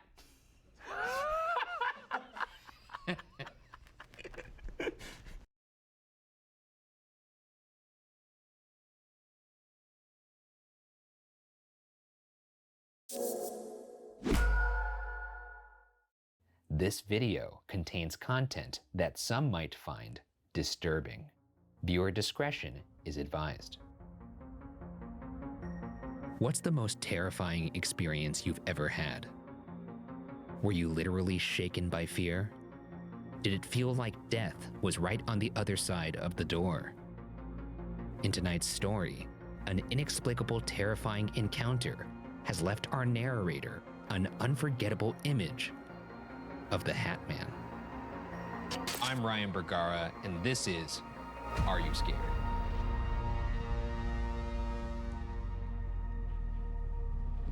a show where I tell my friend Shane Madej the internet's scariest stories.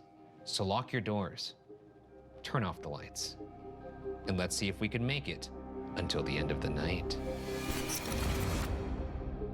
The Hat Man. It is not a story about you. I have a lot of hats. I'd love more hats. If there's a hat company out there who would like to sponsor me, I could use more hats. Why are you doing that with your mouth? Talking? Should we move on to the story? I'd love to hear it. So far, not very scary. Her face was carved with disdain. A great break of a nose set above a thin, lipless mouth.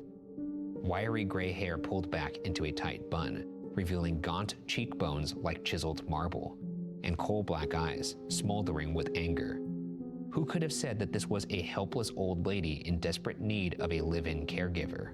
Why are we being so cruel to this woman? Just open this story by talking mad shit about this old lady. Her eyes are black like coal. She passed her prime 30 years ago. She wasn't even sexy. Her skin may have softened under the chin, but there was an enduring hardness to this woman that belied everything I had heard about her. The nerves of her jaw twitched as she sat on her porch in her rocking chair and met my eyes with the foulest glare. Maybe I shouldn't have taken this job. Don't worry, she's actually quite harmless despite how she looks. I chewed my lip as I looked at the girl standing next to me. She was why I was here, the last living relative of my latest charge. It was faint, but I could see the resemblance, especially in that nose. She knows she needs help, the girl continued. She just can't bring herself to admit it. You won't believe how long it took me to convince her to let someone come in and help around. Actually, I wanted her to leave this dead town and come live with me, but she wouldn't even entertain that suggestion. I responded with a sympathetic nod. Who would want to leave the home that had all the memories of their deceased husband and son? Enough about that, though. Come, she said as she started walking towards the house, her heels clicking smartly on the cobblestone.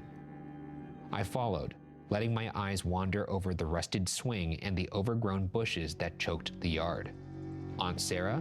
I heard the girl ask. It's me, Olivia. I turned my neck and saw the old woman's face tighten with a frown. What do you want? I'm a fan. To be fair, that's how I answer the phone when anybody calls, or anybody in my family answers the phone that way. Well, you're very mean to your brother. He's mean to me too. Yeah. It's a form of affection in our Love. family. Yeah. Just to paint the picture here, can you give me your tightest frown? Oh, yeah, if I saw that coming from a lady. Doesn't look very tight, though. Let me turn around. Maybe that'll help.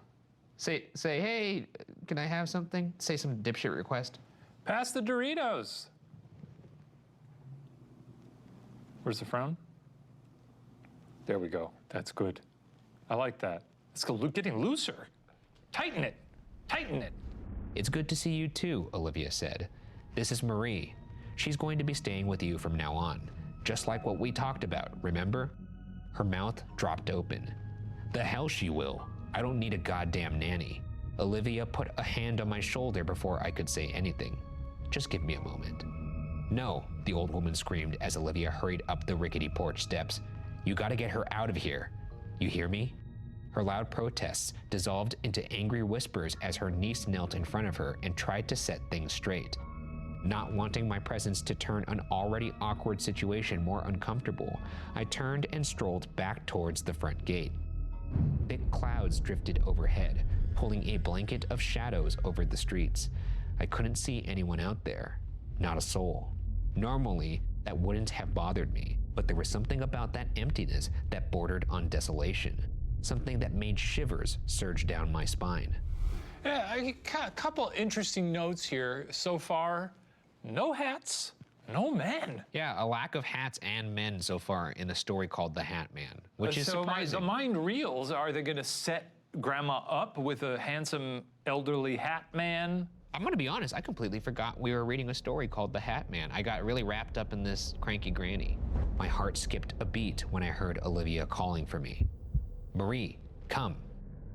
Cursing myself for being so jumpy, I trotted back towards the house.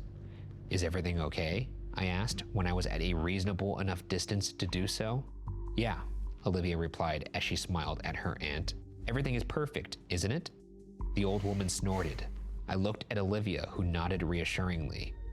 That's when I finally introduced myself to Sarah. It feels so rude to be like, well, I don't want them around here. You know? Yeah. It's a very sweet gesture. They're probably paying out the ass to hire this person to show up and wipe your ass, and I think that's mostly what they do. So clean you up down there. And, take the garden hose, clean it off. I'll take it. Just let the water get a little bit warm, but yeah. Throw my wrinkly ass down on the tarp. It's a tough situation to be in. Getting older and dealing with people getting older, always tough. They could be handling this better, though. All my grandparents are dead. All right. It was late in the evening. The last vestiges of sunlight had dissolved into a sky of iron. I was in the kitchen scrubbing the dishes clean. Surly Sarah had proven to be a picky eater, exactly as I had expected. It had taken me almost half an hour to get her to tell me what she wished to eat. I think when all else fails, you have some beans. Or some, you know what I've been doing a lot lately? What? Sardines. Ugh. Canned sardines. Really nice in a pinch. Like a cartoon cat? Yeah, you can eat the bones. They're very fragile and chewy. They're really good. Hey, where's the fucking hat man? Oh, yeah. And of course, despite trying my hardest, I just couldn't get it right. She picked at her food as she wrinkled her nose and pointed out how undercooked and salty the chicken was. Olivia's departure had turned her even more crotchety, as impossible as that would have seemed back then. It wasn't that bad, though. She wasn't in need of round-the-clock care, which left me with plenty of free time to work on my novel. I began humming as I wiped the marble countertop dry, thinking about how I was going to murder my protagonist's boyfriend. Writers. I know. Always thinking about writing. That's when I caught movement outside the window. Hat man! Maybe we're gonna see some Hat Man? That's when I saw a big, big hat, like one of those you'd get from Six Flags. This is a guy out the window. I won the basketball game at Six Flags. Relief washed over me when I bent forward and spotted a woman walking down the street. I had been more than a little unnerved at how forlorn the neighborhood had seemed just hours ago, so seeing another living, breathing person out there was quite heartening. I dried my hands off and decided to go say hello to my new neighbor. The skies rumbled when I opened the door, a deep-throated growl that warned me a storm was imminent. The woman was now standing near Sarah's rusty mailbox. She had thrown her head back to gaze at the roiling gray above. Probably checking to see when the rain would start, I thought.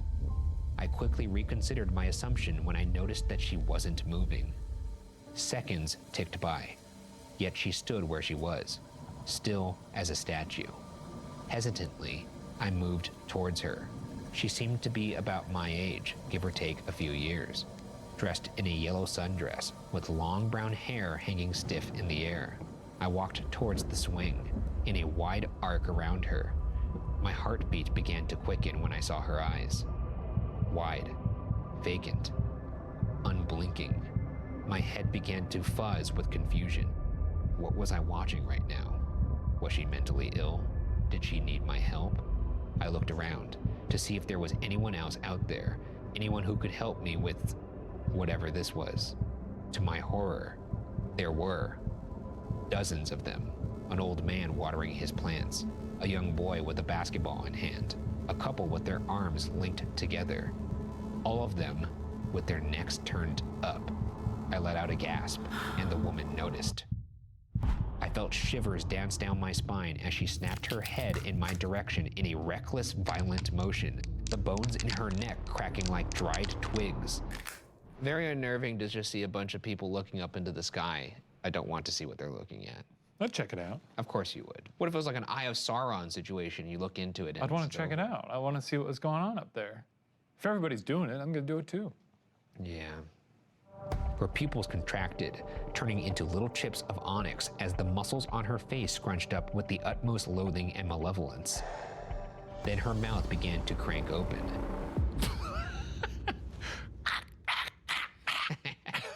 I don't think like sequentially like that. I think Yeah, it was I know. just. But the way they describe it makes it sound like. Eyes turning into little chips of onyx. Yeah. Like an anime character. A deep and low cry rumbled out of her throat, quickly thinning and rising and turning into an ear-splitting scream. She stopped, sucked in a hoarse breath, and began screaming again. I didn't even allow myself the opportunity to wince before I was hurtling back to the house. My heart jackhammered against my chest when I heard other screams join hers, endlessly rising and swelling into furious waves that crashed against my sanity. I flew through the front door and quickly slammed it shut behind me. The sight that I saw before I did is still burned into my memory. The woman was running after me in a manner that defied all reason. She took long, loping strides, stretching her legs out one after the other, as much as her body would allow, while her arms, dislocated from their sockets, twisted and writhed behind her back, even as she never stopped screaming. Yeah, she sounds like a running version of one of those things that are in front of the inflatables in front of a car wash. If her arms are dislocated. Yeah. She ain't putting up much of a fight. She's basically like a human seal, so she's not gonna really be able to trip her, she's not getting back up. She'll just flop at you. And her arms are out of commission. You bite her fingers off, she ain't even gonna be able to stop you. That's true. I'm like turning around, planting myself, just chugging right at her. This part of the head, I think, is very, that's why people headbutt with it. Yeah. Because you gotta get it right there. I don't think people headbutt with their head like that. Yeah, they do. Like a battling ram? That's the whole point. Looking for the spookiest stories on the internet can take you down the deepest corners of the web. My browsing history is something I definitely need to keep private. That's why even when I'm at home, I never go online without using ExpressVPN. Of course, I use incognito mode and clear my browser history frequently, but I've learned that any US internet service provider can see every single website a person has visited. Legally, they can track and sell your information to ad companies, and trust me, I don't need any more spooky ads on my socials. So get ExpressVPN, because this app can reroute your internet connection through their secure servers and keep your providers from seeing the sites you visit. Don't worry, it works on phones, computers, smart TVs, you name it. ExpressVPN does it. So don't wait. Click on our exclusive link, expressvpn.com/areyouscared for 3 extra months absolutely free on a 1-year package. Again, that's expressvpn.com/areyouscared. Now back to the video. My hands trembled as I turned every single lock on that door. No sooner had I done so than she slammed into the door, rattling it on its hinges. My breath caught in my chest as she slammed into it again and again and again, her screams getting more and more enraged with each attempt. But the door held firm. I backed up until my legs hit the living room couch. The screams and the slamming continued. The thought of calling the cops had just started to materialize in my mind when one of the windows was smashed into pieces. Are these zombies? I'm not quite sure. And once again, a shocking lack of hats or men. I want this man to show up. My mouth dried up when I realized that I hadn't seen anything that could have caused that. No physical object had come into contact with it. The glass just shattered, spraying the carpet with tiny shards. And then another one exploded, and then another. One by one, the living room windows burst until there were none left. A gust of wind rushed in, parting the dull yellow curtains and revealing a hand wrapping itself around the now empty window frame. I did the only thing I could. I turned and bombed up the stairs. Tears gushed from my eyes as shrill whistles of air sawed through my lungs. I reached the landing on the first floor, and the window in the hallway to my right shattered. I turned left and ran, running past room after room, each greeting me with the sound of breaking glass. I kept running until I was in front of the last room in the hallway, Sarah's room. The door was open. The screams were now coming from the bottom of the stairs. I rushed into the room and shut the door behind me. A hollow ache bloomed in my chest, first from the exhaustion and the stress and the fear, but then deepening from what I saw in that room. The lights were switched off. The room was cloaked in shadows of the late evening. Sarah was sitting on her bed, watching the television wide-eyed and open-mouthed. There was nothing on the television but static. My chest shook with silent sobs. What had I gotten myself into? What was happening?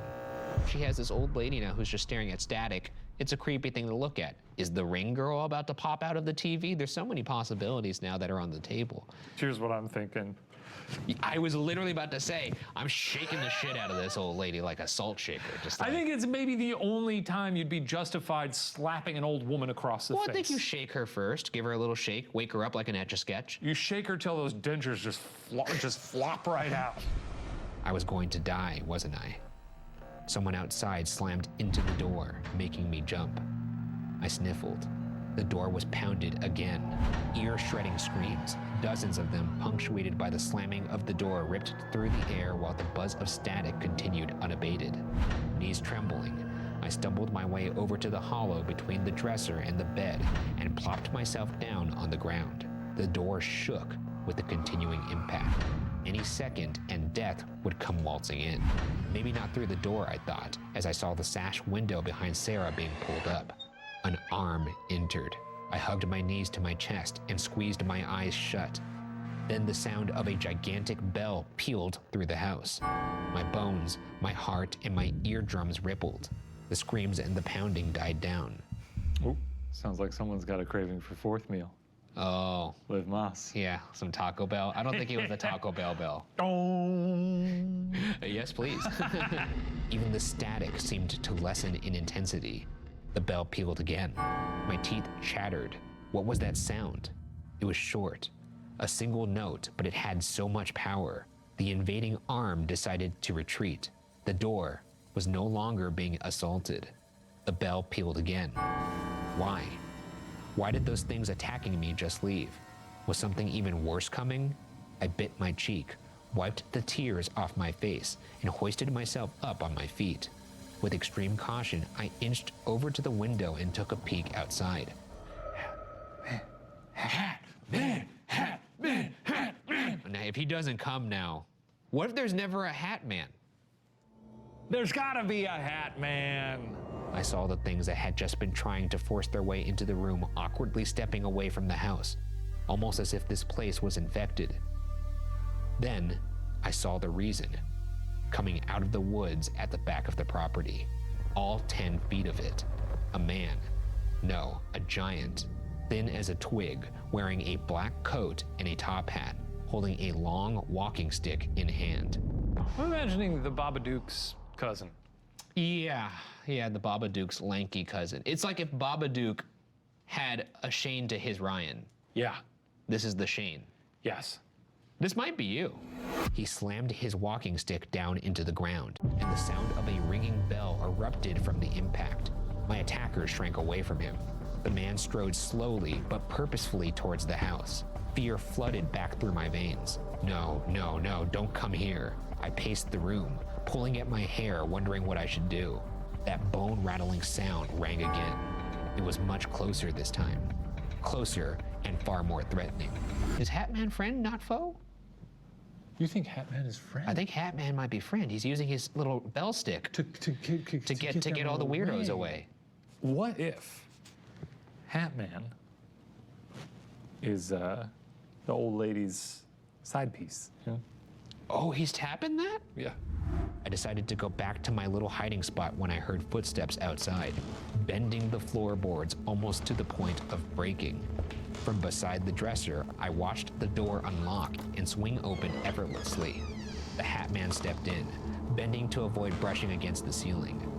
I curled up into myself, shaking uncontrollably like an abused dog, but the man made no threatening moves.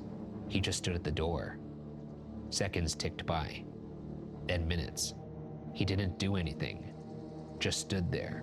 Big people in small places are scary. Or big people in regular places are scary when they have to crane. I watch you do that at every haunted location we go to, too. Yep, a lot of old places are not built for Shanes. They are not built for Shanes. No. Also, there's just something is unnerving about seeing a figure stop in a doorway and just stand very still. I don't know why that's scary. There's no reason for it to be scary. It's like, are you gonna come in or not? But yeah, I see that in a movie and I'm always like, oh, fuck. Yeah, I don't like it. Every so often, he would bring his stick down on the floor and make that horrible sound. But that was the extent of it, nothing else. As time passed and my fear was brought under control a bit, I risked a peek at the man. But the way he was standing next to the television prevented enough light from reaching his face. What I did notice, however, was that Sarah had been crying. Soft sobs shook her chest as she sat staring at the Hat Man. None of it made any sense to me, but as long as I wasn't being torn apart, I was somewhat fine with letting the unnatural events unfold around me. Time flowed like molasses, thick and slow. Hours crawled by at a snail's pace. Hours? It's a long time. That's a long time. One time I hid in my roommate's closet for an hour, waiting to scare him. Yeah, you're nasty. And it really did feel like days I was in there. Really? But it was worth it. I scared the shit out of him. It was very funny. Okay. Why is he doing that for so long? Is he trying to get a reaction out of her? Why is the lady crying? Is she happy to see him, or is she crying because, like, maybe she is happy. I'm gonna die? She doesn't seem that surprised by him. This could just be foreplay, like you were saying. Yeah. Ringing the bell before he rings her bell. Hey. Hey, get it where you can, Hat Man. And the three of us stayed where we were, still and crying and terrified in turn. Night rolled on. Moonlight washed in and out like the tide. And finally, it was dawn. The darkness in the room turned a shade of blue, and the Hat Man decided to leave. He banged his stick one last time on the floor, turned, and left the room. I held my breath as I heard his footsteps going down the stairs before fading away. What is this guy doing? It really blue-balled all of us right there. He just sat there, played with his stick for a couple hours, and left. Fear coiled in my stomach again. Would they be back now that he was gone? Thankfully, they didn't come back. When sunlight crept through the window, I knew that I was safe. Gingerly, I got up on my feet and looked out the window again. There was no one out there, not a single soul. Tension shed my body like a snake removing its old skin. I turned to comfort Sarah, but realized I couldn't. She was slumped over on the bed, and somehow, even without checking her pulse, I knew that she was dead. So, well, one, as I suspected, may have been the Grim Reaper. Two, the implication that this is what happens to everyone who dies? That's crazy. You know, they always say, like, well, they died peacefully. No, no one does, apparently. No. It's this whole fucking ordeal where you gotta have a bunch of ghouls invade your house, Yeah, where you have a break bunch all of- your windows, cause extreme property damage, leave, summon their big, tall Stick Abraham man. Lincoln friend. He Yeah. comes over, stands in your room for 7 hours. Starts ringing a bell while you're trying to sleep and watch Wheel of Fortune. And then I guess he dementors your ass and leaves at sunrise. Kind of sounds rad, though. I mean, honestly, now I'm kind of looking forward to dying. If I this is- mean, yeah, at that point, it's like, well, I'm gonna die, I guess. Instead of being stabbed in a parking garage, you know, I'd prefer to have a big man show up with his funny hat and And a bell. ring his bell for me. a big giant bell. Yeah. I frowned as I saw that she had been clutching something in her hand. A paper? Wanting answers, I peeled it off her hands. It was a photograph. Old, crumpled, and yellowing around the edges. It was of a young woman and her child. It didn't take more than a second to see that it was Sarah in her youth with her son. Young Sarah didn't surprise me nearly as much as her son. When I saw him, my head swam. He was about 10 years old, gappy teeth, full head of brown hair, dressed like a magician, black coat, a top hat, and a wand that was far too big for him.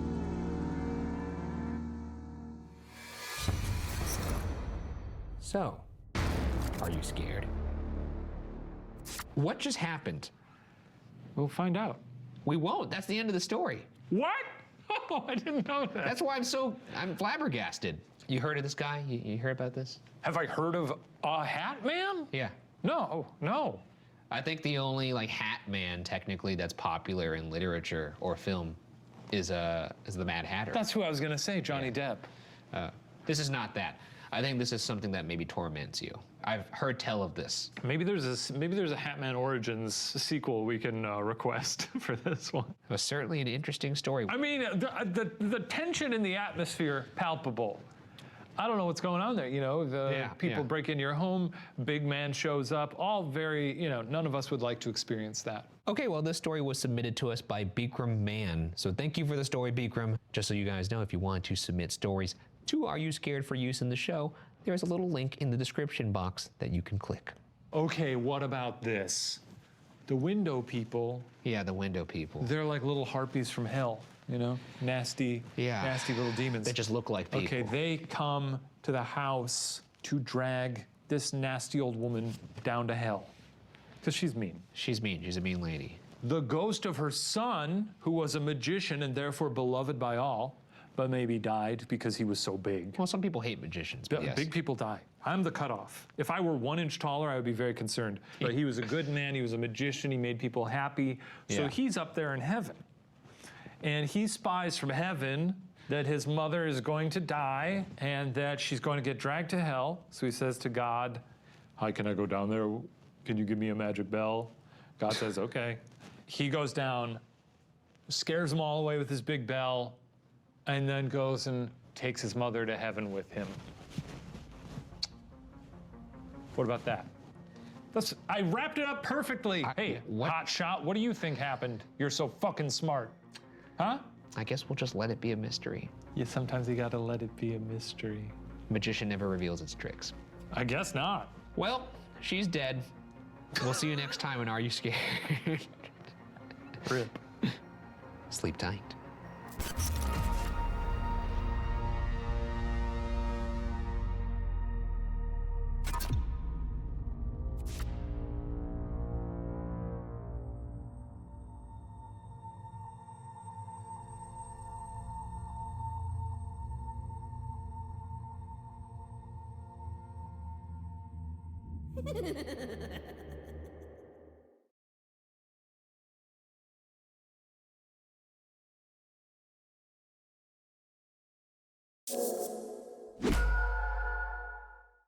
This video contains content that some might find disturbing. Viewer discretion is advised. This episode of Are You Scared is sponsored by NordVPN. NordVPN is an easy-to-use virtual private network service that protects your internet connection and privacy online. If you want to avoid tracking and surveillance of your browsing activity, messages, social posts, and other private data, NordVPN protects you from that by encrypting your traffic and hiding your IP address. Use it at home, at work, and on the go to enjoy non-stop protection. NordVPN has 5,100 plus servers in 60 countries. Even when traveling abroad, you could stay at home virtually. It just takes one click. You open the map, click on a location, and you'll be connected in seconds. It's that easy. Take advantage of NordVPN's Cyber Month deal. Go to nordvpn.com/watcher for a 2-year plan plus 1 additional month with a huge discount. That's 73% off their 2-year plan now for a limited time only at nordvpn.com/watcher. And now, back to Are You Scared? Man's best friend, a companion that will remain loyal no matter the circumstances. But what happens when those circumstances get a little too dangerous? When you'd rather your faithful pet hide than protect you? Unfortunately, in tonight's story, our narrator will not have that luxury.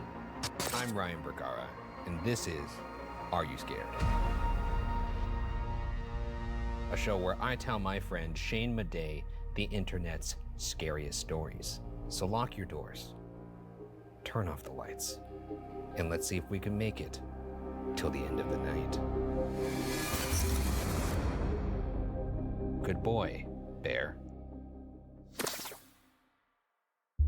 I was walking home from work after a long shift, counting the pale pools of streetlight as I trudged through the cold, when an ancient pickup truck wheezed to a stop behind me at the side of the road. I glanced over one shoulder, my interest evolving from mild curiosity to concern as the driver shoved something from the passenger seat onto the gravel. Whatever it was bound in burlap and wriggling. I shouted, but the bastard floored it, and in the low light of the evening, I could not make out his scuffed up number plate. What would you shout? It's not like, hey, you accidentally threw this wriggling sack out of your window. Yeah, I think when it comes to someone going away in a car at high speed, you want to keep it concise. That's the name of the game. That big burlappy sack that was in your car is now outside of your car because you done dropped it out of your car window. Now it's wriggling all worm-like over here. Yeah, I like the attention to detail, but here's a pitch. How about this? Stop. What about your sack? I ran to the squirming lump, feeling my heart sink into my stomach. My frenzied hands tore at the sack. Two terrified, cocoa-warm eyes met mine. The dog was whimpering, visibly emaciated, and covered with lacerations. I felt hot tears prick my vision as I lay a gentle hand upon its head. Hey, buddy, I whispered. Hold on now, I'm gonna help you.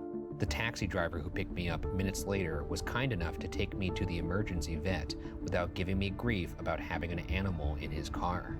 The whole way there, the dog laid its head on my lap and shivered. 3 hours later, I stood in the treatment room with this lost soul that had tumbled into my life, stroking his massive ears as he rested. A German Shepherd crossbreed, the vet said, probably used for illegal dogfighting. His stay at the clinic and the subsequent aftercare was going to cost me somewhere in the area of $3,000. But when he opened those clever eyes and nudged his nose into the palm of my hand, sweeping his tongue across my fingers in a grateful lick, I knew the money did not matter.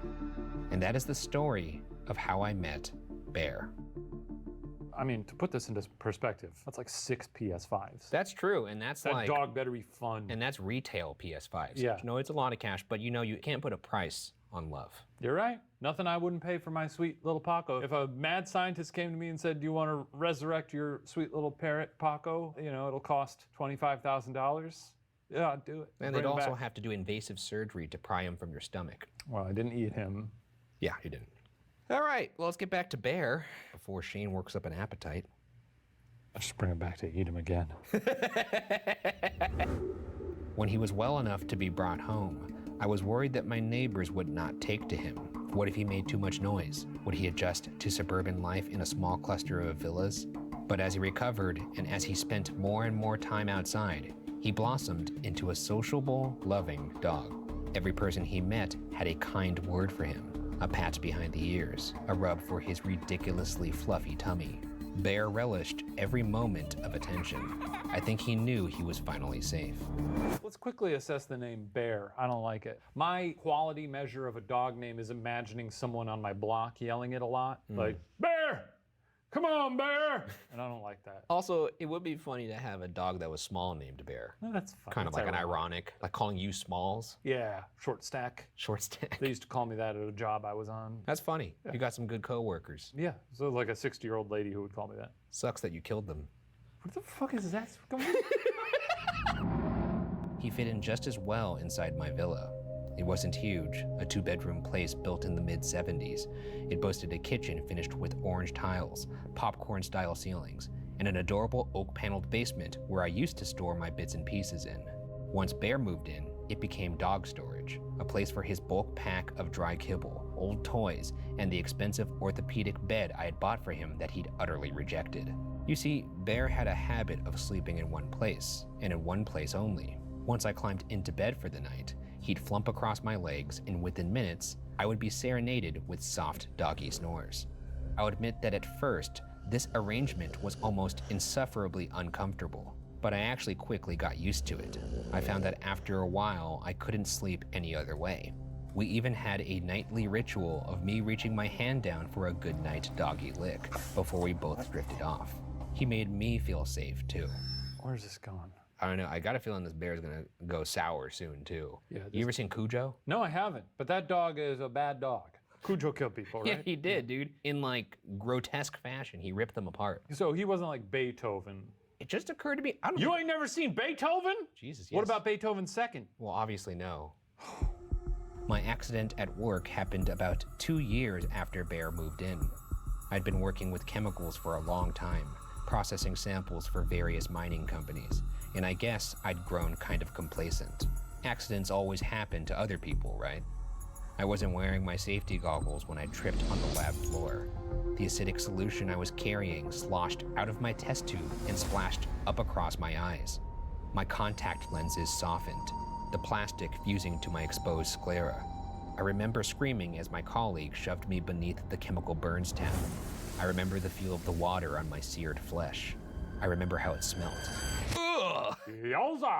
That is incredibly vivid, and as a contact user myself, horrifying. Not fun. Have you ever fallen asleep with your contacts still in? I've been better about it in my adult life. That's how I know I've gotten too drunk. I'll wake up the next morning and I'm like, yeah, whenever that happens, oh, I could see. Yeah, dude, it's like gross. You really gotta, yeah. The thought of them melting to your eyes. Oh, it's like a face hugger on your eyeball. A ball hugger, as they say. That is true, that is what they say. In the hospital, post-operation and heavily tranquilized, I was visited by a specialist optometrist. She advised me that in all likelihood, my eyesight would return in time. Whilst I recovered, I was to wear bandages and patches over my eyes, take strong doses of penicillin, and analgesics for pain when required. And my God, believe me, they were definitely required.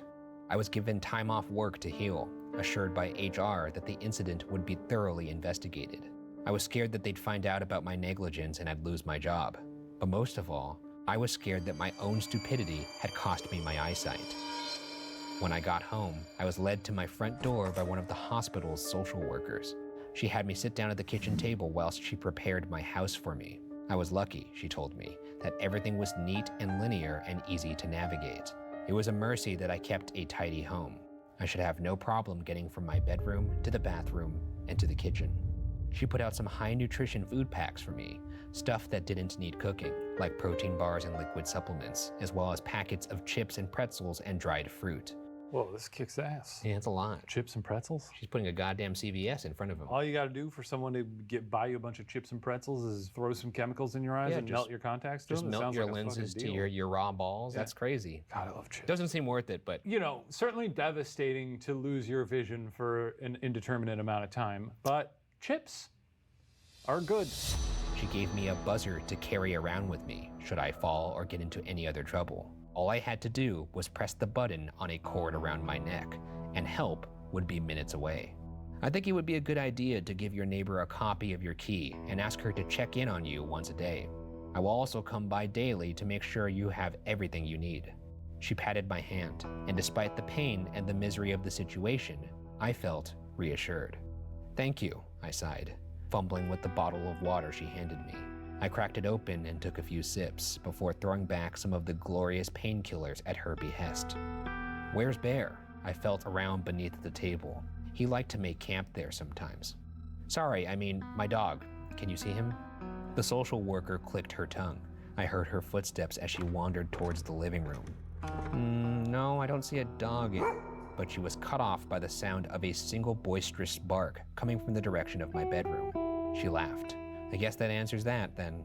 Sounds like he's taking up residence in your bed. Yeah, that's pretty typical, I chuckled, gingerly standing, feeling the edges of the table as I made my way towards the hall from memory. Look, thank you so much. I'm sure I'll be fine.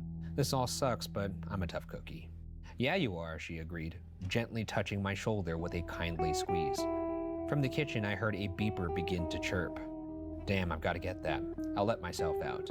Remember, you have that buzzer and I'll be by tomorrow morning. Those pills are going to make you pretty tired, so I suggest you get yourself to bed. You're gonna be fine, Cookie. I'll see you tomorrow. Oh, love someone calling me Cookie. Oh, because he called himself a tough cookie. Yeah, that's pretty good. Is this finally gonna turn into a romance? I don't think so. This doesn't seem like that kind of story. But maybe. I wish the two of them would kiss. That feels weird this early I in want the story. them to kiss. They just met. She bought him chips. Yeah, it's because she's a hospital worker. Oh, I didn't know who she was. Yeah. I wasn't paying attention. I thought a lady just showed up with chips. I heard her collect her bag and leave. As I felt my way towards my bedroom, she was right. The pills were already taking the edge off, making everything feel soft and far away and warm. I slid beneath the covers and almost immediately felt the heavy weight of Bear across my legs. Sleep found me quickly. I awoke later, not knowing how much time had passed or whether it was day or night. The first thing I became aware of was the lack of weight upon my legs. At some point, Bear had moved. The second thing was the sound coming from the kitchen. It was a scuffling noise, like claws being dragged down the wall. Bear, I groaned inwardly and rose to attempt to investigate. I felt my way towards the kitchen, using the walls to support myself, judging every step with a careful foot. He was at the basement door, scratching at the wood. Every scrape was slow and deliberate, and I heard his panting coming in fitful bursts, a low growl riding the edge of his breath. Good boy bear sounds like bad boy bear. Well, I mean, like, you know. He's being a bad boy. He might sense an intruder. That's a dog's job. That's a dog's job. I like that dogs have an instinct to protect their owners, but if like someone broke in and they killed my dog because it tried to protect me, I'd feel pretty bad about that the next day. Yeah. I almost would like want to train my dog to be more like a cat. Teach it to just like hide. Yeah. And then maybe text me like, hey dude, someone's in the house. Yeah. Thanks, dog. Thanks, dog. I'll grab my katana. And cut someone's fucking head off. Oh, my dog texted me. Bear, it's just a mouse or something. Come on, quit it. He stopped right away. Good dog, I thought. Let's get back to... And then I felt his teeth on the fabric of my pajama pants, pulling with an insistent tug. This was new. I humored him for a moment, carefully stepping as he guided me, my hands out in front of me. I felt them hit the smooth grain of the wooden basement door. Then, I heard the scratching again, methodical and slow, coupled with that primal snarl that had woken me up. I grew irritated. Bear, I said no, leave it. Bad dog. The noise stopped. I reached out blindly to grip his collar, to forcibly bring him back to bed, but my hands met with empty air. He'd slunked off to sulk. I rarely scolded him. Whatever, I grumbled, and fumbled my way back to my room. What are you think someone's in the house? In the basement? It's possible. Yeah. It could be a creature. I think a human might be scarier because I've always been so scared of the idea of someone hiding in a closet or a basement and waiting till I went to sleep. Happens and then more killing often me. than you think. Happens a lot, actually. Always check your closets and your basement and or attic before you go to sleep. Attic is important. It takes me 3 hours to go to sleep every night. Yeah, you put on your speed suit and katana. That's true. And then I zip myself up in my cryogenic sleeping bag. Yeah. And I wait. He waits. And every night. So far, so good. Lucky lady, that Mari. She is patient. Lucky. After a half an hour of laying in bed, trying and failing to fall asleep, the noise started again. A continuous scratching at the basement door. I groaned frustratingly into my pillow. Bear, I said stop. No. Bad dog. The clawing continued. Bear, Suddenly, the clawing stopped. Bear started to growl again in the kitchen, as if growling at an intruder. I heard a bump against the basement door. Bear started to whimper. And then, nothing. I sat in the piercing silence for what felt like an eternity, listening with an intent that one only does when they wake up in the middle of the night and feel something is wrong. Still, I heard nothing. Maybe it was just my imagination, I thought.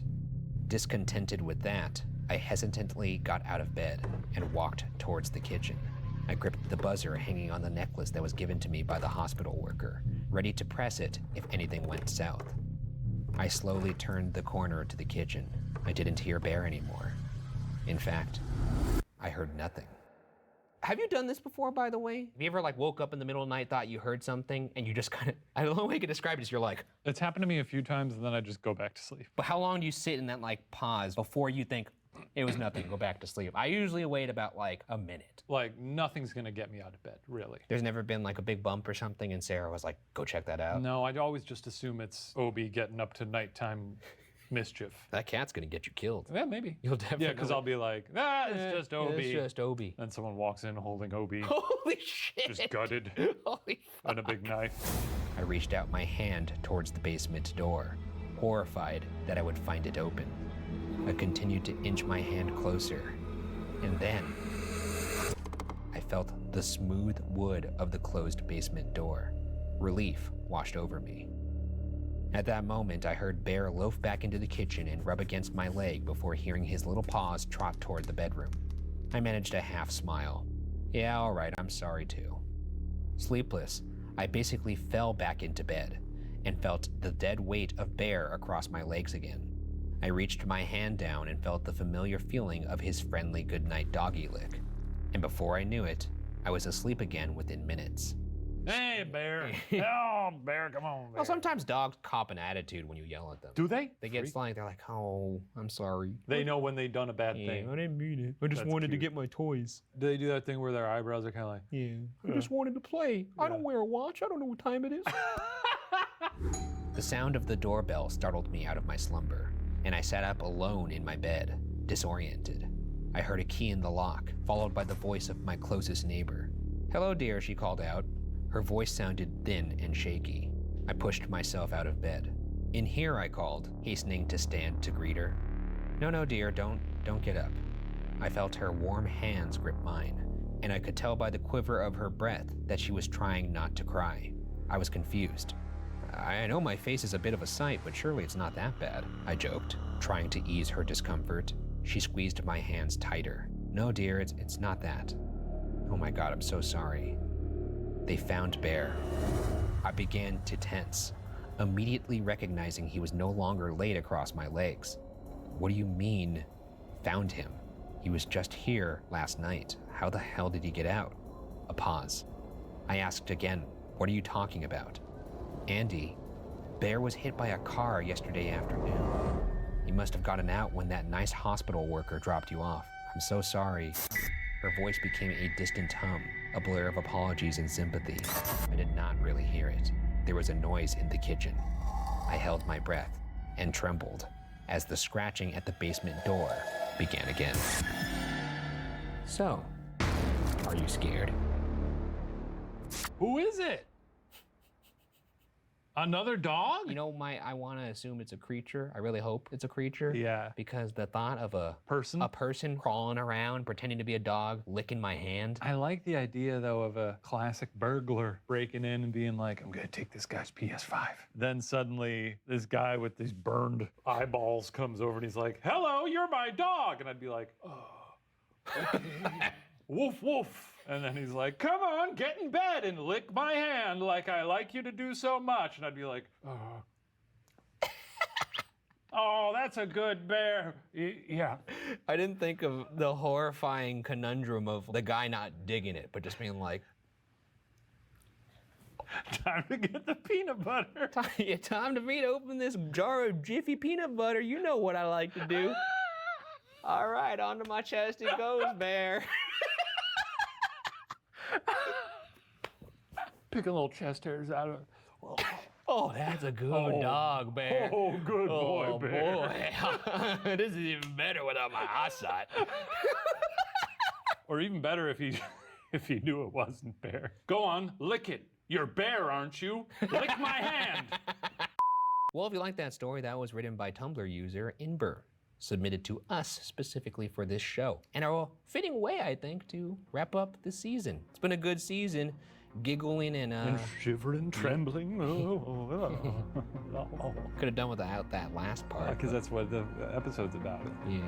We'll keep going, Bear. With that being said, we'll see you guys all for next season. Goodbye.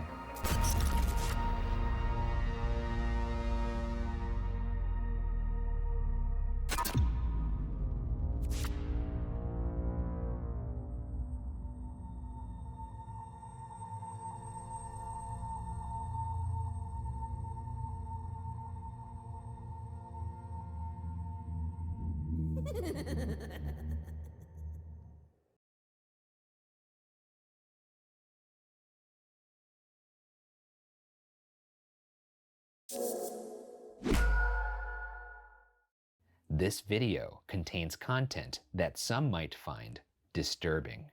Viewer discretion is advised. Thanks to Hunt a Killer for sponsoring today's episode of Are You Scared?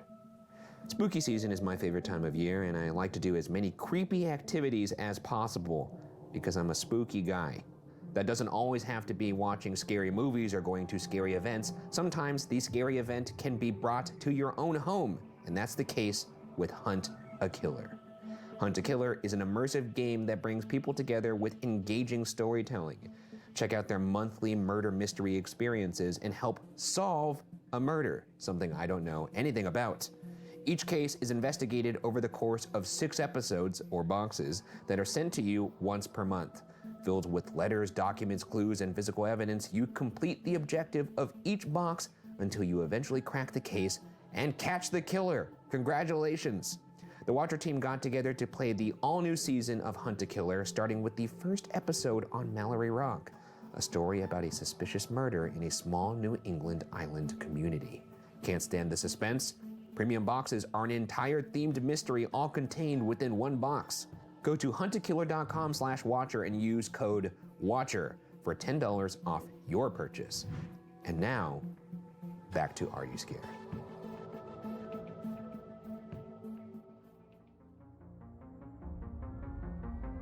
Humans have long had a relationship of fear and fascination with the dark. The terror of what hides inside it, or the prospect of what can be discovered within it, always hanging in the balance. But for our narrator, he'll find that it's all too easy to get lost inside it. And even worse, what's waiting for him once he's done so. I'm Ryan Bergara, and this is Are You Scared? A show where I tell my friend Shane Madej the internet's scariest stories. So lock your doors, turn off the lights, and let's see if we can make it till the end of the night. Ted the Caver. The following was taken from a blog post hosted by angelfire.com from a man who called himself Ted. The post has not been modified in any way. It has been 3 weeks since our last visit to the cave. I want to update everyone about my condition, my plans for the cave, and the events that transpired during the past few weeks. I apologize for not returning your phone calls. I've been getting all of your messages, but I just haven't felt up to calling people back. I'm already intrigued by this guy. Why? Because he doesn't call people back? Well, I mean, I respect that, I but know also, you do. I've never had a friend email me and say, I have an update about my plans for the cave. That's true. That sounds cool. If you put that as the subject in the email, My plans for the cave. I'm hooked, baby. I'm calling you every day. I figure if I can get this site updated, I can let everyone know at once about how I am doing. A lot has happened in the last 3 weeks, so I'll do my best to cover everything. I guess I should start where the last entry left off. It took several days to get the last journal entry written down. I was so shaken up from the experience that I could do little else but sit around and ponder what had happened. Right now, I am on long-term medical leave from work. I've even been to the doctor, but because I couldn't tell him about the experience, I just told him I was under a lot of stress. He recommended rest and even gave me a prescription to help me relax. Good drugs. Sounds like a good situation. Free drugs, don't gotta work. Yeah. Would you ever venture into a cave on your lonesome? No. No? I'm always going in with a cave pal. A cave crew, if you will. Sure. You're spelunking buds. Yeah. The thing I don't like is when there's ropes where you gotta like climb up and down stuff. Isn't that what spelunking is? I think it is. I think you can go caving without going spelunking. Yeah. I like a cave that's sort of like a mall, you know, nice and flat. You can look around, or the one at Knott's Berry Farm. I don't think you've ever been in a cave. I have. Eagle Cave in Illinois. Or maybe it's down by Eagle Cave, Eagle Illinois. Cave. Yeah, look it up, you son of a bitch. Doesn't even exist. It does. It doesn't. It's a beautiful cave. I'll tell you what. There's one in Wisconsin. Oh, it was in Wisconsin. When we left the cave, I was nearly in a state of shock. I could not think clearly and was having a difficult time trying to process what had happened. B and I parted ways after the trip. I didn't try to reach him, and he didn't attempt to get a hold of me. Neither of us even tried to contact Joe. B dropped me off after the trip, and I spent the next several days by myself in my house. I couldn't find anything to do to take my mind off the experience, which is when I determined that I should write it down. I guess it was kind of therapeutic, but unfortunately, it didn't last. As a matter of fact, it was soon after that when things got really bad. I let my answering machine take any incoming calls and remained in a depressed state until a week after the trip. Then things started to get strange. At first, I was hearing sounds in the house that had no explanation. Footsteps, shuffling noises, creaking doors. You know, the typical horror movie fare. Only the sounds were not distinct. I never felt fully certain whether I heard what I thought I heard. I would be eating dinner or getting out of the shower and suddenly stop in my tracks, thinking I heard something. But the sound would never repeat itself. Either way, I was scared. This guy's getting in his head. Are you scared? I was scared. This guy's psyching himself out. This sounds like me on any overnight stay at a haunted house. That's true. Yeah, you get you sort of get the jimmies. I get the willies for sure. Yeah, you go, you shut up, you always say. He yells at me. Well, sometimes I need to capture the evidence without you going waka waka waka waka. You It's just invite like, me. do you invite me. ever shut up? There's a few times where you've gotten legitimately angry. I don't know if I got nasty. You've gotten nasty. I just want to catch the evidence. He's gotten nasty. And you're there polluting it with that dirty hole of yours. Dirty hole? That dirty face hole. Do you speak of my mouth? Yeah. It was as though I had been caught in a spider web for the entirety of the past week. Paralyzing feelings of foreboding completely filled my life. Then came the hallucinations. I began seeing things in a manner similar to the sounds I was hearing. Just fleeting glimpses of something in the corner of my eye. When I would turn to look, nothing.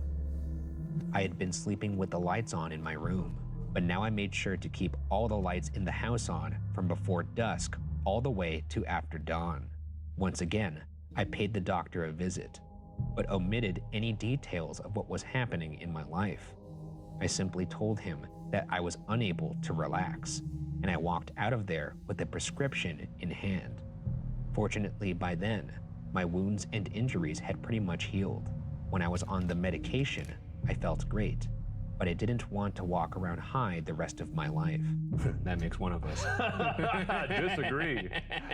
In this economy? Check the box for no for me. So I would only take it at the end of a tough day.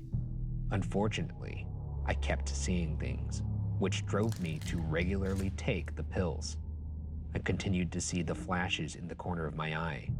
Then I began to see shapes and shadows. I would see them outside my windows, usually at night. I couldn't make out anything, and it was hard to pin down exactly what I was seeing. I began to close all of the blinds and drapes in my home so I could eliminate any possibility of seeing anything.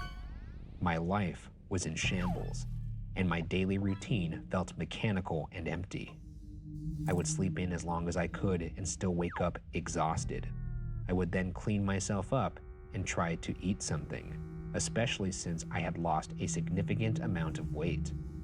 I refrained from leaving the house and spent giant chunks of my days on the internet, where I began obsessively researching caves and cave myths. Sounds a lot like 2020. Yeah, that's true. Where's time going? What's happening? However, the only story I could manage to find was the caver folklore about the hodag, a creature that supposedly roams in caves. But see, if I saw that in a cave, I would not be scared by that. That looks very funny. No, and hodag's not really a name that strikes fear in my heart. That sounds like, you ever see like a guy that just makes up like a funny nickname? Like you like maybe as a barbecuing, oh, can you get me that hodag over there? Yeah, hodag order. 2 weeks after we had entered the cave, I began to have nightmares, extremely lucid nightmares. No specific themes, but the same feeling of terror. Sometimes I was in my house and an intruder was trying to get me, and I couldn't run because I had no legs. Other times, I was in a vat and someone was filling it with syrup-like liquid. Every time I would wake up in a panic, then proceed to stay awake until exhaustion forced me to enter dreamland once again. It was a brutal routine that continued for several days until yesterday, when it reached its climax. One evening, I was walking from the living room to my bedroom when I looked down the hall and saw a dark figure at the end of it. Thinking it was a thief that had broken in, I began to back up slowly. It didn't move an inch. As I backed up, The lights began flickering off and on. Every muscle in my body was completely tense. The moment I stopped to look at the figure again, the phone started to ring. It startled me so badly that I stumbled over a chair behind me and fell. I imagine this is what people think happens to me at my house every night. Yeah. That I'm just walking around, tense as shit. A phone rings and I'm toppling over chairs, and Mari's just like, chill, dude. This is why we can't have nice furniture. I gotta say, for a story about a guy who calls himself a caver, he sure spends a lot of time putzing around his fucking house. What's Yeah. going on here? Let's get his ass into a cave. When I got up, I whipped around to look back at the end of the hall, but the figure had vanished. I grabbed my keys and fled the house. Might be going to the cave now. He better be going to the cave. I felt compelled to get in the car and drive away. My pulse pounded in my temples as I got in the car and started the engine. I had the sudden, overwhelming urge to drive to Overlook Point to see the city lights. What? Again, the opposite of a cave. Wait, what? I want to be high up and look at a wide expanse. No! Get in the fucking cave, Teddy! I had no idea why I needed to go there, but I knew that I simply had to go. The closer I got to the destination, the more urgent the feeling grew. When I arrived at Overlook Point, I was met with something that startled me at first, but a feeling of relief soon followed. Joe was there. He was standing next to his car, looking at the lights. Our eyes met. Where is this going? I don't know. They've all been lured here by some entity. Well, it was starting to get romantic. Oh yeah, maybe they'll kiss. He's like, I'm going to the lookout point. I knew I needed to be there. Wait, Joe's here? Our eyes met. What if in the story it was like, Joe was there, looking like a total 10. Yeah, he was looking like a whole goddamn snack. And I could see from the exhaustion on his face that he had been going through the same miserable trial as I had been. Our conversation was strangely brief. You've been back?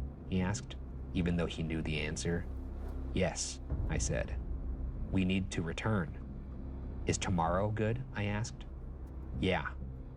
Noon. He got in his car and I got into mine. I had no desire to talk to him about his experience, and he obviously didn't want to know mine. I drove over to B's house. When he answered the door, I noticed that B looked like he was doing fine. He even looked somewhat happy. However, he took one look at me and his disposition dramatically changed. This conversation was similarly short-lived. I ran into Joe and we're going back to the cave tomorrow at noon. B gravely nodded his head. I asked him if I could spend the night at his house, and he gladly let me in. I didn't realize it until later, but every light in his house had been turned on. He led me to his spare room. Help yourself. Thanks, I said. I washed up in the bathroom, took some medication, and got my first decent sleep in a long time. I woke early in the morning and came home to get ready for the trip. You know, just a sleepover with all the lights on in the house with you and your bros. Normal. Yeah. That's how all my sleepovers Fine. were. Yeah. You go to your friend's house and he's like, let me show you my cave videos. I'd be like, oh, thought we were going to play Skip-Bo or something. Yeah, I thought we were going to play Super Mario Golf or something. What dude. are we doing here? I don't want to see your creepy slideshow that's all, by the way, pitch black because you didn't use a flash, you Just dipshit. imagine Ted sitting next to you, just moving through the slides, not even looking at them. Just see your reaction. Look at this one. Yeah, they're all the same thing, dude. It's a selfie with a flash on. I always see your stupid face. Do you think it's scary? Have I told you about the hodag? You know, awful. I thought I would send out this update so no one will wonder what's going on with me. I suspect that by the time most of you read this, I will be back home and will have a great story to tell. I promise that if you haven't heard from me by now, you will very shortly. It is now 10 a.m. on Saturday the 19th. We will be leaving for the cave in 2 hours. The process of preparing for this trip will be like no other trip I've been on. For the first time in my life, I will carry a gun into a cave. I will also carry a knife, an extensive first aid kit, plenty of food and water, and a camera. I will bring several sources of light and a pad of paper and pencil. I will have to take all of my climbing rope since B lost his in the cave the last time we were there. Idiot. Fucking loser. You call yourself a caver, you're gonna lose all your rope? Cut some loose. Yeah. Take the loose ends back home. That stuff's expensive. It seems like careless rope management by B. Not everyone could be a caver, you know what I mean? That's true. I will carry a good length of rope with me for the other side of Floyd's tomb. This is the first time in 3 weeks that I even thought about Floyd's tomb. It sent shivers up my spine just typing the name. There are so many answers I hope to find in a tiny passage hidden from view. Reflecting on the events leading up to today leaves me feeling dizzy. Was this all a bad dream? Unfortunately, I'm well aware that I'm wide awake, and that in a few short hours, I might be facing my worst nightmare. Is it sad to say, I kind of want to see him go in this cave and see what the fuss is about? And I realize that means he's probably going to die, but I do want to see what all He's the a fuss character in a story, so I feel okay saying this. I want him to die. Just get on with it already, Yeah, dude. if you're a real person, I wouldn't be rooting for him to die, but yeah, he's a real mope. The thought of having another person with me in the passage does nothing to alleviate the fear I feel. Who will lead our way into the dark unknown? Who will decide when to turn back? And the foremost question in my mind, what happened to the video camera that I left behind? It is supposed to be able to record in complete darkness, and I left it running this whole time. What would we find on that tape? Or what if the camera is gone? What if it was destroyed while we were gone? Although it is difficult to give my main motivator a name, I think closure fits quite nicely. The main thing I long for is to find the end of the cave. With all of the unsettling things that I have experienced during the past few weeks, it seems bizarre to even want to reach the end of the cave, but it is what I desire most. However, if I end up reaching the end of the passage, I will be content to never return. Never. I've never heard someone talk about a cave so much and not get in the cave. Yeah, if I were B, I'd be annoyed with these two. Because B sounds like he was just chilling. Yeah. And then they showed up at his door and they were like, we have to go back to the cave. I'd be like, Jesus Christ, with the cave again. Alrighty, fine. We'll go back to the cave. And then you drive them to the cave and the whole time the guy's like, I think I will call this closure. I think you're like, yeah, could we stop for some donuts or something? Yeah, let's call it Let's Get Moving. That should be the name of your main motivator. This guy sounds insufferable. Just cold clocks him. Shut the fuck up, Ted. I know that many of you don't agree with my decision to return to this cave. That's clear from the messages I've been receiving. I'm afraid I don't have a choice. If I ever want to have another good night's sleep or walk the halls of my own home in peace, I must return. I no longer feel that I have a choice. I must return. Oh my fucking God! Get in the fucking cave! For my family and friends who are reading this, I say, be at peace. I will conquer this cave. Then I will return and update this website right away.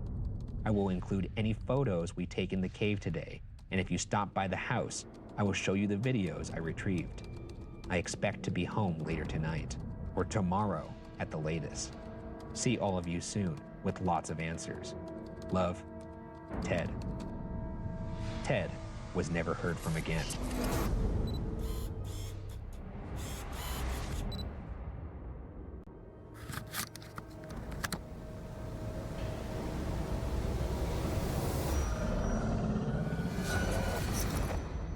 So, are you scared?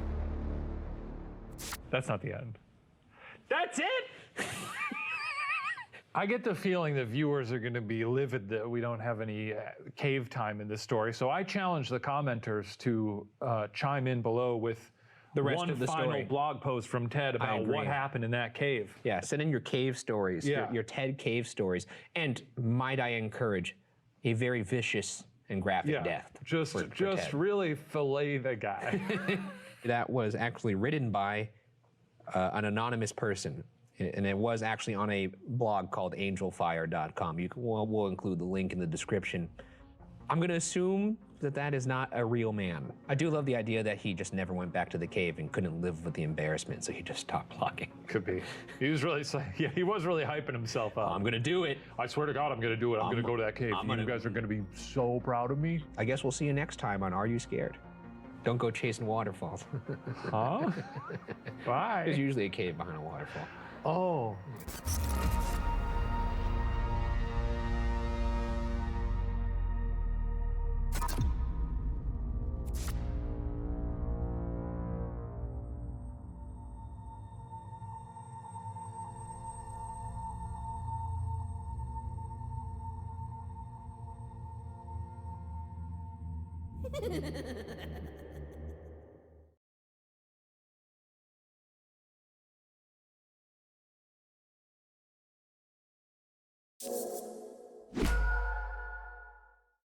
This video contains content that some might find disturbing.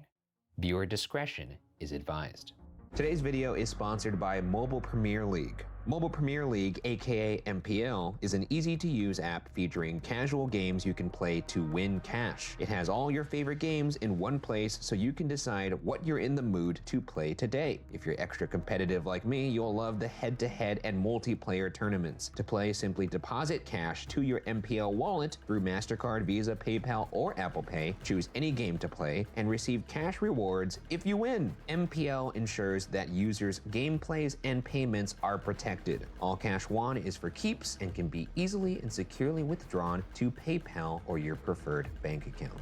Download now from the link in the description to sign up and get a $5 bonus when you start playing. Refer your friends and get up to $20 for every referral. Download the MPL app for free from the Apple App Store or MPL website for Android to play your favorite games, compete, and start winning cash. Must be 18 plus to play. Offshore oil drilling has long been a dangerous game.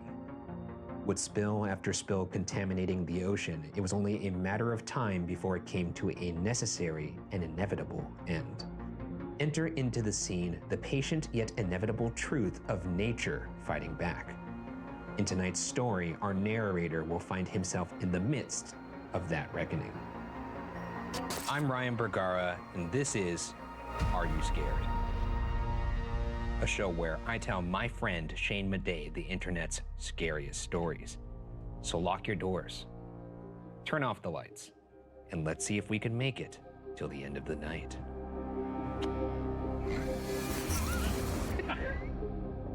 Hell water. I still remember the day I saw the Arctic Ocean bleed. I see it every time I close my eyes, as if the memory is burned into the back of my eyelids. It's all so painfully vivid. The lights, the colors, the smells, the screams. This person has got me, baby. Now that's how you start a story. What does that mean? The Arctic Ocean bleed? Huh? I have no idea. He's serving up some tasty appetizers, and here's what I'm doing. I'm licking my fingers. I'm floating through the air like Yogi Bear smelling a picnic basket. This is a sumptuous story right off the bat. I'm excited to hear more from it. Sights, sounds, blood, the Arctic. The screams. The screams! If I hear screams, I'm buying a ticket. They say there's an audio recording of that floating around on the internet. I can't account for its authenticity, for I haven't had the courage to go looking. However, I doubt it's anything even close to the real thing. Like if there is a recording, obviously, of whatever happened on this day, would you not go looking for it to verify, or would you not want to relive it? No, I guess I'd steer clear of it. I think I'd want it. Yeah.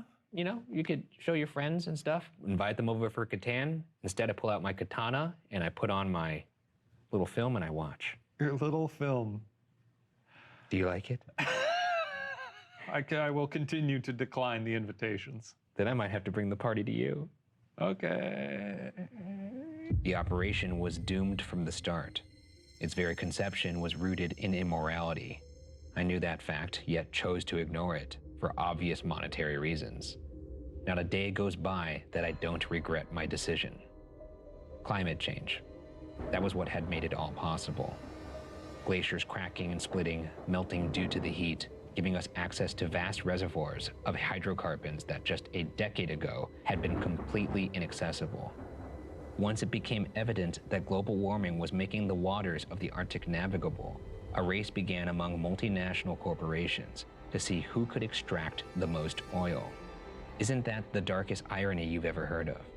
These companies pay propagandists millions to deny the existence of climate change, and then they turn around and use the opportunities accorded by climate change to line their own greasy pockets.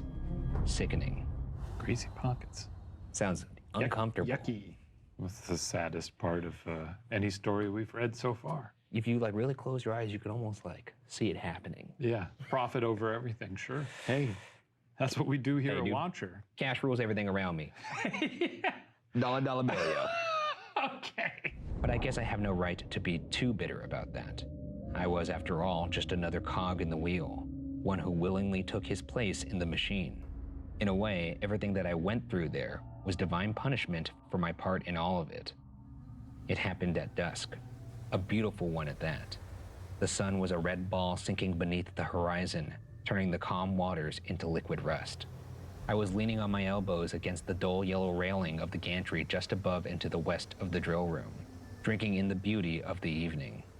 Cool winds were sheeting off the surface of the sea, making me shiver delightfully beneath the multiple layers of bright and warm clothing I had wrapped around me. It's a being vivid swept image. away It's a by vivid this. image. I know this is going to be a horrific story, but in this It's really lovely. brief moment, I am imagining myself just drinking in a delicious sunset. A gantry? Yeah, it's a fun word to say. Whisper it to yourself as you caress your own cheek. Gantry. Oh. And then pretend that's the Arctic wind, you know? Yeah, the wind across your face. Gantry. It was the most extraordinary oil rig ever built. And not simply because of its location, but also because it was said to be the deepest one in the world, set up over what had then seemed to be the largest reservoir in the world, as per our extensive seismic surveys. To its east loomed a large and wounded glacier, shattered snow-capped slabs of ice that drifted in the waters between the glacier and the rig hinted at the thawing that had made the operation possible. It hadn't been easy to set it up. To drill so deep required a precision that had exhausted some of the sharpest minds in the world. But work had progressed nicely, albeit a little slowly. The platform was secure, and the derrick, the hulking metal support structure, had lowered the drill pipe into the water. A slow and laborious descent later, the drill sank its metal teeth into the ocean floor and began chewing its way over to the reservoir as we pumped lubricants down the drill pipe to keep things churning. Contrary, this is the opposite of what Bruce Willis says in Armageddon. This guy knows a lot about drilling. Yeah, drill, rig, derrick. You know what a derrick is? Yeah, it's a guy. It's pretty good. Thanks. I like that. Yeah. Cheers to that one, brother. Oh, That's yeah, good. of That's course, good. That's good. absolutely. That's the Cheers. first cheers of the season. Smooth sailing, as smooth as can be expected for work like this. And then things went wrong. Terribly, horribly wrong. They dug into a devil. What if they just like accidentally killed the devil? Like he was taking a bath and out of nowhere just a and he's just spinning around in his bathtub because the drill is just spinning his little devil body. All the people in hell are like, yes! Now we can get a nacho bar! Being one of the few people off shift who were not inside the living quarters, I was the first one to notice it. A sudden darkening of the water around the rig. For a moment, it seemed like the shadow of something immense was rising from the depths. Something alive. I blinked. No, it wasn't that. No, it was a liquid, climbing upwards like a billowing cloud. Fast, the substance breached the surface and began spreading in a rough circle around the platform. Oil? Oh my God, what if it was like a fucking... Like an oil daddy? No, more like I was like a giant octopus or something. Oh, I thought you were gonna say it was an oil daddy. What's an oil daddy? Sort of like a big daddy who's made out of oil. Like a big muscular, it looks like a big muscular guy, but he's made out of oil. Like real oily. Okay, my heart skipped a beat. It was bright red, thick, and gleamed like blood under the dying light of the sun. I shook my head. No, I couldn't think of it like that. It couldn't really be blood. Heart pounding, I reached for the radio at my belt to fire off a warning. I didn't get the chance to do that, because the very next moment, the derrick let out a horrible groan. Oh. Just, oh.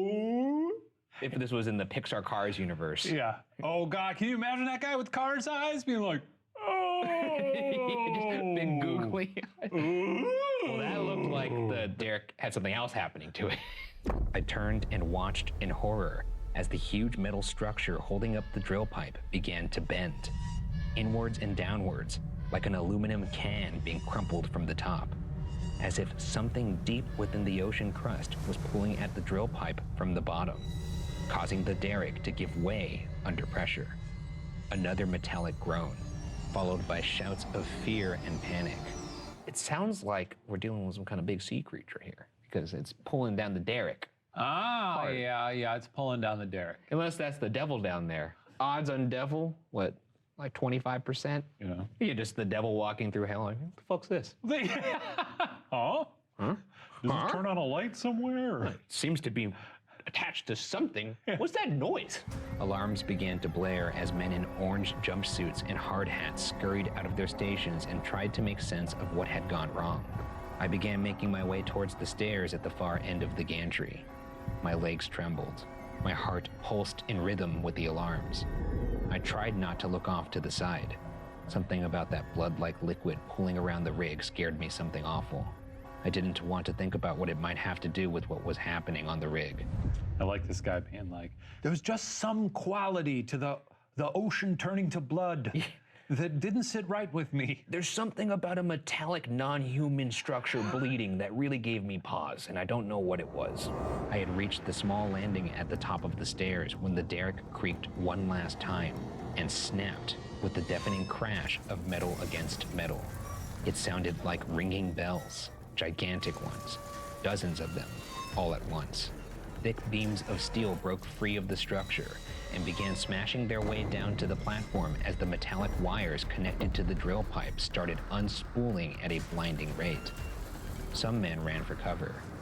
Others, near the hoisting machinery, tried and failed to stop the drill pipe from being sucked down to the ocean floor, even as broken beams crashed down all around them. No one's gonna stop that drill pipe. Yeah, I know. This thing's gotta be huge. Also, there's no way I'm trying to save the machinery. If No, this is I don't give happening. a shit. I don't give a fuck about the I'm machinery. getting on a little rowboat and being like, see you later, everybody. I'm just gonna keep rowing until I'm out of this blood. I stumbled and fell back on my ass, and my hands scrambled to push me backwards and away from this nightmare. Reaching the middle of the gantry, I drew my knees to my chest, clamped my hands on my hard hat, and cowered on the floor. Alarms rang. Beams fell. Men screamed. An eternity passed. Then, shockingly, a quiet descended on the platform.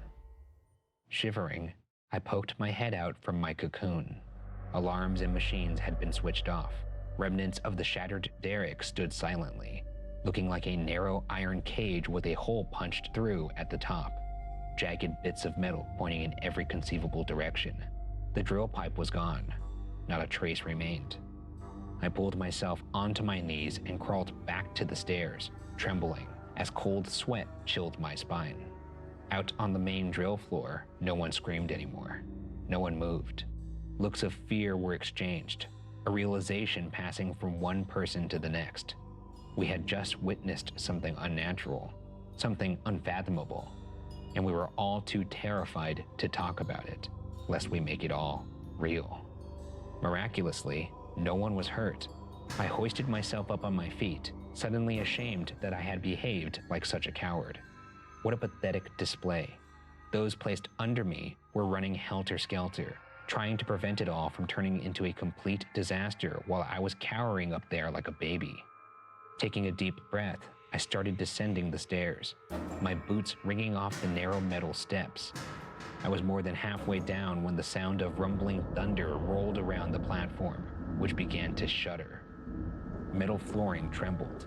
Glass windows of the drill room rattled against their frames, followed by a low and prolonged groan, as if the rig itself was moaning in pain. We were right. We were right. Yeah. The rig was going.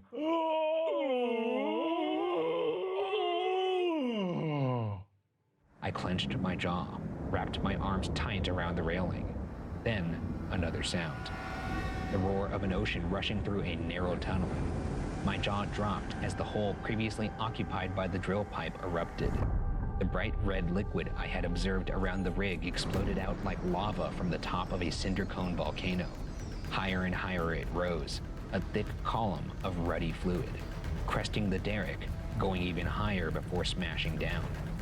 It rained down on the drill floor and splashed my face. I whimpered as I recognized the coppery taste. It is so weird that blood tastes like that. Yeah, man. I've often heard it described as tastes like pennies, which I always thought was weird because that means you're sticking pennies in your mouth. You never stuck a penny in your mouth? As a kid, you never like got a penny in your mouth? No.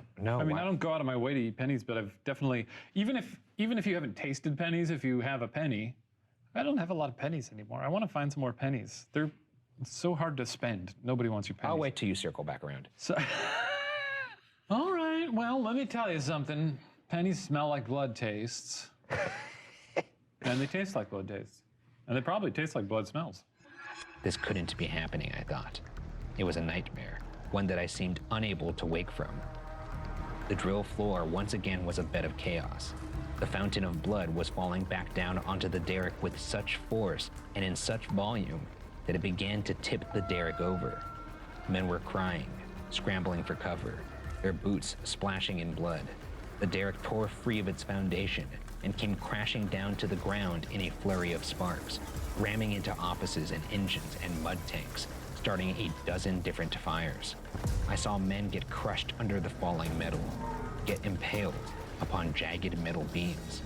It's safe to say that that miraculously no one got hurt. Bit of an update. I guess when you're looking at your friends being turned into a kebab, you're like, yeah, I think it's over. It was the end. We were going to die. I bit back a sob. And then it got worse, much worse, because that's when the screams began.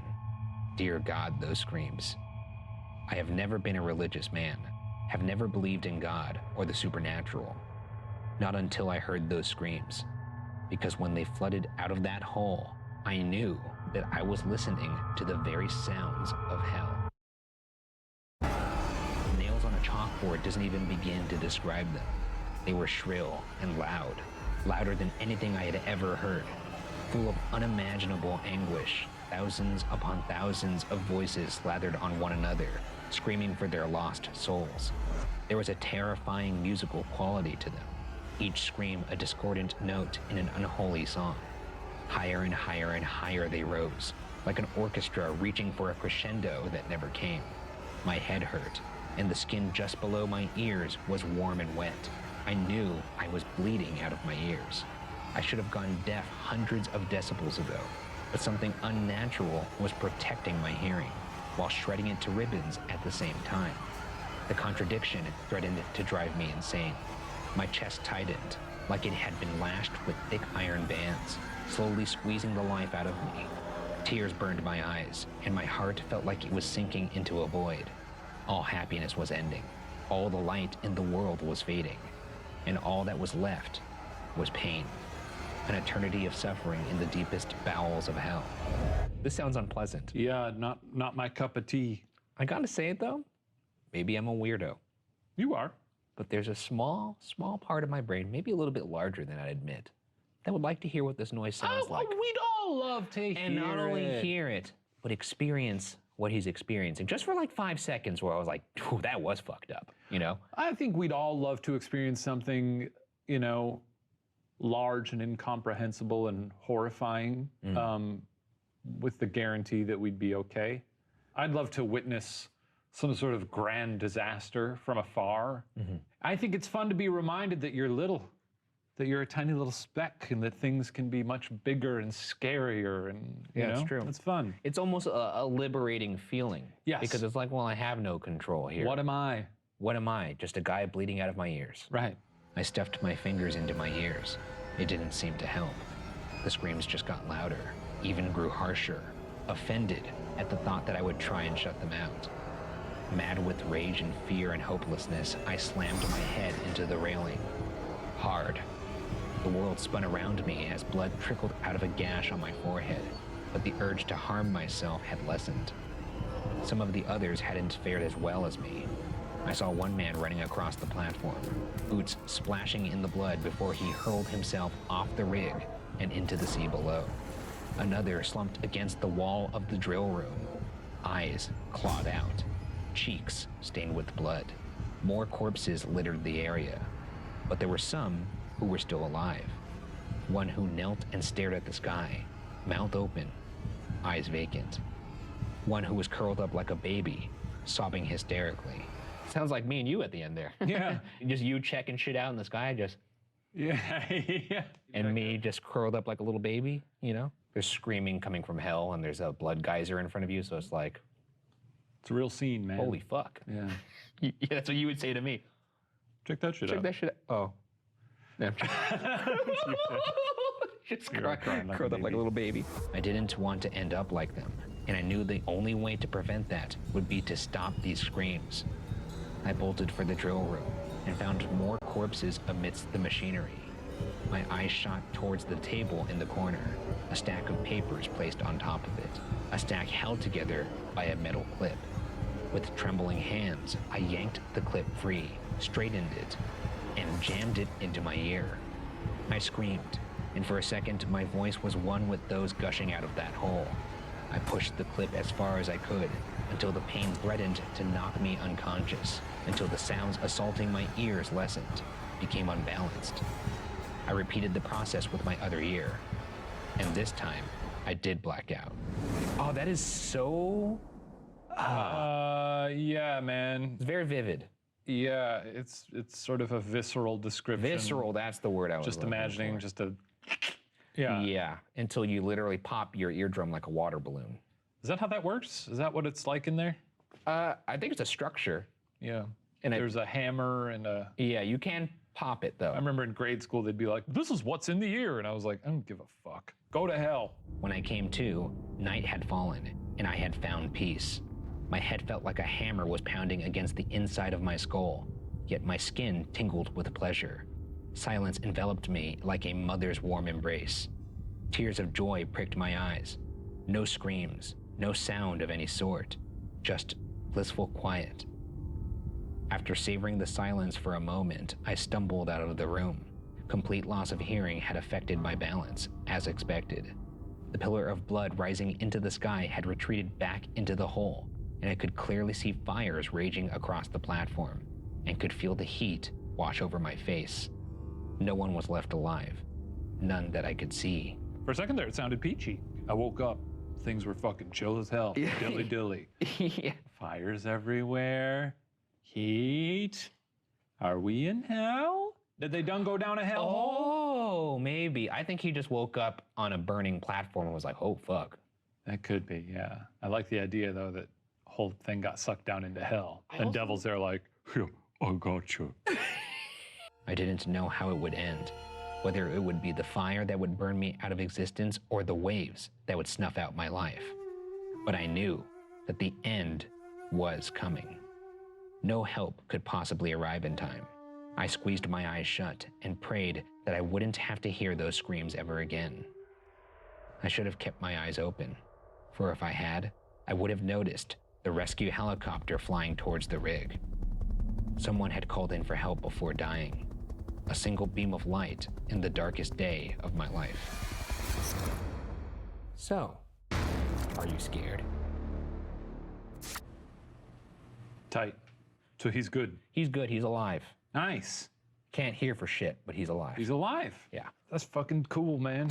So, solidly written, excellent flowery prose. I love it. It felt very Lovecraftian. Yeah. Maybe that's just the Arctic of it all, but just pure, sound is something you deal with every day, but this sound is so extreme. It makes people go crazy.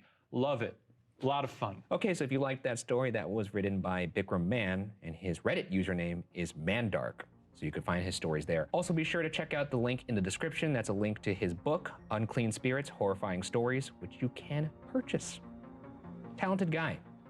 Yeah, I loved it. It's nice to be around someone who's talented.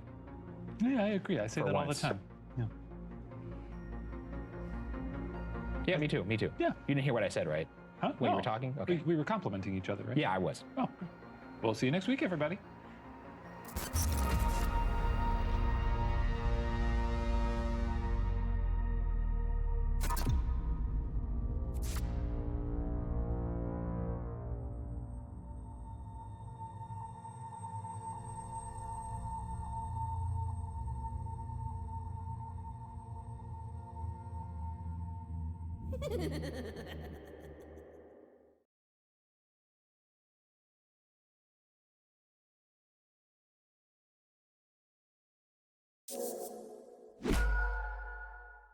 This episode of Are You Scared is sponsored by The Conjuring, The Devil Made Me Do It. The Devil Made Me Do It is the 7th installment of the critically acclaimed Conjuring universe. The film reveals a chilling story of terror, murder, and unknown evil, and follows one of the case files of real-life paranormal investigators Ed and Lorraine Warren. Previous films have seen the intrepid couple take on demonic entities like Bathsheba and the horrific nun Valak, and yet the case featured in this particular film is said to have shocked the battle-hardened couple in real life. It's one of the most sensational cases from their files, and it starts with a fight for the soul of a young boy, then takes them beyond anything they'd ever seen before, to mark the first time in US history that a murder suspect would claim demonic possession as a defense. I personally am a huge fan of the series and cannot wait to munch on popcorn on June 4th, 2021, when it will open in theaters and IMAX nationwide. It will be available on HBO Max for 31 days from theatrical release. So go out there and see the film, and for now, let's get back to Are You Scared? This video contains content that some might find disturbing. Viewer discretion is advised. Home videos. A great way to see ripples of the past long forgotten. And for our narrator, a great way for him to unbox trauma that has unknowingly hid in his subconscious for decades. A trauma that he must now confront. I'm Ryan Bergara, and this is Are You Scared? A show where I tell my friend Shane Madej the internet's scariest stories. So lock your doors, turn off the lights, and let's see if we can make it until the end. My mom sent me old home videos. I don't celebrate birthdays anymore. When you get older, you try to forget they even exist. You really don't need a reminder telling you you're slowly becoming an outdated dinosaur. And I've always found commemorating the harrowing approach of death a rather morbid notion. So, I suppose having my birthday in the middle of a nationwide lockdown was somewhat of a godsend. Jesus Christ, this person needs to be nicer to themselves. I mean, did you have mixed emotions about turning 30? Yeah, when I turned 30, I went off a little bit into the deep end. You're not like, I refuse to acknowledge my birthday anymore. No, I'm just going to turn 29 the rest of my life. Oh, you're devilish. You are bad. I am bad. I remember when I turned 30, I was like, kick ass, dude. And then when I turned 39, I was like, what's 40? And then when I turned 65, I was like, all right, now I'm feeling it. Yeah, feeling what? The energy? Yeah, exactly right. And now I'm rocking it into the grave. Yeah, I think that's just death knocking on your door. Yeah, come on, buddy, let's tango. Oh shit, you might be the first person to beat Father Time. I'm gonna beat his ass so hard he'll be crying to Holy daddy. shit, what are you gonna do it with? A sock full of oranges. That didn't stop my mother from sending me a present, though. She always finds ways to annoy me. What a bitch. What a fucking asshole. Well, I can't believe my fucking mom sent me another B-Day present every year. Locked at home in the middle of a pandemic, and my fucking mom sends me a gift. Yeah, it's like she remembers I exist or something. May she rot in hell. She always finds ways to annoy me in the best way possible, and she'd outfiddle the devil himself just to put a smile on my face. I don't know how she did it, but this morning when I went to let Dave, my cat, out, I nearly tripped over it. An anonymous brown package just laying there, inside my flat. How the hell did she pull that off? I chuckled internally as I tried to decipher what was scribbled on the front of the package. Chuckled internally? Yeah, I think that's, you never laughed inside your mind where you're just like, let me try. I would assume you smile though. You would smile. You do this. How about this? Like a subtle one, like an HBO smile, like this. I chuckled internally as I tried to decipher what was scribbled on the front of the package. It was clearly in her handwriting. I'd recognize it anywhere. The worst fucking handwriting you'll ever see. Like if you grabbed a crow, dipped its beak in ink, and let it peck randomly on the paper. Jesus, this guy is roasting his mom. Yeah, it's descriptive, and I like that. I guess I like it. Yeah. I can imagine that. Yeah, I'm imagining it's good. Like a raven writing the raven. Oh, shit. To Jeffy, love Mom. I yelled to Dave to hurry his shit up, but he wasn't having it, so I just closed the door and brought the package with me inside, carefully placing it down on the kitchen counter. Mom was a next-level prankster, so I made sure to investigate every inch of it, weighing it, gently shaking it, before finally opening it. I scratched my head in puzzlement. It wasn't much, just a DVD, no note or anything. My mom wasn't very technical, and the thought of her burning a DVD was quite frankly absurd. Did she even own a computer? Maybe Dad helped her out, or my brother. I guess there were ways she could have pulled it off, so I shrugged and plopped the thing into my laptop. What a throwback. That is a throwback. Oh, hell yeah, just playing a DVD on your laptop, those were the days. After whirring discordantly for what felt like minutes, I was finally greeted with a single video file named Jeffy's Home Videos 86 to 90. I caught myself smiling sheepishly in the reflection on my screen. I didn't even know we had a video camera back then, so it was a very thoughtful surprise. Sort of an atypical gift from my mom, but I was still halfway expecting it all to be some elaborate prank. Maybe it was a Rickroll or something. Remember those? Yeah, timely. But no, to my mild surprise, it seemed like a pretty extensive collection of genuine home videos from the 80s, complete with ridiculous low resolution, graininess, horrible audio, and an abysmal cameraman. You ever watched a home video and been like, what the fuck was my dad doing? How many margaritas deep was this guy when we were trying to get footage of us in the pool? Yeah. My dad's out here making J.J. Abrams blush, making it look like Cloverfield. Hey. That movie I saw one time in the theater and I threw up. It's disgusting. They seemed to be in the wrong order though, starting when I was 4, then younger and younger, which to me proved that it was my technically challenged mom who compiled them. I sat for about half an hour enjoying every second of the shaky cam time travel, reliving moments I'd entirely forgotten, laughing at how weird everybody looked back then, and boggling at how I was still alive. I was a stupid, stupid kid, always falling over and running into things. I sent my mom a picture of me with a bottle of wine relishing the ancient videos, with the caption, "Thanks for the home videos, Mom. Heart. Best birthday gift ever." It's fun to remember what you were like as a little child. Yeah, remember what you were like, what, a couple days ago? What? You watching videos of yourself a couple days ago, like, oh, look how young I was. God, I was so cute. What a sweetie. Look at that. And Sarah's like, oh, you watching videos of you playing at the park when you're like 3? No, I'm just watching some eps of Puppet History.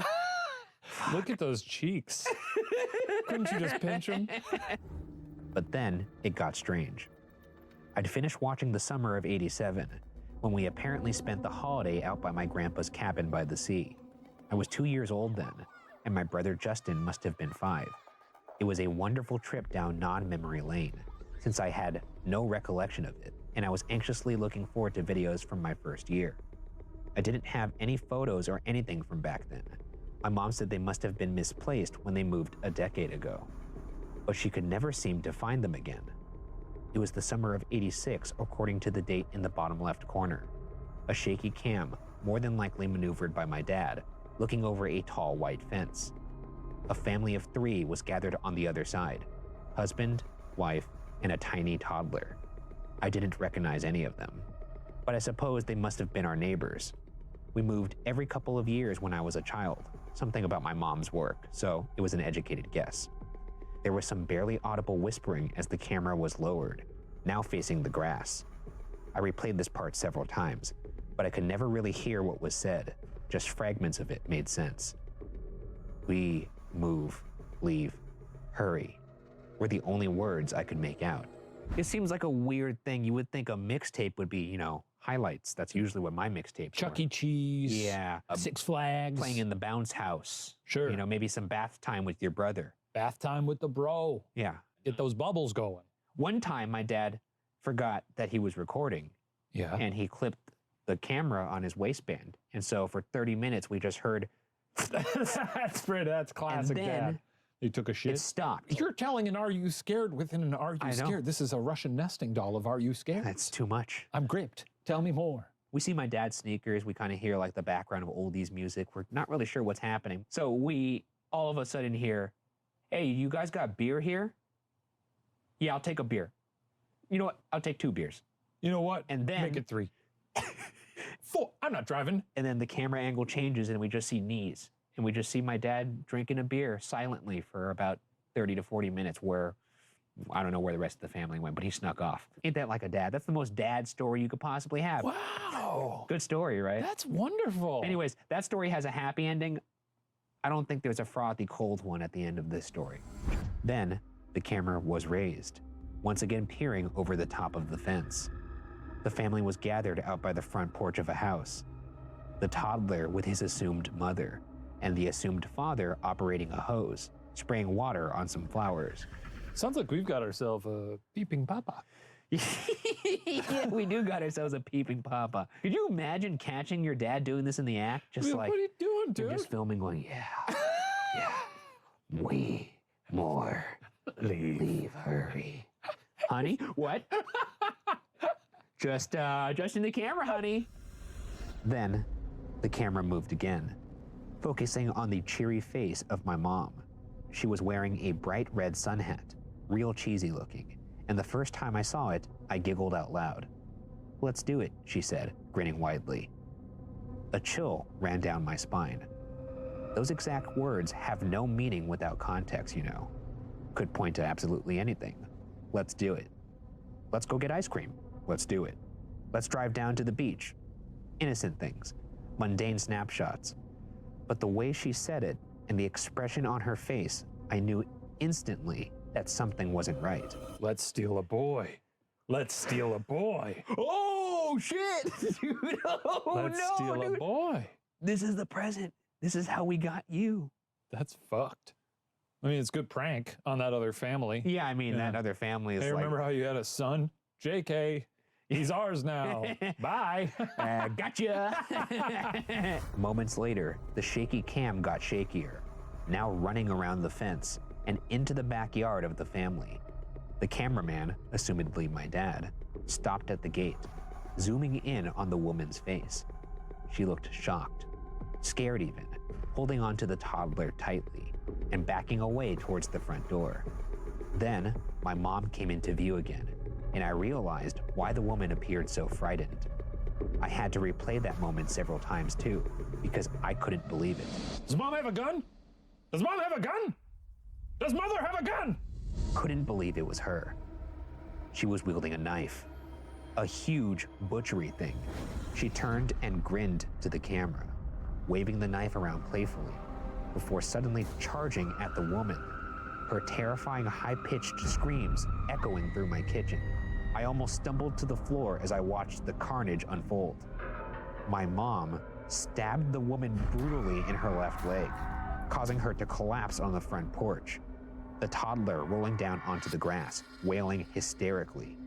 The assumed father suddenly became aware of what was happening, and his eyes widened as he yelled something, running to the woman's aid, only to be stabbed in the neck by my mom as he came within arm's reach. Jesus! Okay, this is crazy, but it's also, I gotta say something. If his mother was truly the ultimate prankster, she would have shot a video when the boy was younger and had people sort of play the part. The dad goes into a slow pushing on the mom's dead body, and she's like, happy birthday. Ketchup packets. Yeah. That'd be good though. The next 2 or 3 minutes were dedicated to my mom stabbing the two of them repeatedly, The fleshy, pulpy, mangled remains at the end of it hardly even human in appearance anymore. Jesus Christ. Impressive endurance, Mom. Not a lot of options here for Jeffy. No. All you can really do is compliment the form that she has in the murdering and then start to pack your bags and call the police because... Or just fully ignore. I'm ignoring. I don't think so. That's not something you could... You're treating it like Grandpa said something that was insensitive at the table at Thanksgiving. This is a little different. She just murdered someone until they became a crumpled up Capri Sun. No. She murdered someone 30 years ago. Would you turn your mom in? No. You wouldn't turn this lady in. Nah, man, they made it 30 years. What, I'm gonna rat them out? It's not even your mom. That's Madej Strong. We look out for each other. You just watched a video of your actual mom being murdered. Oh, yeah, I guess that's true. That was rude. Good riddance, they were weak. Yeah. They didn't deserve to birth me. They basically, like, just as good as let their child get murdered. Yeah, text the mom back, thanks for getting rid of that loser. Thanks, dog. Absolutely drenched in blood, my mom turned to the camera, laughing maniacally. She suddenly noticed the wailing toddler in the grass and quickly wiped clean the knife with the inside of her dress, placing it down on the porch. She then gently lifted the toddler, hugging him tightly, smearing blood all over the child. We'll name you Jeffy, she said, and kissed him, me, on the cheek, before waving to the camera. I slammed the laptop shut and staggered back, hyperventilating uncontrollably. No, it couldn't be. It had to be some kind of prank, right? Right? Some unbelievably elaborate prank. You could do that these days, you know? Fabricate shit like that, right? Deep fake and everything. My phone vibrated. A text from my mom. I read it. Then again. Once more. Then I grabbed my laptop and got the hell out of there. What would make you not run in fear? Oh. I can't think of anything. No regrets with a little smile? Pretty cool, huh? Did you enjoy my masterpiece? What if it's something threatening like, you're next? I just saw what you said. Okay, well, I'm sorry. say it. I didn't send you any videos, but your father is coming over to sort it out. Stay where you are, Jeffy. Everything will be all right. Don't move. We'll be right there. So, are you scared? Dad's a fucking rat.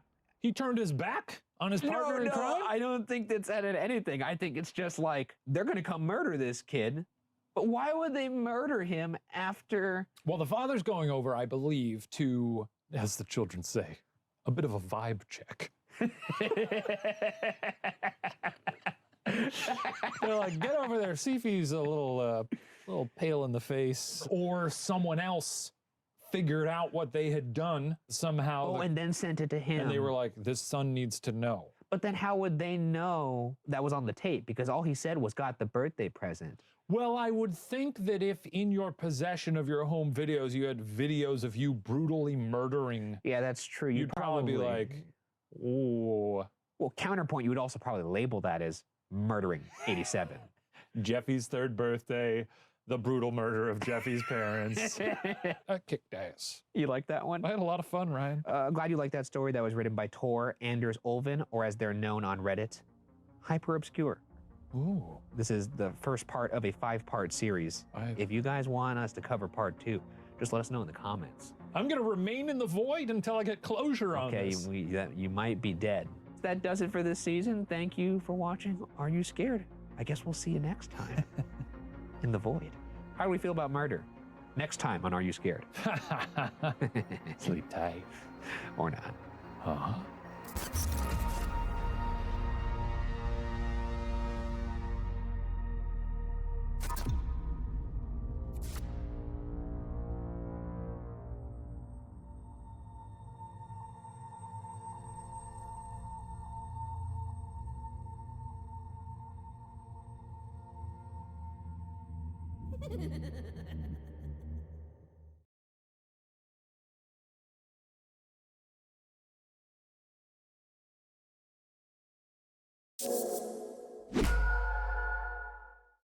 This video contains content that some might find disturbing.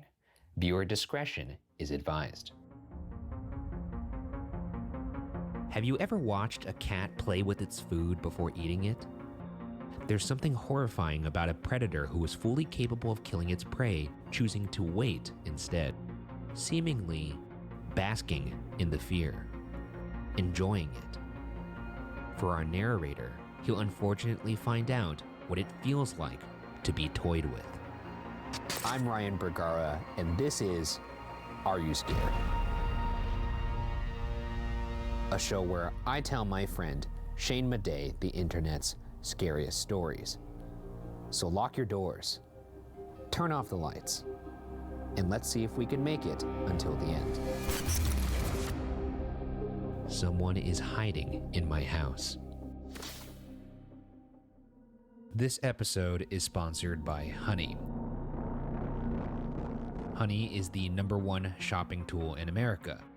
Many people don't understand just how easy it is until you put it to work yourself. Honey basically automatically searches for promo codes so you don't have to. It works for things you're already buying on lots of sites you're already shopping on. You could use it for things such as shoes, video games, food delivery. Recently, I used it for a pair of shoes myself, and most importantly, it's free savings for things you are already interested in. It's easy, it's fun, and you save money. You can add it for free at joinhoney.com/watcher, which you can click on in the description of this video.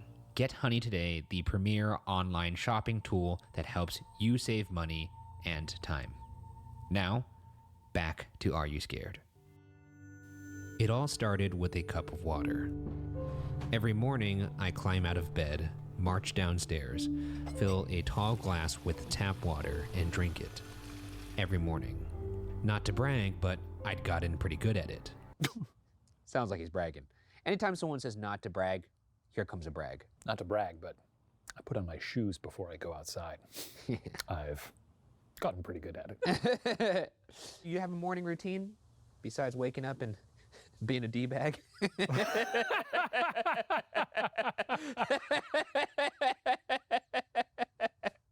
I thought you were going to ask an earnest question, and I guess you did. Except for one morning, about a year ago, I hiccuped as I started drinking, and the water went down the wrong way.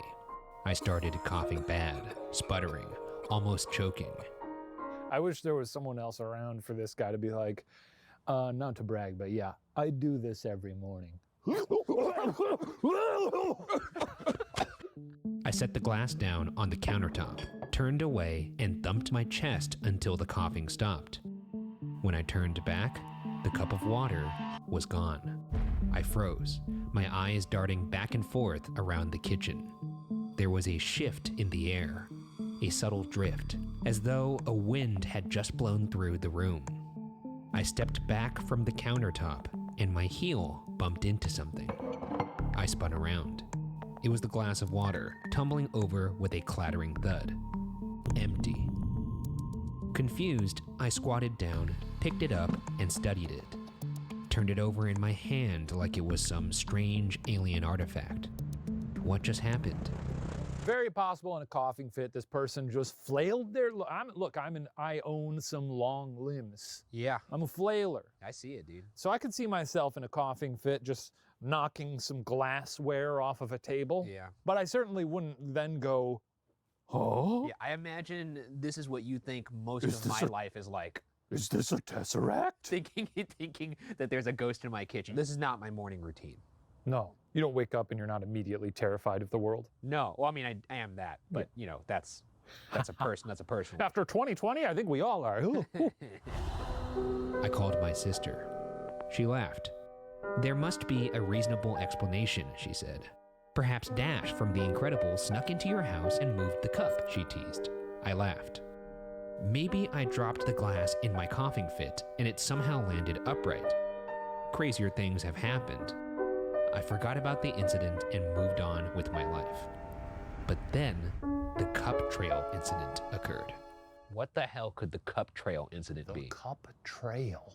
It's not a very chilling name. No, again, it must have been a terrifying event, but cup trail incident doesn't exactly strike fear into my little heart. I measure. What is your what? I measure my fear by how tight the butthole clenches. Oh, okay. Yeah, your sphincter. Do this. No, yeah, okay. So how much you dilated by the fucking cup trail incident? Here, I'm showing you. Oh, I see. You don't think it's scary. Not at all. scary. Oh. Cup Trail? Come up with something better in 10 seconds. It's kind of hard because you don't have any details. The Goblets of Fear. That's better. That's already better. Yeah, it's already better. He did that in 10 seconds, baby. That's Shane Madej, dude. Yeah, that's Shane Madej. Yeah, put him on the timer and he'll have your fucking sphincter looking pristino, baby. Whoa, yeah, I'll scare you that much. Yeah, you could crunch a walnut when that That's bad boy. right. Just don't eat it. Not long after the first cup incident, I snapped awake just before 3 a.m. Somehow, all my lights were suddenly on. A power surge, I guessed. I climbed out of bed, marched across the room to the switch, and froze. Sitting on the floor in the middle of the upstairs hallway was a half-empty glass of water.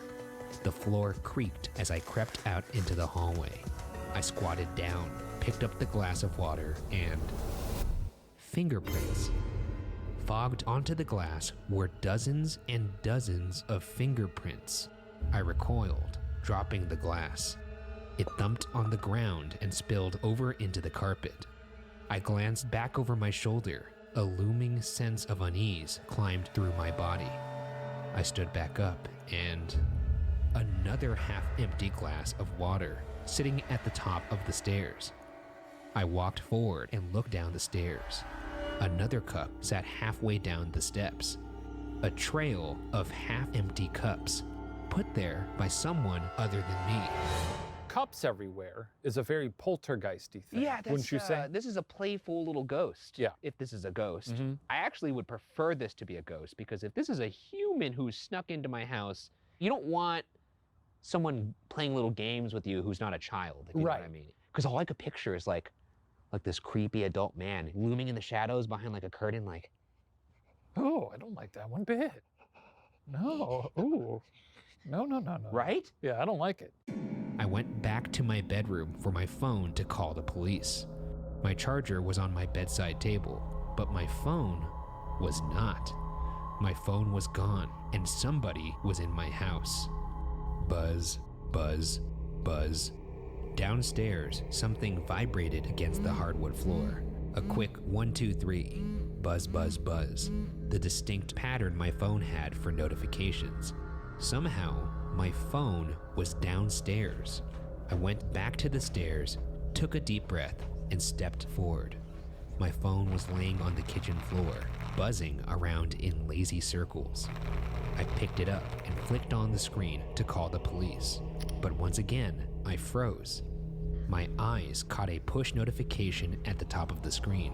New photo saved to cloud. I raised an eyebrow, tapped on the notification, and my breath caught in my lungs. It was a photo of me, fast asleep, taken in my bedroom at 2:57 a.m., right before I woke up. I dialed 911. I don't know what I would do in this situation. You'd leave. You should leave. Leave. It's less creepy to me that someone breaks into your house and just kills you. There's something more creepy about someone who wants to kind of toy with their food before they... Yeah, they're equally creepy to me. If someone broke into my house and just killed me, I'd probably say, this is creepy. It's a bummer. You know you're being creepy right now. I dialed 911. A calm voice answered. 911, what's your location? I gave them my address. What's your emergency? She replied. There's somebody in my house. Are you in a room? What? Please get to a safe room and lock the door. I shuffled to the downstairs bathroom, slammed the door, and locked it. Upstairs, a door slammed shut. They're upstairs, I said into the phone. Help is on the way. Focus on breathing. Breathe in. I breathed in. Breathe out. I breathed out. Breathe in. I'm not here for the breathing exercises. The person on the phone is like, I'm gonna play some rain sounds Yeah, now. this is not a Lamaze class, lady. I'm about to get fucking axe murdered in my house. The dispatcher would definitely say, like, get out of the house. Yeah, not dude. hide in a closet like Laurie Strode. Hope he doesn't find you. Get to the highest floor you can, preferably the one with no way out. This may be actually what I would be like as a dispatcher, because when the pressure's on, I don't think I'm good at advising people. Hide in a bathroom. The person next to me is like, did you tell them to get in a bathroom? Yeah, should I have told them to leave? Then you hear on the other line, oh, you're fucking dead now. And then you're just like, whew, well, lost another one. Next. What would you be like as a dispatcher, bro? I don't think I can handle it. I'd be like, ah! You're just ah! Upstairs, another door swung open and slammed shut. The intruder was looking for something, or looking for me. Checking every room. Sir, are you there? Yes, I whispered. The slamming doors were getting closer. As the door at the top of the stairs slammed shut, I heard a door to a downstairs closet almost simultaneously swing open and close. Not to brag, but I've got a lot of doors in my house. No, I don't think that's where they're going. Either there were multiple intruders, or this person was impossibly fast. Sir? Sir, are you still in the bathroom? The bathroom? I never told them I was hiding in the bathroom. Sir, are you there? This time, the voice wasn't just coming from my phone. I could hear it on the other side of the door as well. The 911 operator was inside my house. The bathroom doorknob jostled.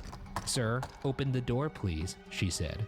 Dropping the phone, I grabbed the handle and pulled back with all my strength, determined to keep the person out. Sir, please open the door. I didn't budge. Sir, open the door, open the door, open the door, she kept repeating, like a broken record, like a recording. Inside the bathroom, the lights started turning on and off, a rapid cycle between light and dark, faster and faster. Sir, we can't help you if you don't open the door, she said, on the verge of laughter. Oh, sorry, I don't like that either. No, laughter's never fun. They're fucking having a blast on the other side of this door. This is like the evil version of Frozen. You know? Fucking, you want to build a snowman, except the snowman is your death. Sir, are you there? Sir? I heard the front door burst open. Police, a baritone voice boomed. Silence. Police? I remained quiet. I wasn't going to fall for this. Why were the police here if I never actually contacted 911? Hands gripped around the doorknob, I remained motionless. This is good. This is freaky, man! There's a lot going on here. This person's really getting to the thing that creeps me out. Yes, well, I've never read a story before where when the police come in, I'm not like, oh, help's thank there. goodness, right. How terrifying that you would still be like, I can't trust that. I don't know. I don't fucking know, dude. Like, shrug emoji. Who knows what this person's capable of? Right. Obviously, they got super speed and they're like fucking with the lights and stuff. So like they could easily change their voice. You know, like the T-1000 does like a voice of the mom or something. Funny, yeah. Scary. Hello? Said the deep voice, then the crackle of radio static. I'm getting no response, requesting backup. It took the police nearly 20 minutes before they forced the bathroom door open. The actual police. I was a wreck, ranting and raving, telling them about the woman on the phone, telling them about the cups of water on the floor. They sent me in for a psych eval and I was discharged a few days later. No one believed my story. Even with the photo of me sleeping, everyone said there must be a reasonable explanation. Now that's bullshit. That's some bullshit. What reasonable explanation could there possibly be for that photo? You got any drones? Like sleep piloting? I feel bad for this person. I've never... Oh, do ya? Actually, you know what? I was just about to say, I've never been in a situation where I've seen something and it was clearly there and someone was telling me I was crazy. And I just realized I have been in that situation several times. When? Oh, you know. You know. It's fun to be the way I am. You son of a bitch. I moved out the next month. In hindsight, I should have done so earlier. Now I live upstate in a much smaller house with fewer places for would-be intruders to hide and cameras everywhere. If anyone tries messing with me again, I figured, this time I'll have receipts. Nothing unusual has happened, and I've finally been getting better at falling asleep again. That is, until tonight. Right now, I'm lying on my bed, writing this on my phone, paralyzed with fear. An hour and a half ago, I got home from work late and crawled right into bed. That was my big mistake. I broke my daily ritual of checking the cameras before entering the house to see if any motion was recorded during the day. But it had been a long day and I wanted to go to sleep. I can check the cameras in bed, I thought. Lying here, I pulled up the app that runs the cameras. My heart skipped. 12 hours and 23 minutes ago. Motion detected, bedroom camera. I closed my eyes and took some deep breaths. Finally, I summoned the courage to watch the footage. It was me, mulling about the house, getting ready for work, and leaving. I sighed with relief. Of course it was me. I should have known. My schedule was thrown off and I was running late, so the cameras detected me. Then, 30 seconds after I left for the day, there was another security notice. Motion detected, bedroom camera. What do you think it's gonna be? You think it's a person? You think it's a ghoul? God, I hate that, You think it's a dude. monster? I hate You that. think it's a shadow person? Just the idea that once again, someone's just fucking around in your house when you're gone or asleep. Well, you move upstate, you upgrade. You don't think this little fiend's gonna follow you? Well, you got a smaller house and you got cameras. You would think this thing knows cameras are there. Then again, somehow was able to hack into the police mainframe. It possessed a cell phone. Yeah. So it can possess cameras. It's got probably like a thing with Verizon, so Right. it knows how that works. Yeah. Good on this demon. Are you thinking demonic, by the way? I have no idea what the fuck's going on right Okay. now. This is crazy, but I do want to see what's on this camera. I clicked on the footage. My empty bedroom. Dark. I squinted. Nothing. Then, in the footage, the lights flicked on. Then back off.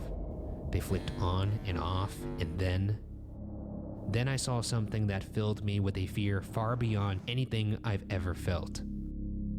The lights flicked back on, but this time, a person appeared as well, standing in the middle of my room with pin-straight posture, hands over their face like someone playing peekaboo. The footage began to fast forward on its own. Shadows drifted across the wall as the sun arced along its path outside my window. But the person just stood there, motionless as the world sped by, hands covering their face. 30 seconds before I arrived home, the footage snapped back to normal speed.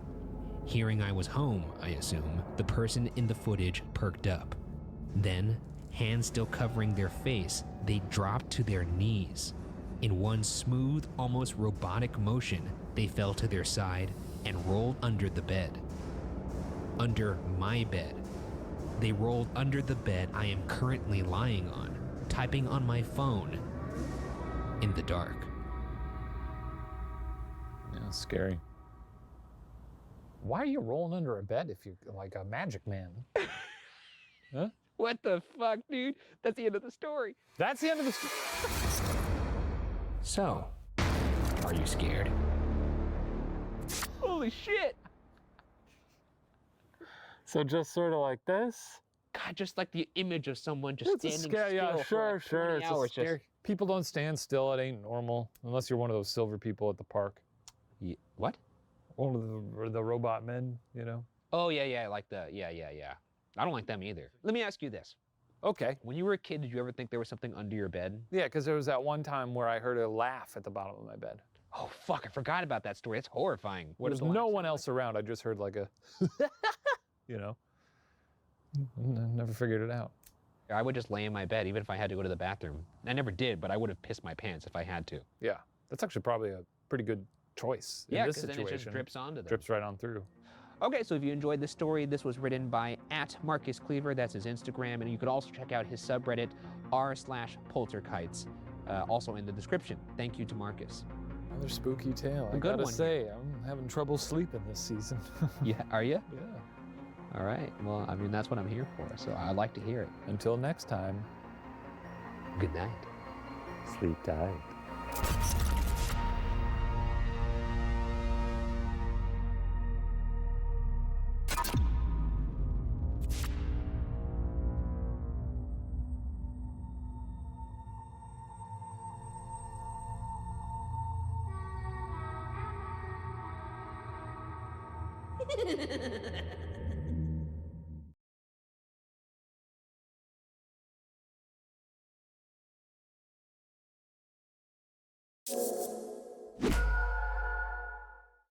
This video contains content that some might find disturbing. Viewer discretion is advised. The internet can be a scary place. Every day is an opportunity for you to stumble across something you wished you had never seen. But what if an image was so horrible, so unspeakable, that it could literally ruin, or in this case, end your life? In today's story, our narrator seeks out that reality. I'm Ryan Bergara, and this is Are You Scared? A show where I tell my friend Shane Madej the internet's scariest stories. So lock your doors, turn off the lights, and let's see if we can make it until the end. Smile Dog.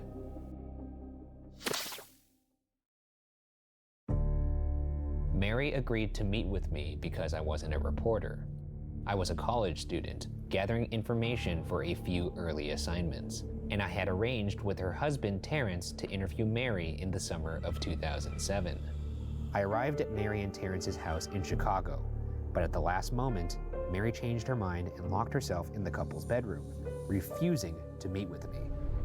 For half an hour, I sat outside the bedroom door, listening and taking notes while Terrence attempted to calm his wife.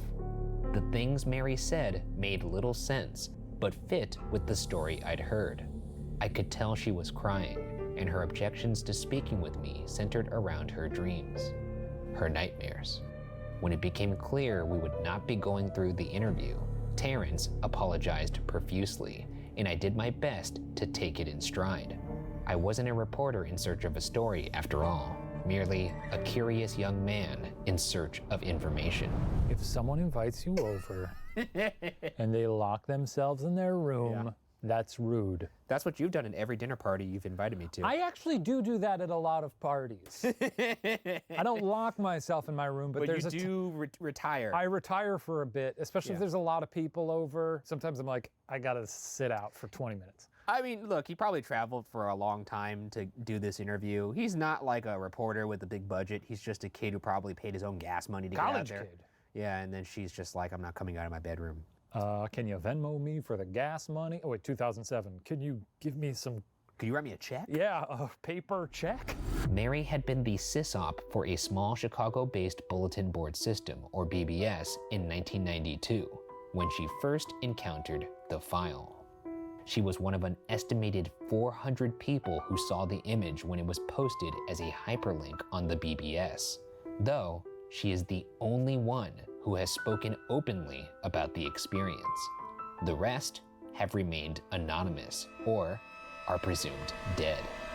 Welcoming you into a J.J. Abrams mystery box with this story. What's going on here? What's this guy after? I would Who are argue these people he's talking to? I would argue, though, that kind of fills me with a little bit more dread because Absolutely. all we're seeing is this person who clearly doesn't want to share details of some story she was supposed to share. Do not misinterpret my commentary as criticism. What, are you trying to fucking Jedi mind trick me? Do not misinterpret my commentary. I'm having a great time. Oh, you're having a great time. You'll finish reading the story. Smile.jpg was first brought to my attention in 2005 when I was in 10th grade and became interested in web-based phenomena. What caught my attention was the total lack of information about the image, to the point that often people believe it to be a hoax. Smile.jpg is unique in that the entire phenomenon centers on a picture file that is nowhere to be found on the internet. Certainly, the web is full of imitations claiming to be the real file, but those are largely written off as fakes. They do not have the effect the true smile.jpg is believed to have. The sudden onset of temporal lobe epilepsy and acute, life-altering anxiety. I think if it was possible to die of fright, you would be a dead man. I think so too. There have been times where I thought I was going to die because I was so scared. Mhm. I will also say there's been things I've seen in movies that have scarred me in the sense like when I do think of them, I actually do kind of recoil into myself. You remember the faces of the people who saw things in the ring and you find them and they're like, yeah, they're like, there's something that happens to a certain character on The Walking Dead that is rough, huh? Not great. I like that. It's very Lovecraftian, you know, seeing something that is so horrific. It just scrambles you. Yeah.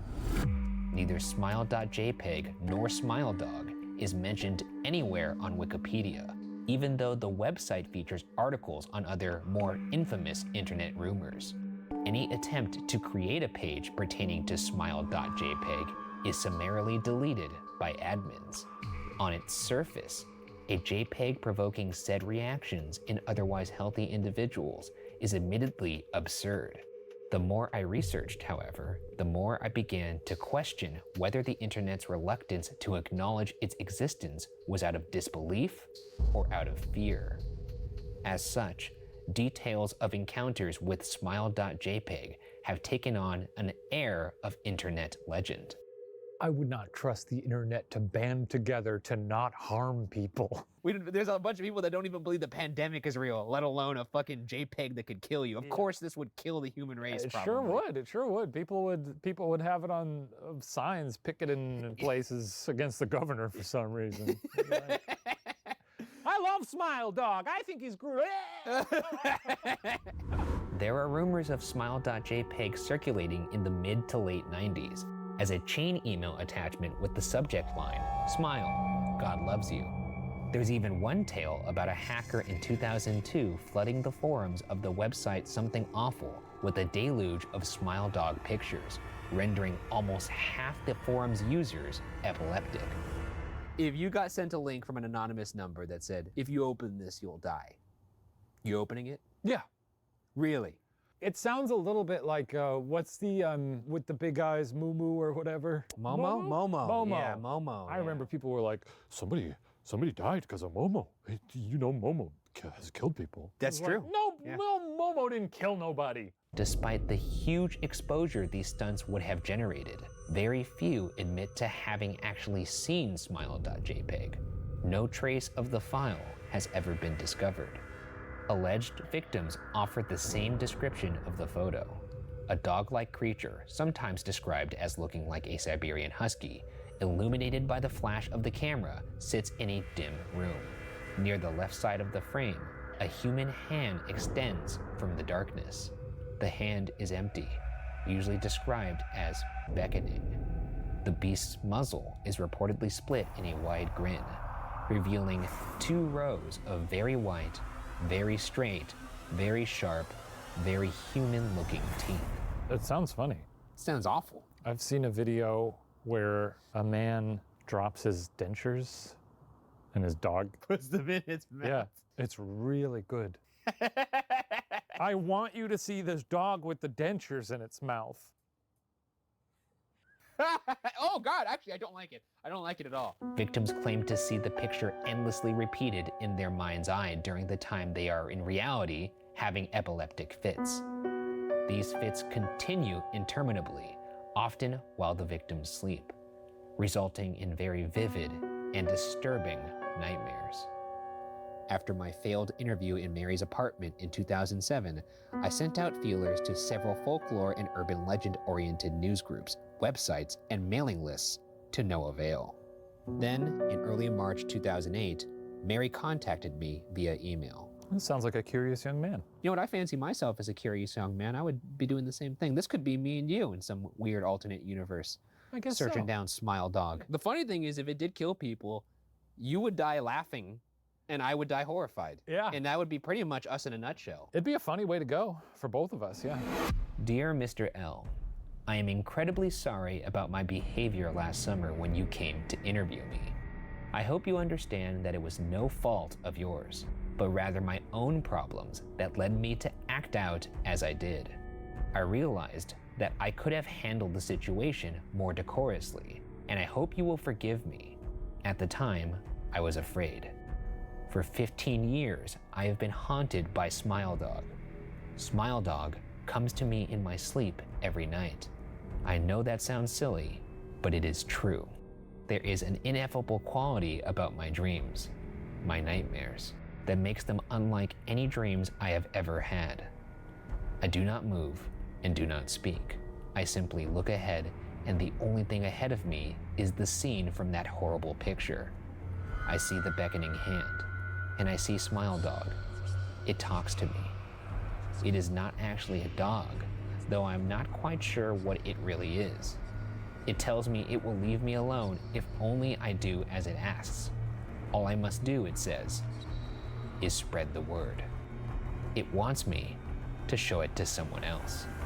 That's smart marketing. Yeah, it's you could tell this guy's taking some classes in virality. The He's Smile at the Dog. local community college. Wait, could you say that one more time? Actually, I was taking notes and I missed that last part. What did you say about going? So about a street team. Organic. Okay, yeah, Organic. yeah. Make it organic. That's good. That's good. That's good. Oh, by the way, sorry that you're all dead now. The week after my incident, I received in the mail a manila envelope with no return address. Inside was a 3.5-inch floppy disk. I knew precisely what was on it.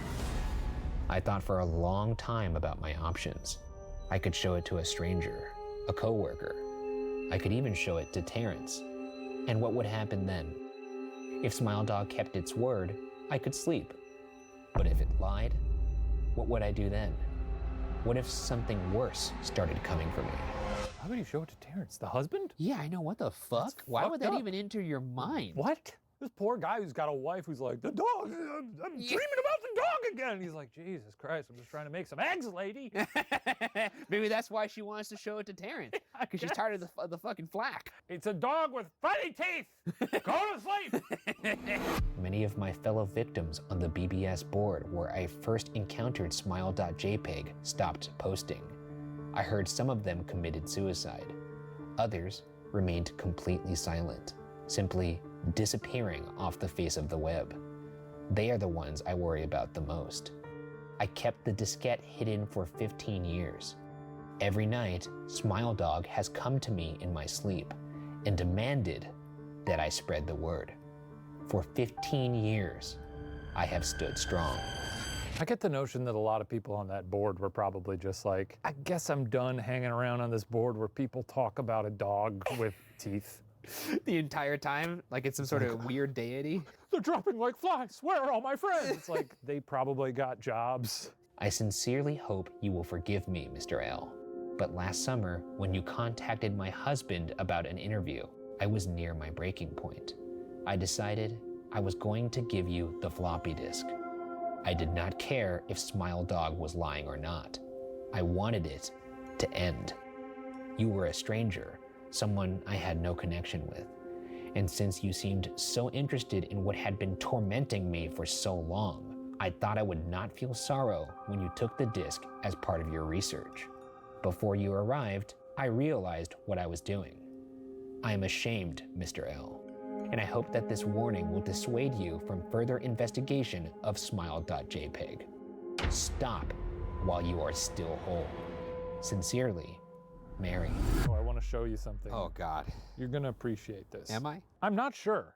Do you remember that? Fucking God damn it, dude. Son of a bitch. Oh, I'm glad you pulled it up. I found the lustful photo. Yeah, I'm glad you had that working in the background. I mean, yowza. It's pretty weird that I could see you zooming in. That's my Smile Dog. Don't zoom in on a cartoon and go, yowza. Whoa, look at that spread. It's fucking weird, man. I just wanted to jog your memory. So thank you. Consider it jogged. Consider it. My memory just ran a marathon. It's ran. It's fucking exhausted. Later that month, Terrence contacted me with the news that his wife had killed herself. I'm sorry, that's not funny. I just saw a cartoon 2 seconds ago, and I had to read that sentence. There's so many levels of unfair to that. It's really photorealistic. It really is. Now it's becoming your Smile Dog. I'm just gonna get through the sentence and we're gonna move on. Go on. Later that month, Terrence contacted me with the news that his wife had killed herself. Terrence was in shambles. He wept. God damn it, son of a fucking... It's the worst time for you to fucking show me that. It's like, I can't think of a worse time in this story for you to show me. Could you imagine if like there was like some actor about to do like a dramatic monologue and right before the director was like, hey, come over here. Check out this. Huh? How photorealistic is that? Anyways, It's very photorealistic. God. You know what? I'm gonna request that everyone just take a peek at it. Just I can't be the only one who sees this. Like oily. And the pose he's in is so weird. Okay. Continue. Terrence was in shambles. You got it. You can't be laughing over there and saying you got it. It's a great parallel. No, it's not. I feel like I'm losing my mind. Maybe you're right. Yeah.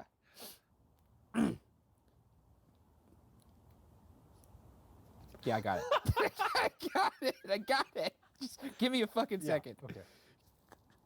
I just would feel really comfortable if someone else could We look can't at. ask anyone here to look at that because now that is our smile dog and they will not be able to. I would really love for someone else to look at it. No. Okay. Later that month, Terrence contacted me with the news that his wife had killed herself. Terrence was in shambles. He wept as he warned me to listen to his wife's advice. He said he'd found the disc she mentioned and burned it until it was nothing but blackened plastic. Through his tears, he told me it hissed as it melted, like an animal. I think that's just what plastic does when you burn it. Oh, the fire crackled like a dragon.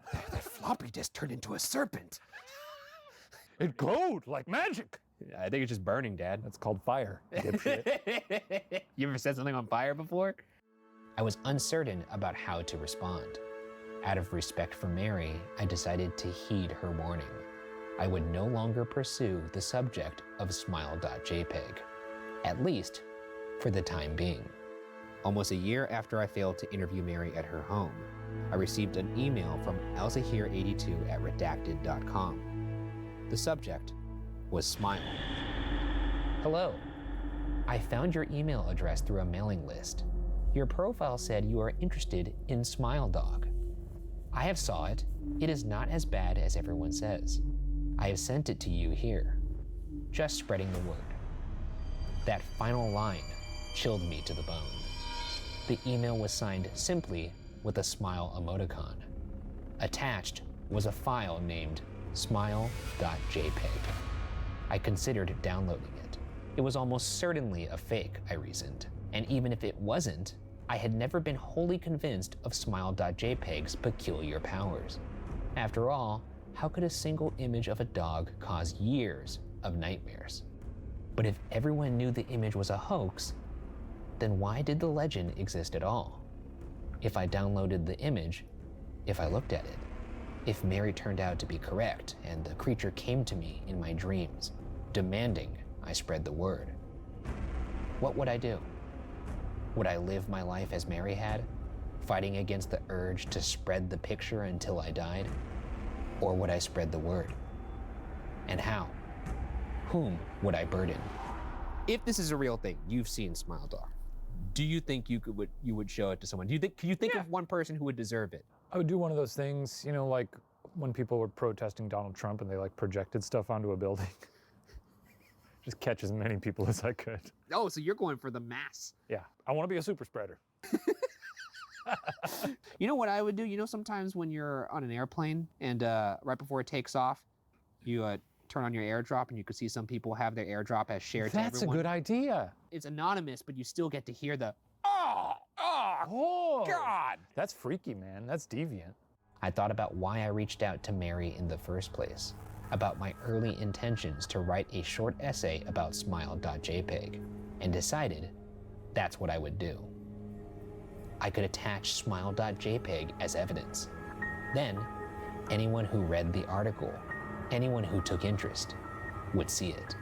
And clearly, since you're reading that article now, you're interested. Could I spread the word? Yes. Yes, I could.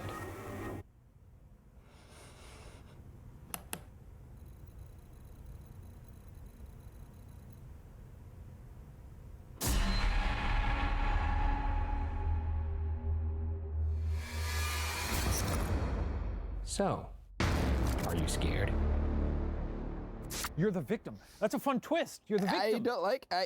How did I not see that coming? Of course they're going to attach it. Well, I didn't realize we were reading the article that he was writing. It makes sense because it includes the emails and like the first interaction and all that stuff. But I did know that we were on a one-way train to Smile Dog Town. Yeah. Not very scary. Well, I mean, the picture. Yeah, when it's preceded by. Of course, it's not as that's scary. I mean, not scary. It's crazy that they're not going to know what we're talking about. I know. Fucking. Why do I even keep falling for it? I'm like fucking Charlie Brown when Lucy pulls the football away from him. Like it's like every single time it delivers. It's gonna be my new thing. I'm gonna trick you into seeing it all the What, time. are you gonna fucking buy a mask, like a shirt, maybe some mugs? Yeah. Well, good story. That one actually is written by an anonymous user. So thank you to whoever wrote that. And you've also, without your knowing, anonymously given me nightmares of my own, not by your doing. So thank you for that. We'll see you all next week on Are You Scared? Sleep tight. Don't let the bed bugs bite.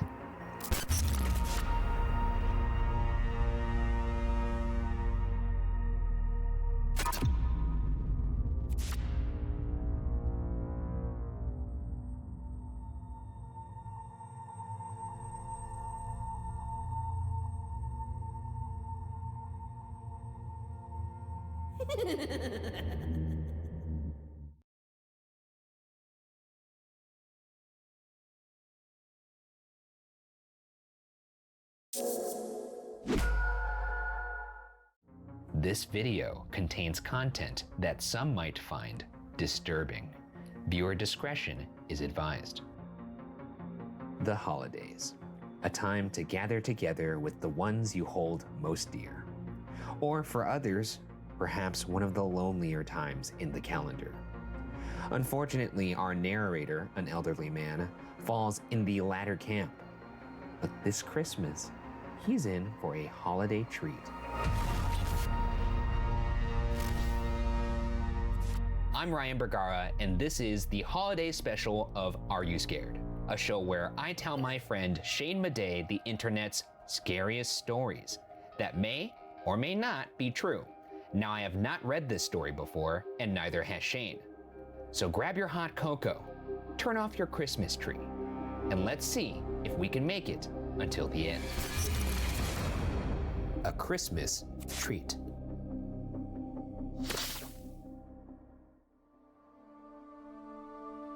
It was a particularly bleak Christmas, and while snow is often welcome at that festive time of the year, the penetrating cold and frost, which seemed to sabotage both homes and residents alike, was not.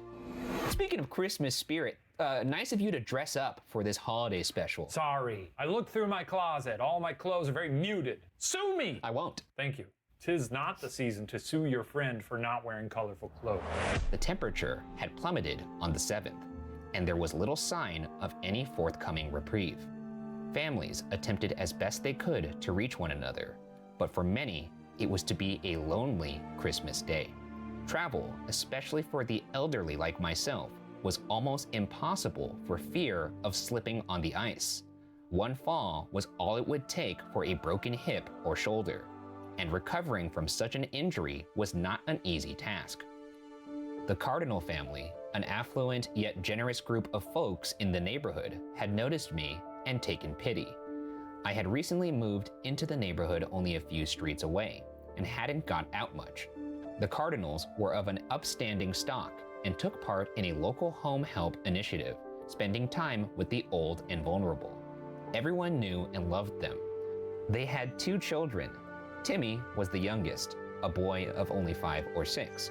He was a child whom all looked upon with great adoration, never complaining, never causing trouble, always adorable. And his 10-year-old sister, Camila, was equally as admired. They were both a testament to the caring and nurturing parent skills of Ben and Lucy Cardinal. Ben Cardinal was the local police chief for the area, while Lucy was a marvelous beaming woman, whose smile was as welcoming as it was beautiful.